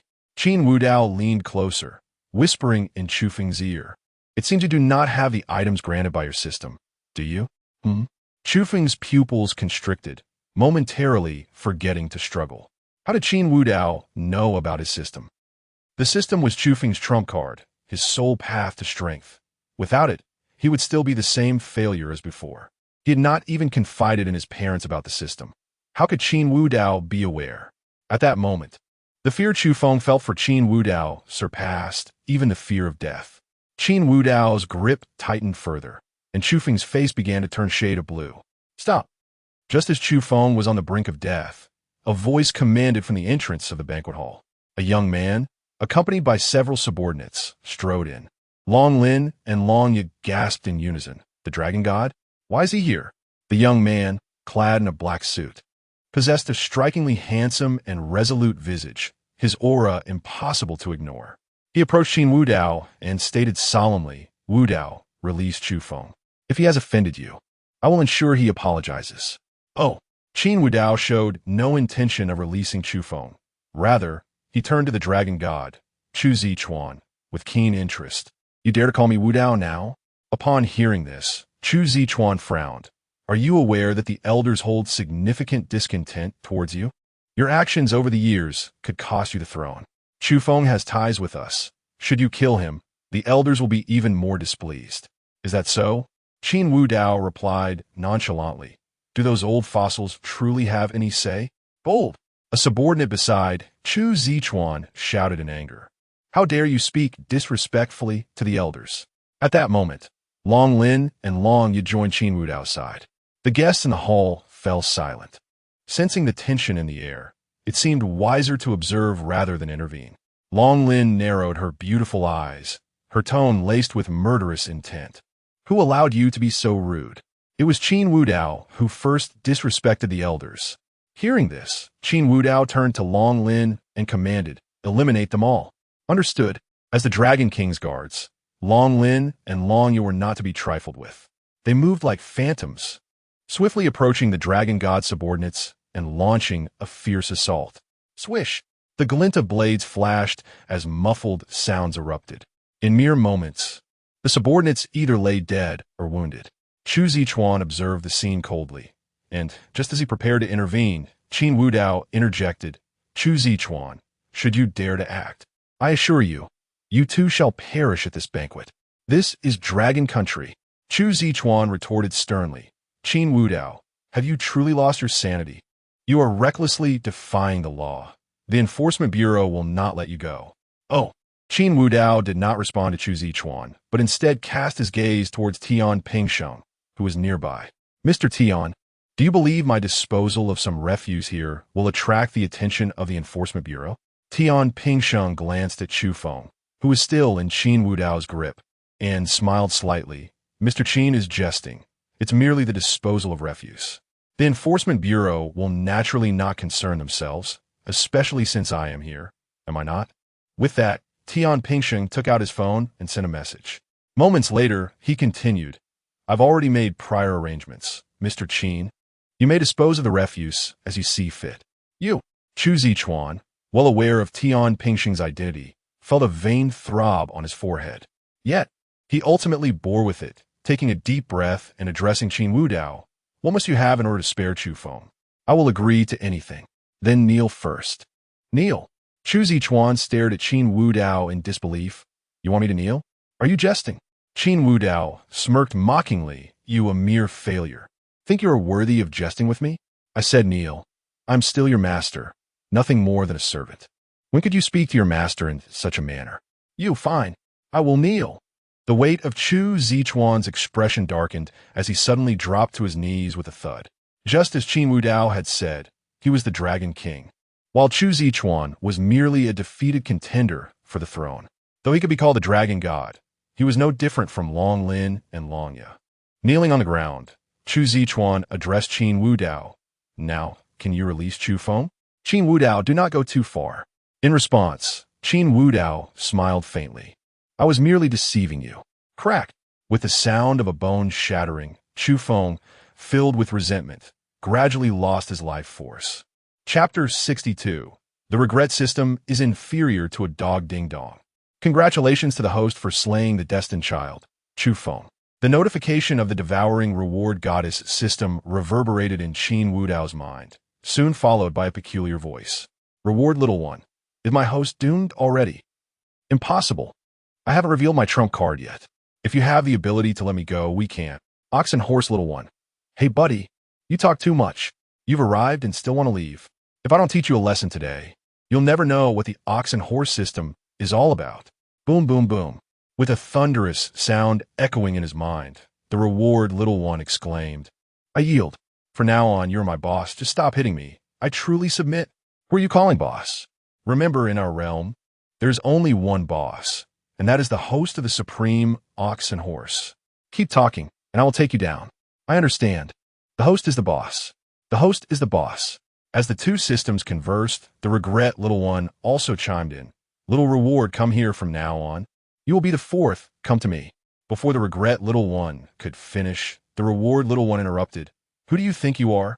You think I can't handle him and can't handle you. Damn it. Bang, bang, bang. Moments later, the regret little one's cries echoed. Stop. You're the third. I'm the fourth. Is that fine? Why treat me like this? You, a mere regret system for women, dare to provoke us?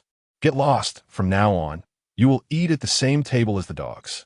After uttering this, the reward little one smugly added, Boss, from now on, we are on the same side.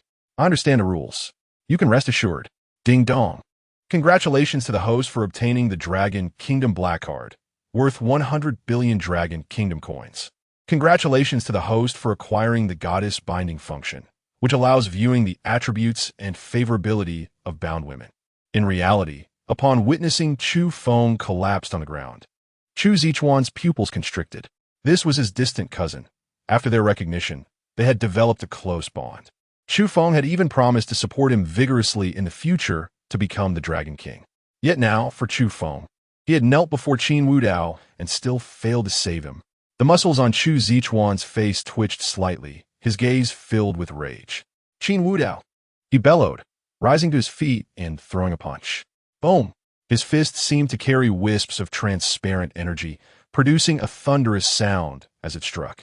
Compared to Yi Ling, the martial king, Chu Zichuan was incomparably stronger. In response to this formidable punch, Qin Wudao narrowed his eyes and also retaliated with a punch, their movements strikingly similar. Bang! The sound of their fists colliding reverberated through the hall, causing cracks to form in the ground beneath them, showcasing their unimaginable strength. Chu Zichuan's expression shifted to one of astonishment. He had not anticipated that after years of absence, Qin Wudao's power had not diminished, but had rather increased. Even if he possessed innate divine strength, why had he become unexpectedly stronger after all these years without any combat? Moreover, Chu Zichuan also possessed innate divine strength and had been battling on the battlefield while Qin Wudao had been playing the sycophant back at home. However, astonishment was of no use at this moment. Chu Zichuan felt as if his punch had struck an immovable boulder, leaving him momentarily stunned. Qin Wudao's lips curled into a slight smile as he softly remarked, Chu Zichuan, after all these years, how have you made no progress at all? Before Chu Zichuan could respond, Qin Wudao's arm muscles tensed, and with a resounding boom, he sent Chu Zichuan flying. Chu Zichuan soared through the air like a cannonball. Just as he was about to collide with the wall, he abruptly turned, pressed one hand against the wall, and used the momentum to propel himself out of the hall. With Chu Feng now deceased, his subordinates were either dead or severely injured. The earlier punch had made Chu Zichuan realize that he might not be a match for Qin Wudao. Given this situation, it was best to retreat and plan for the future. As he fled into the darkness, the nearby Long Lin coldly remarked, Dragon King, should I pursue him? No need. Qin Wudao shook his head, speaking softly. Chu Zichuan, aside from his own strength, also possesses considerable influence. Even if we were to kill him now, his forces would retaliate. In due time, accompany me abroad. As for those elder council members who wish to meddle, let us bury them. Understood. Long Lin and Long Yu exchanged surprised glances before promptly agreeing. Their loyalty lay with the Dragon King, not the Elder Council. They would unconditionally execute Qin Wudao's orders. Meanwhile, the escaping Chu Zichuan sprinted through the darkness, his right hand completely numb. Qin Wudao's punch had been extraordinarily vicious. Had he not leveraged the wall to propel himself away, his arm would have likely shattered. Qin Wudao, you performed admirably, but the Dragon King's position shall ultimately be mine. Do not forget, you are not your master's only disciple. If your senior sisters learn of your reckless actions over the years, let us see how you will explain yourself. I shall also incite the Elder Council against you. By then, there will be no place for you in the Dragon King's hall. Chu Zichuan gradually faded into the night. In the banquet hall, the onlookers stood in a daze, once again witnessing Qin Wudao's brutality. As prominent figures in the upper echelons of society, they had undoubtedly engaged in their share of unsavory dealings, but they had never encountered anyone as audacious as Qin Wudao. Qin Wudao took the handkerchief offered by Long Lin, wiping his hands clean before returning to the front of Bai Hanfeng. Old Bai, I apologize for disrupting the banquet. Bai Hanfeng cast a resentful glance at Qin Wudao. Initially, he had felt some distaste for Chu Feng and had hoped Qin Wudao would stir up some trouble. However, this disturbance had escalated dramatically. That Chu Feng, known as M.O., had connections with various foreign financial magnates. Ultimately, it would be the Bai family responsible for cleaning up the mess. Yet, since this was a case of him lifting a rock only to drop it on his own foot, he could not blame Qin Wudao. He could only helplessly respond, Mr. Qin, no worries. It was Chu Feng who sought his own demise. I hope this does not affect our collaboration. Of course not. Qin Wudao replied with a harmless smile. Our Hidden Dragon Group is very much looking forward to collaborating with the Qinyu Group. That's good to hear. At that moment, Qin Yue approached. Her gaze towards Qin Wudao filled with complexity. Mr. Qin, if you have time tomorrow, I would like to discuss our collaboration privately, if you would be so kind. Absolutely. The contract has been signed. It is indeed time we discussed it. Chapter 63. The invitation from Tian Pingsheng not far away. Tian Pingsheng approached with a smile and said, Mr. Qin, I trust you have not forgotten our arrangement for this evening? In response, Qin Wudao nodded and suggested, after the banquet concludes, shall we find a place to converse privately? That would be splendid. Unlike Qin Zirai, Tian Pingsheng, despite his illustrious background, hailed from a distinguished military family, thus lacking the frivolity often associated with the wealthy. However, the fate of a destined antagonist indicated that he was undoubtedly formidable, with no conflicting interests at present. Qin Wudao was more than willing to foster a connection with him. Moreover, the very notion of destiny implied that this antagonist must correspond with a destined protagonist. And it was clear that Chu Feng was not that figure, as their relationship had not deteriorated to irreconcilable animosity. Bai Qingwei and Tian Pingsheng were merely childhood friends, yet to reach the stage of betrothal. The recent incident involving Chu Feng had afforded Qin Wudao a taste of reward from the assassination system, leaving him curious about how many systems he could potentially harness, as well as the prowess of the bull and horse system. Thus, it would be advantageous to identify the destined protagonist that should be at odds with Tian Pingsheng. Once the brief interlude concerning Chu Feng concluded, the banquet proceeded without any further disruptions. Amidst the exchange of toasts, the future trajectory of the business sphere in Modu was decided. Upon the banquet's conclusion, Qin Wudao and Tian Pingsheng promptly drove to a private dining establishment in Modu. Meanwhile, the injured offspring of the Li family were admitted to the hospital, yet their father, Li Lindu, did not accompany them. Instead, he made his way to a secluded dojo on the outskirts, in stark contrast to the vibrant lights of the city. This dojo was exceptionally tranquil, devoid of even a flicker of candlelight. Li Lindu was well acquainted with the place. He did not knock on the firmly shut door, but entered through a side entrance. Upon entering the courtyard of the dojo, he spotted an elderly man with white hair standing within. Head of the Li family, I foresaw your arrival today. Pray tell, what brings you here? With a cold laugh, Li Lindu retorted, "Well, Wazy, if you possess such divinatory prowess, why could you not foresee my purpose in seeking you? Your words are misplaced, head of the Li family. Since you have come to consult me, whether I foresaw it or not, you will still convey your intentions. Therefore, what need is there for me to exert myself? You deceitful Taoist." Li Lindu stepped forward, his voice icy. "It was you who once proclaimed that Wu Dao was a harbinger of disaster, detrimental to my efforts in unifying the Li family. Hence, I devised a plan to have him lost. Yet now, he has ascended to become the president of the Hidden Dragon Group. This so-called disaster has transformed into a true dragon. Because of you, he has severed ties with his kin. Tell me, how can I retain this true dragon?" In stark contrast to Li Lindu's agitation, the old Taoist maintained an unperturbed demeanor. "Head of the Li family, my advice was merely a suggestion. Ultimately, have you succeeded in unifying the Li family? If you wish to consolidate your influence, why concern yourself with a discarded pawn? I care not.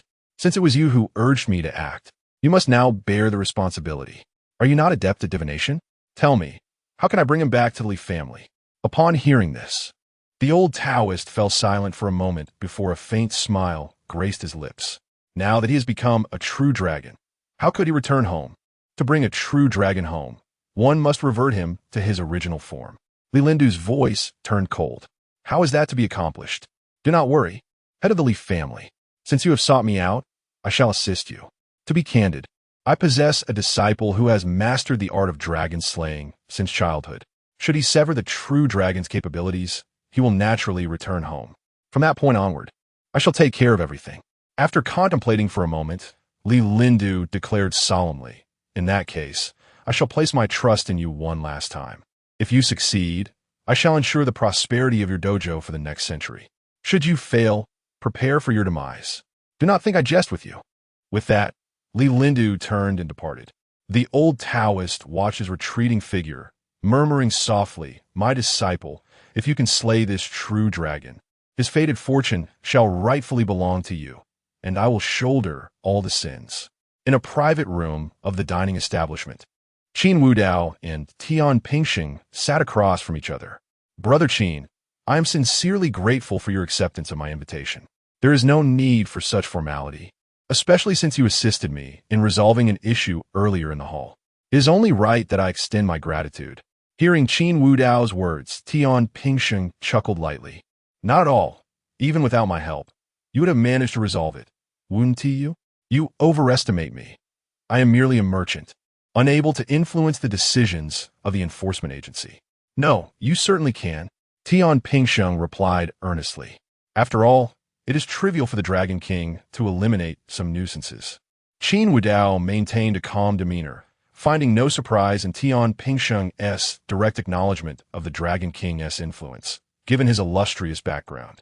It would indeed be strange if his identity remained undiscovered. The title of Dragon King may hold weight abroad, yet within our nation, your standing surpasses that of the Dragon King, does it not? "Brother Qin, you flatter me." Tian Pingxing shook his head and continued, "The Dragon King's influence internationally is beyond our comparison. Should you eliminate me, you would undoubtedly remain unharmed. Because of your strength, I have a humble request. Please, do not hesitate. My grandfather's birthday is on the 12th of next month. I hope you can honor us with your presence in Kyoto. Of course, I will send someone to welcome you." Kyoto. Qin Wudao lowered his gaze in contemplation.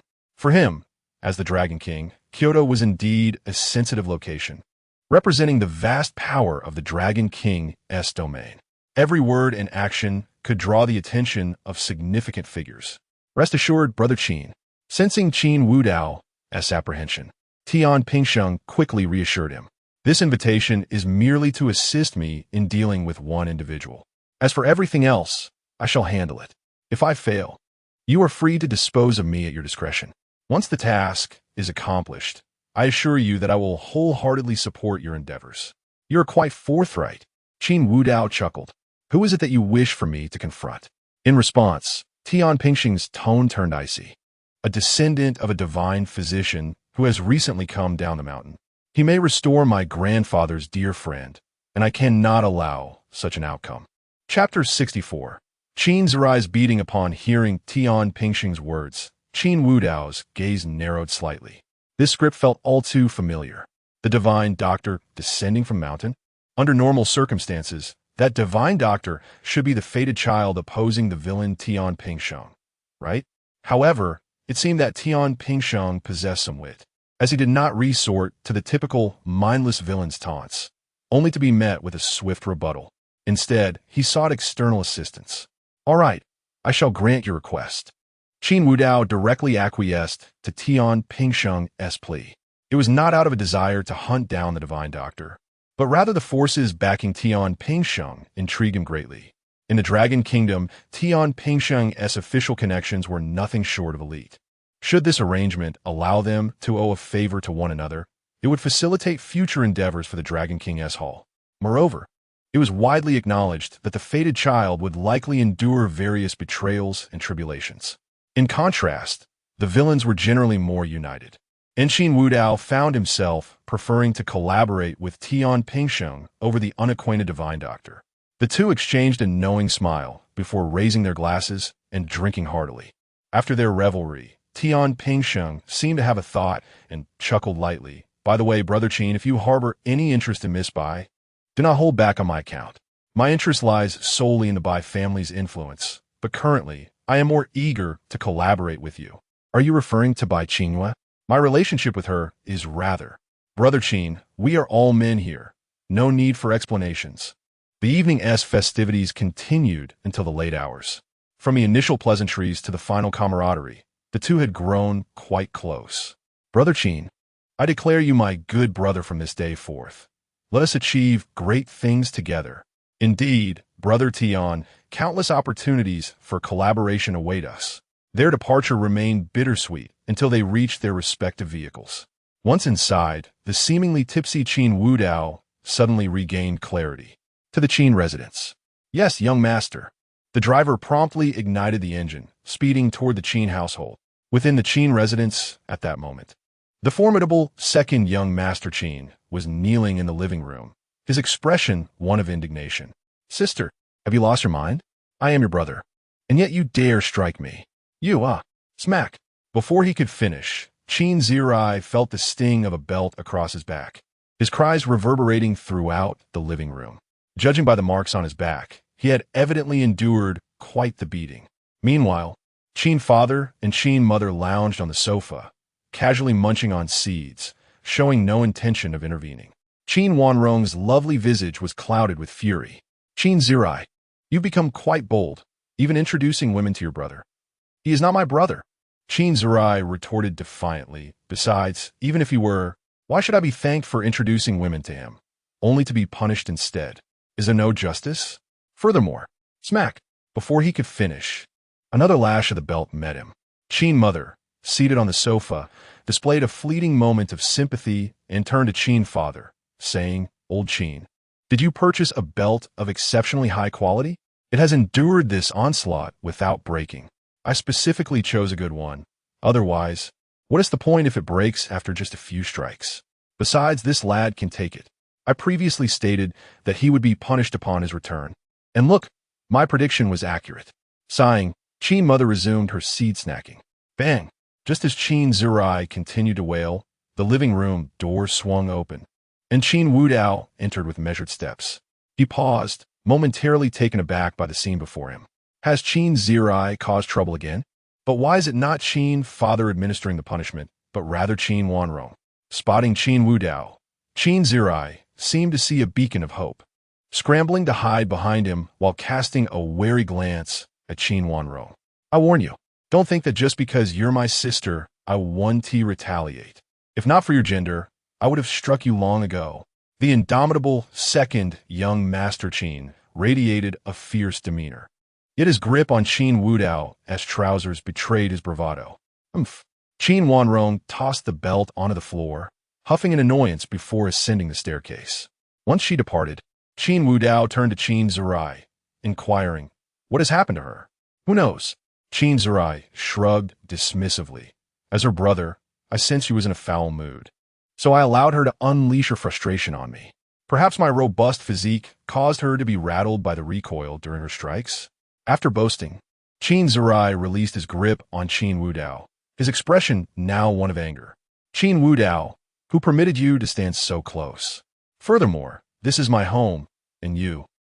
Before he could finish, he noticed Qin father retrieving the belt, wearing an amicable smile. Now it's time for a change. Huh. Qin Zirai's pupils constricted as he instinctively sought refuge behind Qin Wudao, only to find him ascending the stairs as well. Qin father approached Qin Zirai with a gentle smile. Son, bear with it a little longer. The pain shall soon pass. Ah. Upon returning to his room, Qin Wudao discarded his wine-soaked attire. Just as he reached the bathroom, a delicate arm akin to a lotus grasped him. The room remained dim, illuminated solely by moonlight. He distinctly perceived a figure before him. It was Qin Wanrong, and she was in the bathroom without any lights on, her clothes strewn across the floor. As their eyes met, Qin Wudao queried in confusion, "You don't speak." Before he could utter a word, Qin Wanrong extended her slender finger, pressing it against his neck. "Whose mark is this? I was preoccupied and could not attend, yet you allowed someone else to leave their mark on you. You were simply..." Bang! Before she could finish her sentence, Qin Wudao seized her wrist and, with a swift motion, pinned Qin Wanrong against the bathroom wall. The indignant Qin Wanrong, who had intended to demand accountability, now resembled a quiet little kitten, her cheeks flushed with color. What do you intend to do? There are others in the living room. It matters not. Keep your voice down." Upon hearing his words, Qin Wanrong's body trembled involuntarily. Despite her resolve, she found herself a touch flustered by the unfolding events, yet her underlying affection compelled her to comply. Before she could articulate her thoughts, Qin Wudao closed the distance between them.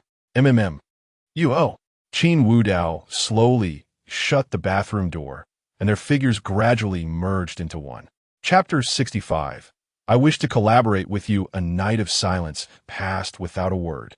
The following day at dawn, Qin Wanrong slowly opened her beautiful eyes. The moment she regained consciousness, the absurd events of the previous night flooded her mind.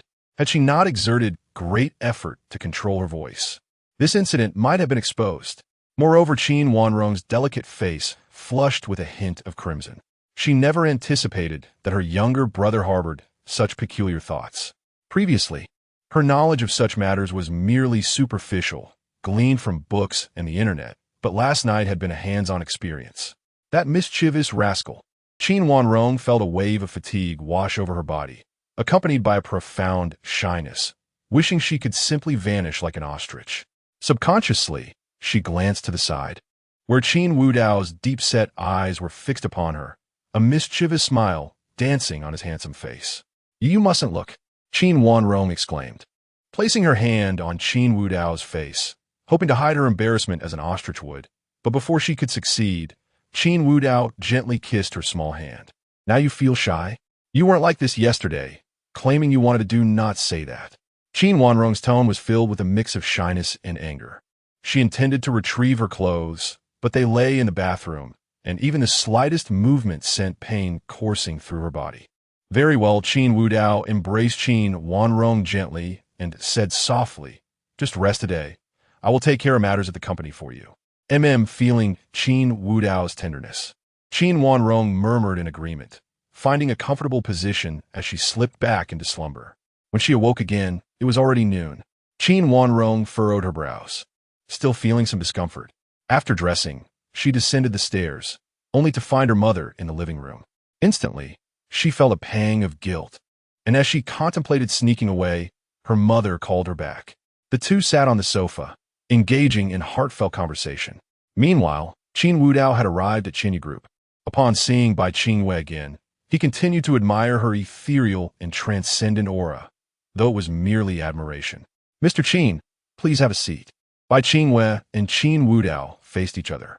At this moment, Bai Qingwei, in her immaculate white suit, exuded an air of competence, especially since the vast Qinyu Group now rested solely on her shoulders. "Mr. Qin, I intend to officially commence our collaboration starting tomorrow. Rest assured, my grandfather has agreed, and I will unconditionally implement everything on my end. Qinyu Group will do its utmost to assist you in the endeavors of Inhong Group." Qin Wudao nodded, then continued, Are you truly considering parting with that piece of land in the northern city? At his words, a hint of helplessness crossed by Qing Yue's exquisite features. I have only just inherited the group. If I do not offer some benefits to those individuals, they will undoubtedly create obstacles for me. Even if I wish to develop that land, I will face layers of resistance.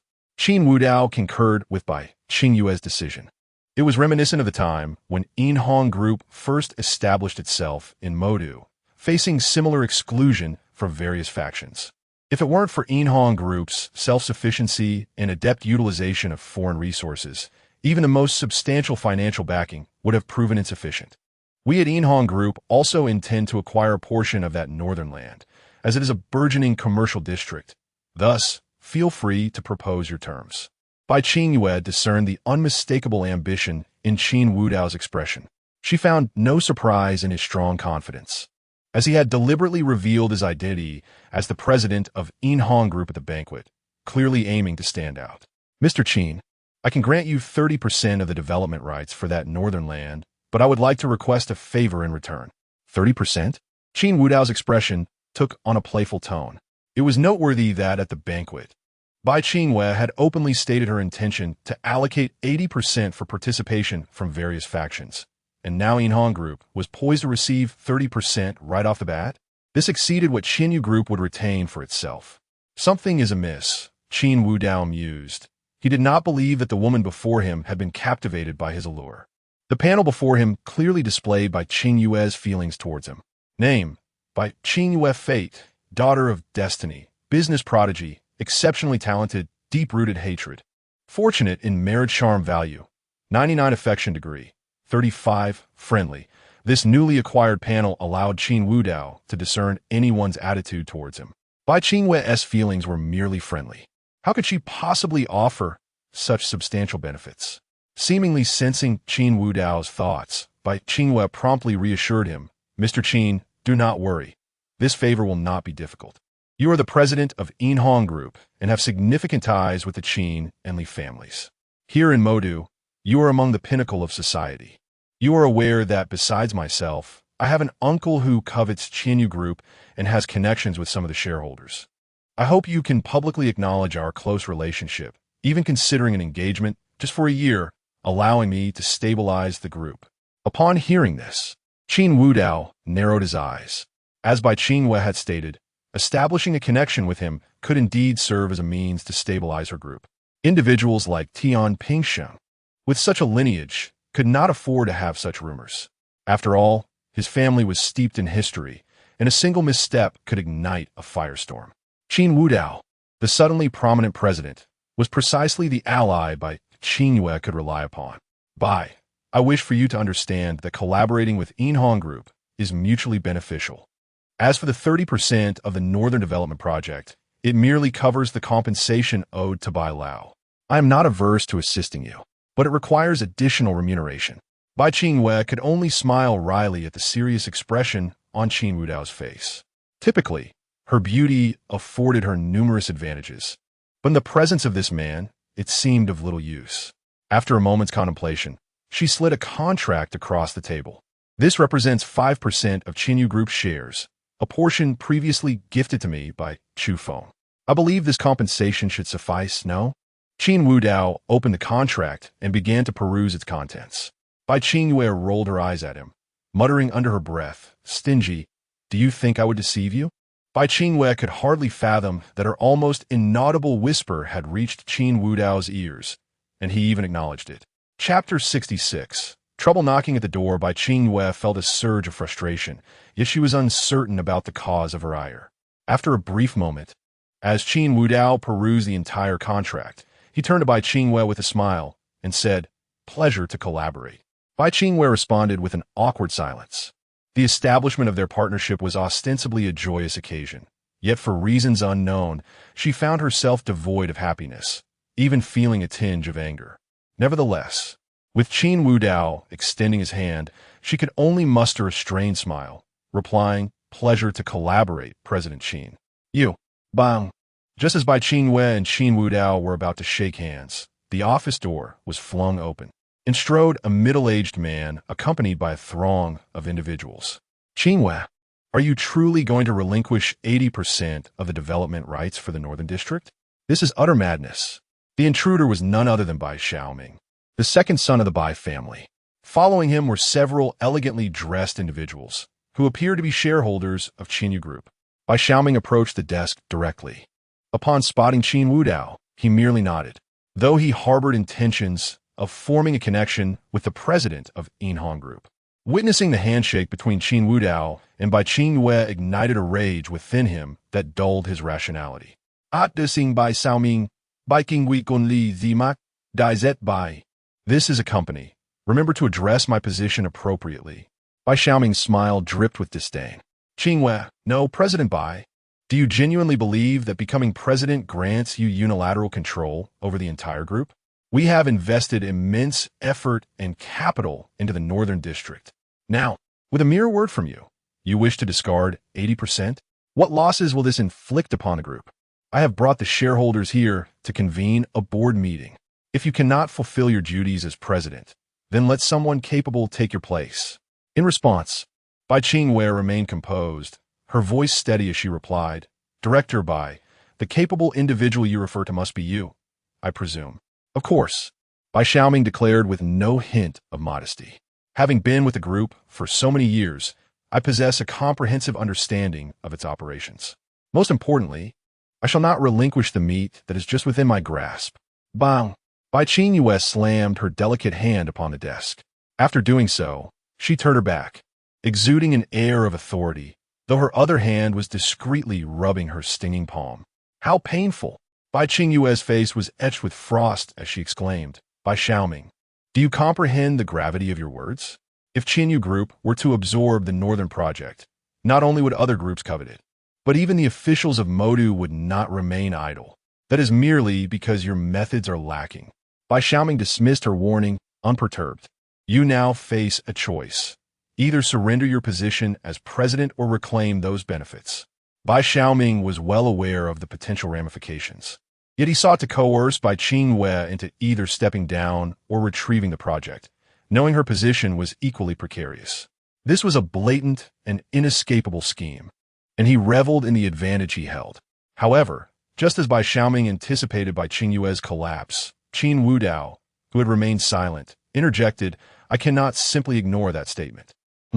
Bai Xiaoming furrowed his brow, glancing at Qin Wudao. President Qin, this matter pertains to our internal affairs and should not concern you. Qin Wudao smiled slightly, producing the contract from his possession. I apologize, but as it happens, I possess 30% of the development rights for the Northern District. Are you suggesting you wish to reclaim it? What? Both Bai Xiaoming and the shareholders behind him gasped in shock. They had never anticipated that Bai Qingwei would be so ruthless as to grant Qin Wudao 30%, an amount exceeding that of their Qinyu Group. Impossible. Hand it over to me. Bai Xiaoming instinctively lunged forward, attempting to snatch the contract from Qin Wudao. Yet, he overlooked a critical detail. Qin Wudao was not Bai Qingwei. Bang! With a muffled grunt, Bai Xiaoming found himself seized by the neck, lifted off the ground, and struggling helplessly in midair. Qin Wudao spoke with a calm demeanor. Who gave you the audacity to attempt to snatch from me? Bai Xiaoming struggled violently, his throat emitting desperate gasps, his eyes filled with terror. Meanwhile, Bai Qingwei observed the scene, feeling an exhilarating sense of satisfaction. President Bai, Qin Wudao turned to Bai Qingwei, suggesting, perhaps you might consider adding another 10%, and I shall take care of this matter for you. What a greedy man. Bai Qingwei felt a surge of annoyance. Although Qin Wudao's proposal was tempting, Bai Xiaoming could not be allowed to perish, especially since he was her kin. President Qin, please release Director Bai. I will take responsibility for his offense against you. Bang! Qin Wudao discarded Bai Xiaoming onto the ground as if he were refused, even going so far as to disdainfully extract a handkerchief from his suit pocket to wipe his hands. If you speak to me in such a manner again, I assure you that Bai Qingwei will be unable to save you. Cough, cough, cough. Sitting on the floor, Bai Xiaoming coughed incessantly, his gaze toward Qin Wudao filled with dread. He felt as though he had glimpsed death itself. This man truly intended to kill him.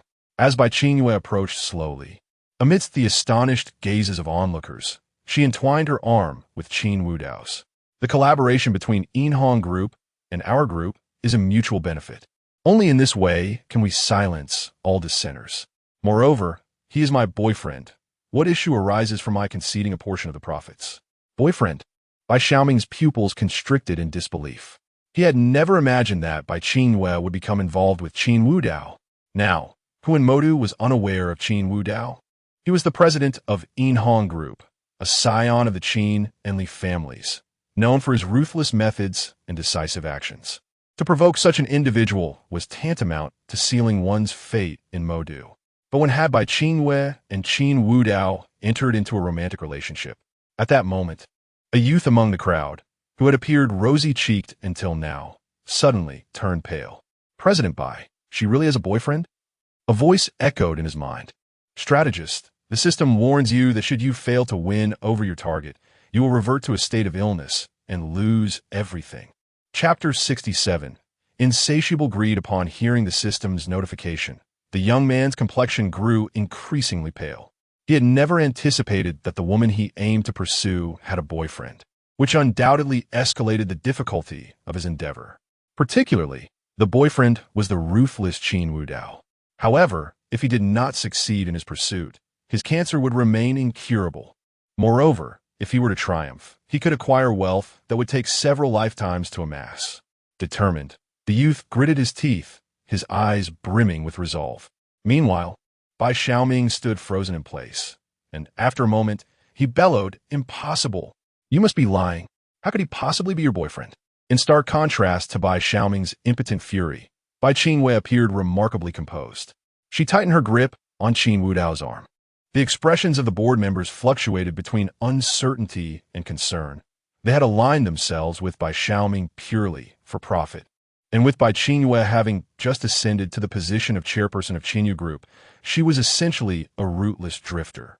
Now, she claimed Qin Wudao as her boyfriend, setting aside the hidden dragon group. Even the Qin and Li families were not entities they could contend with. Furthermore, during the previous banquet, everyone had witnessed Qin Wudao's merciless demeanor. He was nothing short of a heartless fiend. To oppose him now would be akin to courting death. With this thought in mind, the attendees hastily began to speak. President and Director Bai, I apologize, but I must attend to some matters and take my leave. Wait for me. I must leave as well. If you all are leaving, then so will I. The board members summoned by Bai Xiaoming dispersed in an instant. Seasoned veterans who knew precisely when to speak and when to retreat. With Qin Wudao and Bai Qingyue intertwined, any additional words could jeopardize their exit from the office. Had it not been for Bai Qingyue's intervention, Bai Xiaoming might have been thoroughly obliterated.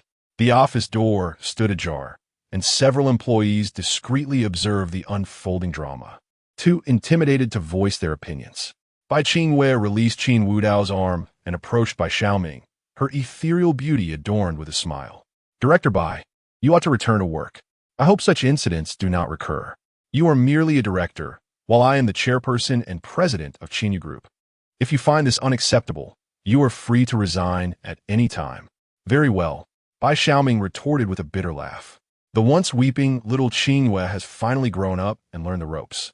I shall take my leave, but you won't remain here forever. With that, Bai Xiaoming turned to depart. Director Bai, please remember to close the door. Bang! Bai Xiaoming slammed the office door, causing the entire room to tremble. Once the door was shut, Bai Qingyue's previously triumphant expression faded into silence. She lifted her slightly reddened hand, her beautiful eyes seemingly brimming with unshed tears, as she continued to blow on her hand. Seeing Bai Qingyue in this state, Qin Wudao felt a chuckle bubbling within him. In front of others, she strived to disguise herself, yet once the danger subsided, she was merely a little girl. Huff, huff! Bai Qingyue kept blowing on her hand. Earlier, her assertiveness had been formidable, yet now she feared her hand would bruise from the force. How exasperating! President Bai, cease your blowing. Shall I arrange for someone to fetch you some ointment? At Qin Wudao's teasing remark, Bai Qingyue shot him an irritated glare. Could you not have intervened when I slammed the table? It hurt. This boyfriend of mine is utterly unreliable. Oh, Qin Wudao chuckled lightly. I merely hold the title of your boyfriend. If you wish for further services, That requires additional remuneration. Money, money, money. Are you so obsessed with wealth? Otherwise, Director Bai, what else can you offer me besides money? Bai Qingwei, instinctively retreating a step at his scrutinizing gaze, warily replied, do not act recklessly. This is the office, and I shall call for help. Qin Wudao could only shake his head in bemusement. He regarded Bai Qingwei as if she were a fool, despite her ethereal grace. She exhibited a certain naivety. Perhaps sensing Qin Wudao's gaze, Bai Qingwei puffed her cheeks in indignation before recalling something. By the way, now that you're here, we must visit the northern part of the city. To inspect the land? Indeed, Bai Qingwei nodded. I have allocated 30% of the development rights to the Hidden Dragon Group, which may provoke dissatisfaction among some individuals. I cannot allow them to delay the project. I must personally oversee the situation. Additional payment? Absolutely not. Bai Qingwei exclaimed in frustration. Currently, you possess 30% of the land. You are the major shareholder. Even without compensation, you must accompany me. With that, she disregarded whether Qin Wudao would refuse and firmly linked her arm with his, pulling him toward the exit. Fortunately, Qin Wudao made no attempt to resist. Otherwise, Bai Qingyue's petite frame would have proven ineffective in moving him. Under the watchful eyes of Qinyu Group's employees, the two exited hand in hand. In a vast expanse of land in the northern part of Magic City. Once overlooked, it had now become the focal point of the entire business realm. Various factions had dispatched their representatives, eager to claim a share of the pie. During the previous business banquet, Bai Qingwei had announced her intention to allocate 80% of the development rights to various factions. After all, the construction of a commercial district would yield countless benefits. Consequently, all factions sought to investigate the potential gains. Now, amidst the tumultuous crowd, individuals from all walks of life congregated, leading to numerous disputes. Particularly in front of the newly commenced office building of Qinyu Group, representatives from various factions clamored about. What is happening? Wasn't it stated to be 80%? Now that we arrive, it's only 50%? What kind of joke is this? How are we to divide this? Bring out that little girl Bai Qingwei. Did she deceive us with her words? I said it before. How could a little girl inherit such a vast group?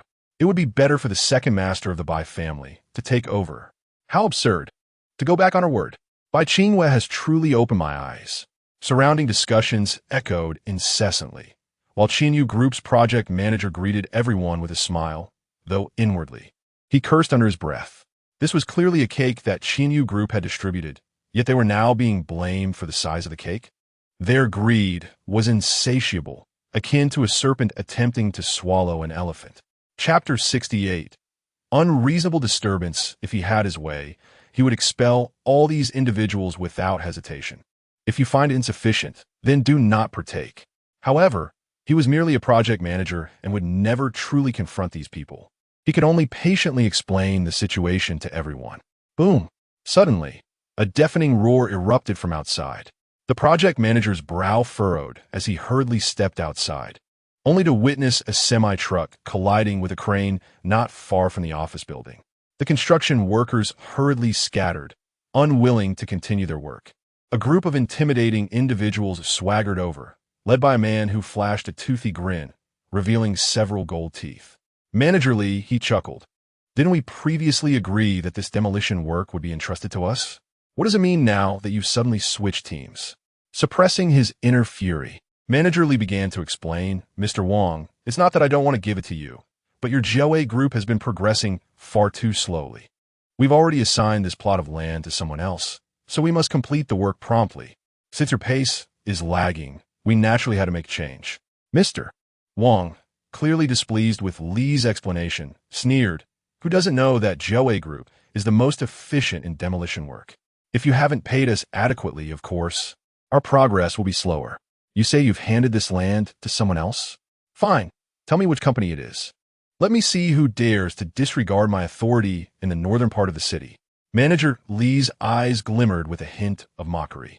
Yet, being in the northern district, he dared not offend such a local tyrant too gravely and could only continue to explain patiently. I cannot disclose the identity of the new contractor at this moment.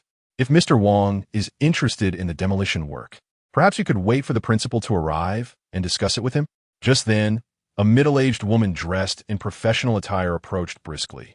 Without further ado, she slapped Manager Lee across the face. The resounding crack echoed sharply, and the woman glared venomously. Li Yuqing, do you know who I am? Bai Qingwei is merely my niece. If she had adhered to our previous agreement and allocated 80% to us, I would have supported her. If she fails to do so, I shall not be beholden to anyone. And you speak of handing it to someone else? Clearly, that little vixen intends to do it herself. With so many of us, 50%? How audacious! The crowd, drawn by self-interest, reveled in the spectacle, clamoring in support. Indeed, bring Bai Qingwei out. She must honor her promises, or no one shall have it easy. As the commotion intensified, the middle-aged woman, who was Bai Qingyue's distant relative, reveled in her moment of triumph. She could not contend with Qinyu Group, even as a relative. But with the crowd rallying behind her, the situation shifted. Furthermore, given that Bai Qingyue had just ascended to her position, she believed that ultimately Qinyu Group would yield. Wang Laohu forcefully kicked Manager Li to the ground and boisterously declared, "Let me be clear, anyone who undertakes construction in the Northern District must go through Jiawei Group. If you don't comply, I will bury you." Struggling to endure the pain, Li Yuqing rose, his expression growing increasingly solemn. "Everyone, this is a lawful society. We are all legitimate businessmen. I hope you do not continue down this misguided path, or it will reflect poorly on us all. You're courting death." Wang Laohu's face twisted with rage as he seized a steel pipe from one of his lackeys, glaring menacingly at Li Yuqing. Though fear coursed through him, Li stood his ground without retreating. "Oh, my territory is quite lively today. Bai, are you planning to throw me a celebration?" Just as Wang Laohu was about to act, a voice laced with sarcasm interrupted him. He turned, furiously demanding, "Who the hell dares to disturb me? Can't you see we're in the middle of business?" Everyone turned to see Qin Wudao and Bai Qingwei approaching, flanked by a dozen bodyguards.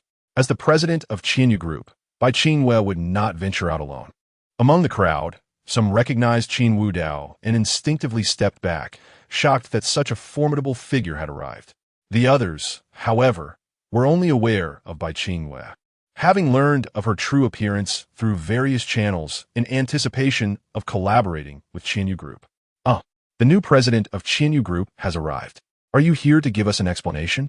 Wang Laohu scrutinized Bai Qingwei, his eyes gleaming with greed. "You are Bai, correct? We had an agreement regarding this land and the demolition project. What does it mean that you've suddenly changed contractors? Do you think I am easy to bully?" Chapter 69, Tattoos. Upon hearing this, Bai Qingwei furrowed her brows slightly. If your progress cannot keep up, then a change of personnel is inevitable. Moreover, I have already allocated this land to someone else. If you wish to continue with the project, you may wait to negotiate with that enterprise's representatives. Negotiate my foot. A furious roar erupted from Wang Laohu as he and his 100-strong entourage, armed and menacing, surrounded by Qingwei and her companions. After completing this maneuver, Wang Laohu sneered. "Let me tell you, you esteemed CEOs may hold sway within your companies, but here, you must all heed my command. Either you provide me with an explanation today and treat me to a drink to settle this matter, or do not even think about proceeding with the project in the northern part of the city without my approval." Bai Qingwei was acutely aware of how troublesome a local tyrant like Wang Laohu could be. These men resembled a centipede that, though wounded, would not perish easily. Eliminate one batch, and another would swiftly emerge. Just as she contemplated whether to resort to some tactics, a sudden thought crossed her mind. She turned to glance at the ever-smiling Qin Wudao. Wait a moment. According to Qin Wudao's temperament, shouldn't he be taking action by now? Moreover, this land rightfully belongs to our hidden dragon group. Why isn't he doing anything? Qin Wudao, noticing the look in by Qingyue's eyes, extended his hand in a gesture of counting money. Bai Qingyue nearly lost her composure. She had never encountered someone so infuriating. All right, I'll pay." Upon hearing this, Qin Wudao's smile widened even further, and he promptly pulled Bai Qingyue behind him. Wang Laohu's displeasure was palpable at Qin Wudao's action. He had never seen such a beautiful woman before and had expected something to happen, only to be thwarted by this young man. "Kid, are you trying to play the hero?" Those who recognized Qin Wudao immediately felt their hearts race, their foreheads dripping with sweat. Damn it! Had I known, I wouldn't have come for this chaos. What a situation! How are we supposed to escape safely after provoking this Grim Reaper? Wang Laohu, how dare you anger him? Who gave you the courage? Bai Qingwe looked at Qin Wudao's broad back, her heart racing uncontrollably, yet she was no ordinary person and quickly regained her composure. After Wang Laohu's threats, he expected his opponents to retreat in fear, yet this young man stood his ground, smiling at him. This was a blow to Wang Laohu's pride. It seemed he needed to show some force to make them realize who he was. A flash of menace crossed Wang Laohu's face as he raised the steel pipe in his hand and swung it viciously at Qin Wudao. Bai Qingwe instinctively grasped Qin Wudao's clothes, attempting to pull him back, but he was as immovable as a mountain. The steel pipe whistled through the air, creating a buzzing sound as it descended. Clang! The metallic clash echoed. Wang Laohu stood there, stunned, the cigarette he had been holding falling to the ground. What did he just witness? In that instant, as the steel pipe struck, Qin Wudao unleashed a powerful punch, his fist colliding with the pipe, bending it beyond recognition. Wang Laohu's palm began to bleed from the impact. The force was so tremendous that his entire arm felt numb. Yet, he had no time to worry about the pain, as the scene before him was utterly shocking. You. Wang Laohu stammered, utterly flabbergasted. Qin Wudao maintained his serene smile, discarding the deformed steel pipe to the ground and stepping closer to Wang Laohu. Observing the tattoo visible on Wang Laohu's chest, he chuckled softly. Tattoos? A gangster? Huh? Wang Laohu snapped back to reality, his face contorted with rage. So what if he can fight? I have so many brothers, you. Crack. Before he could finish, Wang Laohu screamed in agony as the sound of bones cracking filled the air, sending chills down the spines of those nearby. Qin Wudao's hand rested lightly on Wang Laohu's shoulder, merely squeezing, yet visibly crushed Wang Laohu's shoulder. You might not know, but the true owner of this land behind you is me. You claim to want to undertake business here, correct? Yes, the demolition business, isn't it? I will. Bang! Before Wang Laohu could complete his sentence, Qin Wudao pressed down on his head, and with a surge of immense force, sent him crashing backward. Boom! Behind him lay a pile of rubble, into which Wang Laohu was unceremoniously thrust. You enjoy demolition, don't you? Perfect. Before we commence, let us offer you as a tribute. Qin Wudao seized a handful of debris from the ground and hurled it forcefully at Wang Laohu's head. Thud, thud, thud. The hundreds of henchmen stood frozen, not daring to move, their eyes wide in shock, while some of the more timid ones collapsed to the ground, retching uncontrollably. Time seemed to stretch, and when Qin Wudao finally stood up, Wang Laohu had become one with the rubble. He wiped his hands clean, a look of disdain on his face. In broad daylight, you dare gather here to engage in illicit activities? Is there no law? No justice? The onlookers remained silent, fear gripping them. Those aware of Qin Wudao's identity and his ruthless methods were now trembling, terrified that he might turn his wrath upon them. Qin Wudao turned to face the crowd, grinning broadly, his white teeth gleaming. Is there anyone else who wishes to obstruct my project? Upon meeting Qin Wudao's gaze, everyone instinctively took a step back. What jest? Money can be earned again, but life is singular. Yet, one foolhardy soul dared to speak. A middle-aged woman beside Bai Qingwe shouted, Murderer! P.S. A murderer! Hurry, summon the law enforcement.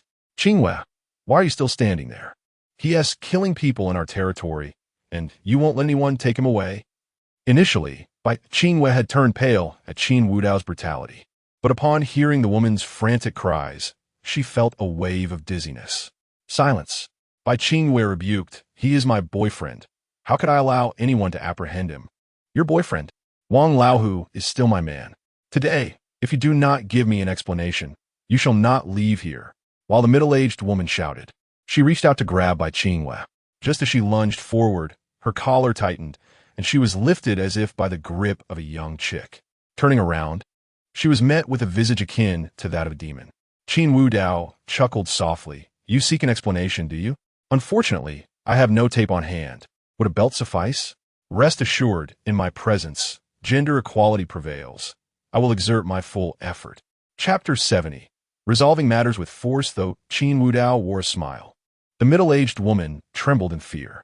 She had assumed that, as the cousin of Bai Qingwei, she would be safe from harm. Wang Laohu's audacity stemmed from her identity. Yet the unexpected arrival of Qin Wudao shifted the balance entirely. How lively it is! Let me see who dares to be so brazen. Suddenly, a throng of individuals clad in black emerged, numbering in the hundreds, led by none other than Wang Ershao, Wang Weitong. As the enforcer of the Wang family, his underground influence was unquestionable. Upon their arrival, they encircled everyone, leaving no room for escape. Wang Weitong approached Qin Wudao with a mocking grin. "Boss, you're taking matters into your own hands again? What use is there for me, your little brother, then?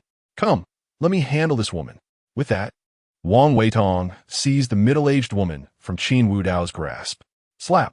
In Wang Ershao's eyes, there was no notion of cherishing the delicate. He struck the middle-aged woman, sending her sprawling to the ground. Qin Wudao chuckled lightly. "Your timing is impeccable."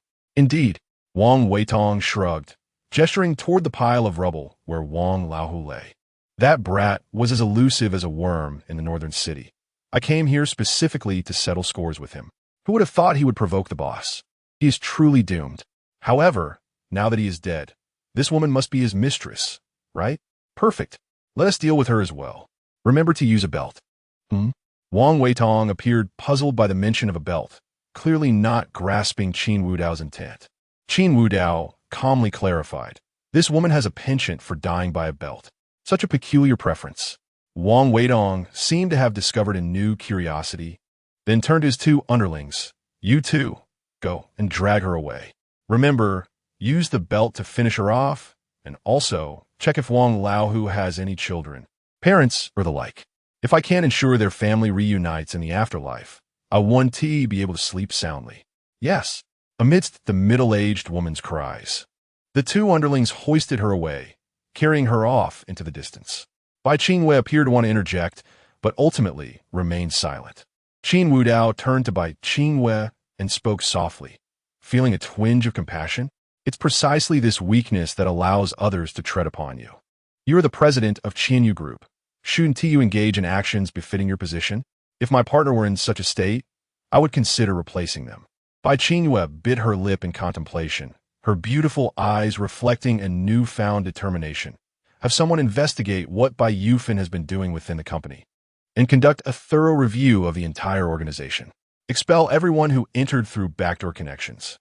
Her assistant promptly responded, "Understood, President. I will begin a comprehensive investigation upon our return." Qin Wudao nodded in approval at Bai Qingyue's transformation. If the leader of any enterprise collaborating with the Hidden Dragon Group were merely a girl, it would inevitably lead to setbacks. Thus, if Bai Qingwei exhibited no change, he would indeed not hesitate to seek a replacement. Moreover, with his 5% stake in Qianyu Group, he had a vested interest in ensuring a serious approach.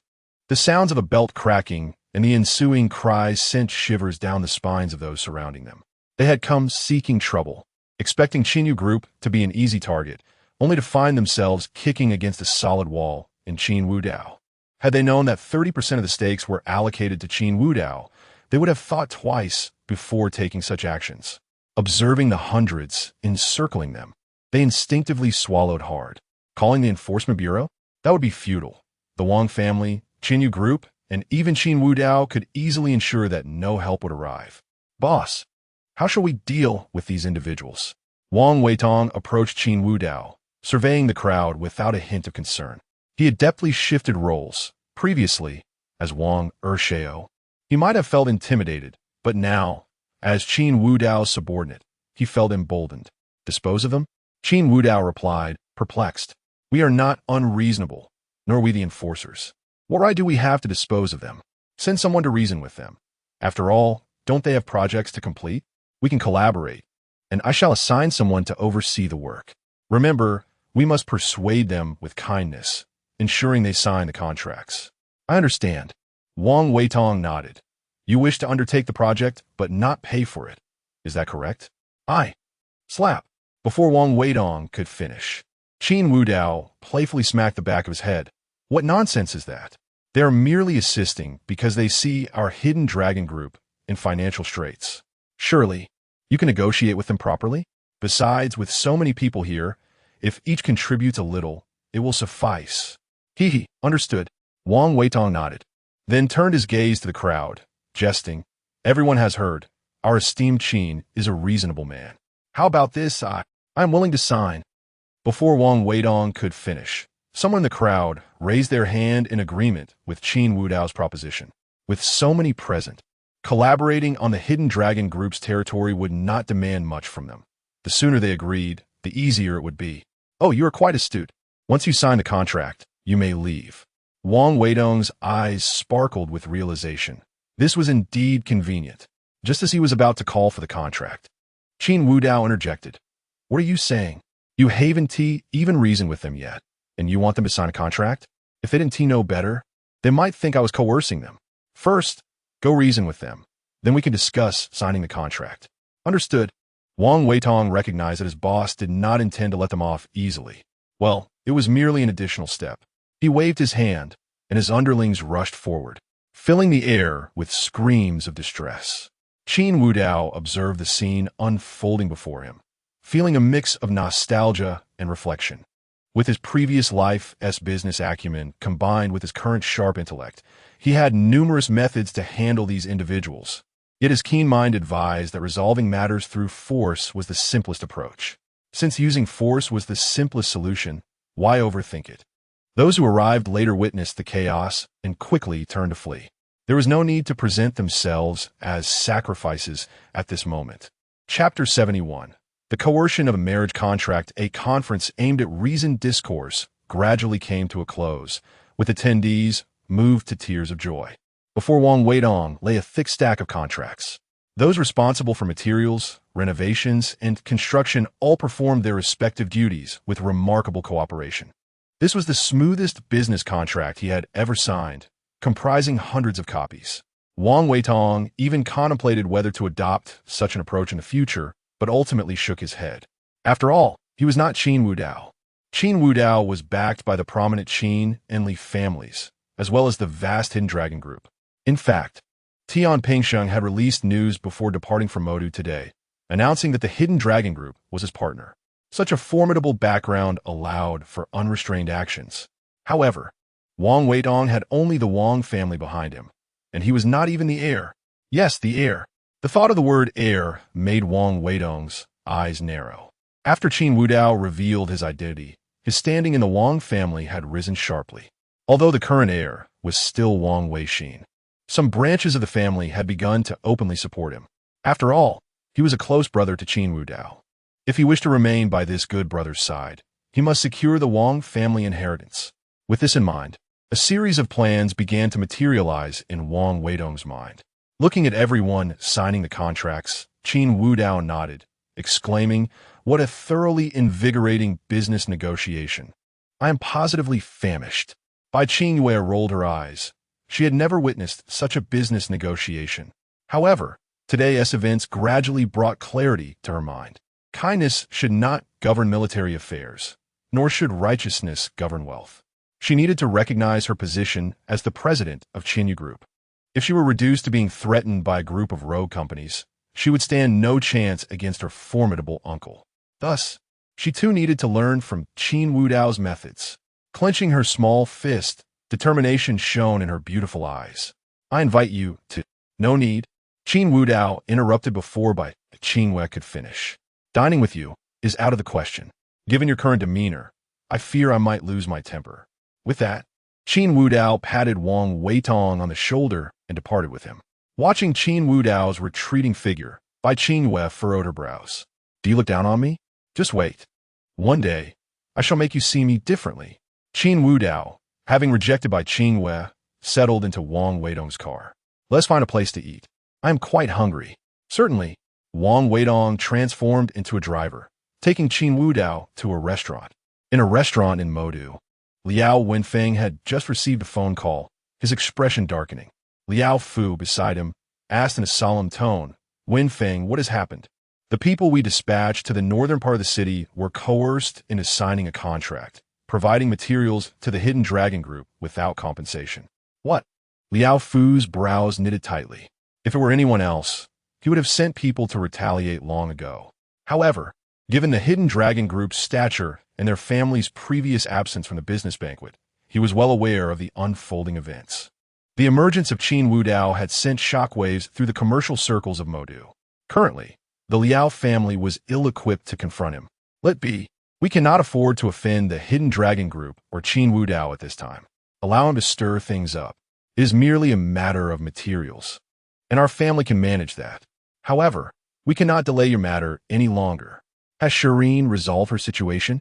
At Liao Fu's inquiry, Liao Wenfeng shook his head. Shireen has been in the clinic, and she won't allow me to enter. Even the Wan family members cannot convince her to meet with me. Is it because of that man from before? Have you uncovered any information about him? None. Liao Wenfeng shook his head. He did not know the man, nor the nature of his relationship with Wan Shireen. Had he known, he would have long since dispatched someone to deal with him. I have arranged for them to meet shortly. When you do, make sure to speak with her properly. Why don't we go to a private room instead? Liao Fu retorted angrily. If you could convince her, would I need to go through all this trouble? Shireen is a child of a prominent family. Even if she left the Wan family early, she cannot sever ties completely. Only in this public hall can I find a way to compel her to agree to your marriage contract. She must show some respect to the Wan family. Understanding dawned on Liao Wenfeng, his face lighting up with delight. How had he not thought of this sooner? Moments later, the two elders of the Wan family arrived with Wan Shireen. Dressed in a traditional chi pao, her fair skin and delicate demeanor captivated all who beheld her. Liao Wenfeng transformed into a sycophant. Had he known that the shy little girl would grow to be so beautiful, he would not have left the country. Now, he felt as though he had lost his chance to her. How infuriating. If he ever found that man, he would surely take revenge. In-laws, over here. Seeing the Wan family enter the restaurant, Liao Fu and Liao Mu immediately rose to greet them. The Wan family had no particular demands regarding formality, especially since this restaurant was one of Modu's finest. A private room was of little consequence. After all, they were merely discussing the marriage of their two children, not a business secret. Seated at the table, the Wan parents engaged in conversation with Liao Fu and Liao Mu. Meanwhile, Liao Wenfeng eagerly poured tea for Wan Shireen. Shireen, we haven't seen each other in several days. Next time, could you let the clinic staff know if I come by? Before Liao Wenfeng could finish, Wan Shireen interrupted him with a cold tone. The clinic is a place for healing, not idle chatter. Liao Wenfeng faltered, feeling the sting of rejection. But the sycophant within him reignited his hope. Shireen, you know our families have decided on this union. I'm not an outsider. Please grant me a chance. I will cherish you dearly. Wan Shireen frowned, her voice icy. I have never agreed to any union. If you wish to marry, seek someone else, but do not involve me. Shireen, Wan Fu interjected sharply. How can you speak to Wenfeng like that? You two have grown up together, and our families share a long-standing friendship. Are you really willing to disgrace your Uncle Liao and Aunt Liao? Wan Shireen pressed her lips together, falling silent. This could work. Liao Wenfeng, witnessing her silence, couldn't help but admire his father's strategy. If he could compel Wan Shireen to verbally agree to this marriage, given her nature, she would likely accept her fate. Once she was married, wouldn't she be at his mercy? Chapter 72. An unexpected encounter with Miss Wan. Just as Liao Wenfeng felt a surge of joy within, Wan Shireen slowly spoke. Uncle, Aunt, I truly have no intention of entering into an engagement with Brother Wenfeng. Although we grew up together, matters of the heart cannot be forced. How can that be? Liao Wenfeng quickly retorted. Shireen, we're childhood friends. We even promised to marry when we grew up. I took that promise seriously, and both our families have consented. Furthermore, the news has already spread. Can you bear to let the reputation of our families suffer? Upon hearing this, Liao's father displayed a hint of satisfaction. It seemed his son was not entirely foolish. The surrounding onlookers turned their attention to the exchange, clearly intrigued by the impending union between the Wan and Liao families. If Wan Shireen were to refuse, it would indeed be akin to trampling the dignity of both families. Regardless of whether her hesitation stemmed from pride or genuine desire for the union, she found herself with no choice but to acquiesce. As anticipated, Wan Shirin's exquisite features betrayed her inner turmoil upon hearing his words, especially under the weight of the gazes surrounding her. She realized that despite her separation from the Wan family, she could not recklessly tarnish their name. Contemplating this, her expression reflected her conflict. She believed it might be wiser to agree at present and later persuade her parents to decline the engagement. I agree. At that moment, a voice echoed in the ears of those present. Two men strolled into the dining hall, Qin Wudao and Wang Weitong. Wang Weitong wore an expression of arrogance, believing that since he could not surpass his leader in various aspects, he would excel in drinking. He had completely forgotten about the embarrassing incident of drunkenly leaning on Qin's earway. His sole focus now was to outdrink Qin Wudao. Your drinking skills? Have you forgotten about the time with Qin's earway? That was a misunderstanding. Wang Weitong interrupted, desperate to avoid any mention of his past indiscretion. Qin Wudao teased. Indeed, a misunderstanding. You two are not brothers, nor did you share a bed in the club. Boss. Wang Weitong shot him a resentful glance. Recalling the moment he woke up in the embrace of Qin's earway, the thought alone sent chills down his spine. What man wishes to awaken to another man in his arms? As the two men settled at an empty table, Wang Weitong ordered a selection of the restaurant's signature dishes, along with some fine wines. With no immediate obligations, he thought it best to enjoy a hearty drink in the afternoon.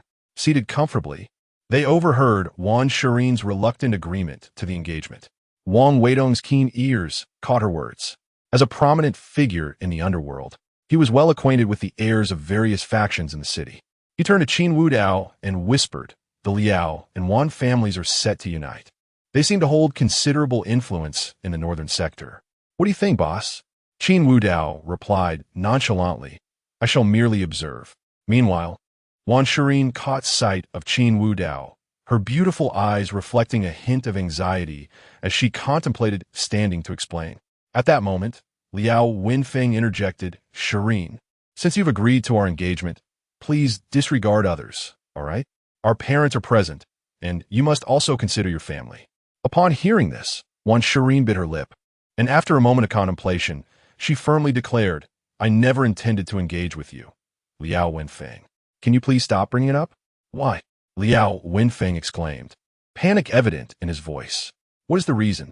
We had clearly agreed upon this engagement, and both our families have been preparing for it. Now you suddenly claim to have no interest? Are you willing to let our family's reputation be trampled? As Liao Wenfeng's words sunk in, Wan Shirin's delicate features reflected her inner conflict. Though she wished to refuse the engagement, the eyes of those around them bore down heavily. If she declined, would it not bring disgrace to the Wan family? Moreover, what excuse could she possibly offer? On the other hand, Qin Wudao was thoroughly enjoying his meal. The Western restaurant offered a swift dining experience, unlike the complexities of Chinese cuisine. He savored his wine and food, oblivious to Wan Shirin's turmoil. Noticing Qin Wudao's indifference, Wan Shirin felt a twinge of disappointment. Liao Wenfeng, observing her expression, quickly remarked, is a person who cannot even voice their own feelings truly deserving of your concern? At this, both sets of parents turned their gazes toward Liao Wenfeng, having heard his words. Liao's father quickly interjected, Wenfeng, what are you saying? Father, I am referring to the individual who has captured Shirin's heart, Liao Wenfeng declared, pointing toward Qin Wudao's table. He is the reason Shirin cannot accept my proposal. What? Liao's father erupted in anger, never having anticipated that the person pursuing Wan Shirin would follow them here. After already facing trouble due to Qin Wudao, how could anyone dare provoke him again? If he could not confront Qin Wudao, surely he could deal with this unknown man. Chapter 73. Do not interject. Liao's father coldly addressed his in-law beside him, stating, In-law, since we are all family, I shall be forthright. Shirin has grown up under our watchful eyes, and her character speaks for itself. However, due to her innocence and kindness, she may be susceptible to the deceit of outsiders. Thus, I believe it is imperative to eliminate such factors. Upon hearing this, Wan's father quickly interjected, Rest assured, Brother Liao, we arranged the engagement of our children when they were young, and we shall not go back on that promise. As for certain individuals, we have no concern. Do as you see fit. No, Before Liao's father could respond, Wan Shireen suddenly exclaimed, "I will not allow you to touch him." "Shireen, what on earth are you doing?" Liao Wenfeng's face was aflame with anger. "You see, he does not care about your feelings at all. He dares only to sneak around you, devoid of any manly responsibility. If he were to stand up now and declare he would take you away, I would not stand in your way. But does he have the courage to do so?" Wan Shireen turned her gaze to Qin Wu Dao, her beautiful eyes filled with a hint of anticipation. In contrast, Qin Wu Dao was wholly engrossed in savoring the delectable dishes at the table, completely ignoring her. Witnessing this scene, Wan Shireen felt a pang of disappointment. Liao Wenfeng mockingly remarked, "Do you see? He lacks the courage to face me directly. Is such a person truly worthy of your concern?" Wang Weidong had naturally overheard Liao Wenfeng's words. He turned to look and noticed Liao Wenfeng was indeed glancing in his direction. He quickly spoke up, "Boss, are they talking about you?" "You and Miss Wan." "Unrelated." Before Wang Weidong could finish, Qin Wu Dao interrupted, "You can't silence your mouth with food. They might be discussing someone else. What does that have to do with me? As for your mention of Miss Wan, it is of no concern to me, so there is no need to dwell on it." "Oh, I thought they were referring to you." Upon hearing Qin Wu Dao's words, Wang Weitong resumed eating. Both were indifferent to their image, devouring their meals with great speed. They finished even the wine in the decanter with ease. As the wine neared its end, Wang Weidong promptly called out to the waiter, "Bring me another bottle." "No, make it 3. I intend to indulge myself today." "Certainly, please wait a moment." While the waiter went to prepare the drinks, Wan Shireen continued, "I do not care what he thinks, but since he has waited for me for so long, I must accompany him. Wenfeng, we have grown up together. I hope you will not force me in this matter." "Force you? Ah." Wan Shireen's words elicited a cold laugh from Liao Wenfeng. "Shireen, do you have any idea how long I have waited for you? I went abroad to broaden my horizons, so that I might elevate the Liao family and better protect you. Yet, after all these years of striving for our future, you have found a new man by your side." Liao Wenfeng's declaration seemed to plunge him into a dramatic performance, his expression a blend of sorrow, anger, and despair. It was a sight that could evoke tears in any listener. Despite this, there was no hint of love on Wan Shireen's face, only a trace of guilt. "Wenfeng, matters of the heart cannot be forced. Even if you pressure me, my heart will forever belong to him." "You, Shireen." Before Wan Shireen could finish, her mother interjected sharply, "What are you saying? Does our family have no dignity? The two of you have been betrothed since childhood, by the will of our parents. This matter stands firm, whether you agree or not. You shall not act recklessly here." "Mother." Wan Shireen's beautiful eyes reddened as she confronted her father directly. "I am indeed your daughter, but I am not your pawn. If you desire a marriage alliance, you may have another child or do as you wish. Please, stop forcing me." Bang! Liao's father slammed his palm on the table, drawing the attention of those nearby. "Rebellious daughter, do you know what you are saying? Is this how you treat your elders?" "I certainly know what I am saying." The once submissive Wan Shireen erupted, "I have followed your arrangements all my life. Even when I opened my clinic, you sent people to oversee me. Do I not possess my own identity? Must I remain a puppet for you? Marrying someone I do not love and living a life of despair is not the existence I desire. What do you wish for then?" Wan's mother could no longer contain herself, rebuking, "Shireen, we have given you too much freedom, resulting in your current disposition. I assure you, marrying Wenfeng will bring you happiness. Do not wait until it is too late to regret. Father and mother are doing this for your own good. Why can't you understand?" At this moment, the other diners at the table had ceased eating, their attention fully focused on the tumultuous scene unfolding between the Wan and Liao families. Liao's father regretted not having reserved a private room, having assumed Wan Shireen would consider the dignity of both families. Clearly, she had no intention of doing so. "Huh, that sounds quite unpleasant." Wang Weidong could not help but interject mockingly. Previously, he had heard similar sentiments from his parents. He was astonished to encounter such distasteful dialogue over a meal. Upon hearing this, Wan's mother turned her attention to him, coldly stating, "Young Master Wang, I am conversing with my daughter. Could you refrain from interjecting?" "Interjecting? When did I ever interject? We are familiar, so do not twist my words." Wang Weitong replied, looking at her with disdain. "Look at you. Your mouth is practically dripping with grease. Have your teeth rotted away? Wang Weitong regarded Wan's mother with evident disdain. She was momentarily taken aback, but quickly regained her composure, retorting, "Has no one in your family taught you manners?" "I have no family. I can hardly claim anyone as family now. Behold, this is my elder brother." "Elder brother?" Wan's mother looked at Qin Wudao with confusion. She did not recognize him and knew he was not the eldest son of the Wang family. Why then would Wang Weitong refer to him as such?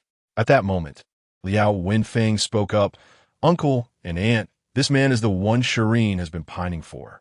"What?" Wan's mother, startled, stood up, scrutinizing Qin Wudao with a piercing gaze. After a moment, she coldly laughed. "You think that merely because you have associated with the second young master of the Wang family, you have the right to be with our Shireen? You are simply dreaming." Qin Wudao set down his chopsticks and turned to face Wan's mother. "You and your daughter share the same blindness. If your eyes are so useless, perhaps you should donate them to someone who could use them. You have been pestering me for no reason. I had no desire to engage with you." Chapter 74. Is he Qin Wudao? "Shireen, did you see that? This is how he speaks to your mother." Wan Mu's face was filled with fury. Upon hearing her mother's words, Wan Shireen's delicate features displayed a hint of conflict. Raised in an environment that instilled a sense of submissiveness, venturing out to establish her own medical practice was the only act of defiance against her parents. Now, confronted with Wan Mu's words, she hesitated to defend Qin Wudao, opening her mouth yet finding herself at a loss for words. "Enough." Wang Weitong rose, casting a cold glare at Wan Mu. "Old dang, are you ever going to stop? Hurry and take your old face and get lost. Don't disturb my boss while he is eating." "Your boss?" A flicker of confusion crossed Wan Mu's eyes. When did the second young master of the Wang family acquire a boss? Could this young man be a rising figure in some underground faction?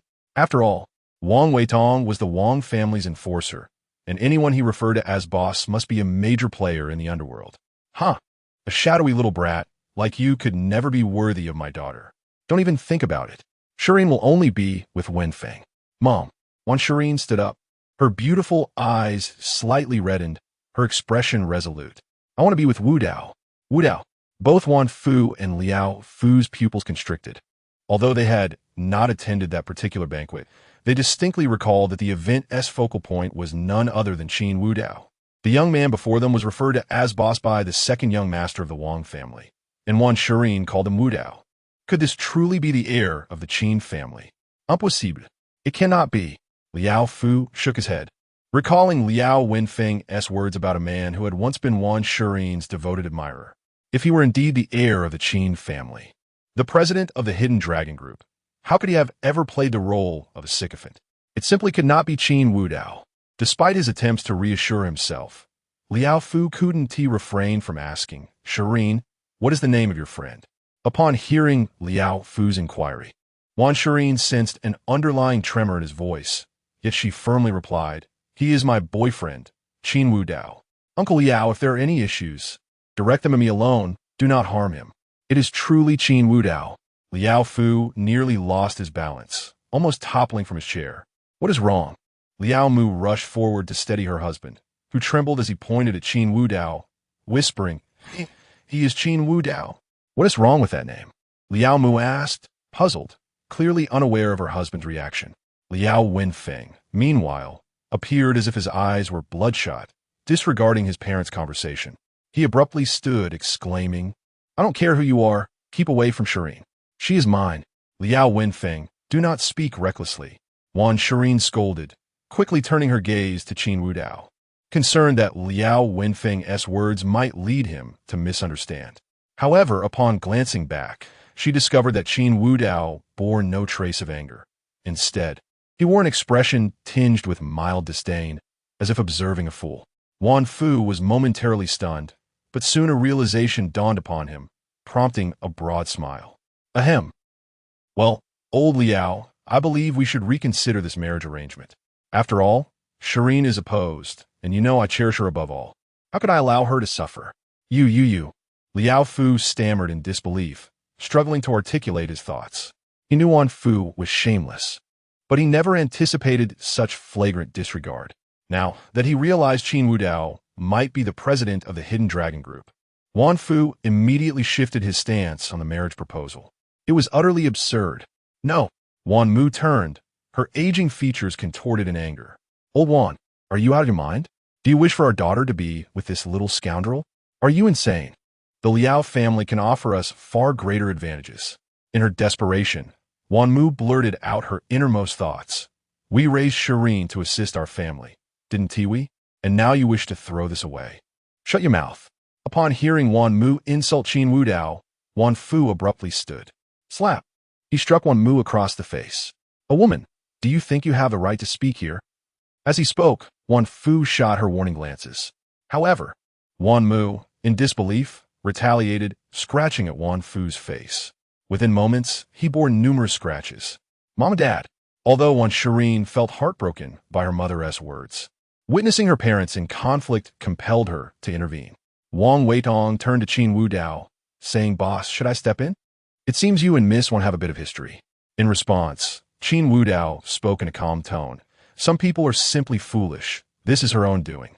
Furthermore, I have stated that she and I have no relation. If you continue to speak, I will no longer concern myself with Wang family matters. Don't.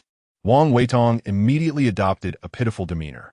If you abandon me, my brother will surely devour me alive. Then keep silent and watch. What is more entertaining than witnessing mad dogs gnawing at each other during a meal? With Wan Shireen's intervention, Wan Fu and Wan Mu were separated. Wan Fu's face was marked with wounds, appearing quite disheveled, while Wan Mu was disheveled, losing all semblance of a refined lady. Old Wan, regardless of your thoughts, I will decide this marriage. Wan Mu shouted at Wan Fu before turning to Liao Fu and Liao Mu. In-laws, let us finalize this marriage today. The children should heed our parental guidance. Indeed, Liao Mu was thoroughly pleased with Wan Shireen and readily agreed to the match. In contrast, Liao Fu's expression was filled with turmoil. He was content with the prospect of a daughter-in-law like her, yet feared the repercussions of provoking Qin Wudao. Liao Wenfeng, however, had no such reservations. Hearing his parents' words, he approached Qin Wudao and coldly declared, Did you hear that? Shireen is to be engaged to me. I don't care what your past relationship was with her. Now, you must leave Modu. Keep your distance from Shireen, or else. Silence. You ungrateful child. Liao Fu, previously contemplating how to facilitate his son's marriage to Wan Shireen without offending Qin Wudao, was taken aback by his son's outburst. Chapter 75. Make her understand. Despite the pangs of his heart, Liao's father rose abruptly and grasped Liao Wenfeng. Father, why are you pulling me? Liao Wenfeng exclaimed anxiously. Did you not perceive Shi Yin's attitude towards him? If we do not expel him from Modu, how can I rest easy? You surely do not wish for me to be cuckolded, do you? What if the heir of the Liao family turns out to be someone else's offspring? Slap. Before Liao Wenfeng could finish, Liao's father delivered a resounding slap across his face. Silence. Liao's father was terrified. His son was intent on leading the Liao family into a pit of fire. Each word felt like a sharp blade, piercing his very core. To suggest that Qin Wudao leave Modu? Not only their family, but no one in all of Modu possessed the power or right to utter such words. Not a single soul. Why did you strike Wenfeng? Liao's mother cried out, alarmed at the spectacle. Liao Wenfeng, dazed from the blow, could hardly respond. Yet, Wan's mother approached, pushing Liao's father aside, her gaze filled with concern for Liao Wenfeng. This scene astonished Qin Wudao. Beside him, Wang Weitong whispered, Boss, I can't shake the feeling that the relationship between the Liao and Wan families is rather convoluted. Is this mother-in-law genuinely concerned for her son-in-law? Her gaze resembles that of a mother looking at her own child. Qin Wudao's expression mirrored a hint of intrigue. Could he be facing another melodramatic scenario? A child swap? No wonder Wan's mother treated Wan Shireen in such a manner. Of course, this was merely speculation. Unfilial son, go apologize to Mr. Qin. Liao's father had no time for hesitation. He wished to avoid incurring Qin Wudao's wrath. The Liao family could withstand a single family's revenge. But Qin Wudao was backed by 3 families. Why should I apologize to him? Mr. Qin? He is not worthy. Liao Wenfeng bellowed defiantly.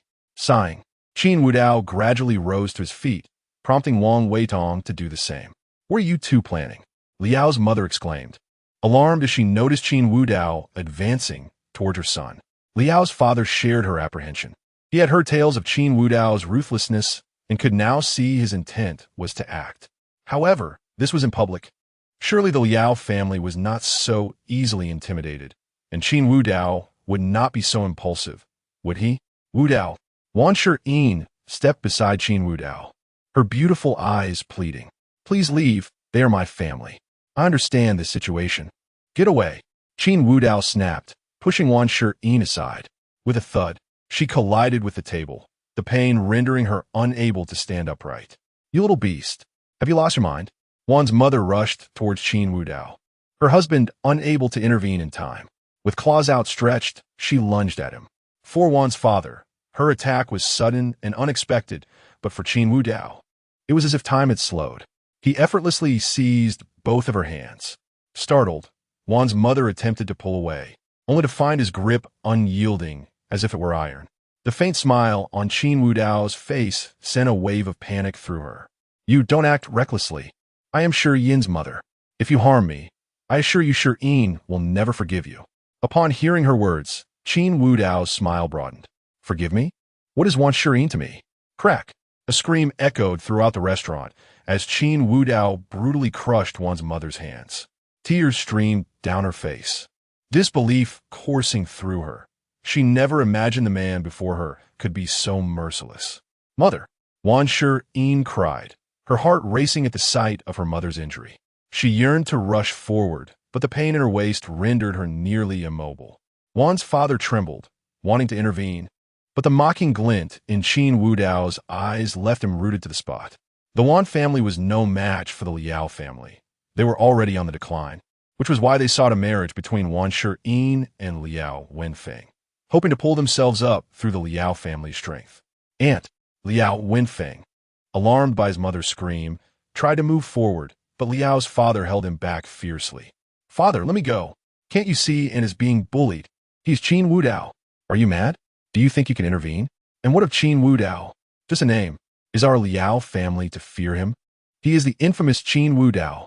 Liao's father glared at his son, filled with disappointment. What do you expect? The fact that Wan's mother was injured has nothing to do with our family. Did not Wan's father just proclaim he wished to sever ties with the Liao family? As he gazed at Wan's mother, tears and snot streaming down her face, Qin Wudao's expression turned to one of disdain. He then turned to Wang Weitong, who eagerly stepped forward. Boss, what are your orders? Have someone silence her. If she dares to scream, cut out her tongue. Consider it done. Wang Weitong waved his hand towards the restaurant entrance, summoning several men in black. What do you intend to do? What are you doing? Wan's mother protested as two of the men seized her, lifting her off the ground. In that moment, Wang Weitong's eyes glinted with a clever idea. Break her mouth, and if she dares to shout, cut out her tongue. Also, Wang Weitong's gaze turned cold. Old Deng, you previously told me not to interrupt, right? I hold grudges. He grabbed a baseball bat from one of his subordinates and instructed, use this to teach her what it means to interrupt. Understood. The men immediately dragged Wan's mother away. At this moment, Wan Shiyin finally regained her composure, limping towards Qin Wudao. Wudao, I beg you, spare my mother. I am willing to be with you. I know it is all because my mother disapproves of us that you would. Stop. Before she could finish, Qin Wudao interrupted impatiently. Wan Shiyin, can you possess a modicum of self-respect? Who said I wanted to be with you? Have you lost your sight and hearing? Chapter 76. The War of Two Women. Additional update. Remember, keep your distance. If you turn out to be like your mother, I assure you, that will be your fate as well. And why on earth would you think I would desire a woman like you? Upon hearing Qin Wudao's words, Wan Shiyin stood frozen in place, repeatedly murmuring the word impossible, clearly struck by a devastating blow. On the other side, Liao Wenfeng attempted to step forward to offer comfort, but was firmly restrained by his father, Liao. With a smile on his face, Liao's father addressed Qin. Mr. Qin, I represent the Liao group, and we have ongoing collaborations with your family. Rest assured, the materials for the land in the northern city will be delivered as promised. To make amends for today's misunderstanding, I am willing to provide double the materials. We will also cover the labor costs. Having observed Qin Wudao's treatment of Wan's mother, Liao's father understood that he could be treated similarly. Thus, preserving their lives took precedence. After all, money could not compare to life. And Liao Wenfeng was not as foolish as Wan's mother. There was still a chance to ease the situation. Yes, and regarding the engagement with Shireen, we shall annul it. No, we should never have agreed in the first place. Wang Weitong gazed at Liao's father in disbelief. After all, he was a patriarch of a family. How could he be so cowardly? Before he could assert himself, Liao's father capitulated entirely. Oh, Qin Wudao remarked with interest, Mr. Liao, please do not feel compelled. Liao's father replied earnestly, not at all. It is my obligation. With that, he tightly grasped Liao Wenfeng's hand and turned to leave with Liao's mother. Just as Liao Wenfeng wished to speak, he received a sharp slap to the face. Wang Weitong approached Qin Wudao, whispering, Boss, are we really letting them go? Of course not. Qin Wudao's eyes narrowed as he observed the Liao family's retreating figures. Investigate the Liao family's recent business dealings. Our plans will commence with them. Understood. Upon hearing Qin's directive, Wang Weitong immediately became energized, pulling out his phone to alert his subordinates to gather information on the Liao family. Ding! Congratulations to the host for making Wan Shireen regret. Congratulations to the host for receiving the reward of a diminished intelligence aura within 10 meters. Both humans and animals experience reduced intelligence. Congratulations to the host for gaining 10 in strength. The regret imp is at your service. Ding! Congratulations to the host for obtaining an anti-diminished intelligence aura. The destined child arrives, yet still experiences diminished intelligence, exclusive to the Dragon King. Congratulations to the host for gaining 20 in strength. The ox and horse imp is at your service. Reward imp. Is the system arena this competitive now? Big brother. My functions haven't even been unlocked. I'm a reward goddess system, yet you only reward deities. How can I provide rewards? Hearing the reward imp's disillusioned tone, the ox and horse imp replied nonchalantly, perhaps you should learn from the regret imp. Physical regret is still regret. Why should physical rewards not count? Besides, perhaps some people simply enjoy this dynamic. Reward imp. Ding! Congratulations to the host for rewarding a goddess. Congratulations to the host for acquiring a black card, 100 billion dragon coins. Unlocking the system by 5%. Further unlocking will yield additional rewards. Unfazed by the system notifications, Qin Wudao moved towards the exit. Having finished his meal, it was time to return to the corporation to assess the situation, especially as they were about to expand their operations in the bustling metropolis. After wrapping up matters here, he also needed to visit Kyoto to assist Tian Pingsheng with that renowned doctor. Now, with the backing of the Dragon King's influence, as long as Qin Wudao did not cross the country's bottom line, he could act as he pleased. As he departed, Wan Shireen murmured softly, You don't truly love me, do you? You've been deceiving me. Haven to you? I realize my mistakes now. I didn't cherish you before. Please allow me to make amends in the future, will you? Are you jesting? Just then, as Wan Shireen continued to speak, a threatening voice interrupted her thoughts. She instinctively looked up to find a woman standing before her, whose appearance was strikingly similar to her own. Who are you? I am Lu Rian, a sinner. Wan Shireen furrowed her brows, clearly unfamiliar with this woman. Lu Rian smiled subtly, a smile that was both unsettling and eerie. Wan Shireen, he does not belong to you, nor do you need to compensate him. In the future, I will be the one to compensate him. If you obstruct my path, Lu Rian slowly produced a scalpel from her pocket. I guarantee I will end you. Despite the threat, Wan Shireen remained remarkably composed, a stark contrast to what one would expect. Lu Rian, I do not care about your connection with Wu Dao. You cannot stop me. I swish. Before she could finish, a flash of cold steel pierced her arm, staining her chi pao with crimson. Lu Rian wore a triumphant smile as she leaned closer to Wan Shireen's ear, whispering, The next stab will not miss. I understand Wan Shireen, though pale and weak, managed to smile, but you will not have that opportunity. Lu Rian caught a whiff of an intoxicating scent in the air, instantly feeling weak. She staggered back, her eyes filled with surprise as she regarded Wan Shireen. Medicine and poison are intertwined, Miss Lu. I warned you, you have no chance. I still have. A flash of red glimmered in Lu Rian's beautiful eyes as she plunged the scalpel into her own thigh, blood gushing forth, the pain keeping her alert. Now it's your turn. In response, Wan Shireen retrieved several silver needles from her small bag. At that moment, the two stunning women exchanged glances filled with murderous intent. Lu Rian's favorability, 5. Wan Shireen's favorability, 5, huh? As Qin Wudao sat in the car, he received the system notification with a puzzled expression. Could it be that, as the ox and horse imp suggested, these two women were enjoying this peculiar dynamic? Why had their favorability increased after they fought? And both at the same time? Wan Shireen's favorability had reached 93 points, eternal beloved, while Lu Rian's had climbed to 97 points, bound by life and death. It was as if these two were afflicted with some peculiar ailment. Qin Wudao promptly closed their interfaces and shut his eyes to rest. Before long, Wang Weitong arrived at the Hidden Dragon Group. They ascended in a private elevator, and, as the doors opened, they spotted Qin Zirwei. He still bore that same youthful demeanor, his gaze cold as he regarded Longya. Qin Wudao is my brother. I'm his sibling. What is wrong with me requesting a position? Do you wish to dance as well? Dance? What the hell? Village Folk? Chapter 77. The plan commences. Qin Wudao approached Qin Zirwei from behind, remaining silent as he observed his performance. Longya had evidently noticed Qin Wudao's presence and quickly discerned his intentions. He addressed Qin Zirwei. Second young Master Qin, I cannot acquiesce to your request. While I can facilitate a position for you owing to your relation with President Qin, demanding the role of vice president right from the outset is inappropriate. What is wrong with that? Qin Zirwei retorted nonchalantly. Didn't you hear? I merely desire the title of vice president. The position of president still belongs to Qin Wudao, does it not?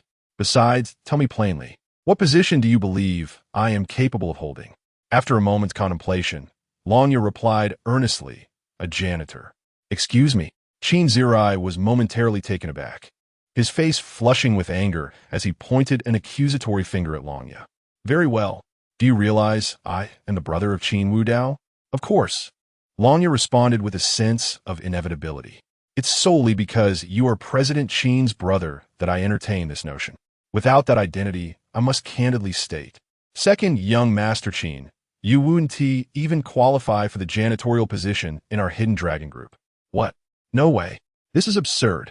Qin Zirwei shouted, his finger trembling in indignation. How much do you earn in a month? I will pay you 30 times your salary. Take the money and leave. As he spoke, Qin Zirwei produced a checkbook from his pocket, intending to bribe Longya out of the company. In stark contrast to Qin Zirwei's agitated demeanor, Longya maintained a calm smile and replied, I earn 10 million a month. Ah, 10 million is it? What? Qin Zirwei's hand trembled slightly as he filled in the numbers. The Qin family possessed substantial wealth, yet his parents would never allow him to squander 300 million at once. If he could truly afford such an amount, would he even need to seek a position within the Hidden Dragon Group? During his time in the Qin Group, if anyone offended him, he would immediately offer them 30 times their salary to make them disappear. Of course, he was astute enough not to provoke core members. Qin Wanrong turned a blind eye to his antics, tolerating her Navi brother's penchant for extravagant generosity. Who would want 30 times their salary? Qin Zirwei never anticipated that his tried-and-true tactics would falter at the Hidden Dragon Group. Clearing his throat, Qin Zirwei discreetly tucked the checkbook back into his pocket. Well, it seems you are quite indifferent to monetary matters. It appears my brother had his reasons for entrusting you with the company. I recognize your loyalty, so let us defer this conversation until he returns. With that, Qin Zirwei turned to leave, utterly humiliated. How could the illustrious second young Master Qin suffer such a setback? If word of this spread, how could he hold his head high? As he turned to flee, he encountered the smiling visage of Qin Wudao, his expression freezing instantly. Unfazed, Wang Weidong burst into laughter. Aha! Second young Master Qin, you truly live up to your reputation. The rumors about the discord between the second and eldest young masters of the Qin family were evidently unfounded, as you seem quite fond of throwing money around. Why not continue? 300 million is but a trifling amount for you to produce, is it not? Qin Zirwei's face turned visibly red, resembling a boiled shrimp, nearly steaming with embarrassment. Qin Wudao stepped closer and gently patted Qin Zirwei on the shoulder. Your earlier display was quite impressive. I found myself waiting for you to continue. No need to feel awkward. We are all family here. Qin Wudao. Qin Zirai gritted his teeth, his name rolling off his tongue like an insult. Listening to Qin Wudao's words made him feel as though he were publicly disrobing, only to have Qin Wudao announce it with a loudspeaker. It was unbearably humiliating. Nothing could be more shameful than being caught in a foolish act by a familiar face, especially one he despised. Enough. Don't you wish to be vice president? Come into my office. With that, Qin Wudao strode into the office, while Wang Weitong continued to tease Qin Zirai. Second, young Master Qin, you are quite the character. It seems there were indeed rumors of discord between the second and eldest young masters, but that was evidently false. You were just calling him big brother so affectionately a moment ago. Allow me to introduce myself. I'm the little brother of the boss, slightly older than you. From now on, you may address me as second brother. Get lost. Qin Zirai's temples throbbed with rage, wishing he could land a punch to make Wang Weitong kneel. However, considering the disparity in their strengths, he ultimately suppressed his anger and entered the office quietly. He had come to secure a position. Qin Wudao had just indicated he would offer him one. If that was the case, why should he leave? They were going to use his money while treating him with disdain. He would not allow it. Once inside the office, Qin Wudao seated himself in a chair, and Longya promptly presented documents for his review. President Qin, there is a significant project in the northern city. Even if we expedite progress, it will likely take a year to a year and a half to complete. However, other projects are already underway. With the assistance of Qinyu Group and President Qin Wanrong, our projects are progressing smoothly. Within 3 months, we should be able to acquire approximately 50% of the hotels in Modu. As for the airline, negotiations are ongoing and results should be forthcoming. No need for that, Qin Wudao remarked, glancing at the documents in his hands with a smile. ISN-T Liao Group involved in the airline industry? We can start there. Understood. Wang nodded, preparing to make arrangements. Yet, just as he was about to assign tasks, Qin Wudao interrupted, turning to Qin Zirai with a smile. Zirai, do you wish to become the vice president of the Hidden Dragon Group? Well, what of it? Qin Zirai's voice quivered, evidently recalling the mortifying scene he had just endured. Am I not entitled to aspire to be your group as president? Of course you are, Qin Wudao replied, picking up a document from the table and tossing it towards Qin Zirai. Instinctively, he caught it, revealing a clear outline of the airline business plan. This is our group's intended expansion into the airline sector. Since the Liao family owns an airline, if you can acquire it at a low cost, you will secure the position of vice president of the Hidden Dragon Group. And what about now? Qin Zirai challenged defiantly. Since I am soon to become vice president, let this individual apologize to me. Chapter 78. This is your subordinate. As he spoke, Qin Zirai pointed towards Longya. The latter was momentarily taken aback. Huh? Just an apology? He had anticipated that the young Master Qin would seize the opportunity to demand his dismissal from Qin Wudao. Yet instead, he was merely asked to apologize? This Qin Zirai. Longya regarded him with a peculiar expression, clearly surprised by his unexpected amiability. Qin Wudao had intended for Qin Zirai to forget the matter entirely. But before he could voice anything, Longya bowed deeply to Qin Zirai. Young Master Qin, I apologize. My previous words were misguided. Qin Zirai scoffed lightly. Your earlier insults would have warranted a different response from me. However, considering your loyalty to the company and your sincere apology, I shall forgive you this time. Thank you, young Master Qin. Longya turned away, struggling to suppress his mirth, fearing that another glance at Qin Zirai would make him burst into laughter. Qin Wudao also felt speechless. He even questioned whether Qin Zirai could handle the Liao family situation effectively. At that moment, Qin Zirai turned to Qin Wudao and continued. It's fine for me to acquire the Liao family's airline at a low price, but as I will soon be the vice president, I require some personnel. Yes, of course. Qin Wudao gestured towards Wang Weitong, who was stifling laughter nearby. He will be your subordinate. I believe that with your combined efforts, this matter will be resolved swiftly. Wang Weitong, who had been chuckling, was suddenly dumbfounded. He pointed at himself. Me? Well, I suppose it will suffice, he muttered, conceding to the situation. Qin Zirai, with an air of pride, declared, Wang Weitong, from this day forth, you shall be my subordinate. Come along with me and witness what it means to possess unparalleled charisma." With that, Qin Zhiwei strode toward the door, his steps confident and commanding. Wang Weitong looked at Qin Wudao, his expression one of despair. Working under such a proud and somewhat juvenile figure was almost unbearable. Yet upon meeting Qin Wudao's gaze, he sighed heavily and turned to follow Qin Zhiwei. Once the two had departed, Longya respectfully addressed Qin Wudao. "Mr. Qin, shall I send someone to assist them?" "No need." Qin Wudao replied with a smile. "Their strengths complement each other perfectly. I have no doubt they will manage this matter. I have more pressing tasks for you." "Understood." At this juncture, Qin Wudao's demeanor shifted to one of seriousness. "What news from Longlin? Have we received any updates?" "Mr. Qin, Longlin has returned to the Dragon King Hall. Just as you suspected, the elders are quite discontent with your affairs and have begun to place their own personnel, aiming to undermine the entire Dragon King Hall." "Oomph." Qin Wudao sneered. "Since those old fools are so eager to hasten their demise, let us assist them. Inform Longlin to continue investigating. I wish to uncover the extent of the corruption within our Dragon King Hall.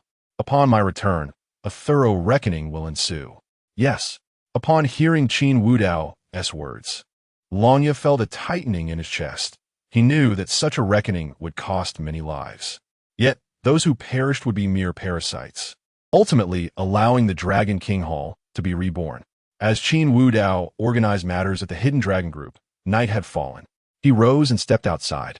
His power had surpassed 300, endowing him with an extraordinary physique. This mundane work posed no challenge for him, and he felt no fatigue. Stepping out of the corporate building, he relished the evening breeze. Suddenly, a screech of tires pierced the air, followed by a loud crash as a vehicle collided with a tree before speeding away. He distinctly saw several burly figures in the open car, having bound a woman. Kidnapping? Ding! A notification chimed. "A mission has been issued. Eliminate or subdue the Chosen One, Yi Tian. Reward: unknown." Yi Tian, the Chosen One? Qin Wudao scanned his surroundings, but found no one who appeared to be a strikingly handsome and resolute figure. Where could the Chosen One be? Then it struck him. The woman who had been abducted from a vehicle.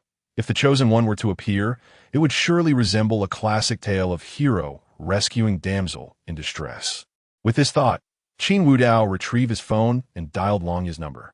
2 minutes ago, a white van collided with a tree outside our company. Find out where it went. Understood. As Longya began his investigation, Qin Wudao entered his vehicle. With the roar of the engine, Longya's message soon arrived, and upon seeing the destination, Qin Wudao pressed the accelerator, racing towards it.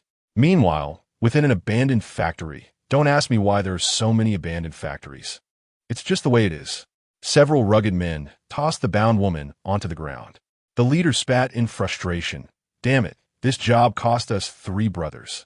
These fools didn't bother to verify the intel beforehand. Inform the employer that they owe us an additional 50%, or else I'll make them regret it." "Yes." One of the underlings hurried to relay the message. The leader's gaze fell upon the woman struggling on the ground, a glint of greed flickering in his eyes. But he quickly regained his composure. Money was far more valuable than a woman. What if they indulged in her, and the employer refused to pay? The woman on the ground had once possessed lustrous hair, but now it lay disheveled across her tear-streaked face and shoulders, with strands clinging to her cheeks. Her meticulously applied makeup had run, the eyeliner smudged by tears cascading down her face, amplifying her vulnerability. Her eyes resembled a deep lake, now filled with terror and helplessness, tears welling in her gaze as she frantically searched for an escape. Clad in a fitted red dress, the hem was now stained with dirt and grime, perfectly accentuating her alluring figure. Full bosom, slim waist, and curvaceous hips, all exuding an irresistible charm. Her long, slender legs were adorned with black high heels, which seemed out of place in the chaotic scene, yet added an air of elegance to her appearance. Chapter 79. The End. Encountering the more foolish, she is Chu Yin, the young lady of the Chu group. Having just returned to the country, she found herself captured by a group of assailants, with even her bodyguards injured or killed on the spot. This clearly indicated that her captors were not a mere rabble. It was this realization that filled Chu Yin with despair. She was at a loss for how to escape and uncertain of her fate. At that moment, the kidnappers were in contact with their employer. Unbeknownst to them, a shadow had arrived. Qin Wudao was on his way. Upon witnessing the scene within the abandoned factory, Qin Wudao quickly grasped the situation. It was only a matter of time before the so-called destined son, Yi Tian, would arrive, effortlessly defeating these rogues, thus enacting a classic tale of heroism and romance. While Qin Wudao inwardly mocked the predictability of the scenario, he remained unaware that Yi Tian was indeed en route, albeit intercepted midway. Kid, you dare to hijack my car and claim you're here to save someone? Are you seeking death? On the roadside, a young man with an arrogant demeanor glared at the resolute man before him. This brash individual was none other than the formidable Qin Ershao. Wang Weitong stood beside him, his expression a portrait of exasperation. Qin Ershao had been surveilling the Liao family's aviation company all day. Just as he was about to leave, a man approached without hesitation, demanding his vehicle under the pretense of heroism. How could Qin Ershao tolerate such insolence? Concerned about potential trouble, he had prepared thoroughly with dozens of subordinates, all armed and ready for action against the Liao family. His conviction in his own invincibility only strengthened. Seeing someone daring to seize his vehicle made him seethe with indignation. Yi Tian narrowed his eyes, recognizing that the men behind Qin Ershao were skilled fighters, their hands poised as if concealing weapons. Ordinarily, he would relish the opportunity to teach them a lesson about the futility of arrogance, but time was of the essence. He could not afford to lose the chance that awaited him. Very well, I no longer require your vehicle. Farewell. Hey, come back here. Qin Ershao was incensed as he watched Yi Tian turn to leave. He waved his hand, and his subordinates immediately surrounded Yi Tian. Did you forget who you crossed when you attempted to steal my car? Look at this. Qin Ershao rolled up his sleeve to reveal a bruised arm. Yi Tian struggled to suppress the urge to send Qin Ershao flying with a single blow, responding coolly. All right then, what compensation do you seek? Apologize to me. What? Yi Tian's pupils constricted as he gazed incredulously at the man before him. They had surrounded him merely for an apology? That was inconceivable. Surely, there must be another motive behind this. Was he aiming to humiliate him, to demand an apology, then belittle him further, culminating in a degrading display of subjugation? His thoughts spiraled, and with a fierce glare, Yi Tian declared, "You are the true insect here." What? Qin Ershao's eyes widened in disbelief. You bruised my arm, and now you dare insult me? I merely seek an apology. Oomph. Yi Tian scoffed. Do you think I am unaware of your intentions? Since the day I began my training, my goal has been to trample those who consider themselves superior into the dust. Not everyone can be so easily insulted by you. What are you pretending for? What is this dragon-slaying technique you speak of? Are you referring to a game? Suddenly, Yi Tian lunged forward, transforming his hand into a blade aimed at Qin Ershao's neck. At that moment, Qin Ershao felt a sharp pain in his arm, instinctively turning to rub it. This action fortuitously allowed him to evade Yi Tian's lethal strike. What's this? Yi Tian's pupils dilated as he quickly retreated. The man before him was a formidable opponent, capable of effortlessly dodging his deadly attack. At the same time, Wang Weitong's eyes glinted with cold determination. He had clearly witnessed Yi Tian's attack and knew that Qin Ershao could not be harmed. Without hesitation, Wang Weitong drew his gun, and his subordinates followed suit, aiming their weapons at Yi Tian. Unaware of the impending danger, Qin Ershao looked bewildered. What are you doing? It's merely an apology. Why draw your weapons? Put them away. Before Wang Weitong could explain, Yi Tian erupted in fury. How much further do you intend to insult me? I understand now. You deem me too weak to warrant your effort. You plan to intimidate me with your guns, forcing me to kneel and beg for mercy, only to look down on me, demonstrating the disparity between us, trampling my dignity and mocking my spirit. You aim to leave me battered and broken. Is that it? Both Qin Ershao and Wang Weitong, along with their subordinates, were left utterly bewildered, their heads filled with question marks. What is he even talking about? Such absurdity. Qin Ershao stiffly turned to Wang Weitong. What did he just say about playing with him? I don't know, Wang Weitong replied, shaking his head. Perhaps he's trying to provoke you. What? Qin Airshao's rage ignited. You think you have the right to provoke me? Let me tell you, a centipede could never compete with a true dragon. You stand no chance. Wang Weidong could only shake his head in disbelief. Was this really the crux of the matter? Weren't they supposed to be discussing something more pertinent? Alas, it seemed he had ventured out without consulting the omens, encountering one fool after another. If this continued, would he be infected by their folly? Wang Weidong felt tears of frustration welling up. He had known he should have declined this task, only to find himself amidst two fools engaged in a nonsensical confrontation. Upon hearing Qin Airshao's words, Yi Tian's rage surged once more, veins throbbing in his forehead as he shouted, "Unworthy of me? I'll ensure you regret ever crossing me." Chapter 80. The villain perishes from excessive verbiage. Qin Zhu wore a face of fury.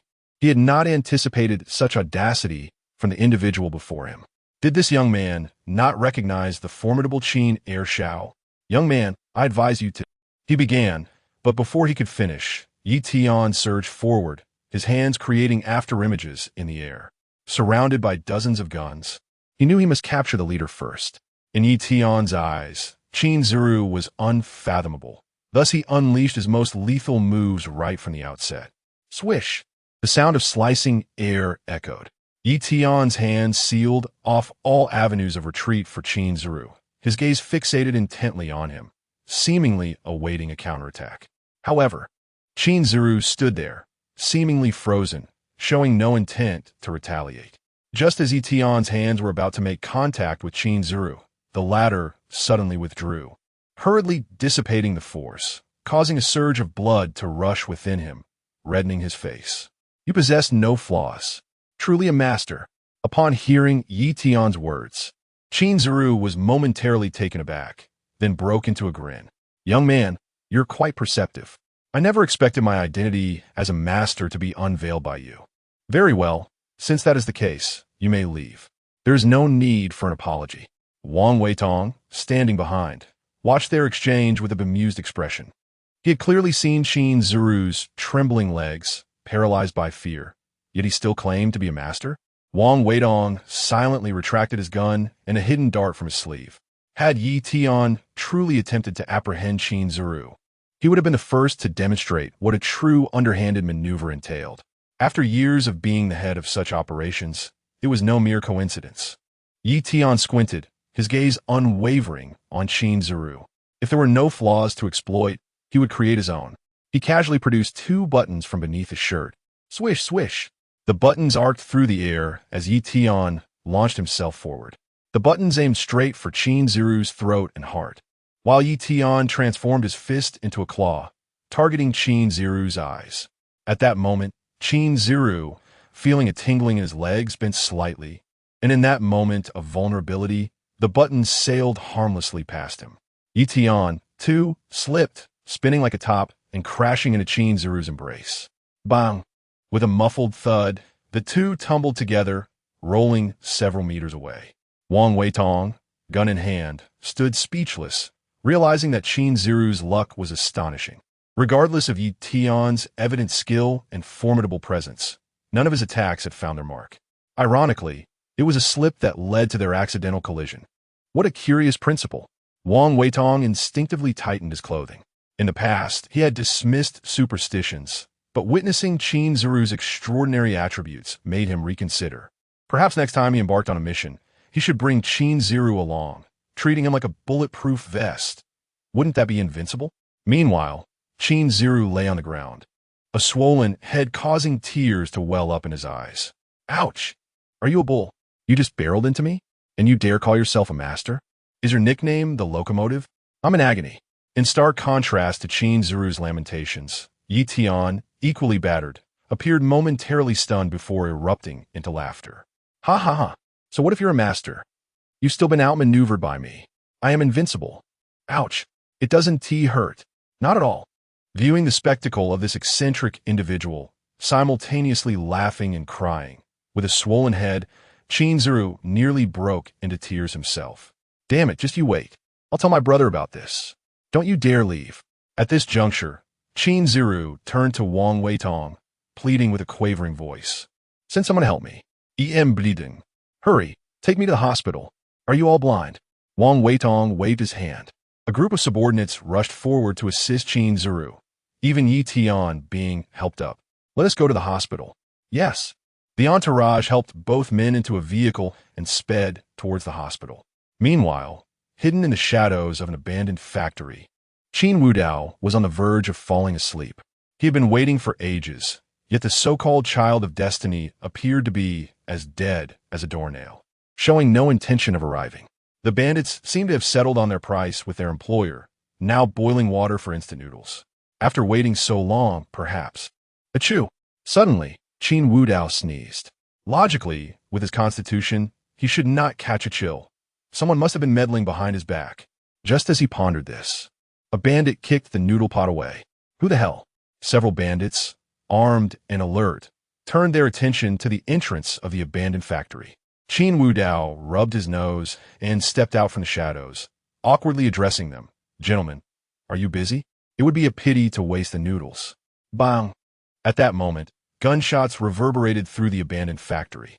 The leading bandit, unfazed, pulled the trigger as soon as he spotted Qin Wudao. Smoke billowed from the muzzle. The bandit's face contorted with malice. You dare come alone to rescue someone?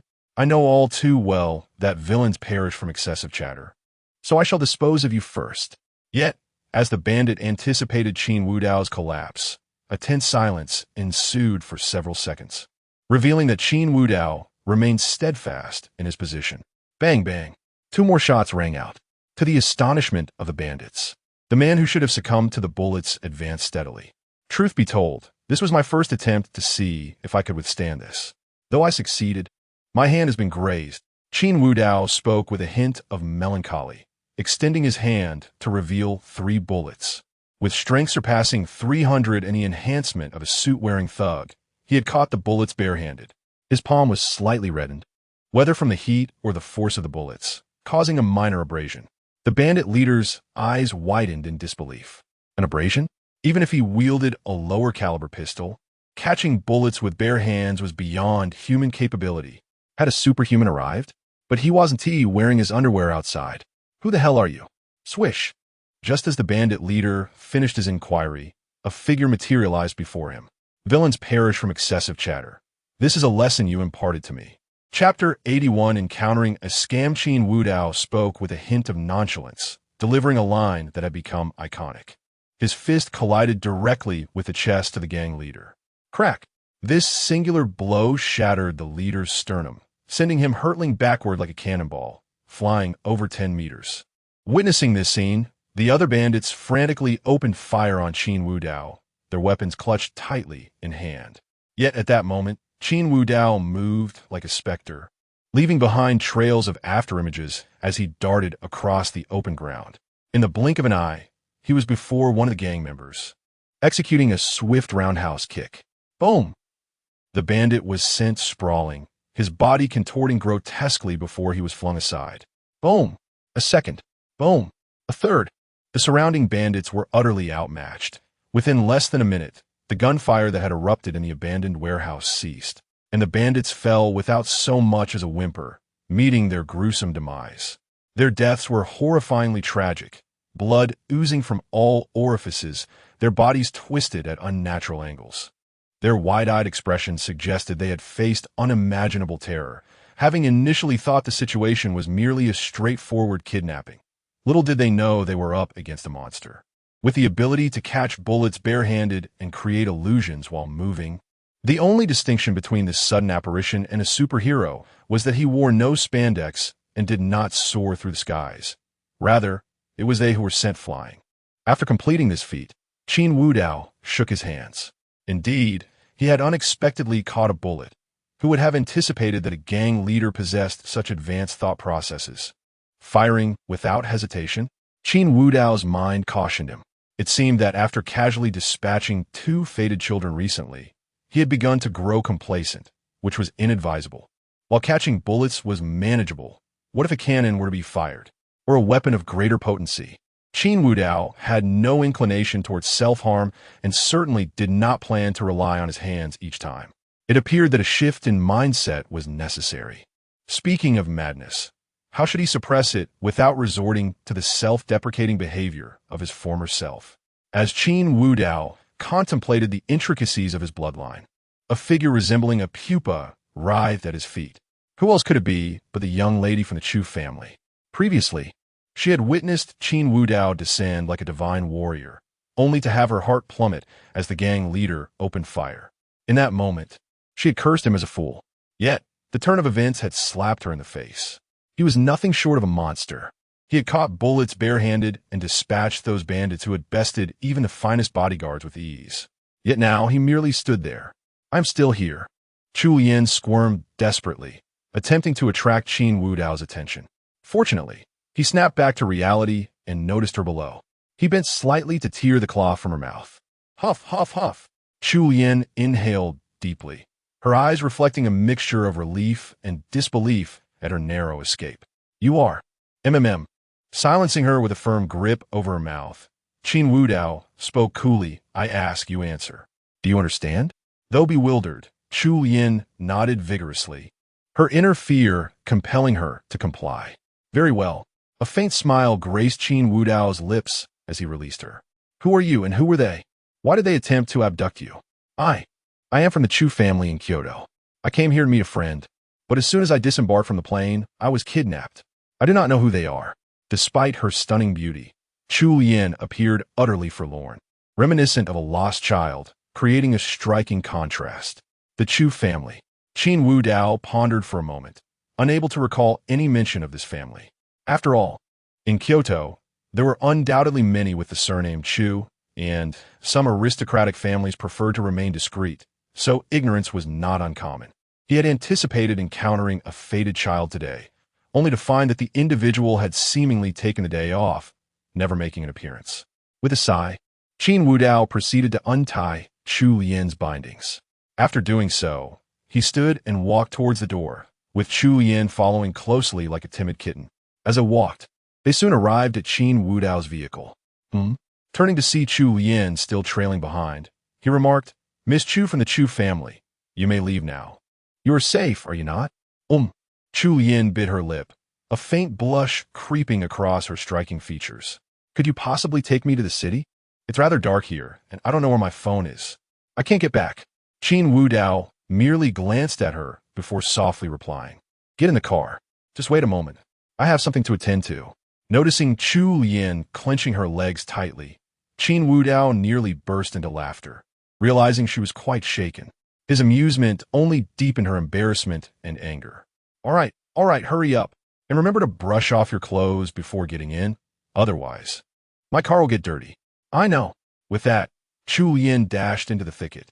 5 minutes later, she emerged slowly, the blush on her cheeks accentuated by the glow of the car lights, adding to her allure. Upon entering the vehicle, she pressed her lips tightly together, her gaze evasive, not daring to meet Qin Wudao's eyes. In the silence, Qin Wudao felt at ease as he started the car, driving towards the city. The night had fallen, and the cool breeze wafted through the open window, causing Chu Yin's hair to dance lightly. Whether it was fear or another emotion, her beautiful eyes glistened with unshed tears, which eventually spilled over silently, as if she were stifling her emotions. Slap! Noticing a pack of tissues that had appeared on her lap, Chu Yin instinctively turned to see Qin Wudao, still fixated on the road ahead, seemingly oblivious to her presence.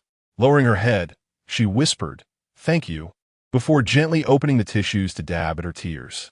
Suddenly, an abrupt halt of the vehicle jolted her, nearly causing her to bump her head. The sound of a collision reverberated through the car. Qin Wudao narrowed his eyes, a glimmer of frostiness in his gaze. In the dead of night, had they encountered a scam? A tricycle had appeared before the car, having been suddenly pushed into the street from a side alley. After the car came to a stop, an old man emerged from seemingly nowhere, collapsing to the ground and wailing. Chapter 82. The counterintelligence halo activated. Bang! Qin Wudao opened the car door and stepped out. The old man on the ground was wailing incessantly. "Ouch! You hit me. It hurts so much. Someone come and see." Although it was nighttime, the bustling streets of Magic City were still filled with passers-by. Soon, a crowd gathered, eager to witness the commotion. Calmly, Qin Wu Dao lit a cigarette and strolled over to the old man, speaking in a serene tone. Did I hit you? Upon seeing Qin Wu Dao in his finely tailored suit, the old man's eyes lit up and he exclaimed, yes. It was you who hit me. Hurry, take me to the hospital. Is that so? Where are you injured? Taken aback, the old man replied, my hand and my leg. It hurts terribly. I think they're broken. Old man, I have a dash cam that clearly recorded you pushing your tricycle out. By the way, remember to compensate for my car. You are entirely at fault. I don't know what a dash cam is. All I know is you hit me. The old man began to act shamelessly, turning his gaze to the onlookers. Look at this wealthy man. He is so lawless. He hit me and doesn't even take me to the hospital or help me up, leaving an old man like me lying on the ground. He even threatens me for compensation. Hearing the old man's words, the crowd exchanged glances, unsure of what had transpired earlier. However, it seemed this was a rear-end collision, and under such circumstances, wasn't the rear driver entirely at fault? Moreover, the old man was still on the ground, moaning in agony. Several elderly onlookers empathized, saying, young man, you clearly rear-ended him. The enforcement officer's Haven T arrived to determine fault yet. You should at least help him up. Indeed, you drive a luxury car. Surely, this medical fee is no issue. Why make things difficult for an old man? You are the driver, and he is on a bicycle, a vulnerable party. Besides, your car should be insured. Just file a claim, and you won't even have to pay out of pocket. Young people nowadays sigh they lack any compassion. The moral standards are declining. Upon hearing the discussions around him, the old man wailed even louder. Ouch! Qin Wu Dao nearly burst into laughter. What were these people doing? Were they attempting moral coercion? Yet, how could they coerce someone without morals? Slowly, Qin Wu Dao approached the old man and softly asked, you feel like your hand and foot are broken, don't you? Yes. Yes. It hurts so much. All right, I will take you to the hospital. Let me help you up. A glimmer of triumph flashed in the old man's eyes. He had succeeded. Crack! Just as Qin Wu Dao assisted him, a distinct sound of bones fracturing echoed. The old man's expression froze, followed by a scream reminiscent of a slaughtered pig. Ouch! It hurts so much. What are you doing? The surrounding crowd was taken aback. They had witnessed Qin Wu Dao gently helping the old man up, who seemed fine at that moment, only for him to suddenly push Qin Wu Dao away and collapse. Wailing once more, Qin Wu Dao looked at the crowd, silently invoking, counterintelligence halo, activate. Buzz. A gentle breeze swept through the scene. Moments later, a young man stepped forward, frowning. Is this old man trying to scam? He was merely lightly touched, and he starts screaming? I have it all recorded. Don't falsely accuse him. Exactly. I saw it too. This gentleman just helped him up gently. If his leg was truly broken, why didn't he scream when being helped up? He stood up and then suddenly fell again. This old man is definitely scamming. Those elderly folks around must be accomplices. The earlier speakers among the elderly frowned upon hearing this, wanting to refute, but unsure how. At that moment, Qin Wu Dao interjected, everyone, you have seen it. This old man is indeed scamming, and these individuals are undoubtedly his accomplices. Who are the accomplices? The elderly protested, worried about being labeled as accomplices. Not accomplices? Then why are you defending him? We are merely feeling sorry for him. Young man, is it wrong to have a little compassion? In response, Qin Wu Dao smirked slightly, saying, compassion? Yes, of course. You claim not to be accomplices, just compassionate, right? Well, I have a complete dashcam recording of the old man's scam. You all are feeling sorry for him? I think so too. He cannot afford to compensate for my car alone. So, let us have you all share the burden. Why should we pay? That has nothing to do with us. At that moment, a group of individuals donned in security uniforms approached, led by Longya. The enforcers from Dragon King Hall had all become security personnel for the Hidden Dragon Group to conceal their identities. Qin Wu Dao had already sent them a message. The group surrounded the area, and Longya approached Qin Wu Dao. Mr. Qin. Yes. Qin Wu Dao pointed at the individuals who had attempted moral coercion, chuckling lightly. I want these people to compensate for my car. And as for the old man on the ground, since he claims to be completely shattered, take him to help him realize that dream. Understood. Longya waved his hand, signaling the security personnel to take action. Before dealing with those individuals, They even confiscated the phones of the onlookers to delete the videos. Wait, don't arrest us. I want to contact the enforcement officers. Let me go. I have a headache. Oh, it hurts. If my son finds out I had to compensate for a luxury car, how will I go home? I was wrong. I was wrong. You all step aside. Bang. Qin Wudao ignored the crowd and simply opened the car door, taking a seat. He didn't believe it was a mere coincidence for an old man to suddenly appear to scam him. Sure enough, his phone rang. Tian Pingsheng? Seeing the name, Qin Wudao smiled slightly. He answered the call in front of Chu Yan. Brother Qin, a farcical scene has unfolded. My apologies. I didn't expect her to be rescued by you. Oh, so was you behind this? Tian Pingsheng's words indicated that he had orchestrated the kidnapping of Chu Yan, and the old man attempting to scam was indeed genuine. Though Tian Pingsheng's people had likely been lurking in the shadows, observing. Upon discovering that it was Qin Wudao who rescued Chu Yan, they immediately reported back to Tian Pingsheng, leading to this phone call. It was me.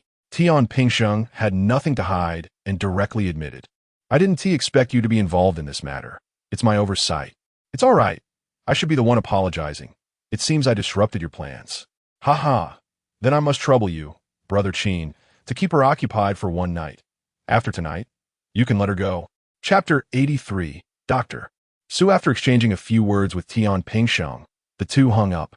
In the passenger seat, Chu Yan was oblivious to the conversation on the phone and, therefore, unaware that the person plotting against her was in cahoots with Qin Wudao. Qin Wudao readily acquiesced to Tian Pingsheng's request, understanding that in a partnership, reciprocity is paramount. After all, it merely required allowing Chu Yan to stay by his side for a night, a trivial task. Miss Chu, I am heading to the hospital now. Would you care to accompany me? Before Qin Wudao could finish his sentence, Chu Yan eagerly volunteered herself. Having just endured a kidnapping ordeal, she hesitated to step out of the car, fearing that the elderly gentleman might also be one of the abductors. Instinctively, she regarded Qin Wudao as a source of support, as his display of strength in the abandoned factory had instilled in her a profound sense of security. She even forgot to borrow a phone to call her family. All right, Qin Wudao smiled faintly. Chu Yan's willingness to cooperate saved him considerable trouble. Otherwise, he would not have minded assuming the role of a kidnapper himself. The reason for their visit to the hospital was due to a message from Wang Weitong. It stated that the second young Master Qin had been involved in a brawl and was currently at the hospital. The opponent, apparently named Yi Tian, was an unknown individual. Yi Tian? Upon hearing the name, Qin Wudao immediately resolved to head to the hospital. Inside the hospital room, the second young Master Qin wore a sullen expression. To think such ruthless tactics were employed. You dared to ram your body into me? Such a breach of martial ethics. I was unprepared. Had I been ready, a mere human top would have been child's play for me. All right, just calm down. Wang Weitong, standing nearby, rolled his eyes at Qin Ziru's incessant grumbling. Ironically, while all of Yi Tian's lethal moves had been ineffective against Qin Ziru, this non-fatal collision had resulted in several broken ribs. He was as fragile as paper. Wang Weitong, Qin Ziru, interrupted in his rant, glared at Wang Weitong with displeasure. My brother entrusted you to protect me, and this is how you safeguard me? By bringing me to the hospital? How can you be so incompetent as to be my subordinate? Second young Master Qin. Wang Weitong sighed, exasperated. Even if the boss instructed me to accompany you, he did not assign me to protect you. We are merely superior and subordinate. I'm not your bodyguard. Fine, just wait. When my brother arrives, I shall have him dismiss you. Oh, I hadn't noticed. Wang Weitong remarked with a teasing glint in his eye. Our second young Master Qin has begun referring to his brother as brother? Nonsense. I did not. Qin Ziru retorted, his face flushed with indignation. However, his agitation resulted in a sharp pain in his chest, a reminder of his broken bones, causing him to grimace. At that moment, the door swung open, and Qin Wudao entered with a cheerful demeanor, followed by the stunning Chu Yan. You seem quite lively. I take it you're not in too much distress. Humph.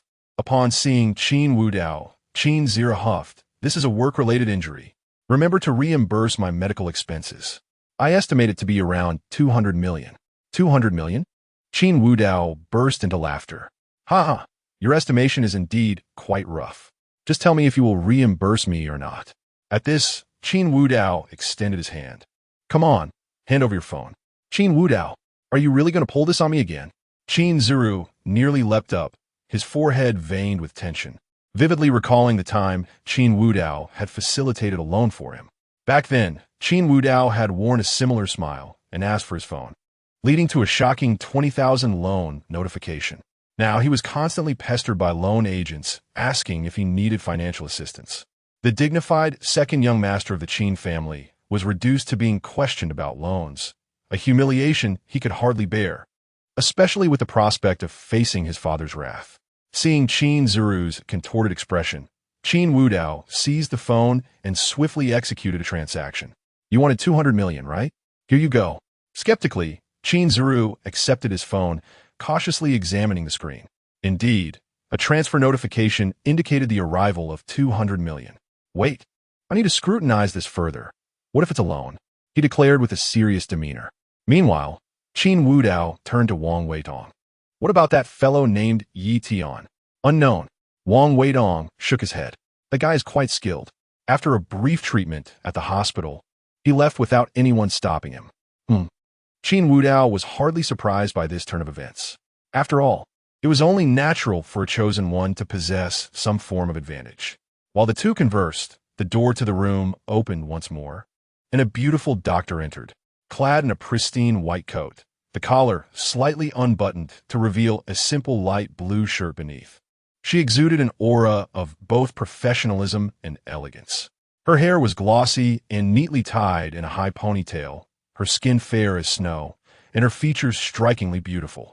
A pair of black-framed glasses adorned her nose, enhancing her intellectual charm. How is the patient's recovery? Qin Wudao. Upon approaching Qin Zuru to assess his condition, the beautiful doctor suddenly froze, her captivating gaze fixed on Qin Wudao. Qin Wudao furrowed his brow, memories beginning to resurface. The doctor was Su Muxue. Unbeknownst to him, the previous owner of this body had harbored a peculiar fondness for doctors. Before pursuing the traditional Chinese medicine practitioner, Wan Shirin, he had once courted a woman named Su Muxue. Curiously, Su Muxue happened to be Su Yao's aunt. Originally, Su Muxue and the previous owner had seemed destined to be together. However, she shared a common flaw with Lu Ruyan. She had a male best friend. They frequently attended various events together, and the previous owner had warned her on multiple occasions to be cautious. The response was invariably impatience. Could you act a bit more mature?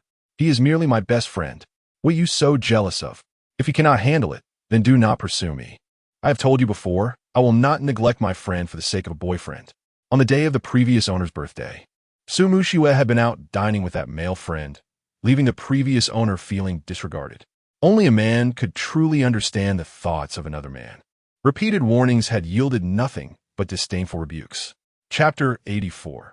In a moment, she would lose her eyes. The male best friend provocatively drew closer to Qin Wudao, taunting him repeatedly. He even sought out Qin Wudao privately, surpassing by Yu's methods in audacity. One could say he was the king of mockery. Ultimately, the former self was cast aside by Su Muxue, who promptly turned to seek comfort in Wan Shirin. Upon observing the memories, Qin Wudao could not help but lament the former self's madness, which seemed almost like an obsession. He endured every form of humiliation, and one could hardly blame him for being the patient Dragon King. What are you doing here? Where have you been all these years? Su Muxue approached Wudao, her beautiful eyes reflecting a mix of joy and a hint of inexplicable conflict and struggle.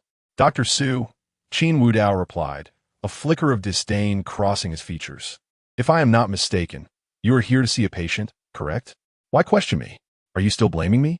Su Muxue asked, a bitter smile gracing her lips as she shook her head. You should blame me. It was I who... Before she could finish, Qin Wudao interrupted her. If you have nothing else, please leave. I will arrange for another doctor. Seeing his cold demeanor pained Su Muxue, prompting her to instinctively reach for his hand. Smack! The sound echoed as her hand was swatted away by Chu Lian, who then grasped Qin Wudao's arm. Dr. Su, what do you mean by trying to hold my boyfriend's hand? Don't think that being a doctor gives you the right to flirt with the family of a patient. If you don't want to face complaints, I suggest you leave. Your boyfriend? Su Mushue's face was filled with disbelief. She had initiated their breakup and had anticipated this day, yet witnessing it unfold before her eyes caused her heart to clench. Of course he is my boyfriend. Chu Yin tightened her grip on Qin Wudao's arm, looking up at him with a reassuring glance that implied, I've got your back. This look left Qin Wudao somewhat speechless. Did he really need another woman to provoke Su Mushue? Did she even deserve such attention? Wudao. Su Mushue took a deep breath and softened her demeanor. If I say I regret it, can we return to the past? How shameless can you be? Chu Yin's face flushed with anger. Although she was unaware of the full story, she had conjured an elaborate romantic drama in her mind. Now, she was intent on aiding her benefactor in vexing the woman before them, only to have the situation escalate with Su Mushue's plea for reconciliation. As Chu Yin was at a loss for words, Qin Wudao gently patted her hand and stepped closer to Su Mushue. What did you say? Return to the past? Yes. Su Mushue nodded, her beautiful eyes glimmering with affection. I realize my mistakes. I should have kept my distance. I am willing to change. Can you give me another chance? It was only in your absence that I realized who truly matters to me. Bang! Before she could finish, Qin Wudao grasped her chin, whispering, You know your mistakes? I recall that Su Yao is your niece, correct? She mentioned her wrongdoings as well. Shouldn't she be at the ophthalmology hospital? You blinded Yao Yao? Su Mushue's expression turned to one of horror. Recently, after attending a banquet, Su Yao returned a changed person, her eyes horrifically gouged out. She never imagined that Qin Wudao was behind this. Seems she didn't inform you? Qin Wudao teased. You both are quite alike, not just in appearance, but in temperament as well. He reached out, adjusting his glasses, and lightly touched Su Mushue's beautiful eyes. Shall I also help you to donate yours to someone in need? Mushue, I heard from the attending physician that you are in this room. At that moment, a man entered with a bouquet, only to freeze in shock at the scene before him. His expression quickly shifted to one of anger. Qin Wudao, you have already broken up with Mushue. Why are you still harassing her? Oh, another one has arrived? Qin Wudao smirked, clearly pleased. As it appeared, he could finally repay the grievances of his former self. The newcomer was Lin Yaoyang, Su Mushue's male best friend, whose presence had previously caused friction between her and the former self, leading to their breakup. Seeing Lin Yaoyang, Su Mushue panicked, exclaiming, Wudao, you have to believe me. We're just friends. I didn't ask him to come here. Bang! Before she could finish, Qin Wudao's hand landed forcefully on her face, the strength of it causing her teeth to rattle. Sure, it's not your turn yet. With that, Qin Wudao pushed her away with a firm shove. Lin Yaoyang stepped forward, approaching Qin Wudao and whispering, Listen, Qin Wudao, Mushue is about to accept me. You must be envious, right? After all this time, you couldn't be with her, and now I am about to achieve success. Even after years, she still cares for me the most. His tone was filled with arrogance. Then, inexplicably, Lin Yaoyang grabbed Qin Wudao's hand and leaned into him. You! Bang! Lin Yaoyang staggered backward, crashing into the wall, disbelief etched on his face. Qin Wudao, I merely asked you not to make Mushue sad. Why did you strike me? Qin Wudao stood silently, mockingly observing Lin Yaoyang's performance. Once the display concluded, he chuckled softly, Sad? Don't worry. Soon I shall pluck her eyes out, ensuring she will never shed another tear. But you enjoy talking, don't you? Allow me to assist you in silencing yourself. Wudao. Su Mushue, aware of Qin Wudao's capabilities, rushed forward with a pleading tone. Don't resort to violence. The authorities will take you away. Bang! Qin Wudao delivered a kick that sent Su Mushue sprawling to the ground, causing her to spit out a mouthful of blood. The scene left Lin Yaoyang utterly stunned. Chapter 85. The baseball bat as Su Mushue's close male friend, he had witnessed the terrifying power of Qin Wudao before. However, he felt no fear, for he was certain that Qin Wudao would never unleash such inhuman strength in the presence of Su Mushue. He had hoped to use him as a subject for experimentation, but to his surprise, Qin Wudao departed immediately. Now was the perfect opportunity to provoke him. Yet he had the audacity to strike Su Mushue. Cough, cough. Wudao. Su Mushue sat on the ground, coughing blood profusely. As a doctor, she was acutely aware of her own condition. Qin Wu Dao's earlier kick had fractured several of her ribs and damaged her internal organs, leaving her utterly powerless to rise. Her expression was one of disbelief. Su Muxue knew that Qin Wu Dao loved her dearly. How could someone like him ever harm her? Was it merely an illusion? Or was she trapped in a dream? Yet the pain coursing through her body served as an incessant reminder that this was all too real. Wu Dao, how could you, cough, become like this? Meanwhile, Lin Yaoyang regained his composure and decided it was best to leave. After all, Qin Wu Dao's current state was undeniably frightening. As he turned to exit, he suddenly noticed another figure blocking the doorway. The man slowly drew out. A gun? Lin Yaoyang's pupils constricted. A gun? How could this be? What kind of person is Qin Wu Dao? What's this? Planning to run? At that moment, Lin Yaoyang heard a voice laced with mockery. He stiffly turned his head and found Qin Wu Dao, his face adorned with a teasing expression, his eyes seemingly glowing with a crimson hue. Suddenly, Lin Yaoyang recalled that Su Muxue had once mentioned an anomaly discovered during Qin Wu Dao's blood test. It appeared that his blood contained a boiling factor, which would send his mind into a state of manic frenzy. Yes, Qin Wu Dao must be experiencing a bout of madness. If only Su Muxue could use her affection to soothe him, he would revert to being the devoted admirer he once was. With this thought, Lin Yaoyang felt a wave of relief wash over him and turned to Su Muxue. Muxue, Qin Wu Dao must be ill. You need to get up and embrace him just like you did that last time he had an episode. Hurry, only you can heal him. Upon hearing this, Su Muxue's eyes brightened with hope. Right? The issue lay within Qin Wu Dao's blood, meaning he did not truly wish to harm her. He was merely unwell. With that thought, Su Muxue hastily spoke, Wu Dao. Bang. Before Su Muxue could finish her sentence, a medicine bottle struck her on the head, causing her to bleed profusely. Qin Zirue stood nearby, one hand clutching his ribs while the other remained in the throwing position. Damn it. You've been chattering since you arrived. Can't you see I'm the patient here? Is there no one to speak up for me? You, a doctor, should be tending to me, not chasing after my brother. Have you lost your mind? With that, a glimmer of delight crossed Qin Zirue's face. So this was the exhilaration of resorting to violence at the slightest provocation. He was determined to learn a few moves from Qin Wu Dao.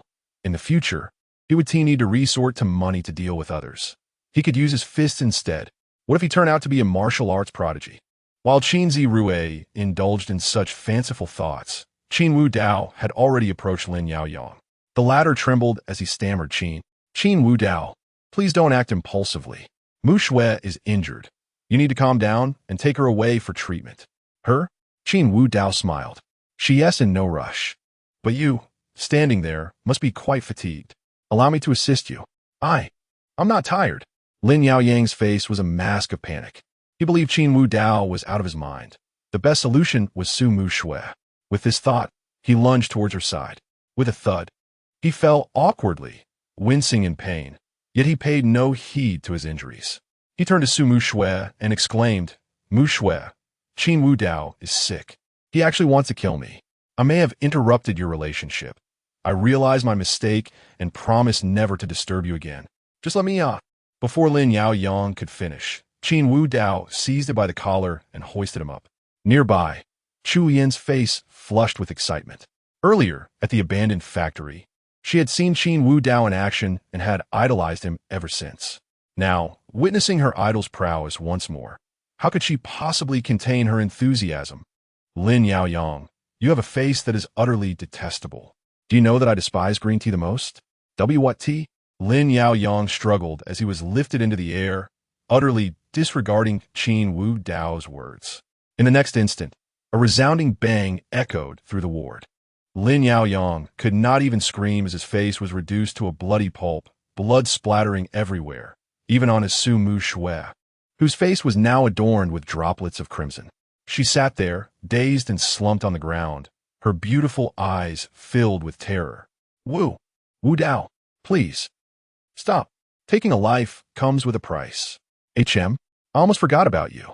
Qin Wu Dao gazed at Su Muxue with keen interest, then, with a single hand, he swung Lin Yaoyang towards her. Bang! Lin Yaoyang became like a baseball bat in Qin Wu Dao's grasp. sent flying towards Su Mu Shui, crashing into the nearby medical equipment. Holding the makeshift bat, Qin Wu Dao swung it up and down. At that moment, Lin Yao Yang retained a flicker of awareness, attempting to open his mouth as if to plead for help. Upon witnessing this, Qin Wu Dao brought him down forcefully against the floor. Crack!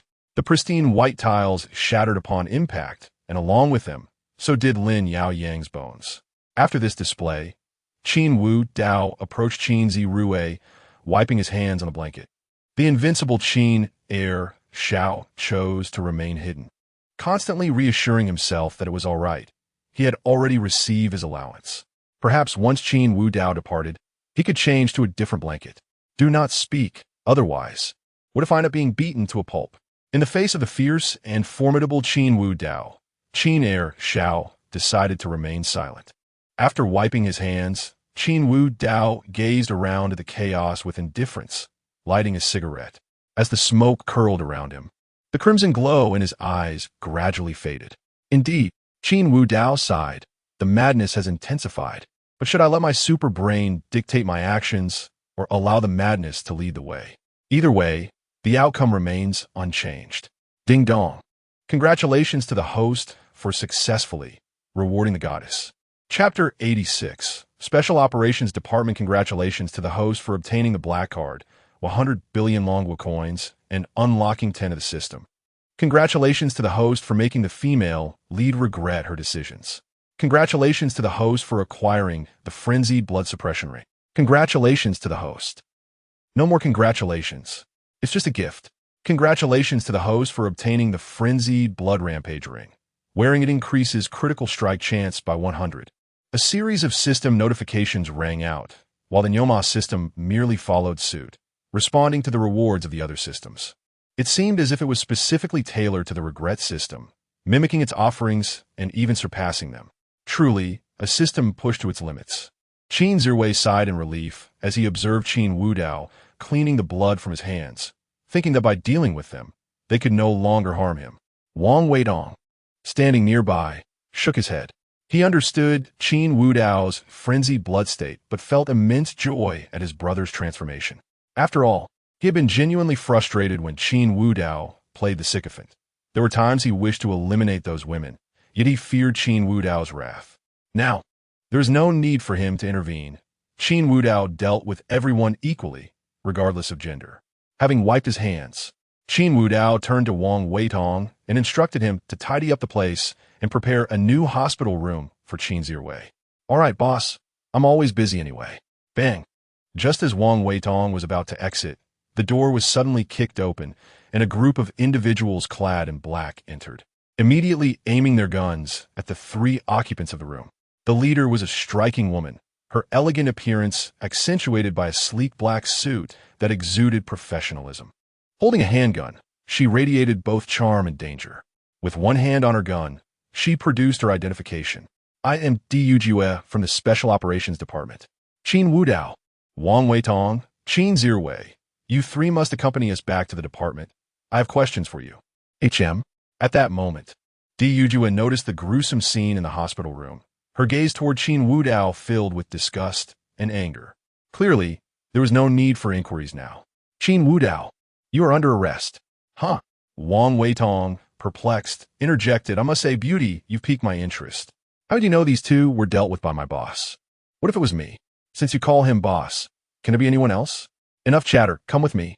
Saying this, Du Jue stepped directly in front of Qin Wu Dao, her gun trained on his forehead, while her other hand reached behind her to retrieve handcuffs.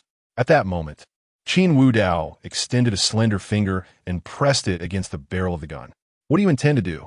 The surrounding black-clad individuals rushed forward, aiming their weapons at Qin Wu Dao. Witnessing this, a crimson glow surged in Qin Wu Dao's eyes as he locked his gaze on Du Jue, softly stating, I am not fond of being threatened with a gun. If you wish to take me back, there is no need for such theatrics. However, I assure you, should you allow these individuals to continue aiming their weapons at me, I guarantee you will not leave this room. Bang! In synchrony with Qin Wu Dao's words, Wang Weitong slammed the door shut. At that moment, a red ring mysteriously appeared behind Qin Wu Dao, and as the light from the ring flickered, his aura grew increasingly formidable. Yujue felt the overwhelming presence emanating from Qin Wudao, her face paling. Yet, at this juncture, to lower her weapon would be an embarrassing defeat. "Captain." Just then, a black-clad individual approached Yujue and whispered, "Don't be impulsive. The director only asked us to invite him back, not to arrest him. Moreover, engaging in conflict is not advisable. It could lead to undesirable consequences." Upon hearing this, Yujue seemed to find a way out and lowered her gun. The others followed suit, returning their weapons and exhaling in relief. The pressure from Qin Wudao had been overwhelming. They harbored no doubts about his earlier words. If a fight ensued, they might genuinely not escape. "Qin Wudao, Wang Weitong, Qin Zirwei, you are to come with me." With that, Yujue turned and walked outside. Qin Zirwei, still in bed, pointed at himself in disbelief. "What does this have to do with me? I'm lying here, not moving, with broken ribs, and you still want to take me away?" The two black-clad individuals disregarded his protests, intent on carrying Qin Zirwei out. Just then, a chilling voice rang out. "If anyone touches him, you can forget your hands." The two black-clad men froze, their eyes locking onto Qin Wudao's, rendered motionless and uncertain. In that moment, Yujue's eyes flickered, and she softly said, "Forget it, he isn't our primary target. Let him stay here." As she spoke, Yujue led the way out, and Qin Wudao turned to Chu Lian, softly stating, "Wait for me at the hospital tonight. I'll take you home afterward." Chu Lian obedini zipli, finding a chair to sit down, utterly indifferent to the surrounding bloody scene. Once everyone had departed, Qin Zirwei rubbed his ribs and muttered, "Tisich. Don't think I'll be grateful just because you helped me." As he spoke, he calmly took out his phone and dialed number. "Mom, Dad, Sister, my brother has been taken away. Help!" Outside in the corridor, the departing black-clad individuals nearly stumbled upon hearing Qin Zirwei's frantic cries. Had they not even touched this second young Master Qin? Why was he screaming as if he were being slaughtered? "Help! Whose life are we saving? Ours?" Yujue narrowed her beautiful eyes, aware that involving the Qin family would complicate matters further, and coldly commanded, "Pick up the pace." "Yes." The group exited the hospital, where several black cars awaited. Qin Wudao approached the central vehicle, and Wang Weidong promptly opened the door for him. As Qin Wudao entered, one of the black-clad men attempted to follow. Bang! Before he could sit, a foot shot out from within the car, sending him flying. Wang Weitong nearly burst into laughter at the sight. "What level are you at to ride with my boss? Get lost." The black-clad man gritted his teeth in anger, but complied and left. With a roar of engines, the convoy of black cars vanished from the hospital entrance. Chapter 87. Kiss My Soul's additional update. Meanwhile, within the Qin family's living room. "Who dares to lay a hand on my son? You're courting death." Qin's father's forehead throbbed with veins as he slammed his palm onto the table, shattering the glass coffee table into fragments. Ignoring the blood gushing from his hand, he immediately dialed a number. "I do not care who they are. Release my son. If anything happens to him, I will ensure that you pay dearly. No one will escape unscathed." Qin's mother stepped forward, tending to her husband's bleeding hand. She did not wail or lament. Rather, her usually kind visage was now shrouded in frost, clearly indicating her profound fury. In the president's office of the Qin Corporation, the atmosphere was tense. Several secretaries and assistants stood trembling within the office. Qin Wanrong, known for her icy demeanor as the CEO, was uncharacteristically devoid of emotion, her beautiful face betraying no hint of warmth despite the late hour. None of the staff dared to suggest departing for the night. Contact the commander of the defense in the Magic City and inform him that unless he wishes to see the commercial district established by the Qin family reduced to ruins by tomorrow, I expect a resolution in 3 minutes. No, in 1 minute. Yes. One assistant cautiously retrieved a phone, beginning to dial the numbers of influential figures. Having left the hospital, Qin Wudao found himself before a nondescript office building. Yet, the car did not stop, instead proceeding directly into the underground parking garage. Upon entering, he discovered a hidden world, akin to a secret base, with an entrance leading further down into darkness, devoid of light, and the air growing thin. 10 minutes later, As the car came to a halt and the door swung open, Qin Wudao was met by dozens of sharp-suited individuals clad in black, holding firearms directed at him. Although the weapons were pointed downwards, their readiness spoke of a latent threat. Qin Wudao sensed an aura of lethal intent. These were seasoned warriors, the elite of their kind. "Follow me." At that moment, Di Yuk approached Qin Wudao, her chilly tone commanding him with 3 words before striding ahead. Qin Wudao shrugged, disregarding the scrutinizing gazes surrounding him, and followed Di Yuk at a leisurely pace. Wang Weitong, however, seemed to have been taken elsewhere, as he was nowhere to be seen upon exiting the vehicle. Clack, clack, clack. The sound of footsteps echoed through the empty, dim corridor, creating an oppressive silence that would intimidate many. However, for Qin Wudao, it was of no consequence. He was not one to be intimidated, nor would he allow others to impose such pressure upon him. After what felt like an eternity, they arrived before a door. Di Yuk pushed it open, gesturing for Qin Wudao to enter.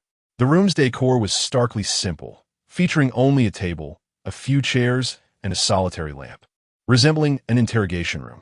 There were no windows, and a hint of dampness lingered in the air. "Seat." Di Yuk pulled out a chair, but found herself outpaced as Qin Wudao promptly took a seat, making it seem as though she were serving him. "You."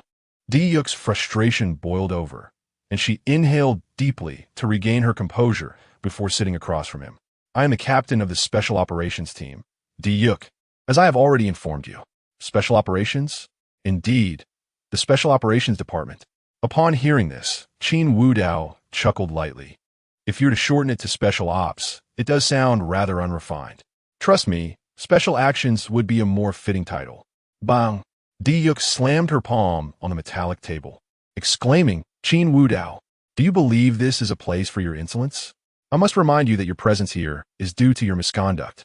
What right do you have to act so arrogantly?" "Arrogant?" Qin Wudao replied nonchalantly. "You should be grateful that you have yet to witness my true arrogance. If I chose to be truly audacious, based on your earlier display of aggression, I assure you I would have your face beneath my foot, compelling you to kiss my soles." "You." Just as Di Yuk was about to retort, a middle-aged man entered the room, exuding a gentle smile. "Mr. Qin, I apologize for the inconvenience, but we have a matter to discuss with you." "Captain D, why are you standing? Please take a seat and do not be disrespectful in front of Mr. Qin." "Oomph." Di Yuk scoffed but complied and sat down. The middle-aged man turned his attention back to Qin Wudao, continuing, "The eldest son of the Qin family, Qin Wudao, is in fact the biological son of the Li family, the president of the Hidden Dragon Group, who left the Qin family over a decade ago to venture abroad. He later joined a mercenary organization known as the Dragon King's Hall and assumed control of it a few years ago, becoming the new Dragon King. Am I correct?" Upon hearing this, Qin Wudao offered no reply, merely smiling faintly. It was no surprise that they had uncovered his identity as the Dragon King. Before entering the country, he had made connections with prominent figures in Long Country and had cooperated extensively with them while abroad. Otherwise, gaining entry would have subjected him to surveillance. Thus, it was only natural that these special departments would be privy to his information, albeit limited to his identity as a Dragon King. Beyond that, they had no right to delve deeper. Noticing Qin Wudao's silence, the middle-aged man continued, "Recently, Mr. Qin, you have been rather conspicuous in the Magic City. I am uncertain as to why your demeanor has shifted so drastically, but as a mercenary leader, I would prefer if you refrain from causing any disturbances here." "Indeed," Di Yuk added coldly, "Qin Wudao, you are nothing but a malignant tumor. Upon arriving in Long Country, do you believe you can act as you please? I will see you imprisoned, regardless of your background." Swoosh! Before Di Yuk could finish, Qin Wudao seized a nearby chair and hurled it toward her, prompting her to evade in shock. Clang! The metallic crash reverberated as the chair collided with the wall, leaving a dent that marred the thick surface. Di Yuk had no doubt that had it struck her, the impact would have been fatal. "If you choose not to speak, you may remain silent. However, should you continue to address me in such a tone, I will ensure my earlier words come to fruition." "You." "Enough, Captain D. Let us refrain from further conflict." The middle-aged man interjected appropriately. Qin Wudao turned to the middle-aged man and spoke softly. Are you employing the old tactic of having a good cop and a bad cop? It seems somewhat antiquated. Pray, reveal your true intentions. For I suspect that upon deciding to summon me, you must have received communication from other departments, correct? You would rather defy orders to bring me here merely to indulge in idle chatter? Chapter 88. The background of the Dragon King. Upon hearing Qin Wudao's repeated and unreserved remarks, the middle-aged man's expression darkened. He spoke in a serious tone. Mr. Qin, perhaps you should introduce yourself first. I am a director of the Special Operations Department. My surname is Yao, and my name is Yao Rizhao. You may call me Director Yao. The primary reason for inviting you here is to inform you that you have been marked as a dangerous individual by our department. Before you now lie two paths. The first involves arranging a covert flight for you, allowing you to leave the country, as you are the Dragon King. And it is high time you returned to the Dragon King's palace. The second path is somewhat more troublesome. I will assign personnel to monitor you around the clock, but this requires your complete cooperation. Furthermore, you must refrain from any reckless actions. Otherwise, I will have no choice but to dispatch agents to bring you back for a chat. I must apologize. The tea here is not particularly delightful. At these words, a broader smile appeared on Qin Wudao's face. After all this time, the purpose of the visit was finally revealed. The Special Operations Department? This was a name he had never encountered before. While it was true that the Dragon Kingdom had various specialized agencies addressing different risks, none were situated in an underground parking garage. This suggested that it was a newly established department, and it seemed that they intended to target him, the Dragon King. Right from the outset, it was evident that there were unseen forces at play behind this. Just then, Qin Wudao's phone rang unexpectedly. He pulled it from his pocket and, noticing the caller ID, chuckled softly at Yao Rizhao. It seems that Director Yao's underground base is not very reliable. Even a signal blocker is absent. Di Yujue swiftly approached Qin Wudao and coldly commanded, "No phone calls are permitted here. Hand over your phone. Otherwise, I have the authority to implement emergency measures." Di Yujue's repeated use of such a tone made Qin Wudao's expression turn icy. He slowly extended his hand, speaking in a flat tone. "Come and take it." The phone continued to ring, and beads of sweat began to form on Di Yujue's fair forehead, as she felt as though she were being observed by a top predator in the food chain. Despite Qin Wudao merely sitting there, his demeanor remained calm and impassive. Yet the intensity of his presence made Di Yujue's legs feel weak. Seeing his proud subordinate caught in a predicament, Yao Rizhao hastily interjected, "Mr. Qin, perhaps you should answer the call. Captain Di is merely adhering to protocol, and I hope you can understand." At that moment, the second call rang again. Observing Di Yujue's reluctance to retrieve the phone, Qin Wudao's face displayed a mocking expression as he answered the call directly. "Brother Qin, my apologies. If I'm not mistaken, you must be a guest at this newly established department, correct? My father specifically asked me to call and express his regrets. This department has just been formed and has yet to finalize its official structure. Even the documents have not been issued. So it is understandable that there is some lack of familiarity with you. If convenient, please switch to speakerphone." Upon hearing this, Qin Wudao glanced at Yao Rizhao with a peculiar expression. So, they had not yet formally issued documents, meaning that these individuals before him were not official personnel. Their files should have been extracted, but not yet delivered here. In this interim period, what audacity did they possess to act so arrogantly? Qin Wudao pressed the speakerphone button and spoke. "Brother Tian, you may proceed. Director Yao." "No, Yao Rizhao should be able to hear you." Addressing Yao Rizhao by name caused a flicker of displeasure to cross his face, yet he also noted the name Tian Pingsheng. "Director Yao, I apologize for the intrusion. My father instructed me to inform you that this Mr. Qin is a person of strategic importance to our nation. He has dedicated himself tirelessly for the benefit of the Dragon Kingdom abroad, even at great personal cost. The word dragon in both the Dragon King's palace and the Dragon Kingdom carries significant weight. Director Yao, I do not intend to issue commands, as I hold no official position, but if you wish to avoid transforming this interim period into a permanent void, I advise you to be mindful of your attitude towards Mr. Qin. Should he be dissatisfied, you will understand the consequences. Furthermore, allow me to remind you that your phone has been off, so you're unaware that at least 100 calls have simultaneously attempted to reach you. including those from various representatives' offices. I trust you comprehend the gravity of this situation. With that said, goodbye. With that, Tian Pingsheng hung up. Meanwhile, Yao Rizhao began to perspire profusely. Calls from various representatives' offices? Was this man merely a foreign mercenary? What did the phrase about the Dragon King Palace and the Dragon Kingdom's dragon signify? Tian Pingsheng's grandfather was a general, and his father was the garrison commander of the capital, wielding immense power. Such individuals typically spoke in riddles, but this direct threat indicated genuine anger. Yao Rizhao forced himself to regain composure and turned to Di Yujue, saying, "Captain D, please bring me my phone." "Director," Di Yujue exclaimed anxiously. "Phones are not permitted during the interrogation of dangerous individuals, and—" "Obey the order, quickly." Yao Rizhao's furious shout interrupted Di Yujue's protest.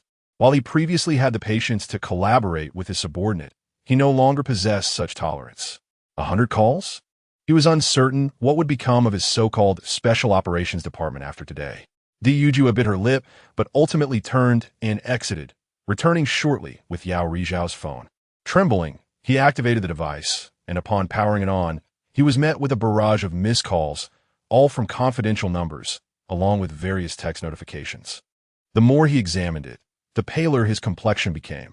He began to doubt his intelligence. Was the Dragon King's palace truly just a mercenary organization? What was its actual relationship with his country? Why were so many prominent figures calling regarding Qin Wudao, their tones icy and commanding? This was no longer mere inquiry. It was clearly an interrogation. Yao Rizhao cautiously raised his gaze to Qin Wudao, who maintained his previous smile, seemingly unfazed by the unfolding events. Chapter 89. "I've endured you long enough," Yao Rizhao exhaled lightly, and then let out a bitter smile. "It seems I have indeed been overly confident." Still not comprehending the true nature of Mr. Qin and the Dragon King Hall behind him, Qin Wudao did not respond to Yao Rizhao's doubts, but instead countered with a question. "Director Yao, should it not be I who is inquiring of you?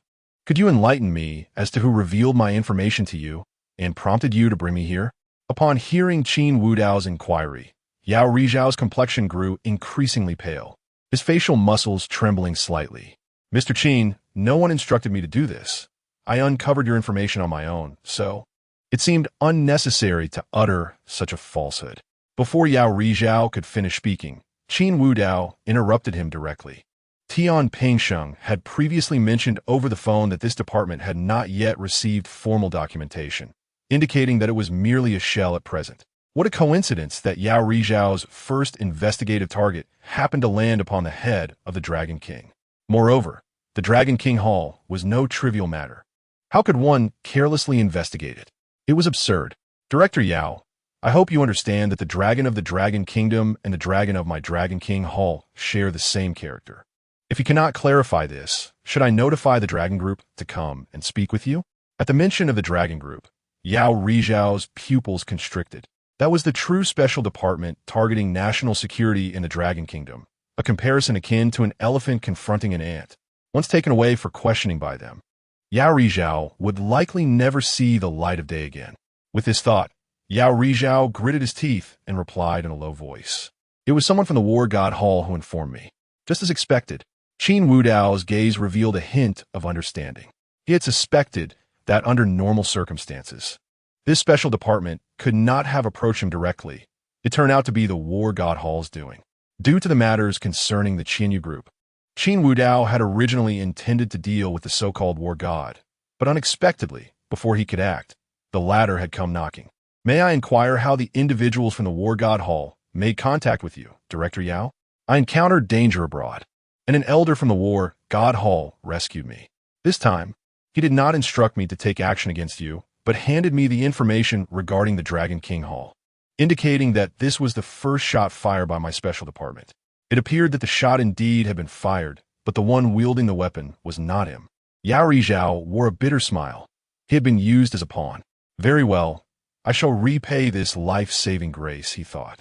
Upon hearing Yao Rizhao's words, Qin Wudao nodded and continued, "If it is convenient, could you provide me with his contact information?" Yao Rizhao retrieved his phone and handed it to Qin Wudao. After glancing at the number, Qin Wudao returned the phone. Director Yao, if possible, I hope not to be disturbed in such a manner again. After all, as you mentioned, the tea here is rather unpalatable. Rest assured, Mr. Qin, my department is still uncertain about the outcome, so naturally, we lack the privilege of inviting you for tea again. A hint of despair lingered in Yao Rizhao's eyes. He understood that once the higher-ups learned of his being used as a pawn, the consequences would be dire. He also knew that if the Dragon King Hall and the Dragon Kingdom were truly closely linked, then his contact with the War God Hall was akin to treason. Mr. Qin, before you leave, may I ask what the relationship between the Dragon King Hall and our Dragon Kingdom is? Of course, if it is confidential, you need not answer. This is merely a personal curiosity. In response, Qin Wudao spoke with profound significance. The current Protector General of the nation is the junior apprentice of the previous Dragon King, making him my master's uncle. This revelation nearly caused Yao Rizhao to topple from his chair. Junior apprentice? Master's uncle? What on earth was the Dragon King Hall? Meanwhile, Liu Jue was utterly oblivious to the unfolding drama. All she knew was that the righteous director seemed poised to release Qin Wudao due to his background. Director, have you also fallen from grace? Someone like Qin Wudao, who blatantly disregards the law, ought to be imprisoned here. We cannot let power dictate his release. You are truly courting death. Qin Wudao rose slowly and addressed Liu Jue. Are you attempting to engage me in a tale of the righteous law enforcement officer and the love of the Dragon King? I have no time for such frivolities, and I am utterly repulsed by individuals of your ilk. One must possess either capability or intelligence, yet you possess neither. Though Liu Jue did not grasp the meaning behind Qin Wudao's words, she recognized an insult when she heard one. Qin Wudao, do not presume you can do as you please. What if the director is intimidated by your background? I shall not be cowed. Is that so? A faint smile graced Qin Wudao's lips as he remarked. Then might this righteous captain enlighten me on how you perceive your director's connections with the foreign War God Hall? Furthermore, I observed that the individual from the War God Hall was utilizing a domestic number. Captain D, are you not inclined to apprehend them? I know not of any War God Hall. Liu Jue shook her head firmly. And even if they are a foreign force, what of it? They reported you, which proves they are the virtuous ones. Moreover, compared to them, you, reckless heir, should be the one apprehended. Oh, is that so?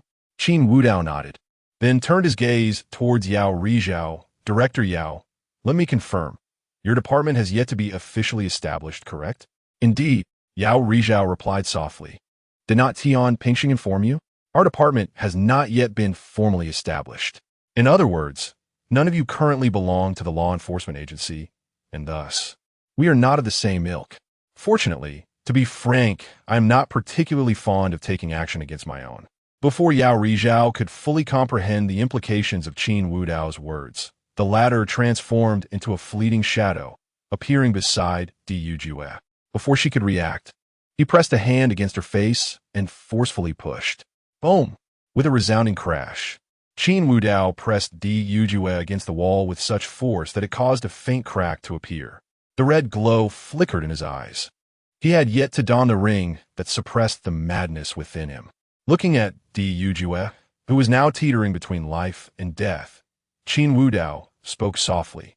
I have endured you for far too long. You are not even an official personnel. What gives you the audacity to repeatedly provoke me? With a thud, he threw Liu Jue onto the ground and turned to Yao Rizhao, stating, Director Yao, since she is not one of us, I trust my actions against her will not be problematic. Chapter 90. Safety returns at this moment. Yao Rizhao was at a loss for words. He gazed at Liu Jue, lying in a pool of blood, yet he showed no inclination to check on her condition. Instead, he sat there, staring blankly at the retreating figure of Qin Wudao.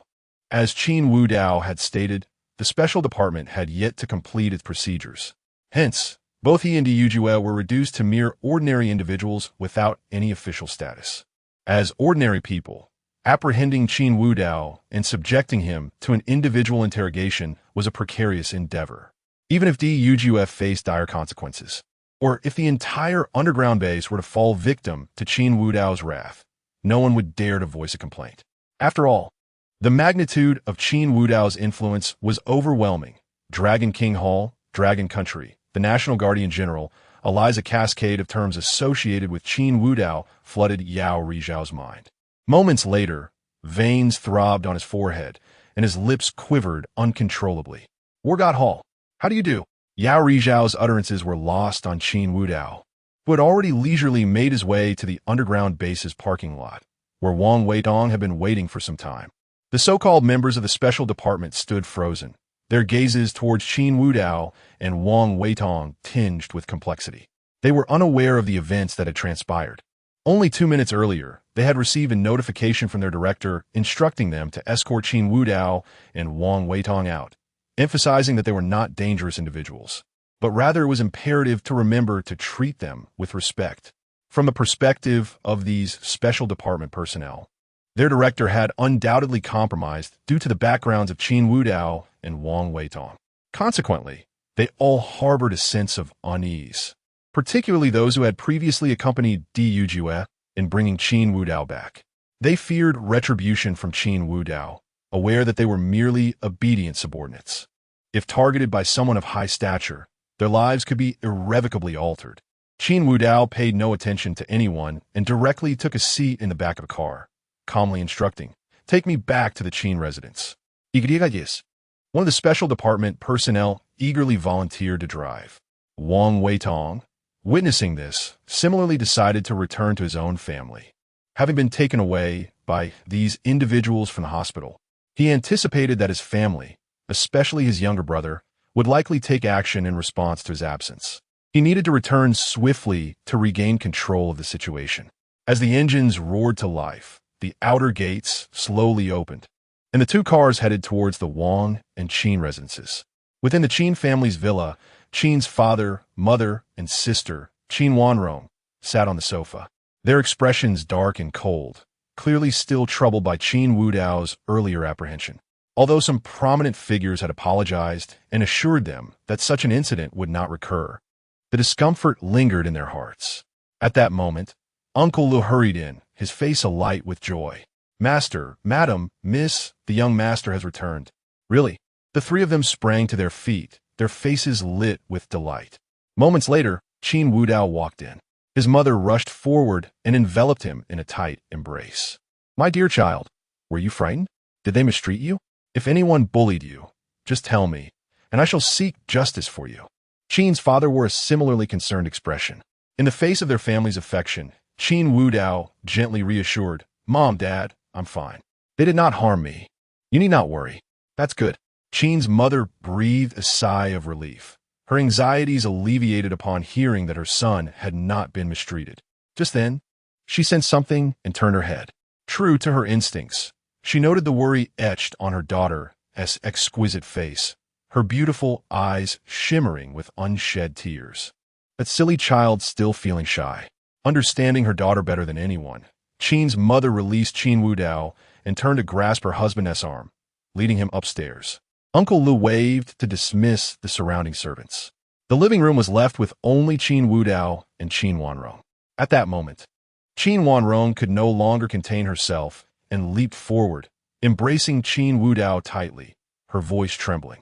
"You scared me. Thank goodness you're safe. Next time something like this happens, could you please let me know in advance? Do you intend to disappear for long stretches without a word?" "How could that be?" Qin Wudao held her close, soothingly replying. "Besides, this wasn't even a troublesome matter. I have returned safely, haven't I?" At his words, Qin Wanrong tilted her head slightly and murmured, "Kiss me." All right, their lips met in a tender embrace, lingering for an eternity before parting. In Qin Wanrong's enchanting eyes lingered a hint of days. Her stunning visage flushed with a rosy hue. Qin Wudao gathered her into his arms, carrying her upstairs.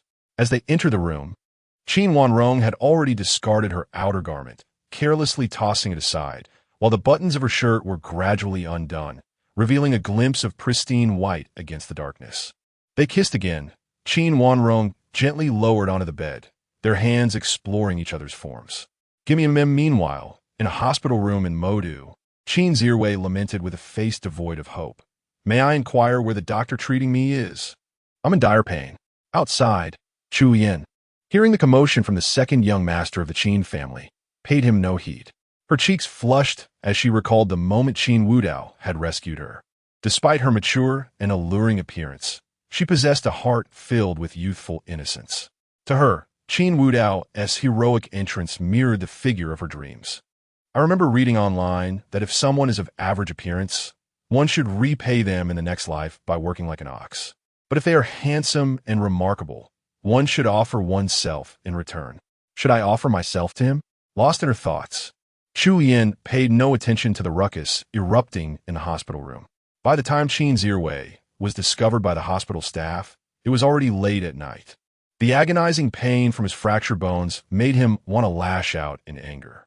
Yet, recalling the 200 million he had received, he felt a sense of relief wash over him. Ouch, it hurts terribly, darn it. This is unbearable.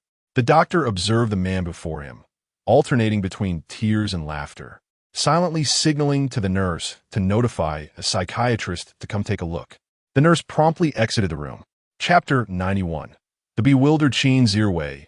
Early the next morning, Qin Wudao awoke from his tender slumber and gently kissed the sleeping Qin Wanrong beside him.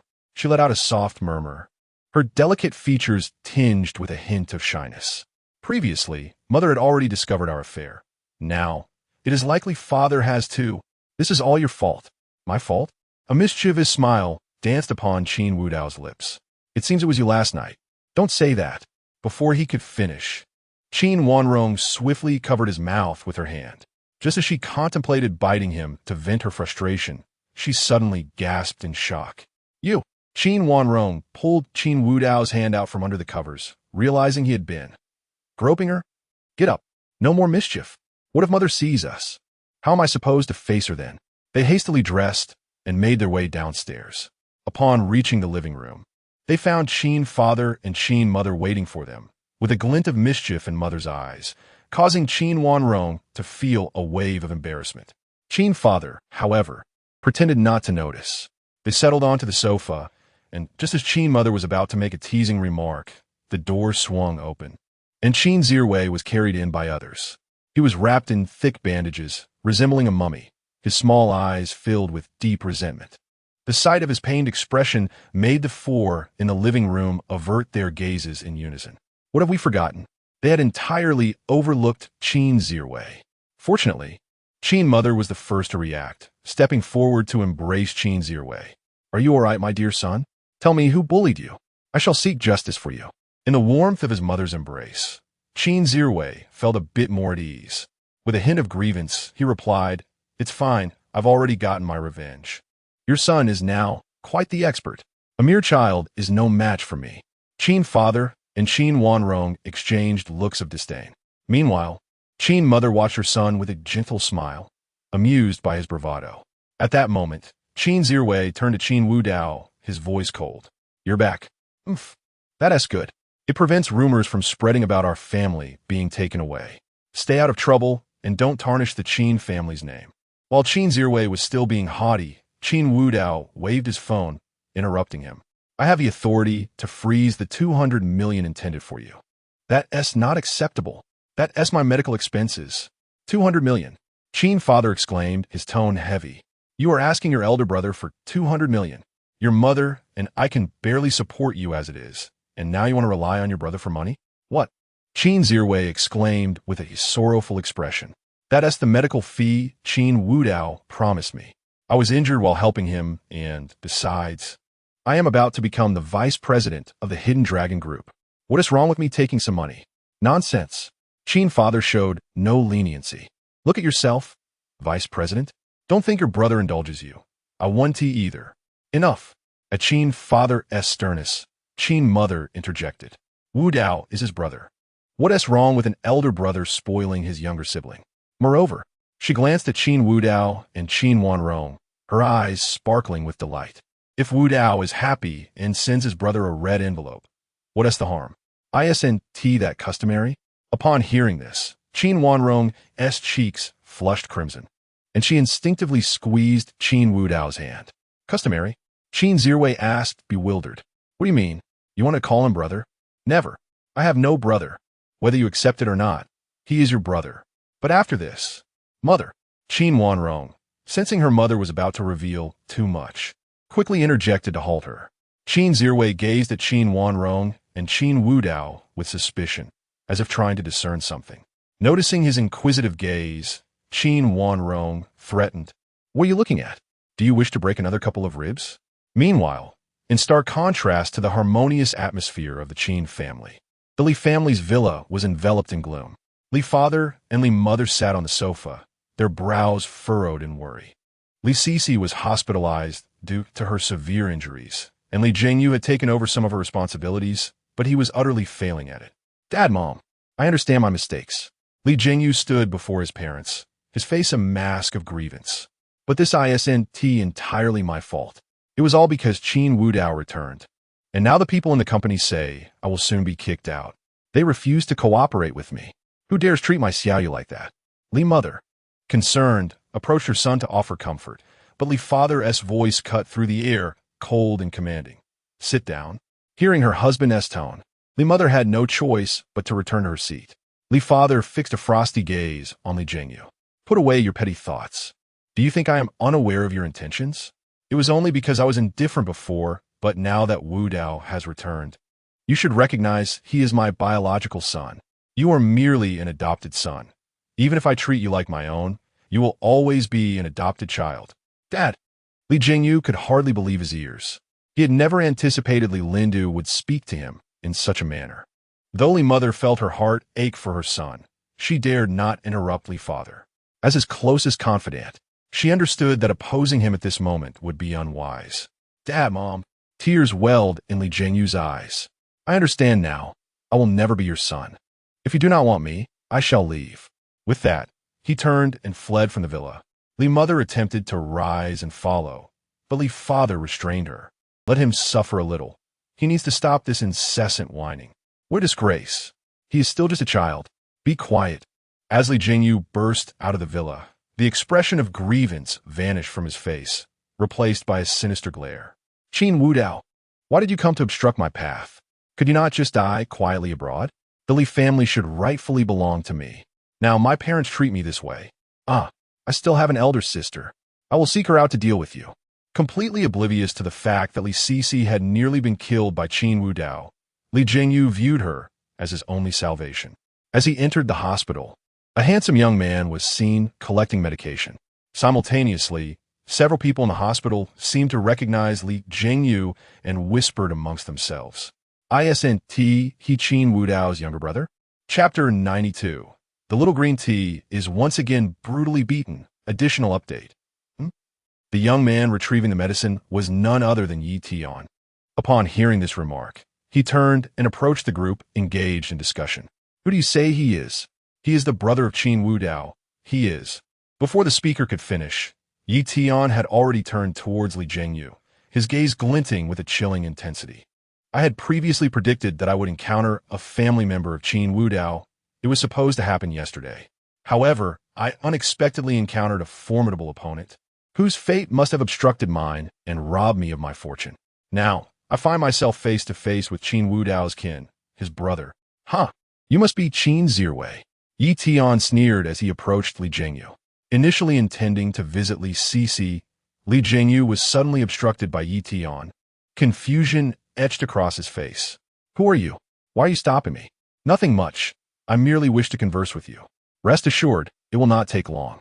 In a flash, while Li Jingyu remained bewildered, Yi Tian's hand transformed into a blur, striking swiftly at his throat, rendering him breathless. Amidst the puzzled gazes of onlookers, Yi Tian draped an arm over Li Jingyu's shoulder and guided him towards the restroom. Upon entering, Yi Tian placed a cleaning in progress sign at the door and unceremoniously tossed Li Jingyu onto the cold floor. The sudden contact jolted Li Jingyu awake. His eyes widened as he stammered, "Why you? Who are you? Who am I?" Yi Tian narrowed his eyes and coldly remarked, "You are indeed Qin Wudao's brother. Are you not?" "I am, but I..." Bang! Before Li Jingyu could finish his sentence, Yi Tian's foot collided mercilessly with his face, sending teeth and blood flying. The excruciating pain brought tears to Li Jingyu's eyes. Yet, Yi Tian's assault was far from over. He pointed his fingers at various acupoints on Li Jingyu's body, each strike creating a hollow indentation. Li Jingyu was rendered voiceless, completely overwhelmed. Finally, Yi Tian produced a bag of ink powder from his pocket and, before Li Jingyu could comprehend the situation, poured the contents directly into his mouth. Qin Zirwei, my dragon-slaying technique commences with you. Li Jingyu's eyes widened in horror as he desperately tried to explain himself. However, Yi Tian offered him no opportunity, striking once more at his throat with a furious expression. What do you wish to say? Do you intend to proclaim that you have a powerful brother capable of slaughtering me, compelling me to kneel and bow before you, only for you to trample my head into the ground? You wish for me to regret my actions today, do you not? You also aspire to exploit your Qin family's influence to uncover my background, and then, hiss, you wish for my family to be destroyed, do you not? Ha ha! You're mistaken. Aside from my master, I have no family left. Li Jingyu shook his head frantically, yearning to clarify his thoughts. But Yi Tian would not grant him that chance. You dare to glare at me. Are you plotting how to torment me? How to exact revenge upon me? To leave me battered and broken? Seeking death, are you? Bang, bang, bang. Another round of merciless blows ensued, and upon confirming that Li Jingyu had succumbed into unconsciousness, Yi Tian shook his hand, a frigid expression upon his face. That soul-devouring powder will inflict excruciating pain upon both you and your family, with no remedy in sight. Qin Wudao, if you're indeed a true dragon, then from this moment forth, I shall commence my dragon slaying. With that, Yi Tian turned and departed, leaving Li Jingyu sprawled on the ground. Emerging from the Qin residence, Qin Wudao sneezed. Who is thinking of me? Just a few steps beyond the gates of the Qin family, he sensed a presence behind him. He chose to remain discreet and entered a small grove. As the shadow followed him into the woods, bang! Qin Wudao suddenly leapt from the side, gripping the individual's neck and pinning them against a tree, causing the trunk to crack under the pressure. Lu Ruyan? Lu Ruyan, held firmly by Qin Wudao, winced in visible pain. However, she showed no inclination to escape, her beautiful eyes filled with affection as they gazed upon him. Recognizing her, Qin Wudao immediately released her and hastily wiped his hands, as if he had touched something repugnant. After rubbing his hands vigorously, Qin Wudao coldly stated, Lu Ruyan, who permitted you to follow me? Or do you wish to accompany your brother by you in the afterlife? Wudao, I was wrong. Lu Ruyan's voice was hoarse, as if her throat had been injured. Blood trickled from the corner of her mouth. Yet, undeterred, she continued to plead, I desire nothing. I am aware of how detestable I was in the past. I do not seek your immediate forgiveness.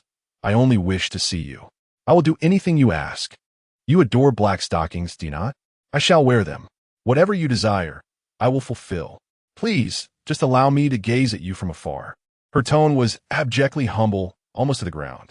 However, in the face of Lu Ruyan's imploring, Qin Wudao's expression remained devoid of any emotional fluctuation. I have no connection with you. Remember to keep your distance in the future. You wish to do anything for me? Ah. You think yourself worthy. With that, Qin Wudao turned and walked away. Watching his retreating figure, Lu Ruyan sank to the ground, drawing a surgical knife and aiming it at her throat, seemingly contemplating suicide. However, moments later, she lowered the blade. No, I cannot die yet. I must atone for my past mistakes, even if it costs me everything. I only wish for you to see me once. After murmuring these words, Lu Ruyan gradually rose from the ground, limping away into the distance. In the car, Qin Wudao furrowed his brow. His pleasant mood for the day had nearly been ruined by Lu Ruyan. Just then his phone rang. Upon answering, the voice of Long Ye resonated from the other end. Dragon King, I have uncovered some information regarding Yi Tian. He was once the eldest son of a Yi family, but following its annihilation, he was adopted by a Taoist priest. He recently emerged from the Taoist temple. Oh, where is that temple located? It is situated halfway up Yufeng Mountain. Dragon King, I shall send you the address. Would you like me to dispatch personnel? No need. I shall go myself. You have plenty to attend to, including tracking the whereabouts of Long Shun and others. Inform me immediately upon any discoveries. Understood, Dragon King. By the way, the old Dragon King seems to have taken on a new disciple, your junior brother. Would you like me to send you his information? Unnecessary. After ending the call, A peculiar expression crossed Qin Wudao's face. At that moment, his phone rang again. Qin Wudao glanced at the screen, which clearly displayed the name Old Deng. Speak of the devil, Old Dragon King. You are quite persistent. Chapter 93. A tool for you, Qin Wudao, answered the phone. A languid voice drifted from the other end. Kid, how have you been lately? Quite well, he replied. Ha ha ha. Old Dragon King burst into laughter upon hearing Qin Wudao's response. I've heard that you had someone from the special department taken away. Is that true? Why ask if you already know? Just a casual inquiry, rest assured. I've dealt with Yao Ri Zhao, and that woman named Di Yujua was killed by you, right? TSK, TSK, TSK. My apprentice really lacks the tenderness one might expect. In response, Qin Wudao spoke calmly. Old Deng, it seems you have taken more lives than I have. Don't act so virtuous. Ha ha ha ha. I'm not pretending to be a saint. I called to inform you that your master uncle asked me to convey his apologies. The matters we handle in the Dragon King Hall grant you countless privileges.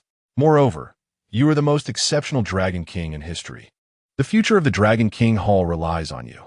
Qin Wudao chose not to pursue that topic, instead directly inquiring, I heard you recently took on a new disciple?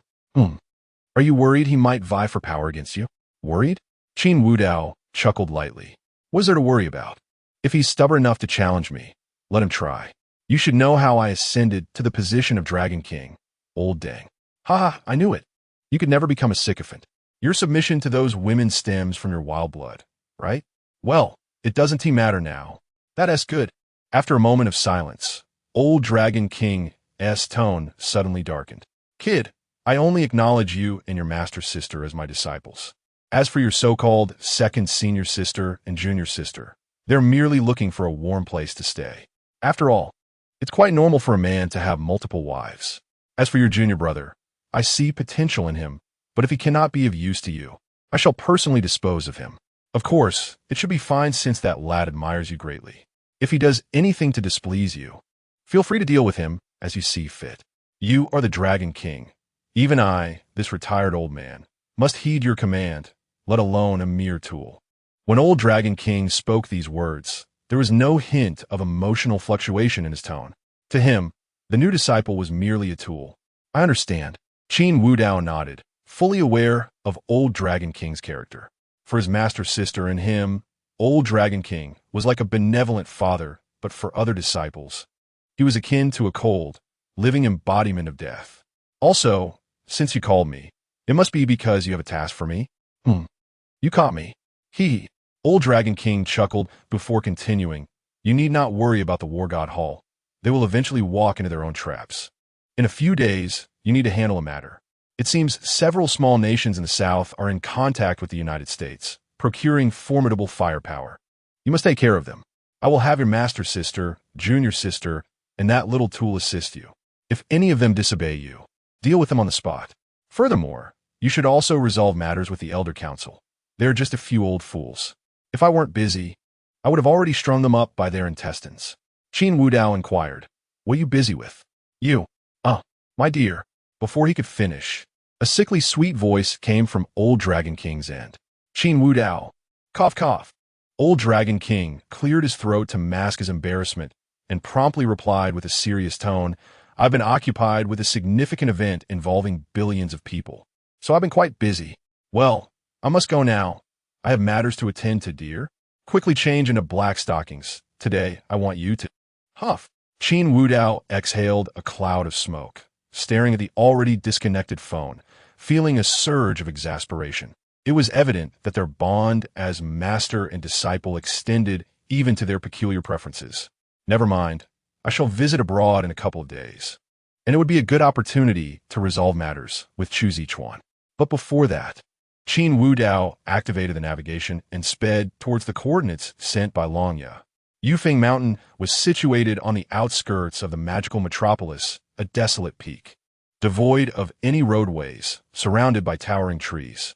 The mountain was also shrouded in miasma, rendering it unwelcoming even to avid climbers. After parking at the foot of the mountain, Qin Wudao stretched his limbs and directed his gaze towards the mountainside. Old Taoist, today, I shall see what abilities you possess. The reason Qin Wudao chose to come personally was not only to investigate Yi Tian's matters, but also to discern whether the mystical truly existed in this world. After all, understanding the hierarchy of the food chain was crucial. If mysticism was absent, he could act without restraint, relying on his system and physical prowess. With a determined gaze, Qin Wudao exerted his strength, and in an instant, over 300 units of force created a crater beneath his feet as he surged towards the mountainside. At the mountainside of Yufeng Mountain stood a Taoist temple, nestled against the terrain like a secluded celestial abode.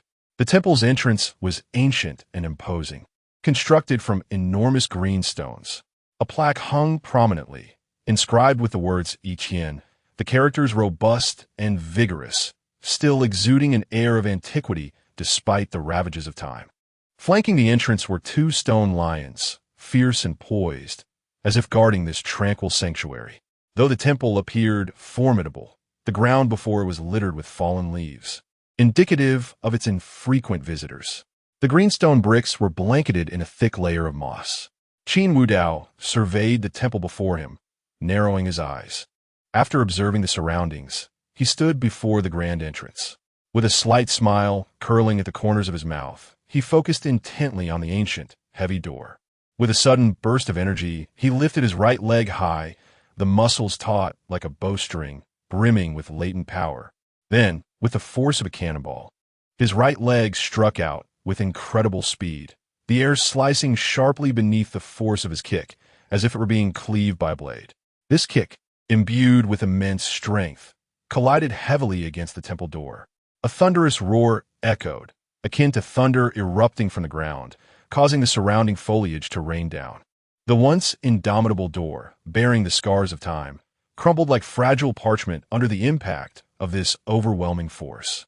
The door hinges shattered, sending shards flying.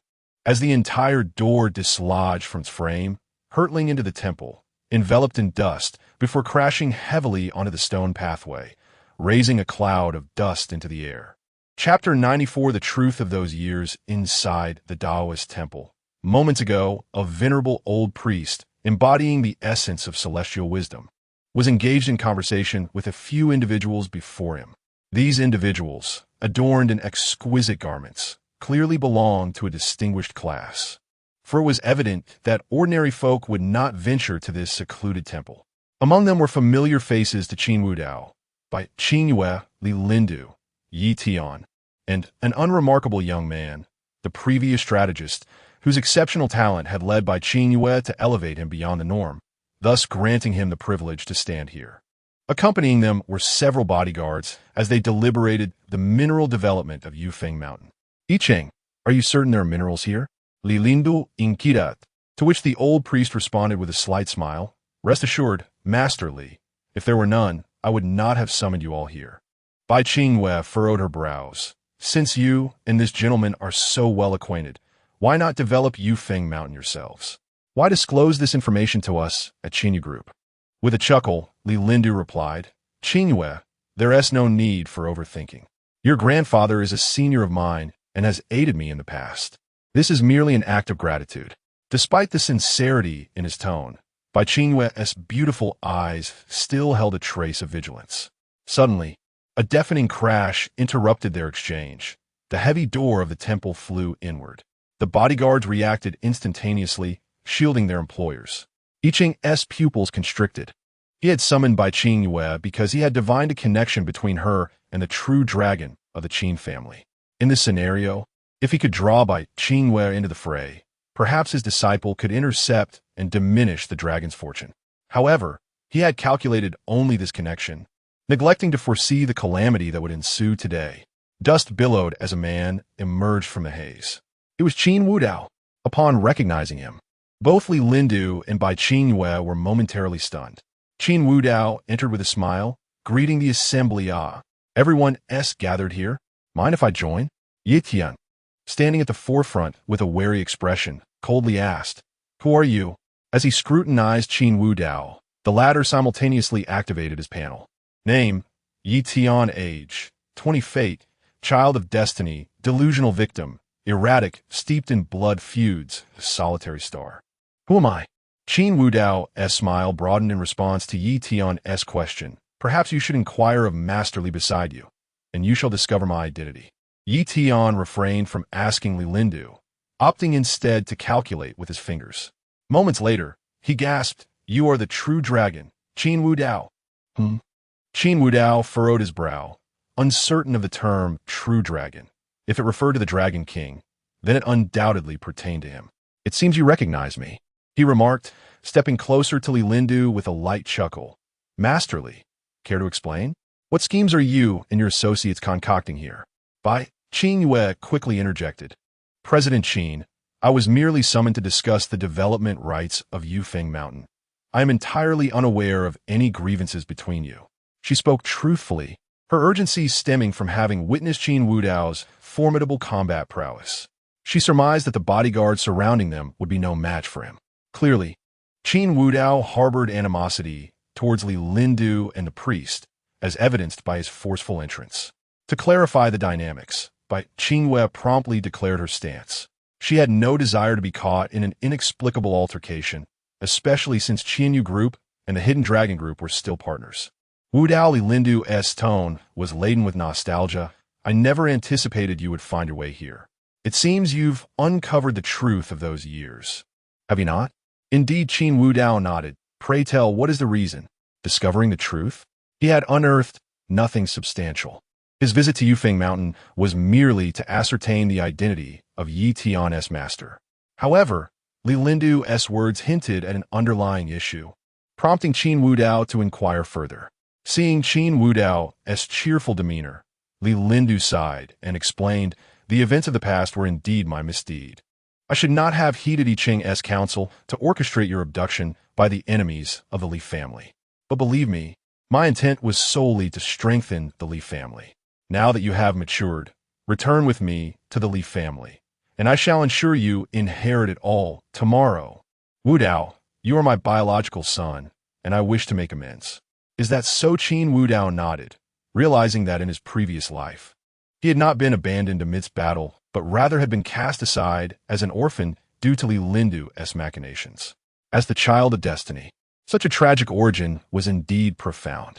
"Thank you for your revelation, Masterly. You say that if I return to the Li family, I shall inherit it?" "Of course." Li Lindu, hearing Qin Wudao's words, assumed he was genuinely considering a return and excitedly exclaimed, "As long as you are willing to come back, everything is negotiable." "Truly." "Calm down.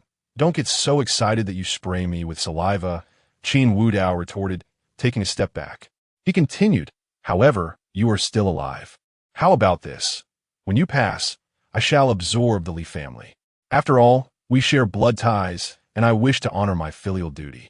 To prevent your solitude, I could arrange for the entire Li family to accompany you in the afterlife. What do you think?"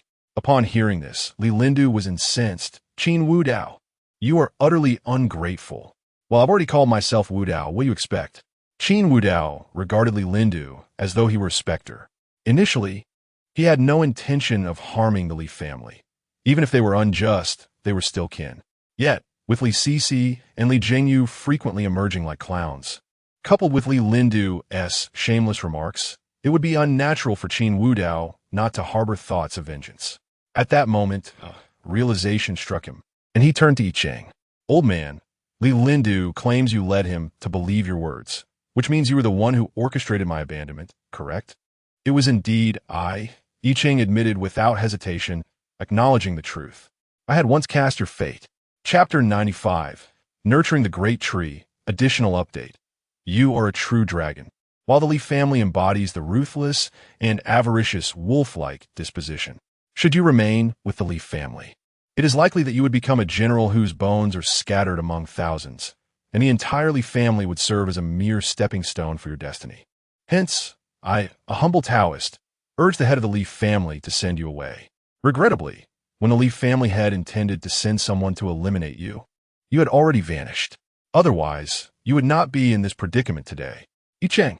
Upon hearing Yi Cheng divulge everything, Li Lindu bellowed in fury. What would happen if Qin Wudao were to learn that he had once dispatched someone to kill him? Would he ever return to the Li family? Absolutely not. Li family head, at this juncture, Why conceal the truth any longer? I Ching shook his head, a faint smile gracing his features, clearly wishing for Qin Wudao and the Leaf family to clash. The more chaotic the situation, the more opportunity his disciple, Yi Tian, would have to rise. Yet, Qin Wudao did not follow his expectations. Instead, he gestured towards I Ching. Old man, your smile is quite despicable. I've heard you can divine fortunes. If I were to slay you, would you cast any curses upon me? Before that, it seems you had a disciple, didn't you?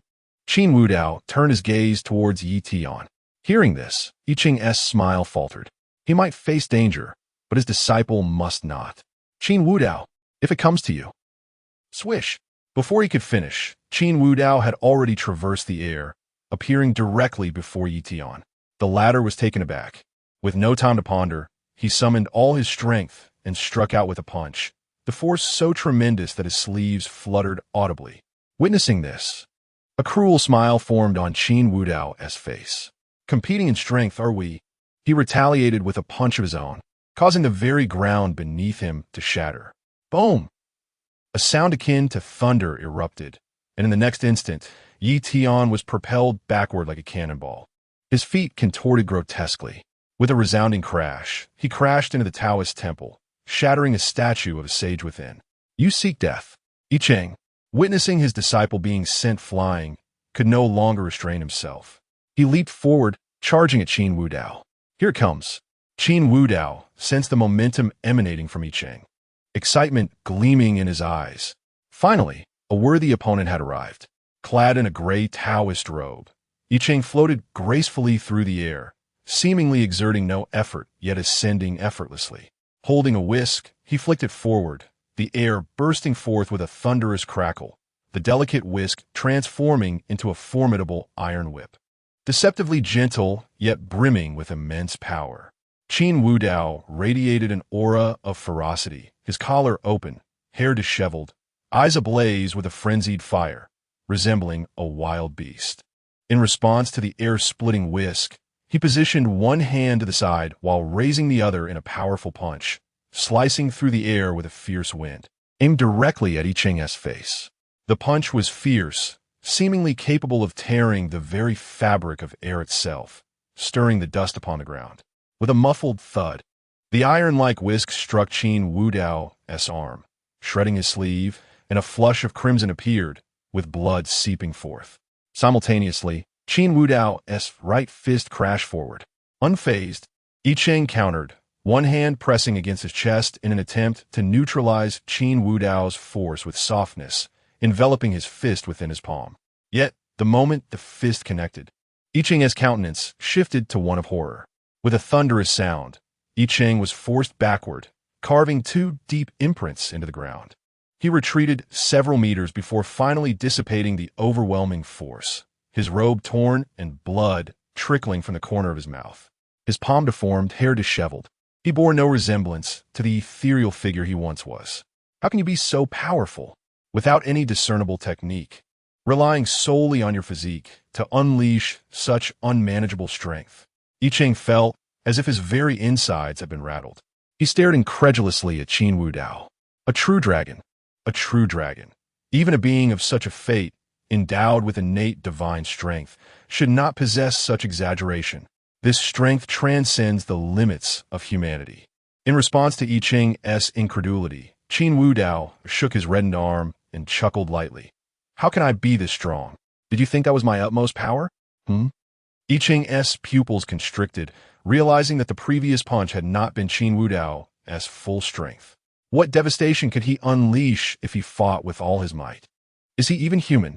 For the first time, I Ching felt a chilling sense that sending his disciple to confront a dragon was futile. However, Qin Wudao would not afford him the luxury of time to ponder. In an instant, the beastly figure reappeared before him. I cannot withstand this head-on. I Ching sensed the razor-sharp winds surrounding him, knowing that should another attack come, he might not survive Qin Wudao's onslaught. With this thought, he prepared to roll to the side, casting aside any notions of dignity. If he could reach the main hall, he could retrieve his weapon. Against Qin Wudao, the whisk alone would prove insufficient. Even a full-force strike had merely reddened his arm. With a thud, Yi Ching rolled to the side, attempting to rise and dart into the main hall. But as he transformed into a ball, a foot came crashing down upon him. In that moment, Yi Ching, still in a rolling posture, found himself humorously pinned to the ground. Pray tell, what were you thinking? Your strength is inferior to mine, yet you believed you could outpace me? Qin Wudao teased. Release my master. Just then, Yi Tian emerged, witnessing his master's dire plight, shouting in fury. Oh! Qin Wudao turned to Yi Tian, a benevolent smile gracing his lips. Release your master? Very well. With that, Qin Wudao lifted his foot, and in the next moment, he unleashed a powerful kick, creating a thunderous crack as the air exploded around it. Boom! The kick collided with Yi Ching, who was still curled up, sending him rolling across the ground, leaving a massive trail before crashing into a distant tree. Crack!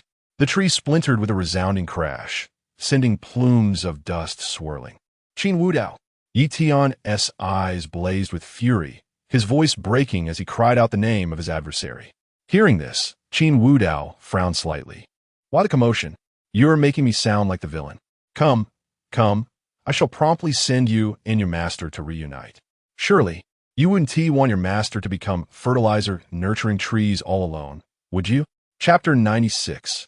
Who is the true dragon? I am a dragon king. In the place where the great tree had collapsed, a cloud of dust hung in the air, and it took a considerable amount of time for the scene within to become visible. The trunk of the tree lay shattered beyond recognition. While Yi Chun was embedded directly into the roots, his body contorted and deformed, resembling a ball as he lay there. Blood gushed from his mouth in great heaves, and from the feeble aura surrounding him, it was evident that he was on the brink of death. Yet his eyes remained fixed on Qin Wudao, filled with a profound terror. Impossible. It cannot be. Even a true dragon could never possess such terrifying strength. Even innate divine power must have its limits.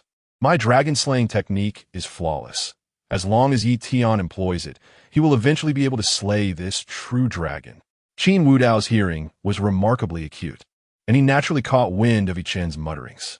With a teasing tone, he remarked, Oh, venerable Taoist, do you not inquire about the identities of others when calculating their fates? Who told you that I'm a true dragon? I am a dragon king. The dragon king? A flicker of confusion crossed Yi Chen's face, clearly indicating his lack of understanding of this title. Meanwhile, not far away, Li Lindu wore an expression of shock. The Dragon King? The Dragon King of the Dragon King Hall. Bai Qingyue shared a similar sentiment. Her grandfather had merely informed her that Qin Wudao was a person of great significance, the president of the Hidden Dragon Group, capable of stabilizing the group and confronting external threats. Hearing the title of Dragon King left her momentarily dazed. As members of one of the most prominent families in Modu, how could they not have heard of the Dragon King? Beside Bai Qingyue, the strategist was equally astonished. Dragon King? Is he the kind of Dragon King I know? If he truly is the Dragon King, how can I pursue Bai Qingyue? No, absolutely not. Realizing this, the youth quickly spoke to Bai Qingyue. President Bai, let us leave this place at once. I fear that in his excitement, the Dragon King may turn his wrath upon us as well. We should exit first and then call the Enforcement Bureau. At his words, Bai Qingyue frowned slightly and coldly replied, Fu Siming, if you wish to leave, do so on your own. Furthermore, I advise against calling the Enforcement Bureau. Otherwise, I can elevate you, but I can also bring you down. President Bai, Fu Siming wore a bitter smile. The strategy system had instructed him to win over Bai Qingyue, even agreeing to her every request. Yet, it seemed that Bai Qingyue held a special sentiment for the Dragon King, and here he was contemplating competing with the Dragon King. On the other hand, Qin Wudao paid no heed to the thoughts of others and steadily approached Yi Chun. The design had led Li Lindu to abandon him, even suggesting that Li Lindu eliminate all traces. Now, with Yi Tian stirring trouble, if this old Taoist did not perish here, his own resolve would surely falter. Moreover, it appeared that there existed fortune-telling abilities in this world, yet there was no sign of the so-called fantasy. As Qin Wudao advanced towards Yi Chun, each step echoed like the tolling of a death knell. Qin Wudao, do not harm my master. With a whoosh, The sound of rushing air filled the space as Yi Tian, leaning against the doorframe, charged toward Qin Wudao. Just as he was about to reach him, a loud thud echoed as he collapsed to the ground, coughing up copious amounts of blood. He had been forcefully thrown into the hall by Qin Wudao, even shattering a statue, resulting in severe internal injuries. Now, it was a struggle for him to even rise, yet he forced himself to charge forward. The outcome was that he fell at Qin Wudao's feet before he could even touch him. Qin Wudao's lips curled into a slight smirk as he chuckled. What is this? Are you trying to make a scene? Or perhaps you are reluctant to leave your master here to feed the tree and wish to lend a hand. Very well, I will assist you.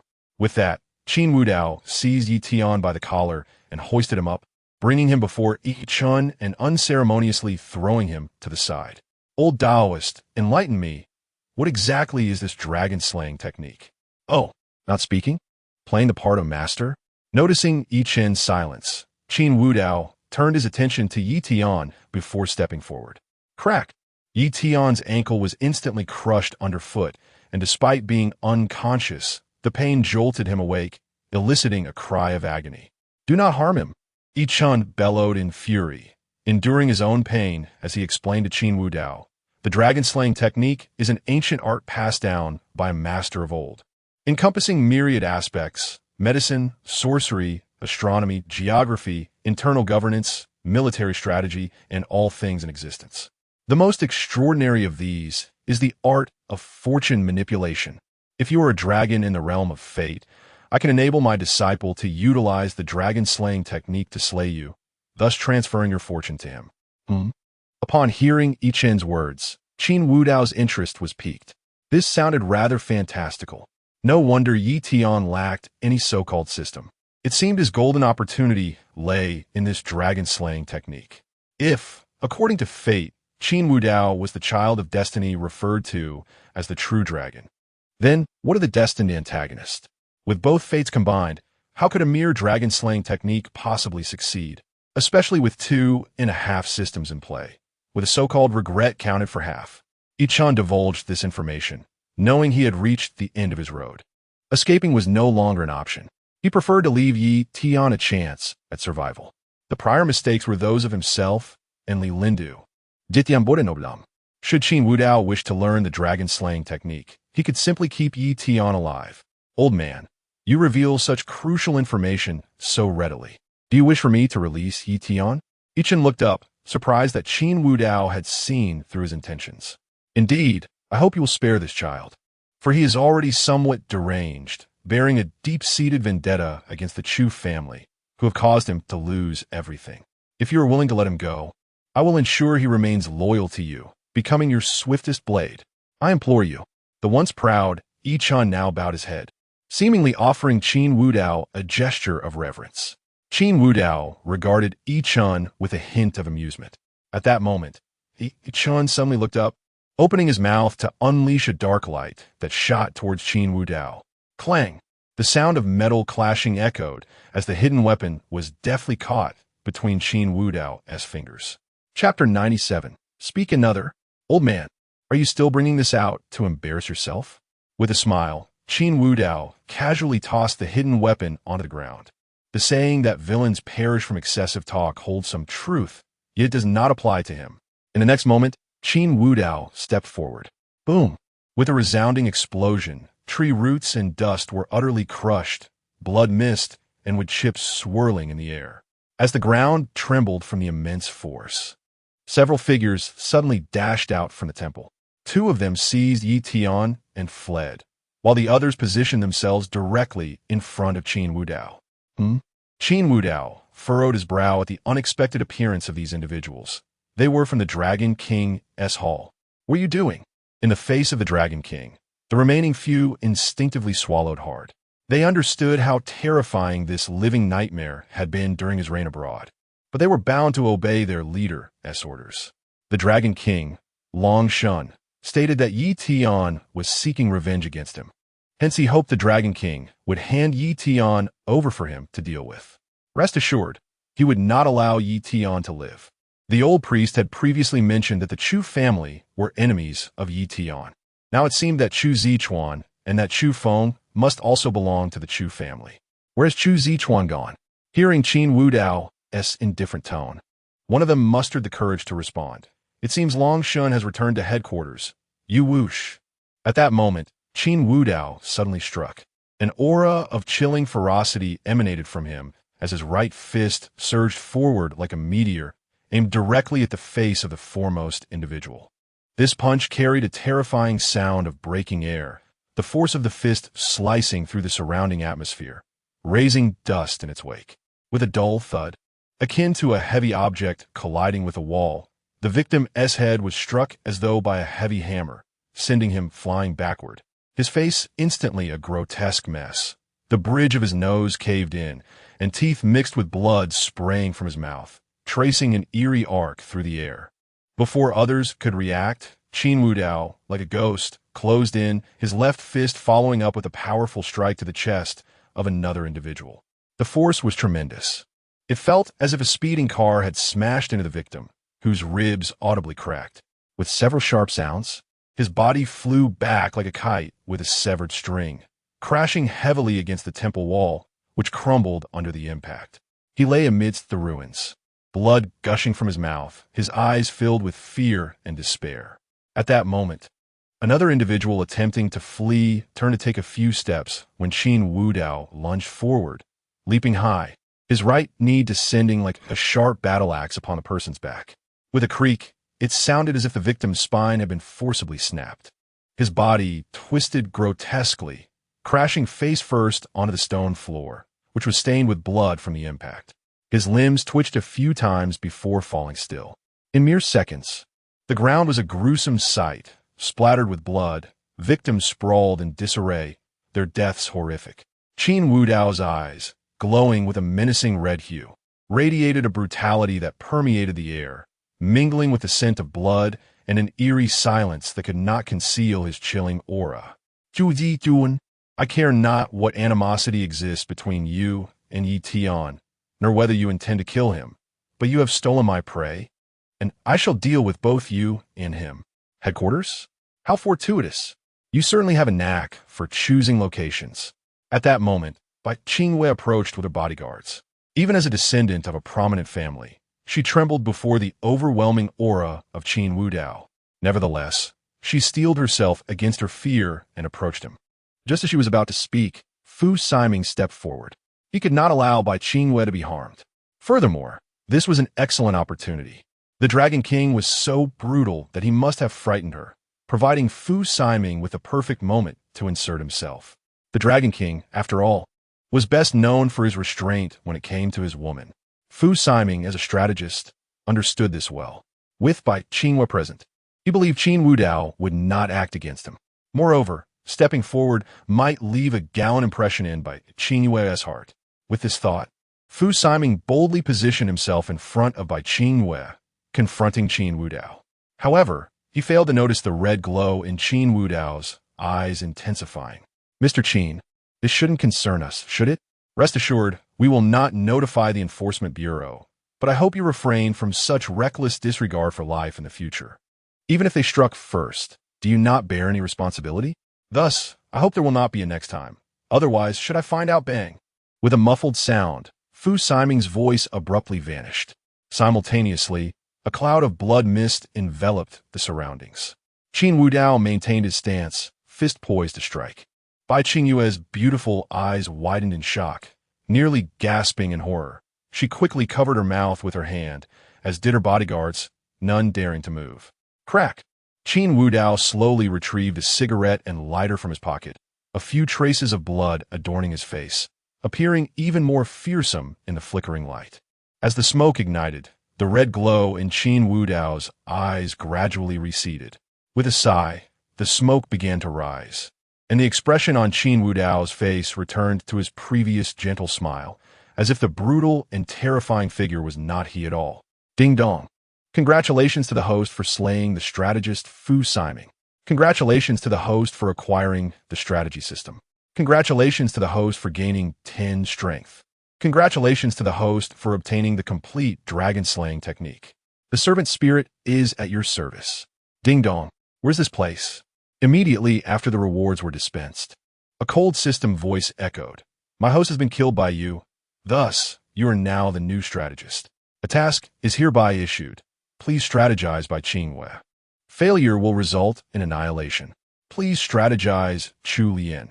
Failure will result in annihilation, the regretful spirit exclaimed in disbelief. Huh? What are you saying? I thought another victim had arrived, but it seems they have come seeking death? The strategist's spirit cautioned, having detected that the host has bound another system. It is advised to uninstall the other system immediately. Otherwise, annihilation. The servant spirit retorted, Come.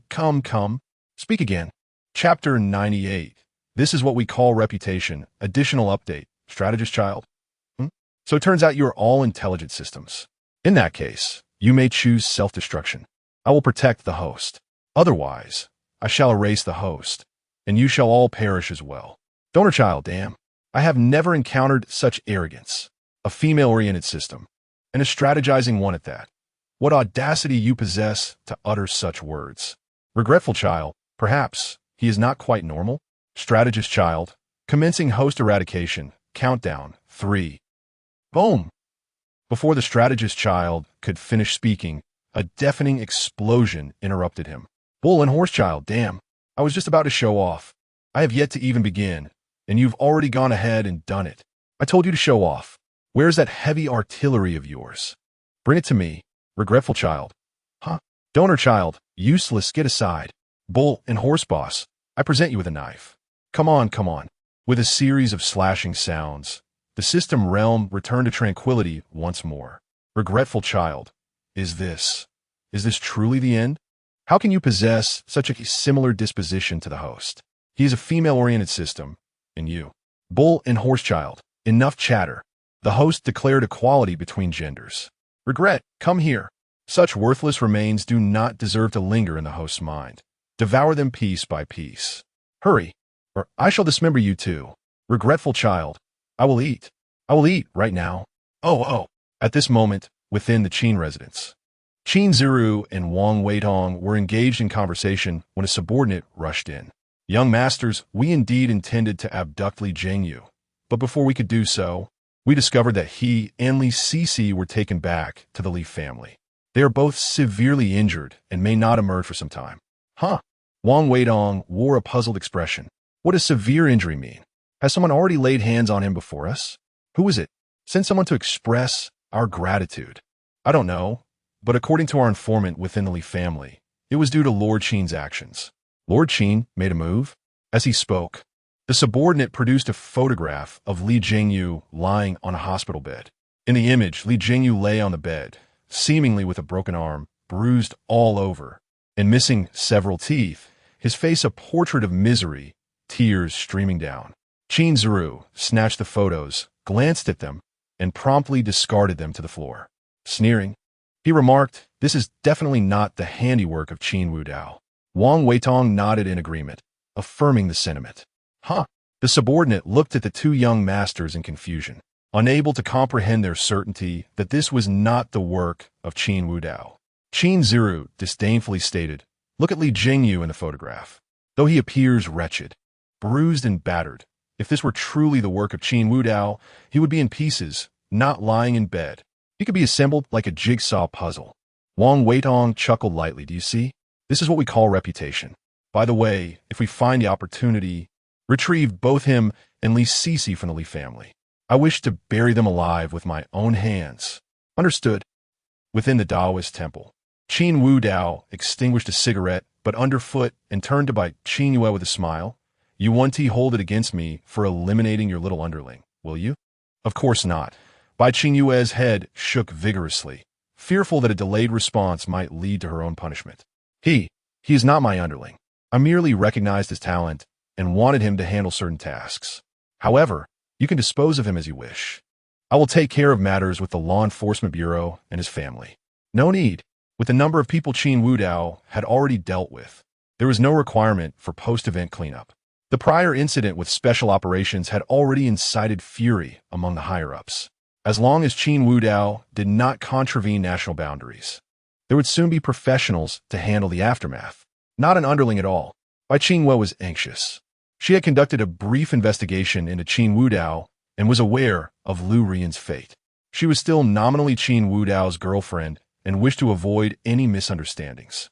After all, she was uncertain about the relationship between Lu Ruyan and Bai Yu, but she had certainly not given Fu Siming a second glance. Taking a deep breath, Bai Qingwei disregarded the bloodstains on Qin Wudao and stepped forward, wrapping her arm around his. She kindly produced a handkerchief to wipe his face. Qin Wudao looked at Bai Qingwei with a bemused expression. "Why are you holding onto my arm?" Upon hearing this, Bai Qingwei's face flushed crimson as she softly replied, "I am your girlfriend. Of course, I should take care of you." Just then, Qin Wudao received a text from Long Yan on his phone. "Dragon King, arrangements have been made. You can take a private plane to Nandong tonight. Long Lin will meet you there." Seeing Long Ya's efficiency, Qin Wudao nodded and turned to Bai Qingwei.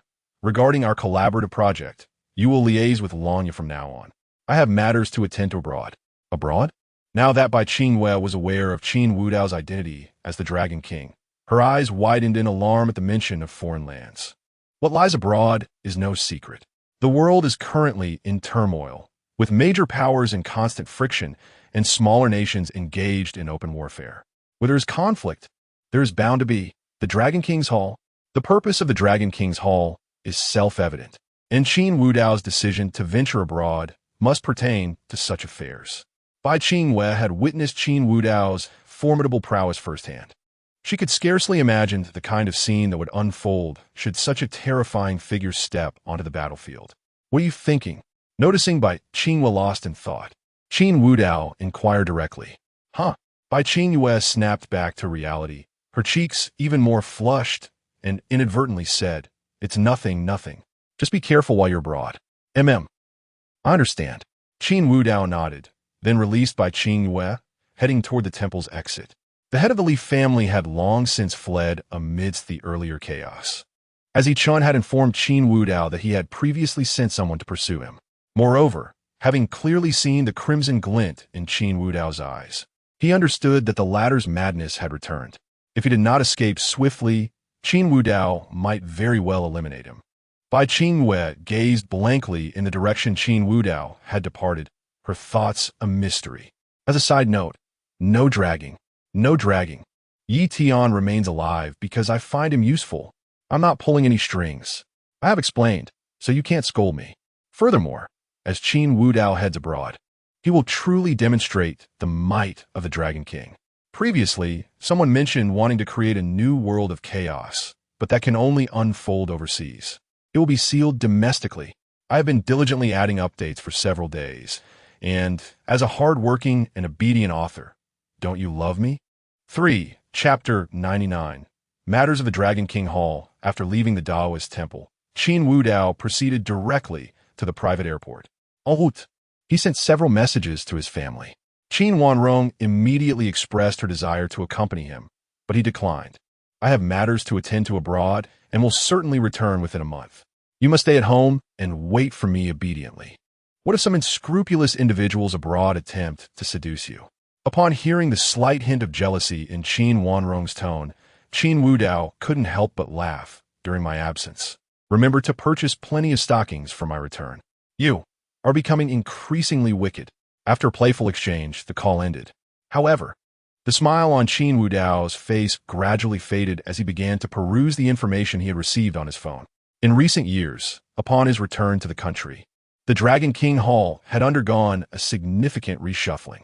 Setting aside the rebellious sentiments from the Dragon God, even the group of elders had adopted a path leading to destruction. The foreign landscape is starkly different from that of the homeland. Qin Wudao would no longer feel any constraints, even if he were to tear the heavens apart. The might of the Dragon King Hall would resolve any issues. It appears that you truly seek your own demise. In a small nation to the south, this place differed from other small countries, lacking the threat of war. Instead, it was peaceful and comfortable. In the heart of a bustling metropolis, skyscrapers stood tall, and the cacophony of traffic filled every corner.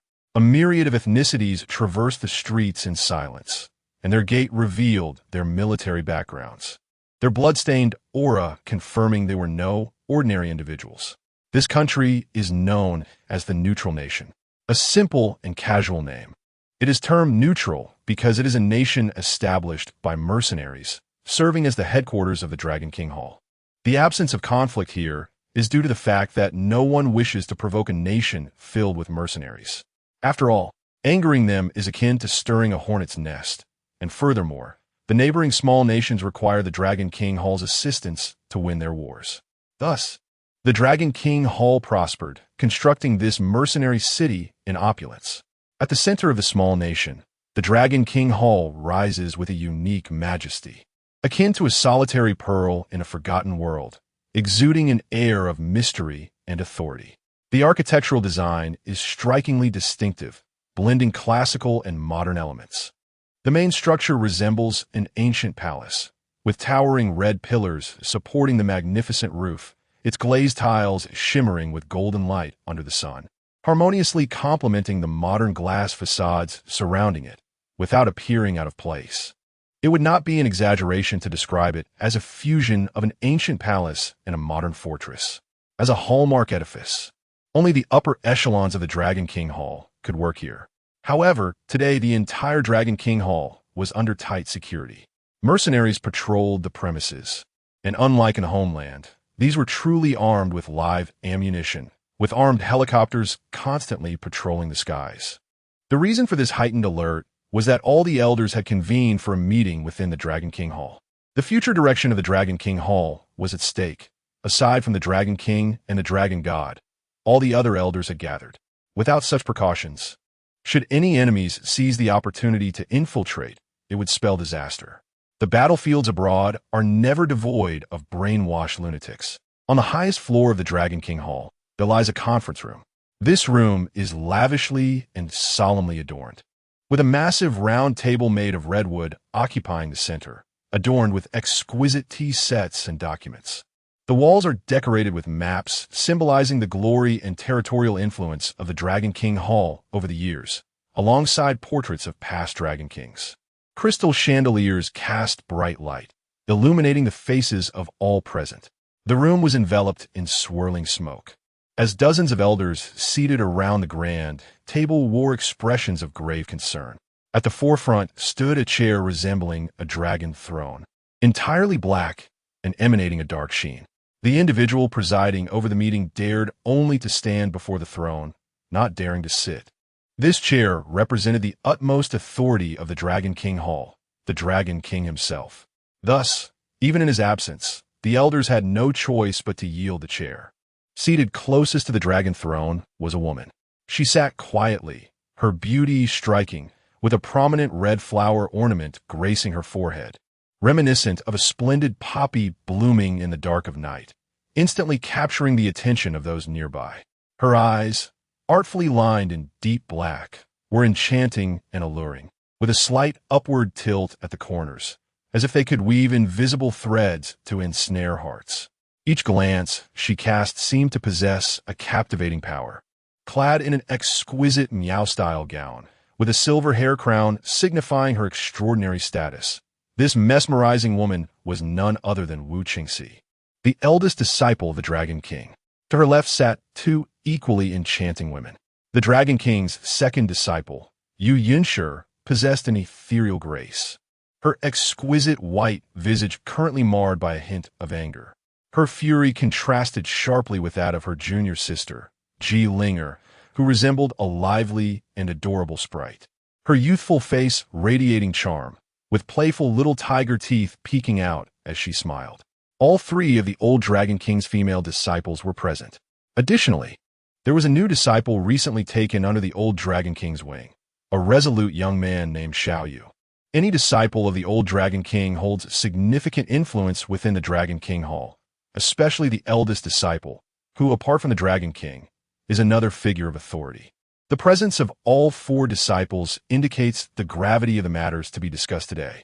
Esteemed colleagues, at that moment, a middle-aged man seated opposite Wu Qingxi spoke directly. Since none of you wish to voice your thoughts, allow me to break the ice. I believe you have all perused the documents on the table and seen that our esteemed Dragon King has spent many years in the Dragon Nation, not only failing to fully penetrate the hidden dragon group's market, but has also been preoccupied with trivial romantic matters. In my view, he has forfeited his qualification to be the Dragon King. I shall not waste further words. I propose that the Dragon God ascend to the position of Dragon King, for he was but a hair's breadth away from victory during the initial election. Well, my words are spoken. Who is in favor and who is against? The speaker was the Grand Elder of the Dragon King Hall. Though he appeared as a middle-aged man, this was merely a testament to his skill in maintaining youth. In truth, he was only second in age to the old Dragon King. Chapter 100. The senior sister, the surrounding elders gazed in astonishment at the Grand Elder. Their intention today was indeed to stage a coup, yet they had not anticipated the Grand Elder would address the matter so directly. After all, the 4 disciples of the old Dragon King were present, particularly that witch, Qing Si. Could it be that Chu Zichuan had some leverage? Otherwise, how could he dare to raise such an issue? The meeting room instantly became a cacophony, with discussions swirling around the affairs of the Dragon King. The documents on the table clearly outlined Qin Wudao's absurd actions over the years in the Dragon Kingdom. The Dragon King's Hall was not solely the domain of the Dragon King. As elders, they naturally had the right to propose the dismissal of the Dragon King. At that moment, the second senior sister, Yu Yunshi, spoke up. It seems you summoned all the elders here to instigate a coup. The Grand Elder chuckled lightly. You girl, do not think so ill of me. You must be aware of your junior brother's situation. Is it necessary for me to elaborate? Upon hearing this, Yu Yunshi frowned slightly. When Qin Wudao returns, I shall ensure he provides an explanation to all of you. However, the position of Dragon King was passed down from my master. Zhu Zijuan, he lacks the qualifications to become the Dragon King. Such words cannot be so easily uttered. The third elder interjected, rising to his feet with a light laugh. As the Dragon God, Chu Zichuan is among those deemed worthy by the old Dragon King to contest for the position. Yu Yunshi, I know you hold principles and rules in high regard. I must ask, if we collectively dismiss the Dragon King, does Chu Zichuan not possess the qualifications to ascend? The mention of the old Dragon King's words caused Yu Yunshi's brow to furrow even more. Known for her uprightness and filial piety, she was naturally concerned for her master's affairs, which is why she sought to help Qin Wudao maintain his position as the Dragon King. Now, faced with a rebuttal using her master's words, she found herself momentarily at a loss for a response. Well, am I mistaken, Yu Yunshi? You have yet to answer. Does Chu Zichuan possess the qualifications to become the Dragon King? Yes. Yu Yunshi sighed, conceding that Chu Zichuan was indeed qualified. However, she seemed to recall something and continued. Moreover, Chu Zichuan is excessively bloodthirsty, whether in his campaign for the Dragon King or in the execution of his tasks. His methods are ruthless, often involving many innocent lives. How could such a person be fit for the position of Dragon King? The Grand Elder's laughter was laced with mockery. My dear girl, innocent, once on the battlefield, who remains innocent. I know you are kind-hearted, but this is the Dragon King's Hall, not a sanctuary of charity. Moreover, has your junior brother not indulged in bloodshed? How many lives has he taken over the years? I believe you are well aware. In terms of cruelty, who among us can rival him? This statement forced Yu Yunshi to sit back down, her beautiful eyes reflecting a hint of disgust. Even while assisting the Dragon King's Hall, she had only dealt with business and diplomatic matters, never interfering with the murkier, more sinister enterprises. It was precisely Qin Wudao's bloodthirsty nature that had led her to harbor some disdain for him. As for her junior brother, Xiao Yu, he glared angrily at the elders. He had indeed been the new disciple of the old Dragon King, but from the very beginning, he had joined the Dragon King's Hall out of admiration for the Dragon King, only to find himself embroiled in a coup upon his arrival. At that moment, a melodious yet icy voice interrupted. Have you all finished speaking? Everyone turned in unison to see it was Wu Qingxi, as the foremost figure beneath the Dragon King. Her words commanded utmost respect. Wu girl, you, call me Longxi, Wu Qingxi interjected, showing no deference to the Grand Elder. Her stunning eyes glinted with a hint of menace. Grand Elder, did you consult me before attempting to strip my junior brother of the Dragon King's title? The Grand Elder's expression darkened with fury. How could he allow a mere girl to threaten him so? Wu Qingxi, you hisses.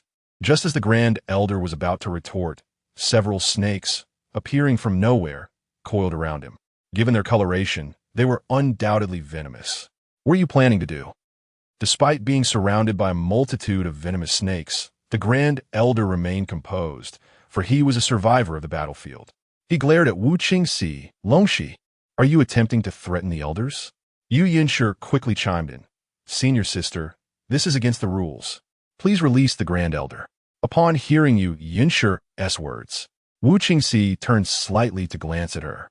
That single look left Yu Yinshi stunned. In those beautiful eyes, she discerned both menace and threat.